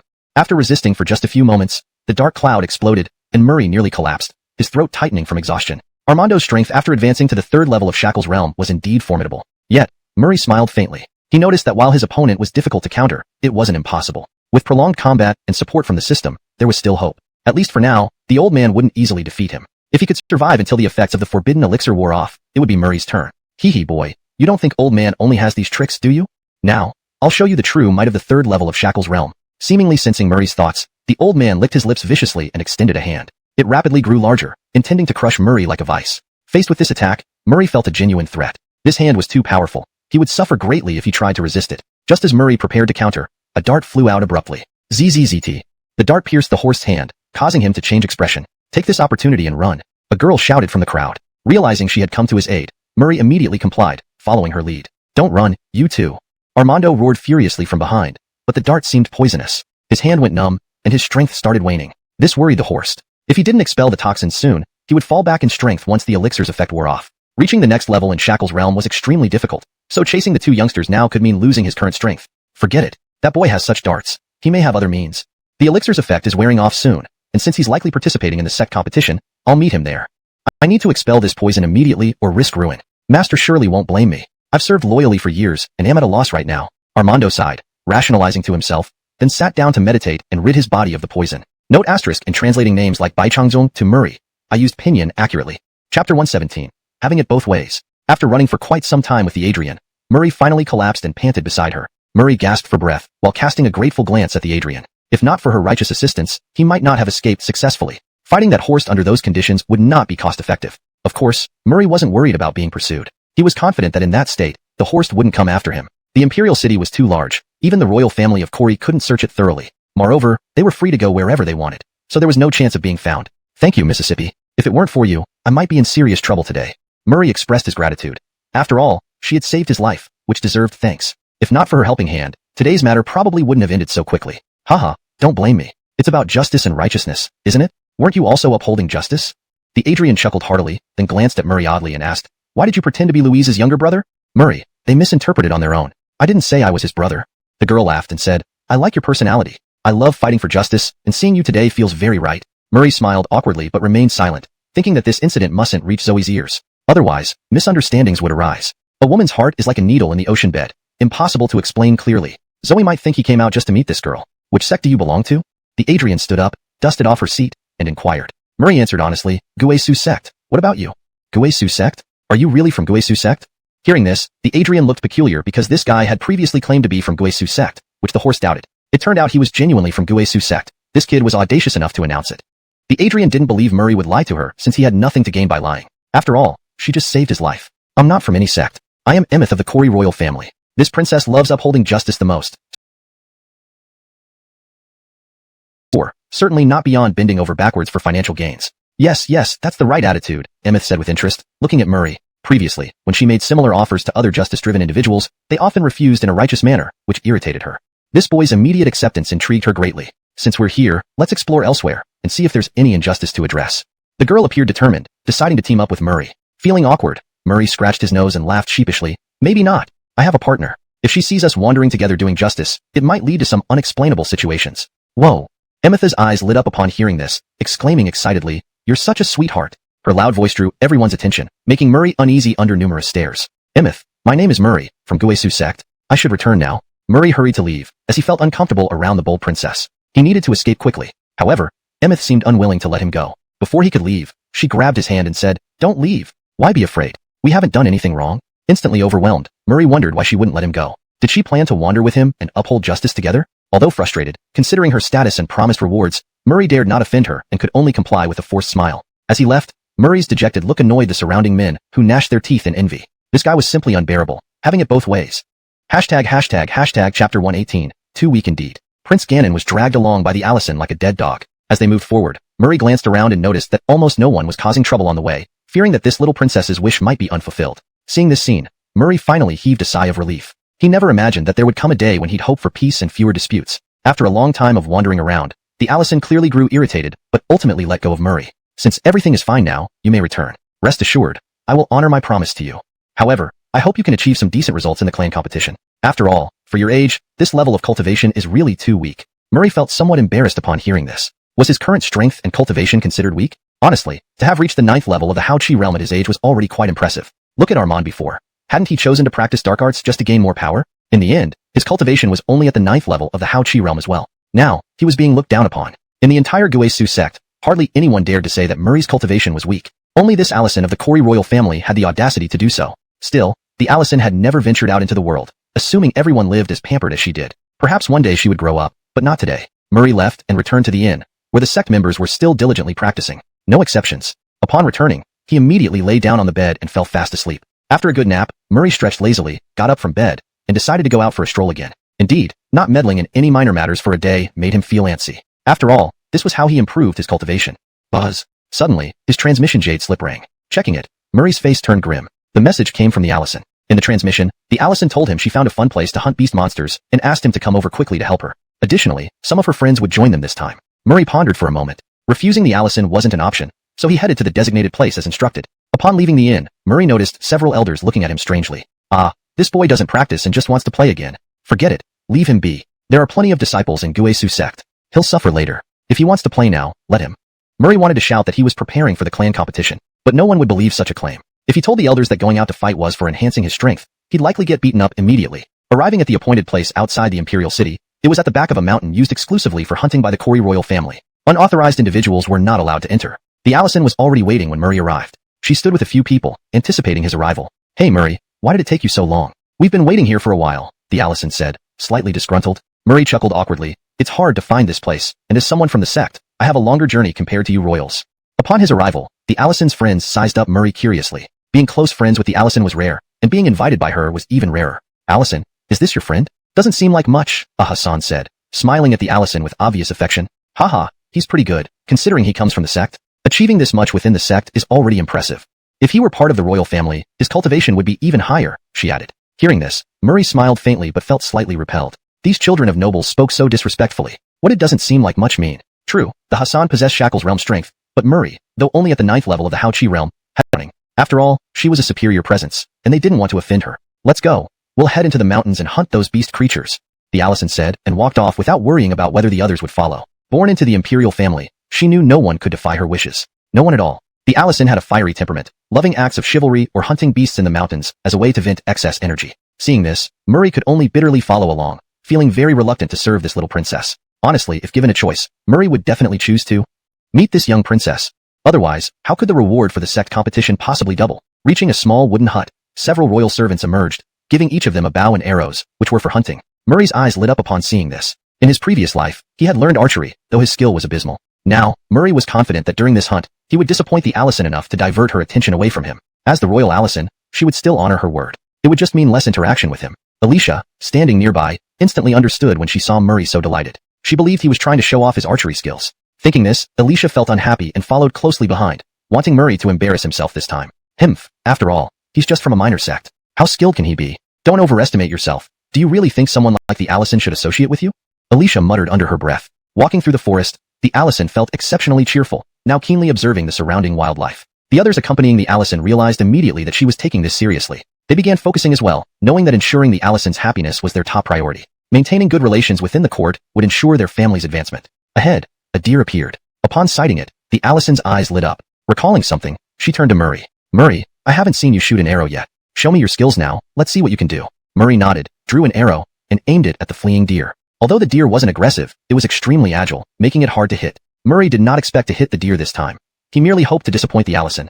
Everyone focused on Murray, curious about his true abilities. After all, someone the Allison considered a friend must not be ordinary. Seeing Murray's bow-holding posture, Alicia scoffed inwardly. Based on her extensive study of archery, she determined that Murray was a complete novice. For such a person to not miss and make a fool of himself would be impressive enough, let alone expect him to hit the target. Swoosh. An arrow flew from Murray's bow and, against all odds, struck the deer. Murray himself was stunned. Beep. System detected host initiating shooting mode. Activating arrow deity in time.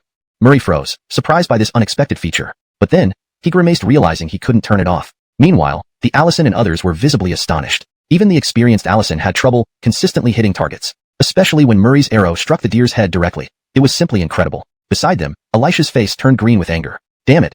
This guy is clearly a novice but got incredibly lucky to hit it. This is bad. The Allison will undoubtedly favor him even more. Alicia attributed Murray's success entirely to luck, never questioning his shooting prowess. "Murray, you're amazing. I told you, my friends are always exceptional. Seriously, from the moment I met you, I felt we'd become great friends. Looks like my instincts were right." The Allison cheered loudly, gushing to Murray, which left him speechless. Couldn't she see that Alicia beside her was turning purple with rage? Was it wise to continue this? It was just luck. Pure luck? Murray modestly replied. "Hunting isn't fun anyway. Why don't we head back?" Honestly, Murray was scared. Since the arrow deity mode activated, he would likely hit every shot, instead in going back at all. With no choice, Murray reluctantly followed along, trying to minimize his presence. He only hoped not to draw too much attention from the Allison. While the Allison knew he had a partner, she didn't think their friendship was impure. But that didn't mean Zoe wouldn't think otherwise. Given how effortlessly Zoe managed the White Alliance, she was both capable and shrewd. I wonder if he's overthinking things while being with the Allison. HRR. A crimson flame tiger appeared ahead, roaring several times upon noticing human presence before turning to flee. The beasts here had long learned that encountering humans brought no good, so they preferred fleeing rather than fighting. "Murray, aren't you an excellent archer? It's your turn to show us."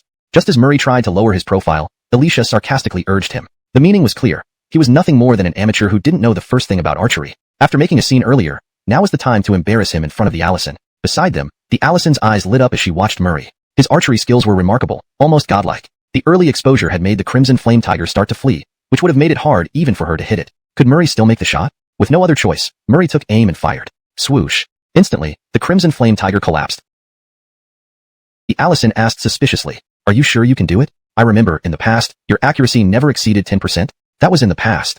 Alicia laughed. One should reassess after 3 days. I've practiced hard and am now a master. Don't worry. Watch me hit those beasts. Don't worry, Allison. I won't disappoint you this time. Despite his confident demeanor, the Allison remained skeptical but nodded. Since he insisted, she felt obliged to give him a chance. But she wondered what had gotten into him, making him so confident today. She knew his archery skills were poor, a gap in talent that short-term practice couldn't bridge. Alicia strode forward confidently, carefully navigating through the shrubs to avoid startling prey. This time, he was determined to impress the Allison. He loved her and hoped marrying her would advance Tianxian Palace toward power. Now, fate was helping him. With the beasts apparently dumber, he could finally take the spotlight. Chapter 121. Audacity Murray. Alicia no longer intended to give Murray any chance to show off. He had already taken it as his own opportunity. Shoo! The sound of a beast's footsteps came from ahead. Upon hearing this, Alicia became excited, drawing an arrow and preparing to shoot, searching for the direction of the creature. Soon, a wild donkey appeared before them. Seeing this wild donkey, Alicia was filled with excitement. Wild donkeys, though not highly cultivated, could run extremely fast. They were almost impossible to catch. The saying went that heaven has dragon meat, earth has donkey meat, both being epitomes of deliciousness. Especially these locally grown wild donkeys had even better nutritional value and taste, but they were very hard to catch. If he succeeded in hitting the donkey, the Allison, who was a food lover, would surely be won over easily. In this moment, Alicia's mind raced with thoughts, while the wild donkey entered his sight successfully. Seeing it was a wild donkey, the Allison's eyes sparkled but felt a bit disappointed when she saw Alicia taking the shot. Given Alicia's history of failure, he probably couldn't hit it. The Allison regretted letting Alicia take the shot. If Murray had done it, they likely wouldn't have missed the donkey. Whoosh! Alicia fired an arrow at the wild donkey with all his strength. He valued this opportunity and took it seriously despite his usual bravado. However, the arrow missed and struck a tree instead. Startled, the donkey brayed loudly and ran away. The Allison was now getting angry. Alicia, seeing this unfold, froze in disbelief. He hadn't expected to miss again. Didn't the creatures here lose their intelligence? Why did he still miss? Murray quickly acted. I really want to eat donkey meat pie. Seeing the donkey about to escape, the Allison urged, her hope now resting on Murray after giving up on Alicia. All right. Murray sighed inwardly. He knew that failing to meet the princess's expectations might cost him his doubled reward. This was intolerable. Immediately, Murray shot an arrow at the donkey. Bray! The donkey let out a pitiful cry, falling down, unable to stand. The Allison stared wide-eyed at the fallen donkey, amazed by Murray's archery skill. She had lost hope after Alicia startled the animal. Who knew it would still get hit? The Allison cheered, while Alicia stood stunned. How illogical was this? By rights, there was no time for a follow-up shot. How did Murray manage it? Alicia felt targeted by fate, which seemed to favor Murray. Hee Allison, just a lucky shot, Murray modestly said. The Allison rushed over, catching the donkey and putting it into her storage bag. Looking at Murray with admiration, she declared, Murray, your archery is amazing. I wish to learn from you. This statement left both Murray and Alicia momentarily stunned. Murray had a headache. His shooting relied entirely on the system, not his skill, so how could he teach the Allison? Meanwhile, Alicia felt a tumult inside him, nearly losing composure. Why could Murray consistently overshadow him? Who was this man? A sense of despair grew in Alicia, followed by resentment. This guy was deliberately stealing his spotlight. He decided to find an opportunity to retaliate against Murray.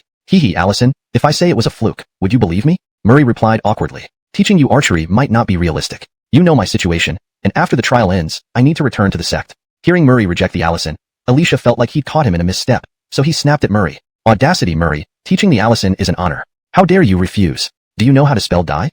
Realizing he was reacting irrationally, Alicia soon regretted his outburst. Murray's refusal could actually benefit him, yet he couldn't help himself. The Allison hesitated upon hearing Murray's words, aware of his difficulties. She didn't want to upset his partner by asking for personal instruction. Just as she thought it was a pity, Alicia's harsh words angered her. Alicia, what do you mean? Do you think I enjoy forcing people? What's wrong with Murray not teaching me? Are you suggesting I'm such a person? The Allison increasingly disliked Alicia. Not only did he fail to hit the donkey, but now he was scolding Murray. How annoying was he? Feeling reprimanded, Alicia panicked. He hoped to marry into the royal family through the Allison, thus transcending his social class. Now, she showed clear disdain for him, causing him great anxiety, especially because she defended Murray, making him feel worse than ever. Chapter 122. The Mysterious Cave. Emma's evident favor towards Murray ignited a deep jealousy in Alicia's heart. A foreboding feeling grew within him. Could it be that this Murray would replace him and form an alliance with Emma? If so, this man from the sect might leap to heights unimaginable, achieving what Alicia had only dreamed of. The thought made Alicia shiver internally, and he resolved to prevent it no matter what. He held a disdain for those who came from sections. In the imperial city, large families typically cultivated disciples within their own households. Those who came from sects were often born into poor or less fortunate backgrounds, people inherently considered lowly by nature. How could such people obtain things Alicia himself couldn't even dream of achieving? Fueled by resentment and envy, Alicia despised Murray to the extreme. Ganon, it's all right. Since you're not comfortable teaching me, it's fine. We're still good buddies, Emma said in a carefree manner to Murray. Thank you for understanding, Your Highness, Murray replied, scratching his head and smiling. Thankfully, Emma didn't insist on forcing him. Otherwise, Murray would have been truly troubled. Such noble princesses were notoriously difficult to please, and if not handled properly, their power could crush one easily. Fortunately, this princess seemed more well-mannered. After capturing a wild donkey, they continued deeper into the mountains. Murray had now become a favorite with Emma. She constantly sought prey for him to hunt. During this time, Alicia tried once again but was rejected by Emma. She wasn't fond of him. He was overly clingy and craved attention, usually ending up making a fool of himself. Over time, Emma developed an aversion towards him, aware of his ulterior motives in getting close to her. Growing up, she had seen many like him surrounding her, each with their hidden agendas.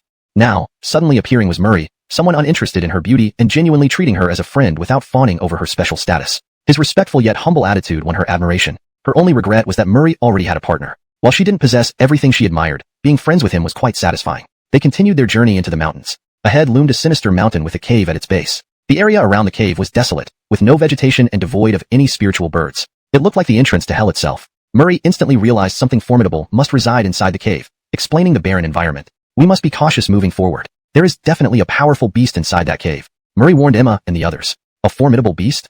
Emma felt excitement stir within her at the prospect of danger. Then let's capture it, she declared, looking at Murray with defiance despite her tone suggesting consultation. Murray chuckled wryly. This little princess certainly wasn't easy to please. Yet, he knew this wasn't simply her princely demeanor acting up. Compared to other royal heirs, Emma was reasonable, though naturally possessing a slight arrogance and audacity from growing up pampered. Most people wouldn't consider others' opinions much. That Emma consulted them was quite rare. He nodded in agreement. All right, we'll go in. But we must take our weapons seriously. Bow and arrows may not suffice in this upcoming adventure. The cave's resident, having claimed dominion, suggested a creature not to be trifled with. Ordinary arrows likely wouldn't harm such a beast, and might squander their best chances in battle. Emma nodded, agreeing with Murray's advice. Though she had a touch of pride, she could listen to reason. Beside them, Alicia, feeling marginalized, was inwardly disgruntled. Relieved by the lack of bow usage, he immediately voiced his support. I agree with your highness's suggestion. Let's go in. I will protect you all, he declared, emphasizing his status as a Shackles realm cultivator. His eyes flickered provocatively towards Murray, implying his superiority. Murray smiled but remained silent. Confidence came naturally to him. He didn't need to argue or justify his strength. Only the weak argued. True strength never needed to boast. Since Alicia seemed confident, they could proceed as planned. Should anything happen inside, Murray and the others would intervene when necessary. Let's stop talking and enter, Emma urged, eager to move forward. She quickly led the way, with Alicia hurriedly following to safeguard her. Entering the cave, they unknowingly set off on a path that many soon regretted. Chapter 123. I'll hold the rear. Inside the cave, it was pitch black. Murray and his group only managed to illuminate their surroundings after lighting up torches. They proceeded cautiously, not knowing what kind of monsters resided within the cave, but fully aware that this journey would undoubtedly be perilous. They all held weapons, vigilant as they moved forward. About 100 meters in, Murray's group finally heard heavy breathing sounds. The breathing was very coarse, but only one beast seemed to be inside. At this moment, Alicia wanted to impress the Allison and took the lead, casting a provocative glance at Murray as he left. His attitude was clear. Sure, you're good with archery, but it's merely a side skill in this world. A man needs cultivation and strength to truly stand. Murray found this amusing and ignored him, thinking about how pitiful it was that Alicia reveled in petty victories without realizing what a grand drama he must have concocted in his mind. Unfortunately, some people were destined to be clowns and would never amount to much. Murray didn't bother with him. When they were 40 meters away, the beast suddenly sensed their presence and let out a roar before opening its eyes. The green glow in its eyes resembled ghostly fire in the darkness, chilling everyone to the bone. Don't worry, I'm here. Alicia reassured everyone, then sneered at the approaching beast. He had come for thrills and challenges, to capture this beast and show off in front of the Allison. Why do I feel something isn't right? My right eyelid has been twitching nonstop, one follower murmured uneasily. Shoo, don't jinx it. We came here to explore. If you're scared, you can go back, someone else said, trying to boost morale despite the eerie situation. Heh, let the beast come if it dares, Alicia laughed, sensing an opportunity to display his bravery as the others showed fear. Murray inwardly sneered. Letting Alicia take the spotlight suited him fine. It would divert attention from himself. Otherwise, he might catch the eye of the Allison, which could be problematic. Roar. Upon hearing Alicia's words, the beast in the dark roared furiously and began walking toward them. A guan bear. Only when the beast approached did everyone see clearly. A guan bear. Adult guan bears rivaled second-level lock realm fighters. Unbelievably, they had encountered one today. Their strongest member was only first-level lock realm, no match for this beast. Fear spread among them. If they knew beforehand, they wouldn't have ventured so deep into the cave. Though this place belonged to the royal family, dangerous beasts like this still roamed around. Now, they had truly met their match. Cursed, everyone run. Seeing the guan bear, Alicia clenched his teeth and released a spell before fleeing. He lost all desire to fight and only wanted to escape. Panic ensued as everyone ran towards the exit, but the guan bear wouldn't let them go easily. It swallowed the spell and charged forward, roaring fiercely. Within moments, it caught up and swatted a 9th-level Haochi realm fighter, sending him flying with a shriek. Save me! He screamed in terror, but Alicia kept running without looking back. The Allison frowned in disdain. Where was his bravado now? However, she didn't have time to curse Alicia. Instead, she ran to her injured friend. Die, beast! She shouted, throwing a string of darts at the guan bear. Seeing this, Murray turned around, grabbing the god of war spear and charging at the bear. He knew these darts couldn't harm the thick-skinned guan bear. If the Allison overestimated her skills, she would get hurt too. Roar. The Guan bear roared and swung a paw at the Allison in anger, but Murray blocked it with his spear, piercing through the beast's palm, causing blood to flow. Hurry, move back. This Guan bear is tough. Murray shouted and continued attacking with his spear. Although the Guan bear was difficult to handle, Murray knew he had to finish it quickly. The others weren't strong enough. Only his power could match the beast. Yet, he didn't want to reveal his true strength. Doing so would surely impress the Allison, and he wasn't sure what that entailed given her impulsive nature. Allison, I'll protect you. Let's run. Murray will hold it off. Alicia appeared at this critical moment, thinking that saving the princess would gain him her respect. He remained focused on his own future and marriage prospects, disregarding the injured beside the Allison. Chapter 124, Imagining the Drama. Seeing Alicia run over, the Allison hurriedly said, Alicia, you carry him on your back. I'll stay behind and hold off Barrett with Murray. We can't let Murray face him alone. It's too dangerous. At this moment, the Allison felt an overwhelming sense of guilt towards Murray. Despite being the weakest in cultivation, he had stepped forward first to protect them. And that wasn't the most significant part. The most important thing was that Murray was not someone who craved attention. From his previous actions, one could clearly see that. Otherwise, the Allison wouldn't have cared so much about him. It's such a critical moment, my princess, and you're still worried about this guy from the sect? He's not one of us. The place we start is where he ends. Come with me quickly. Elisha's face turned bitter as he reprimanded the Allison and forcibly tried to pull her away. In Elisha's view, if he could make the Allison leave, Murray would inevitably be overwhelmed on his own. In that case, Murray would surely die inside this cave. Once Murray died, everything would be fine. With Murray gone, his biggest rival would be out of the picture. Over time, the playful nature of the Allison would eventually make her forget about Murray. Although he appeared cowardly this time, Alicia knew that as long as Murray was dead, a slight dip in his reputation wouldn't matter. Get lost. Hearing Elisha's beastly words, the Allison flew into a rage, breaking free from his grip and pointing at the injured person on the ground. Alicia, if you want to continue playing with me, then immediately take the injured person out. You don't need to stay behind. If you insist on provoking my anger, just wait. I guarantee that even Tianqian Palace's power won't save you. The Allison didn't care about sparing Elisha's feelings as she said these words. She didn't want to care either. Behind her, Murray fought alone. While this man wanted to use Murray's sacrifice for their survival, a thought intolerable to someone with her temper. Seeing how serious the Allison took this, a trace of anger appeared on Elisha's face. He harbored deep affection for the Allison, but received this result in return. However, in the end, he did what the Allison said. Not because he listened to her, but because in his heart, the Allison was no different from a dead person. However, there were still others around. If the Allison and Murray really held the rear and ensured everyone's survival, those survivors might report his actions to the Emperor. While he wouldn't be punished severely, his position would definitely plummet, and his future prospects might be forever affected. After Alicia fled, the Allison rushed towards Murray. At this moment, Murray's slender figure loomed ever more magnificent in her heart. Hearing about Murray having a partner earlier hadn't made her furious, but it certainly left her feeling awkward. Previously, every same-age boy who approached her had ulterior motives except Murray, whose thoughts were pure and dedicated to justice, which surprised her greatly. Later, Murray continually impressed her with his archery skills, appearing like a god sent to her. Such a dreamy figure already having a partner couldn't help but stir some ripples in her heart. But now, none of that mattered because the Allison knew she would die alongside Murray. Dying with the one she loved was a blessing. The Allison felt content at this moment. Murray, I'm here to help you.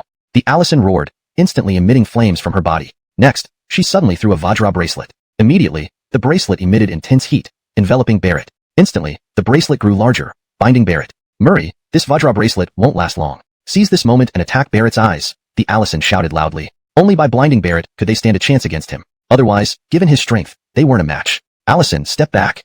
Seeing Barrett restrained, Murray felt an opportunity and shouted, You don't need to worry about my safety. I can defeat this Barrett now. Just step back. Murray spoke the truth. There was no point hiding anything anymore since the Allison stayed to share hardships with him. Furthermore, he would eventually reveal his prowess during the sect competition, and the Allison would know about his incredible combat abilities. Since he could handle it, there was no need to hide anything further. But to the Allison, these words carried a different weight. In her eyes, Murray was merely at the 9th level of aura condensation, yet his words now sounded incredibly responsible. If she didn't know he already had a partner, she might have suspected he had fallen in love with her. Understanding Murray, she knew he was sincere, not motivated by fame or fortune. Reflecting on this, tears welled up in the Allison's eyes as she replied, No, Murray, you step back. Let me handle this. As a Shackles Realm warrior, I'm stronger than you. You don't need to risk your life for me. Murray. He realized he was often misunderstood. No matter what, people always seemed to interpret his intentions differently. However, Murray had no time to explain further and immediately used sun extinction, releasing a fierce, scorching light. A small sun emerged behind Murray, soaring above his head and rushing toward Barrett. Die! Murray bellowed, regaining his confidence and discarding all pretense. Now, he acted without restraint. Chapter 125. His intentions were far from pure. Roar. Gerardo, witnessing the scene, immediately roared in anger. The restraints imposed by the Jingang bracelet had already made it quite uncomfortable. Now, this human showed no fear and even dared to counterattack, which infuriated it beyond measure. Note: I have translated Jingang Jua as Jingang bracelet, and provided an explanation for its function to ensure clarity and consistency in terminology. Bang! The fiery annihilation spell burned onto Gerardo's body, causing its expression to change instantly. It began to wail in agony. Emma watched from afar, her mind blank at the unexpected turn of events. She never thought Murray could truly stand up against this beast. The power released by his technique was clearly comparable to someone at the Shackles realm, possibly even second-layer Shackles realm without issue. Meanwhile, Murray seized the Spear of Battle and started executing the Flying Rainbow Lance technique, frantically stabbing at Gerardo's body. After a series of relentless stabs, countless holes appeared on Gerardo's body. By now, Gerardo was severely wounded, and its movements grew increasingly hindered. However, Gerardo was still smart enough to know that protecting its eyes was paramount. If it went blind, it would take 1 or 2 months to regenerate them. Within those 1 or 2 months, if humans arrived, they would surely finish it off. Let's go, Emma. This Gerardo won't attack us anymore. Seeing Gerardo start to slacken, Murray immediately pulled Emma's hand and started running like mad. Primarily, Gerardo's fur was incredibly thick. If it were a second-layer Shackles realm human, it would have succumbed to Murray's attacks long ago. But Gerardo was different. It continued to move relatively freely. Therefore, Murray decided not to pursue the bear further. If he wanted to genuinely kill Gerardo now, it would cost him considerable effort. Besides, Emma was still here. If he engaged in an intense battle with Gerardo, what if she got hurt? Although Emma was also at the Shackles realm level, Gerardo's strength was formidable. Oh! Reacting to Murray's warning, Emma came back to her senses and began sprinting alongside him. On the way, her face flushed slightly because of their interlocked hands. This Hassan was exceptionally outstanding, truly outstanding. Despite being only at the 9th layer of the Radiant Aura realm, he demonstrated such formidable combat power, something only a few geniuses could achieve. This time, he protected her instead of the other way around. At present, Murray was focused on escaping and had no time for deep thoughts. Holding Emma's hand was purely instinctive. After fleeing out of the cave, Murray saw Alicia and the others who hadn't run far yet. They were sprinting ahead. Because Murray ended the battle so quickly, he could still see their backs clearly. You guys, stop running. The danger has passed. Upon seeing them, Emma shouted loudly, somewhat disdainful of these individuals. After all, among those who fled, except for 2 at the 9th layer of the Radiant Aura realm, the rest were all at the Shackles realm. Had they fought together, they might have killed Gerardo. Even if Murray wasn't as strong, fighting together would likely allow them to hold out until help arrived. But these cowards chose to flee, ignoring Murray's fate. This made Emma realize their true nature for the first time, leading to a sigh. As royalty, she knew her popularity stemmed from others seeking benefits from her. Without the royal background, few would be friends with her. Ahead, hearing Emma's shout, Alicia and the others paused, suspecting they heard wrong. Then Alicia turned around, seeing Murray dragging Emma's hand toward them, causing Alicia's whole body to freeze. What the hell? Is Murray indestructible or something? He survived? Not only did he survive, but he also brought Emma out. But then, Alicia seemed to grasp the truth. It must be due to the heavenly treasures on Emma's body that temporarily kept Gerardo occupied, giving them time to escape. Yes, that must be it. Otherwise, a 9th layer Radiant Aura realm waste like Murray couldn't survive. Realizing this, Alicia's expression darkened. Had he known, he wouldn't have left, losing face and missing the chance for Emma not to be holding Murray's hand. Clearly, Emma was somewhat smitten with Murray. Murray must have schemed, calculating that Emma wouldn't easily abandon him and using her treasures to trap the beast. Thinking this, Alicia's face turned livid as he berated Murray. How dare you, Murray? How can someone from a minor sect like you hold Emma's hand? Murray, who had been running, didn't care about Alicia's previous mistakes, but he naturally felt uncomfortable with Alicia's renewed aggression. Alicia, what are you shouting for? Murray stayed behind to buy us time. Much better than a coward like you. He bought us time? My dear princess, this guy is clearly plotting everything. He anticipated that your character wouldn't abandon him. His purpose here was filled with sinister intentions. I fled without much thought. Indeed, I'm cowardly, but better than some cunning old foxes. He stayed behind because he figured out you, a royal, have valuable items that could trap Gerardo. That's why he dared stay, my dear princess. Everything he did was to scheme against you. Why can't you see that? Alicia spoke as if disappointed, pretending to care for Emma. However, having witnessed everything firsthand, Emma wouldn't believe his lies. Chapter 125. He clearly has no good intentions. Roar. When Barrett saw this, it instantly roared in rage. The constraint imposed by the Gene Gang bracelet already made it uncomfortable. Now, this human dared to attack without showing any fear, which infuriated it. Bang! The sun-extinguishing spell directly burned onto Barrett's body. In the next moment, its expression changed, starting to howl in pain. Emma stood a distance away, watching all of this happen, feeling utterly blank inside. She never imagined that Murray could actually fight against this Barrett. The power projected from this divine technique she had detected could rival a Lock Realm warrior, maybe even a second-layer Lock Realm. Meanwhile, Murray, holding the War God's spear, began using the Flying Rainbow Spear technique, frenziedly jabbing at Barrett's body. After the intense series of attacks, countless large holes appeared on Barrett's body. Barrett was heavily wounded and started moving with great difficulty. However, Barrett still had some sense. It knew it needed to protect its eyes at this critical time. Otherwise, if its eyes went blind, it would take 1 or 2 months to regrow them. And during this period, if humans came, they would surely exterminate it. Let's go, Emma. This Barrett will not attack us anymore. Seeing Barrett become less aggressive, Murray immediately grabbed Emma's hand and started running furiously. Mainly, Barrett's fur was very thick. A second-layer Lock Realm human would have succumbed under Murray's attack long ago. But Barrett could still move around freely. Therefore, Murray abandoned the idea of finishing off Barrett. If he wanted to truly kill it now, he would need to expend considerable effort. Additionally, Emma was still here. If he engaged in a prolonged battle with Barrett and she got hurt, what would he do? Even though Emma was also at the Lock Realm level, Barrett's strength was not something to be underestimated. Oh! Alerted by Murray, Emma reacted instantly and started sprinting alongside him. On the way, since her hand was held by Murray, her face turned slightly red. This Hassan before her was simply outstanding, nearly flawless, have many real friends. Ahead, upon hearing Emma's shout, Alicia and company hesitated momentarily, wondering if they heard wrong. Then, Alicia turned around, seeing Murray running towards them while holding Emma's hand, causing Alicia to feel uneasy. Was Murray a cockroach? How did he survive? He actually lived and managed to escape with Emma. But in the next moment, Alicia seemed to have understood. It must be because of the heavenly materials on Emma's person that temporarily kept the Barrett occupied, giving them time to escape. Yes, it must be that. Otherwise, a waste like Murray, being only at the 9th layer vast chi realm, couldn't possibly survive. Immediately, Alicia looked quite displeased. Had he known, he would have stayed behind to avoid disgracing himself. In that case, Emma wouldn't have held hands with Murray either. Now this situation made it clear that Emma felt something for Murray. Murray was manipulative from the start, calculating everything in advance, knowing Emma wouldn't easily abandon him, and counting on the fact that she had precious materials to trap beasts, thus staying behind. Thinking about this, Elisha's face turned ashen as he immediately reprimanded Murray. Murray, you dare. How can you hold Emma's hand, coming from some minor sect? Originally, Murray, who was running, didn't care much about Elisha's previous faults. But now, Alicia directed accusations at him higher. Naturally, it's advancement in status, and a tilt towards cultivation resources. And coincidentally, you can provide all these needs. So, he must have come prepared. Who would willingly risk their life? How long have you known Murray? Would he sacrifice himself, knowing full well that he's only at the 9th layer of the aura stage? Many of the people surrounding you are there for your interests. Don't believe that anyone would risk their own life for a stranger. The Allison nodded. You're right. Many who surround me are indeed here for my interests. Alicia, I didn't expect you to be so aware of this point. Believing the Allison had trusted his words, Alicia laughed and said, naturally, it's my duty to help resolve the princess's troubles. But the Allison gave a cold laugh and said, in the cave, I witnessed with my own eyes how Murray, at the 9th layer of the aura stage, could explosively manifest the combat power equivalent to the 2nd level of shackles. Now, Alicia, do you still wish to smear Murray? Alicia was startled for a moment before anxiously retorting, Allison, he must have consumed some forbidden elixir, or else it wouldn't be like this. All this is just a show and a trap, Allison. Please don't really believe in his tricks. At this point, Alicia felt as if he had fallen from heaven into the abyss. Initially, hearing the Allison agree with his statements filled him with joy. After all, her approval confirmed his standing in her heart. He had acted to eliminate this rival, Murray, and truly considered this a chance to remove this thorn in his side. Yet unexpectedly, the Allison trusted this person so much that even now, she was trying to defend him. I saw the whole thing. Are you calling me blind? Taking a step forward, the Allison coldly continued. Or do you think I'm simple-minded and easily fooled? Alicia broke into a sweat, his whole body growing anxious. The Allison's accusation was not minor. If she really thought this way, he likely wouldn't find a place within Tianqian Palace anymore. Offending the Emperor's favorite Allison was a grave sin, and everyone in the palace would avoid him thereafter. Allison, there's definitely something fishy here. This person couldn't possibly possess combat strength at the 9th layer of the aura stage.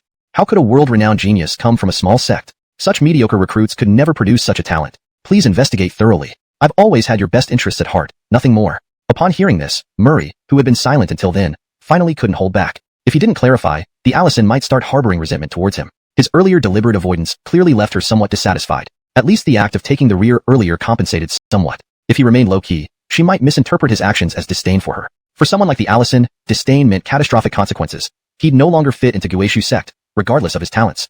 Alicia, since you insist I took a forbidden elixir, why don't we have a duel? If I win, will you then stay away from the Allison? After all, having someone like you around, I find disturbing even for the princess's sake. I really feel uneasy. Murray's aura surged, and suddenly he seemed much taller. Allison, look at this guy who covets your beauty and wants to use you for his own ends. I'm not distorting the truth. This person has malicious intentions. Grasping onto Murray's words, Alicia countered almost triumphantly. Shaking his head with a smile, Murray felt some disappointment toward Alicia. Indeed, the latter's smooth talking skills were formidable, a fact Murray acknowledged. Had the Allison not witnessed everything, perhaps Alicia could have turned white into black. However, today's outcome depended on the Allison. She would surely resolve this issue today. Alicia, you are defaming me. Murray already has a partner. How could he ever develop feelings for me? Murray told me this from the very beginning. Do you want to accuse Murray of discarding his partner upon meeting me? Haha, if that were true, I would be quite impressed with Murray, but unfortunately, it's not going to happen because Murray is an honorable man. He's not like you. This sort of person disgusts me entirely. The Allison spoke with intense aversion. Struck by her words as if struck by lightning, Alicia couldn't believe that Murray had a partner, something he hadn't known. If he had known, he wouldn't have targeted Murray like this, nor would he have overestimated himself. All this time, he'd been acting alone, while others watched him like a clown, which left him feeling extremely uncomfortable. Most importantly, he had disappointed the Allison today. From now on, she probably wouldn't tolerate him as a friend anymore. Feeling resentful, Alicia refused to accept that Murray, at the 9th layer of the aura stage, could unleash the power of the 2nd level of shackles. Then, Alicia stepped forward and looked at Murray. Very well, Allison, today, I will expose this fraud. I want to see how a scammer from a small sect gets destroyed. Chapter 127. Elisha's self-inflicted humiliation. Upon hearing this, Murray wanted to burst out laughing. This guy was actually showing off his superiority here. What was wrong with people from small sects? Were they inherently inferior just because of that? Moreover, this guy had too many petty grievances. Originally, Murray wouldn't have bothered with him, But this guy continuously pushed his luck. Now, all the consequences were on him.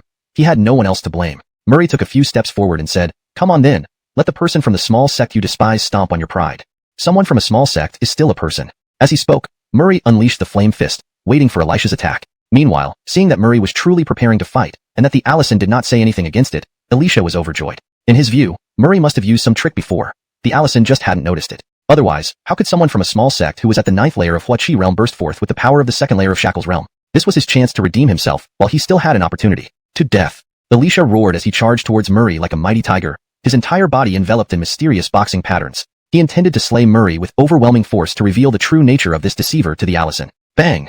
Murray didn't use any magical skills. He simply punched straight through. Instantly, Elisha was sent flying backward, his face etched with shock. The blow from Murray felt like facing a massive mountain. Murray's strength could unleash such formidable combat power. If he hadn't seen it with his own eyes, Elisha would never have believed it. But now, it was too late for disbelief. There was no way to refute what had happened. Hee, how does it feel? Didn't you call me a deceiver? Murray mocked. You, with your petty cleverness and lack of strategic vision, have dug your own grave. If you hadn't deliberately picked on me, things wouldn't have ended up like this today. You only have yourself to blame. The disciple from the small sect you looked down upon can crush you in an instant during battle.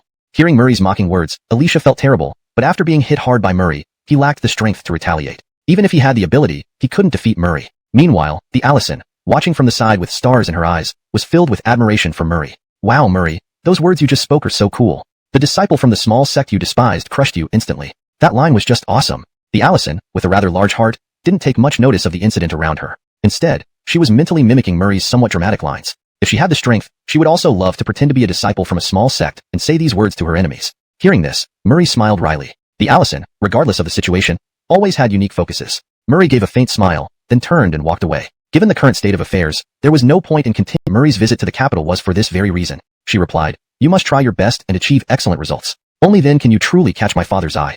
I don't mean anything else. If you want better prospects in the future, you'll need to come to the capital. Only in the capital can you find true strength and abundant resources your sect cannot provide. Once you arrive in the capital, rest assured, I will secure a good position for you with my influence," she assured him. Murray smiled at this and replied, "Thank you." Who wouldn't be moved by such an opportunity? So, Murray did not hide his excitement. Declining a better position would be insincere, and he preferred honesty in friendships. The Allison felt satisfied upon seeing his reaction. If Murray had shown indifference, she would have been disappointed. After all, anyone striving for greatness would not easily pass up a chance for advancement. Those who do are truly foolish. For the Allison, this was a good thing. For Elisha himself, it was also a good thing, sparing him endless delusions. In fact, if Murray hadn't humiliated him today, with Elisha's petty mind, he wouldn't have been able to climb up to the Allison's level, and sooner or later, he would ruin himself. Once something went wrong, it wouldn't be solved with just one punch from Murray. Elisha had been only the Imperial City gathers true powerhouses and offers the best resources, which your Gue Su sect cannot provide. Once in the Imperial City, rest assured, with my abilities, I can secure a good position for you. Murray smiled and replied, "Thank you." Who wouldn't be moved by such an offer? So Murray didn't hide his feelings. Saying he didn't want a good position would be a lie. Murray liked to be honest with his friends. Seeing this, the Allison felt satisfied. If Murray showed indifference, she would have been disappointed. After all, anyone on the path of becoming a powerful figure would never give up a promising development. Those who would are truly fools. Chapter 128. The sect competition begins. After Murray returned to the inn, all of the Gue Su sect disciples began preparing for the competition. It was time for them to head to the venue of the sect competition. By this time, most sects had already arrived, and everyone had prepared for this event for a long while. When Murray approached, it seemed as if the Gue Su sect members did not even notice him. They found dealing with Murray troublesome, but since he himself did not take things seriously, they had no choice but to let him be. Everyone hoped that Murray would wake up this time, work hard in cultivation, strive to regain his strength, and once again stand at the peak. The only consolation for the elders was that Murray's decline had not been too long. It was merely a short period. Therefore, as long as Murray continued to practice diligently, his status in the Gue Su sect would not drop. "Let's go, disciples. This is your moment to shine," said the sect leader. "This day marks your glory and serves as an evaluation of our Gue Su sect's achievements. Everyone, don't feel pressured. Just do your best. Let us triumphantly return home and make this journey the first time you prove yourselves." These words ignited dominantful passion among the audience, and the sect leader seemed younger by a few years. Witnessing this scene, everyone felt passionate, and the entire venue was electrified. All people lined up, chanting slogans as they headed toward the Imperial City streets. The location of the sect competition was a huge arena in the center of the capital. Typically used for betting battles, it now hosted inter-sect contests. There were countless fighting platforms where everyone watched the various sect matches. The arena could accommodate millions of spectators, and entrance was free this time. Entry fees paled in comparison to the vast profits from bets and gambling.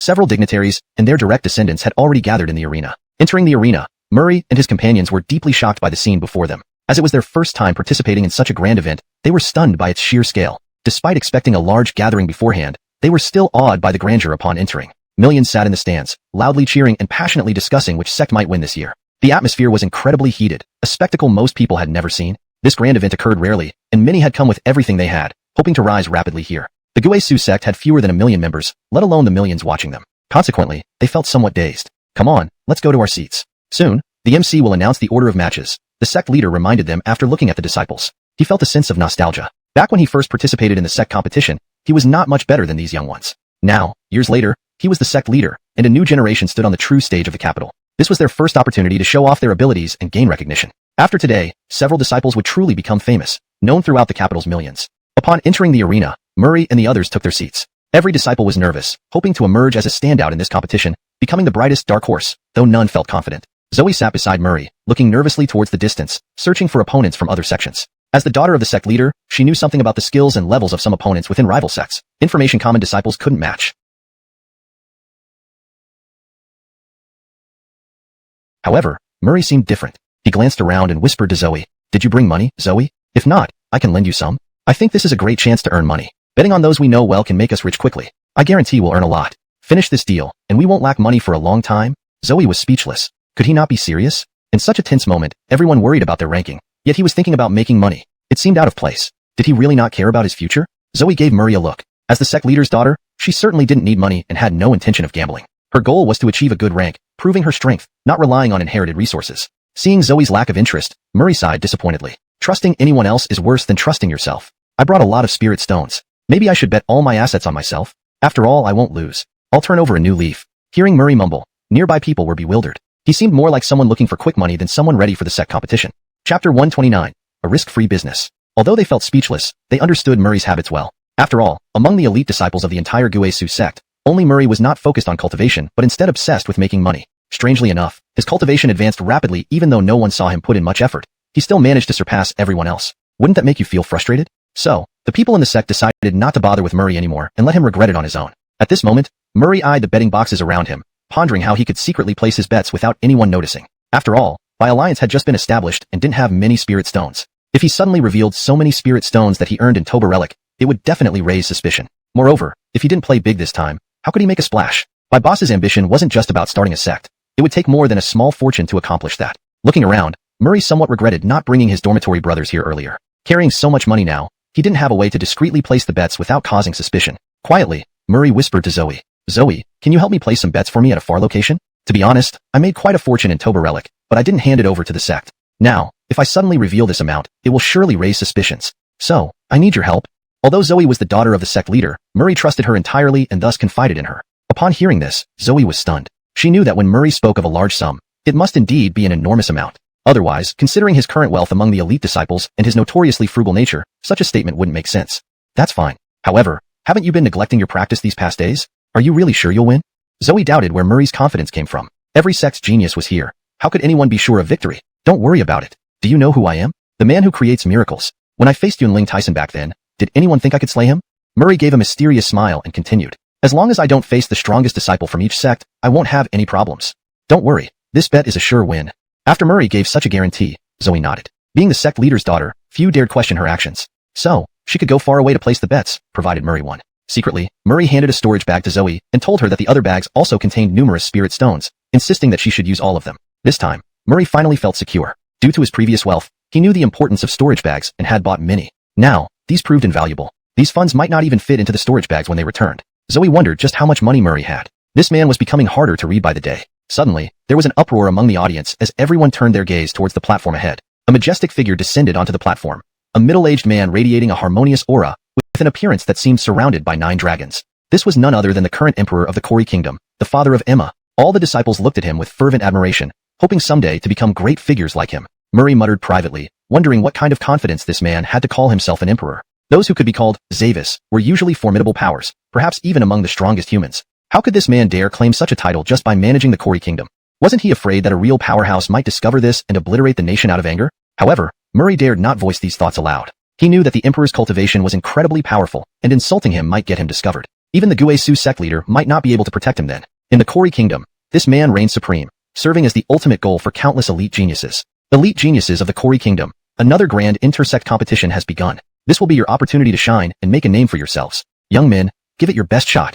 The top-ranked sect will receive Corey's resources and full support to cultivate its prodigies. We hope you all can do your best. The Corey kingdom needs you and will rely on you as pillars in the future. The emperor's words caused a stir among the sect disciples and spectators. Previously, no inter-sect competition had ever been conducted with such gravity. Previously, sects were merely part of the Corey kingdom, but now it seemed the emperor wanted to significantly strengthen the power of the sects. Zoe whispered an explanation to Murray. If the emperor doesn't increase support for the sects, the royal capital will eventually be controlled by noble families. These families would manipulate the emperor, which is not what he desires. Thus, he intends to cultivate the talents within the sects, hoping they will appreciate his efforts and counterbalance those families. That's the emperor's true intention. Historically, this has happened many times. The current noble families are results of past inter-sect competitions. Hearing this, Murray realized something. No matter how powerful or authoritative the emperor was, he still had to deal with noble families. To maintain the balance within the Corey kingdom, he couldn't allow these families to monopolize resources. Note, I have maintained the names in pinyin, ensuring the original tone and style of the text, while making the translation natural and coherent. Chapter 130, Collective Betting. The Chavi droned on for a while, and after his long-winded speech, the inter-sect competition officially began. This time, more than 10 sects started dividing up the arena for the competition. Naturally, with so many disciples, it wouldn't be feasible to have everyone compete at once. Murray watched from the sidelines. First to compete were naturally those at the Hao-Chi realm, competing in order from the weakest to the strongest. Given that all participants here had at least Hao-Chi realm cultivation, the competition would start from this level. The matches of these Hao-Chi cultivators lasted for 3 days straight. During these days, most people could barely keep their eyes open due to boredom. Everyone knew the real highlight would be the Jiasua realm disciples. Only then would everyone really place their bets passionately, bringing the atmosphere to its peak. Over these few days, Murray casually placed some bets on a few Gue Su sect disciples. However, most of the Gue Su sect's disciples performed quite mediocrely. Their overall performance was average, ranking them somewhere in the middle. Seeing this, Murray understood that winning first place was out of the question for Gue Su sect this time. Even if the Jiasua realm disciples excelled, they couldn't make up for the losses incurred by the weaker Hao-Chi realm disciples. Finally, it was Murray's turn. It was now the match for Hao-Chi 9th layer disciples. Upon his entrance, Murray became the highlight of the Gue Su sect's team. Without exception, every disciple of Gue Su sect pulled out spirit stones to bet on Murray. They all knew Murray's strength too well. He could easily overpower any other Hao-Chi 9th layer cultivator. So betting on him was the smart move. Despite appearing carefree about money, these prodigies spent a lot, often needing to borrow during crucial moments to break through cultivation levels. Even disciples who hadn't brought spirit stones asked the sect to advance them some funds to bet on Murray. The entire atmosphere was scorching hot, unparalleled by any other sect. This left other sects around Gue Su puzzled. Wasn't it just one disciple entering the competition? Couldn't other sects also produce outstanding disciples? Could they guarantee their disciples victories? Or perhaps this disciple held a high position within the sect, and many liked to flatter him. No one outside Gue Su sect truly understood this relationship. Seeing this, Zoe sighed inwardly. As it was still at the Hao-Chi realm level, she didn't place much bet since it wasn't particularly exciting or profitable. The earnings from this round wouldn't even catch Murray's interest. So, she only symbolically put in a little money, saving the main effort for the Jiasua realm matches. Everything would be different in the Jiasua realm competition. Then, it would be not only the Gue Su sect disciples, but also disciples from other sects in the audience who would join the betting frenzy. That was when real money could be made. Compared to that, the current situation was almost negligible. Curious about how much Murray actually had, Zoe sneakily opened his storage bag. She was one. Even a sect leader wouldn't need that much. I've already told you, didn't I? From the Tuoba ruins, where else? Murray answered truthfully. You've seen that black rabbit in Bai Meng, haven't you? These spirit stones belong to its original owner. Indeed, while many disciples obtained spirit stones from the Tuoba ruins, none came close to Murray's stash. He must have encountered a significant hoard, likely from a miser who had collected them over a lifetime. Chapter 131. The Battle in Shackles Realm. Upon hearing Murray's explanation, Zoe clearly didn't fully believe him. After all, she knew that other people who had entered the Toba ruins did not have so much money. Why did Murray have it? At this point, Murray lowered his voice and said, when I left them back then, I was lucky enough to get a compass, so I could avoid being bound by the array. Plus, I met a miser. Only after hearing Murray's explanation did Zoe believe him. Indeed, Murray's luck seemed almost preternatural. Next, Murray proceeded to fight against another 9th layer of aura boundary opponent. Soon after, a group of disciples from Gue Su sect started placing bets on Murray, knowing very well that betting on him at this level meant sure profits. Before too many others discovered this lucrative opportunity, they were eager to make a large sum. These disciples of Gue Su sect bet fervently, and soon, other sects who caught wind of this also began betting on Murray. Everyone made a considerable profit as a result. When Murray returned, he immediately sensed a change in how people looked at him. Even those he wasn't particularly close with now viewed him with evident delight, as if he were a god of wealth. Murray quickly understood what was happening. He then engaged in his third battle. Among the 9th layer of aura boundary disciples, the top contestants continued to fight each other until a final ranking was determined. The first place winner would choose to challenge the next higher realm. According to the rules, Murray, regardless of the opponent, always emerged victorious. This left his opponents frustrated to the point of despair. Gue Su sect's disciples even specifically instructed Murray to prolong his battles so as not to be too predictable and let others profit more. They advised him not to just strike his opponents down instantly. Otherwise, everyone would simply bet on him, leaving nothing for their fellow sect members. Murray was speechless upon hearing this. It seemed Gue Su sect already regarded him as a cash cow, preparing to exploit him for spirit stones to make substantial profits. Meanwhile, the audience watching the bets despised Murray. Each time he fought, He seemed on the brink of defeat, but ended up winning first place in the 9th layer of aura boundary, essentially siphoning off everyone's spirit stones. How infuriating. But Murray cared little about this. He had no intention of meeting these spectators ever again. Why wouldn't he take advantage of them? Soon, the battles in the Shackles realm began. This time, Alec was the first to enter the arena and faced an opponent from Chi sect. Murray was incredibly tense, worried that Alec might lose in the first round. In comparison, when Nathaniel took the field later, Murray wasn't as concerned. Nathaniel, formerly a Dark Gate assassin, possessed significant skills, requiring no such worry. Moreover, among the Guisu sect disciples, Alec was considered one of the weakest in the Shackles realm. It was unclear where he would rank within the entire sect. However, Murray soon realized his worries were unfounded. This time, Alec was clearly well prepared, and he swiftly defeated his opponent. This surprised Murray. It was evident that Alec's cultivation had rapidly improved over the past period, making him a formidable warrior among Shackles realm adepts. Yet, as the tournament progressed, it became increasingly challenging. Early victories were easier to come by. After Alec finished his match, Nathaniel took the stage next. These two were the prized possessions of the White Alliance, so Murray paid special attention to them. One good thing about such major inter-sect competitions was that unless it was the final for first or second place, disciples from the same sect never fought each other. Thus, there was no need to worry. Only competitors from other sects mattered. Nathaniel did not disappoint Murray, returning victorious once again. This made Murray very happy because not everyone in the first layer of Shackles realm could win their first battle. Many failed, and when they returned, they could confidently report that the Alliance had 2 disciples capable of defeating Shackles realm warriors. Of course, Nathaniel and Alec's victory was partly due to luck. Their opponents weren't particularly troublesome. Losing didn't necessarily mean they were weaker than Alec and Nathaniel, but ordinary disciples wouldn't care about such nuances. Boss, we may not be confident in our upcoming matches, so don't bet on us. We'll do our best, and the rest depends on you. Alec and Nathaniel told Murray. Murray nodded. It was almost his turn, and he noticed that many Guisu sect disciples were borrowing money from elders, even from elders of other sects. The Guisu sect elders did not oppose this. Instead, they personally guaranteed that the loans would be repaid. This baffled people from other sections. Had Guisu sect unearthed a truly exceptional disciple? They were going to great lengths and even borrowing money for betting. Other sect members did not expect it to be Murray. With 4 disciples participating for Guisu sect, including him, they did not believe a 9th layer of aura boundary adept could win. Many had already planned to bet against Murray's success this time, as it seemed like a surefire way to earn without loss. Despite the heavy losses some had already endured, seeing Murray enter the arena, while they knew betting against him might be risky, even a small profit was better than nothing. At least they could recoup their initial capital, easing their anxiety somewhat. Unbeknownst to them, they were about to lose everything, perhaps even their last pairs of underwear. For many, Murray's name would henceforth cast a shadow over their lives. Please ensure the translated text adheres strictly to the guidelines provided, ensuring accuracy in character names using pinyin, maintaining the original tone, style, coherence, natural flow, and paragraph structure.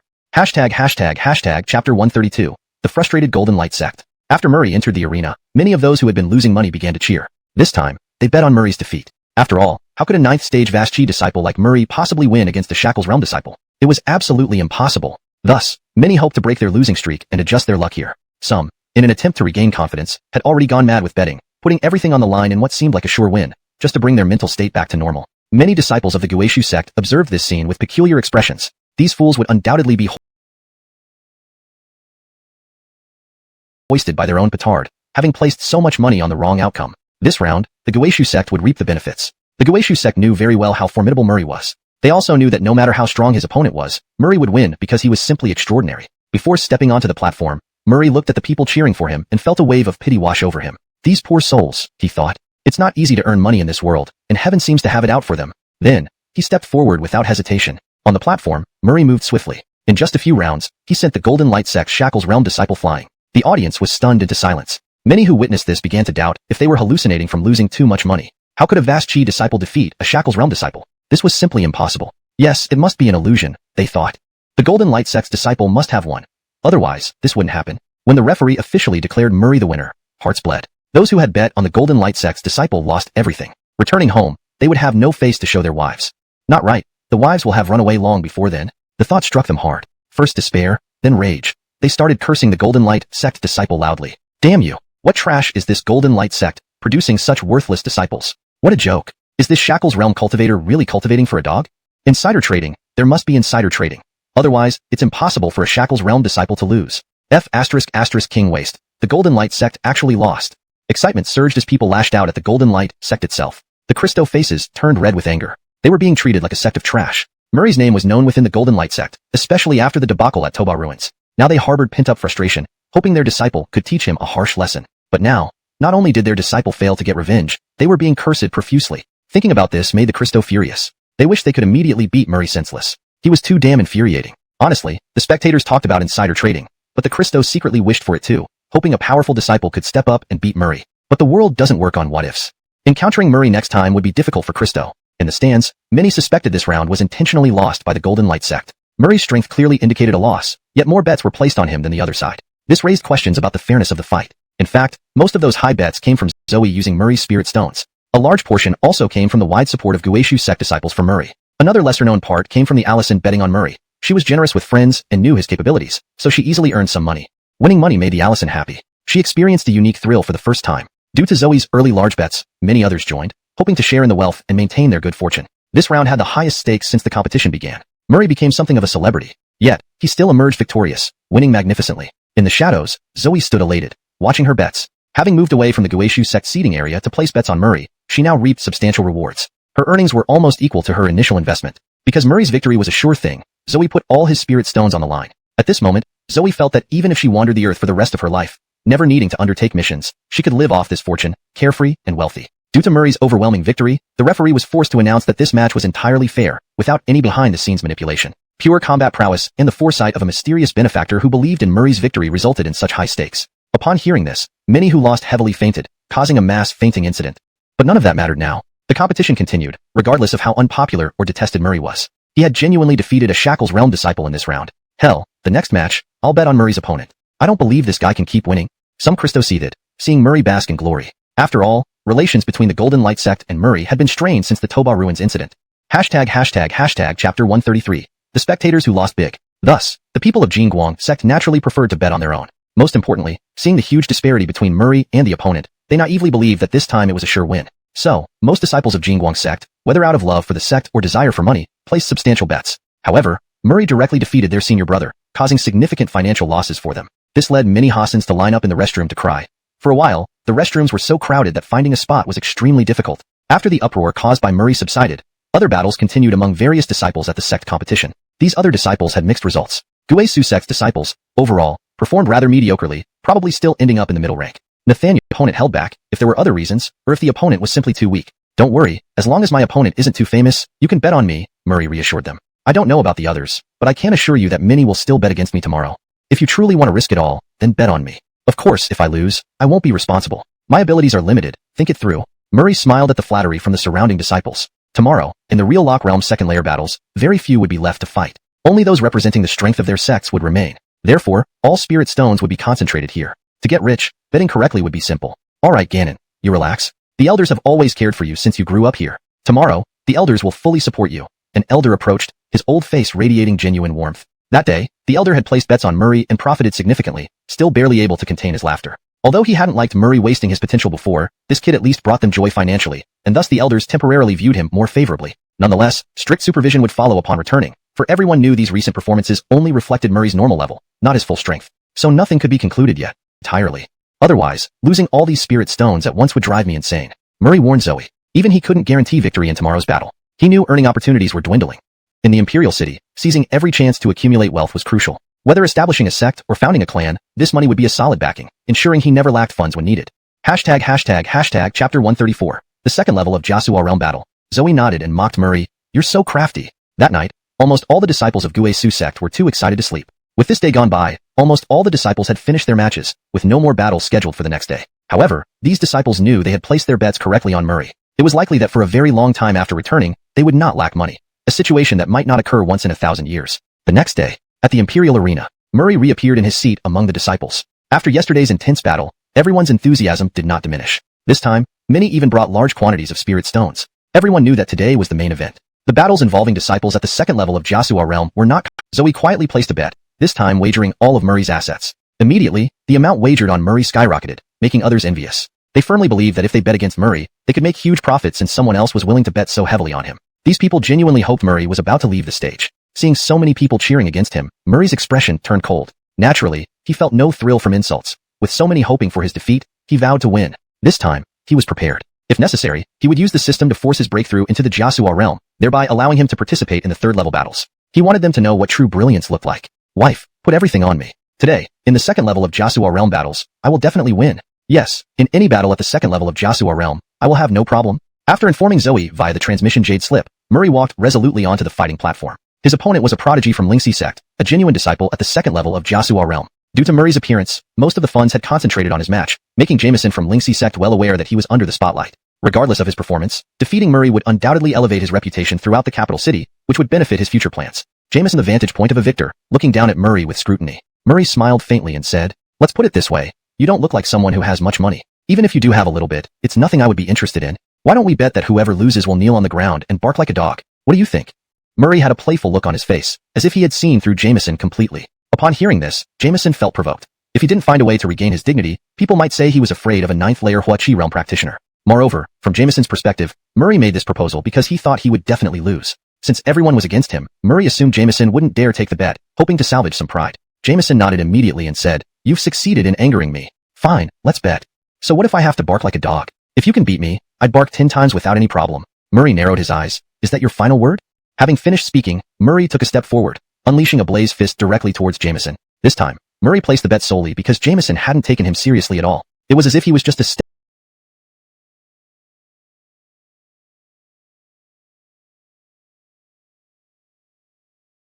Bam! In an instant, both the yin-yang diagram and the blood-soaked phoenix dissipated simultaneously. Then, Murray watched everything with a cold gaze. It wasn't that Murray couldn't defeat Jameson. It was that settling matters with him right now was too premature. If he did, nobody would place bets on him in the next round or fewer people would. Boss Bai wouldn't allow this to happen. Previously, many suspected he was acting to decrease betting amounts. This time Murray believed no one would suspect him anymore. Even if he won this round, he could still make substantial profits in the next round. Murray imagined absorbing most of the spirit stones in the venue in one go.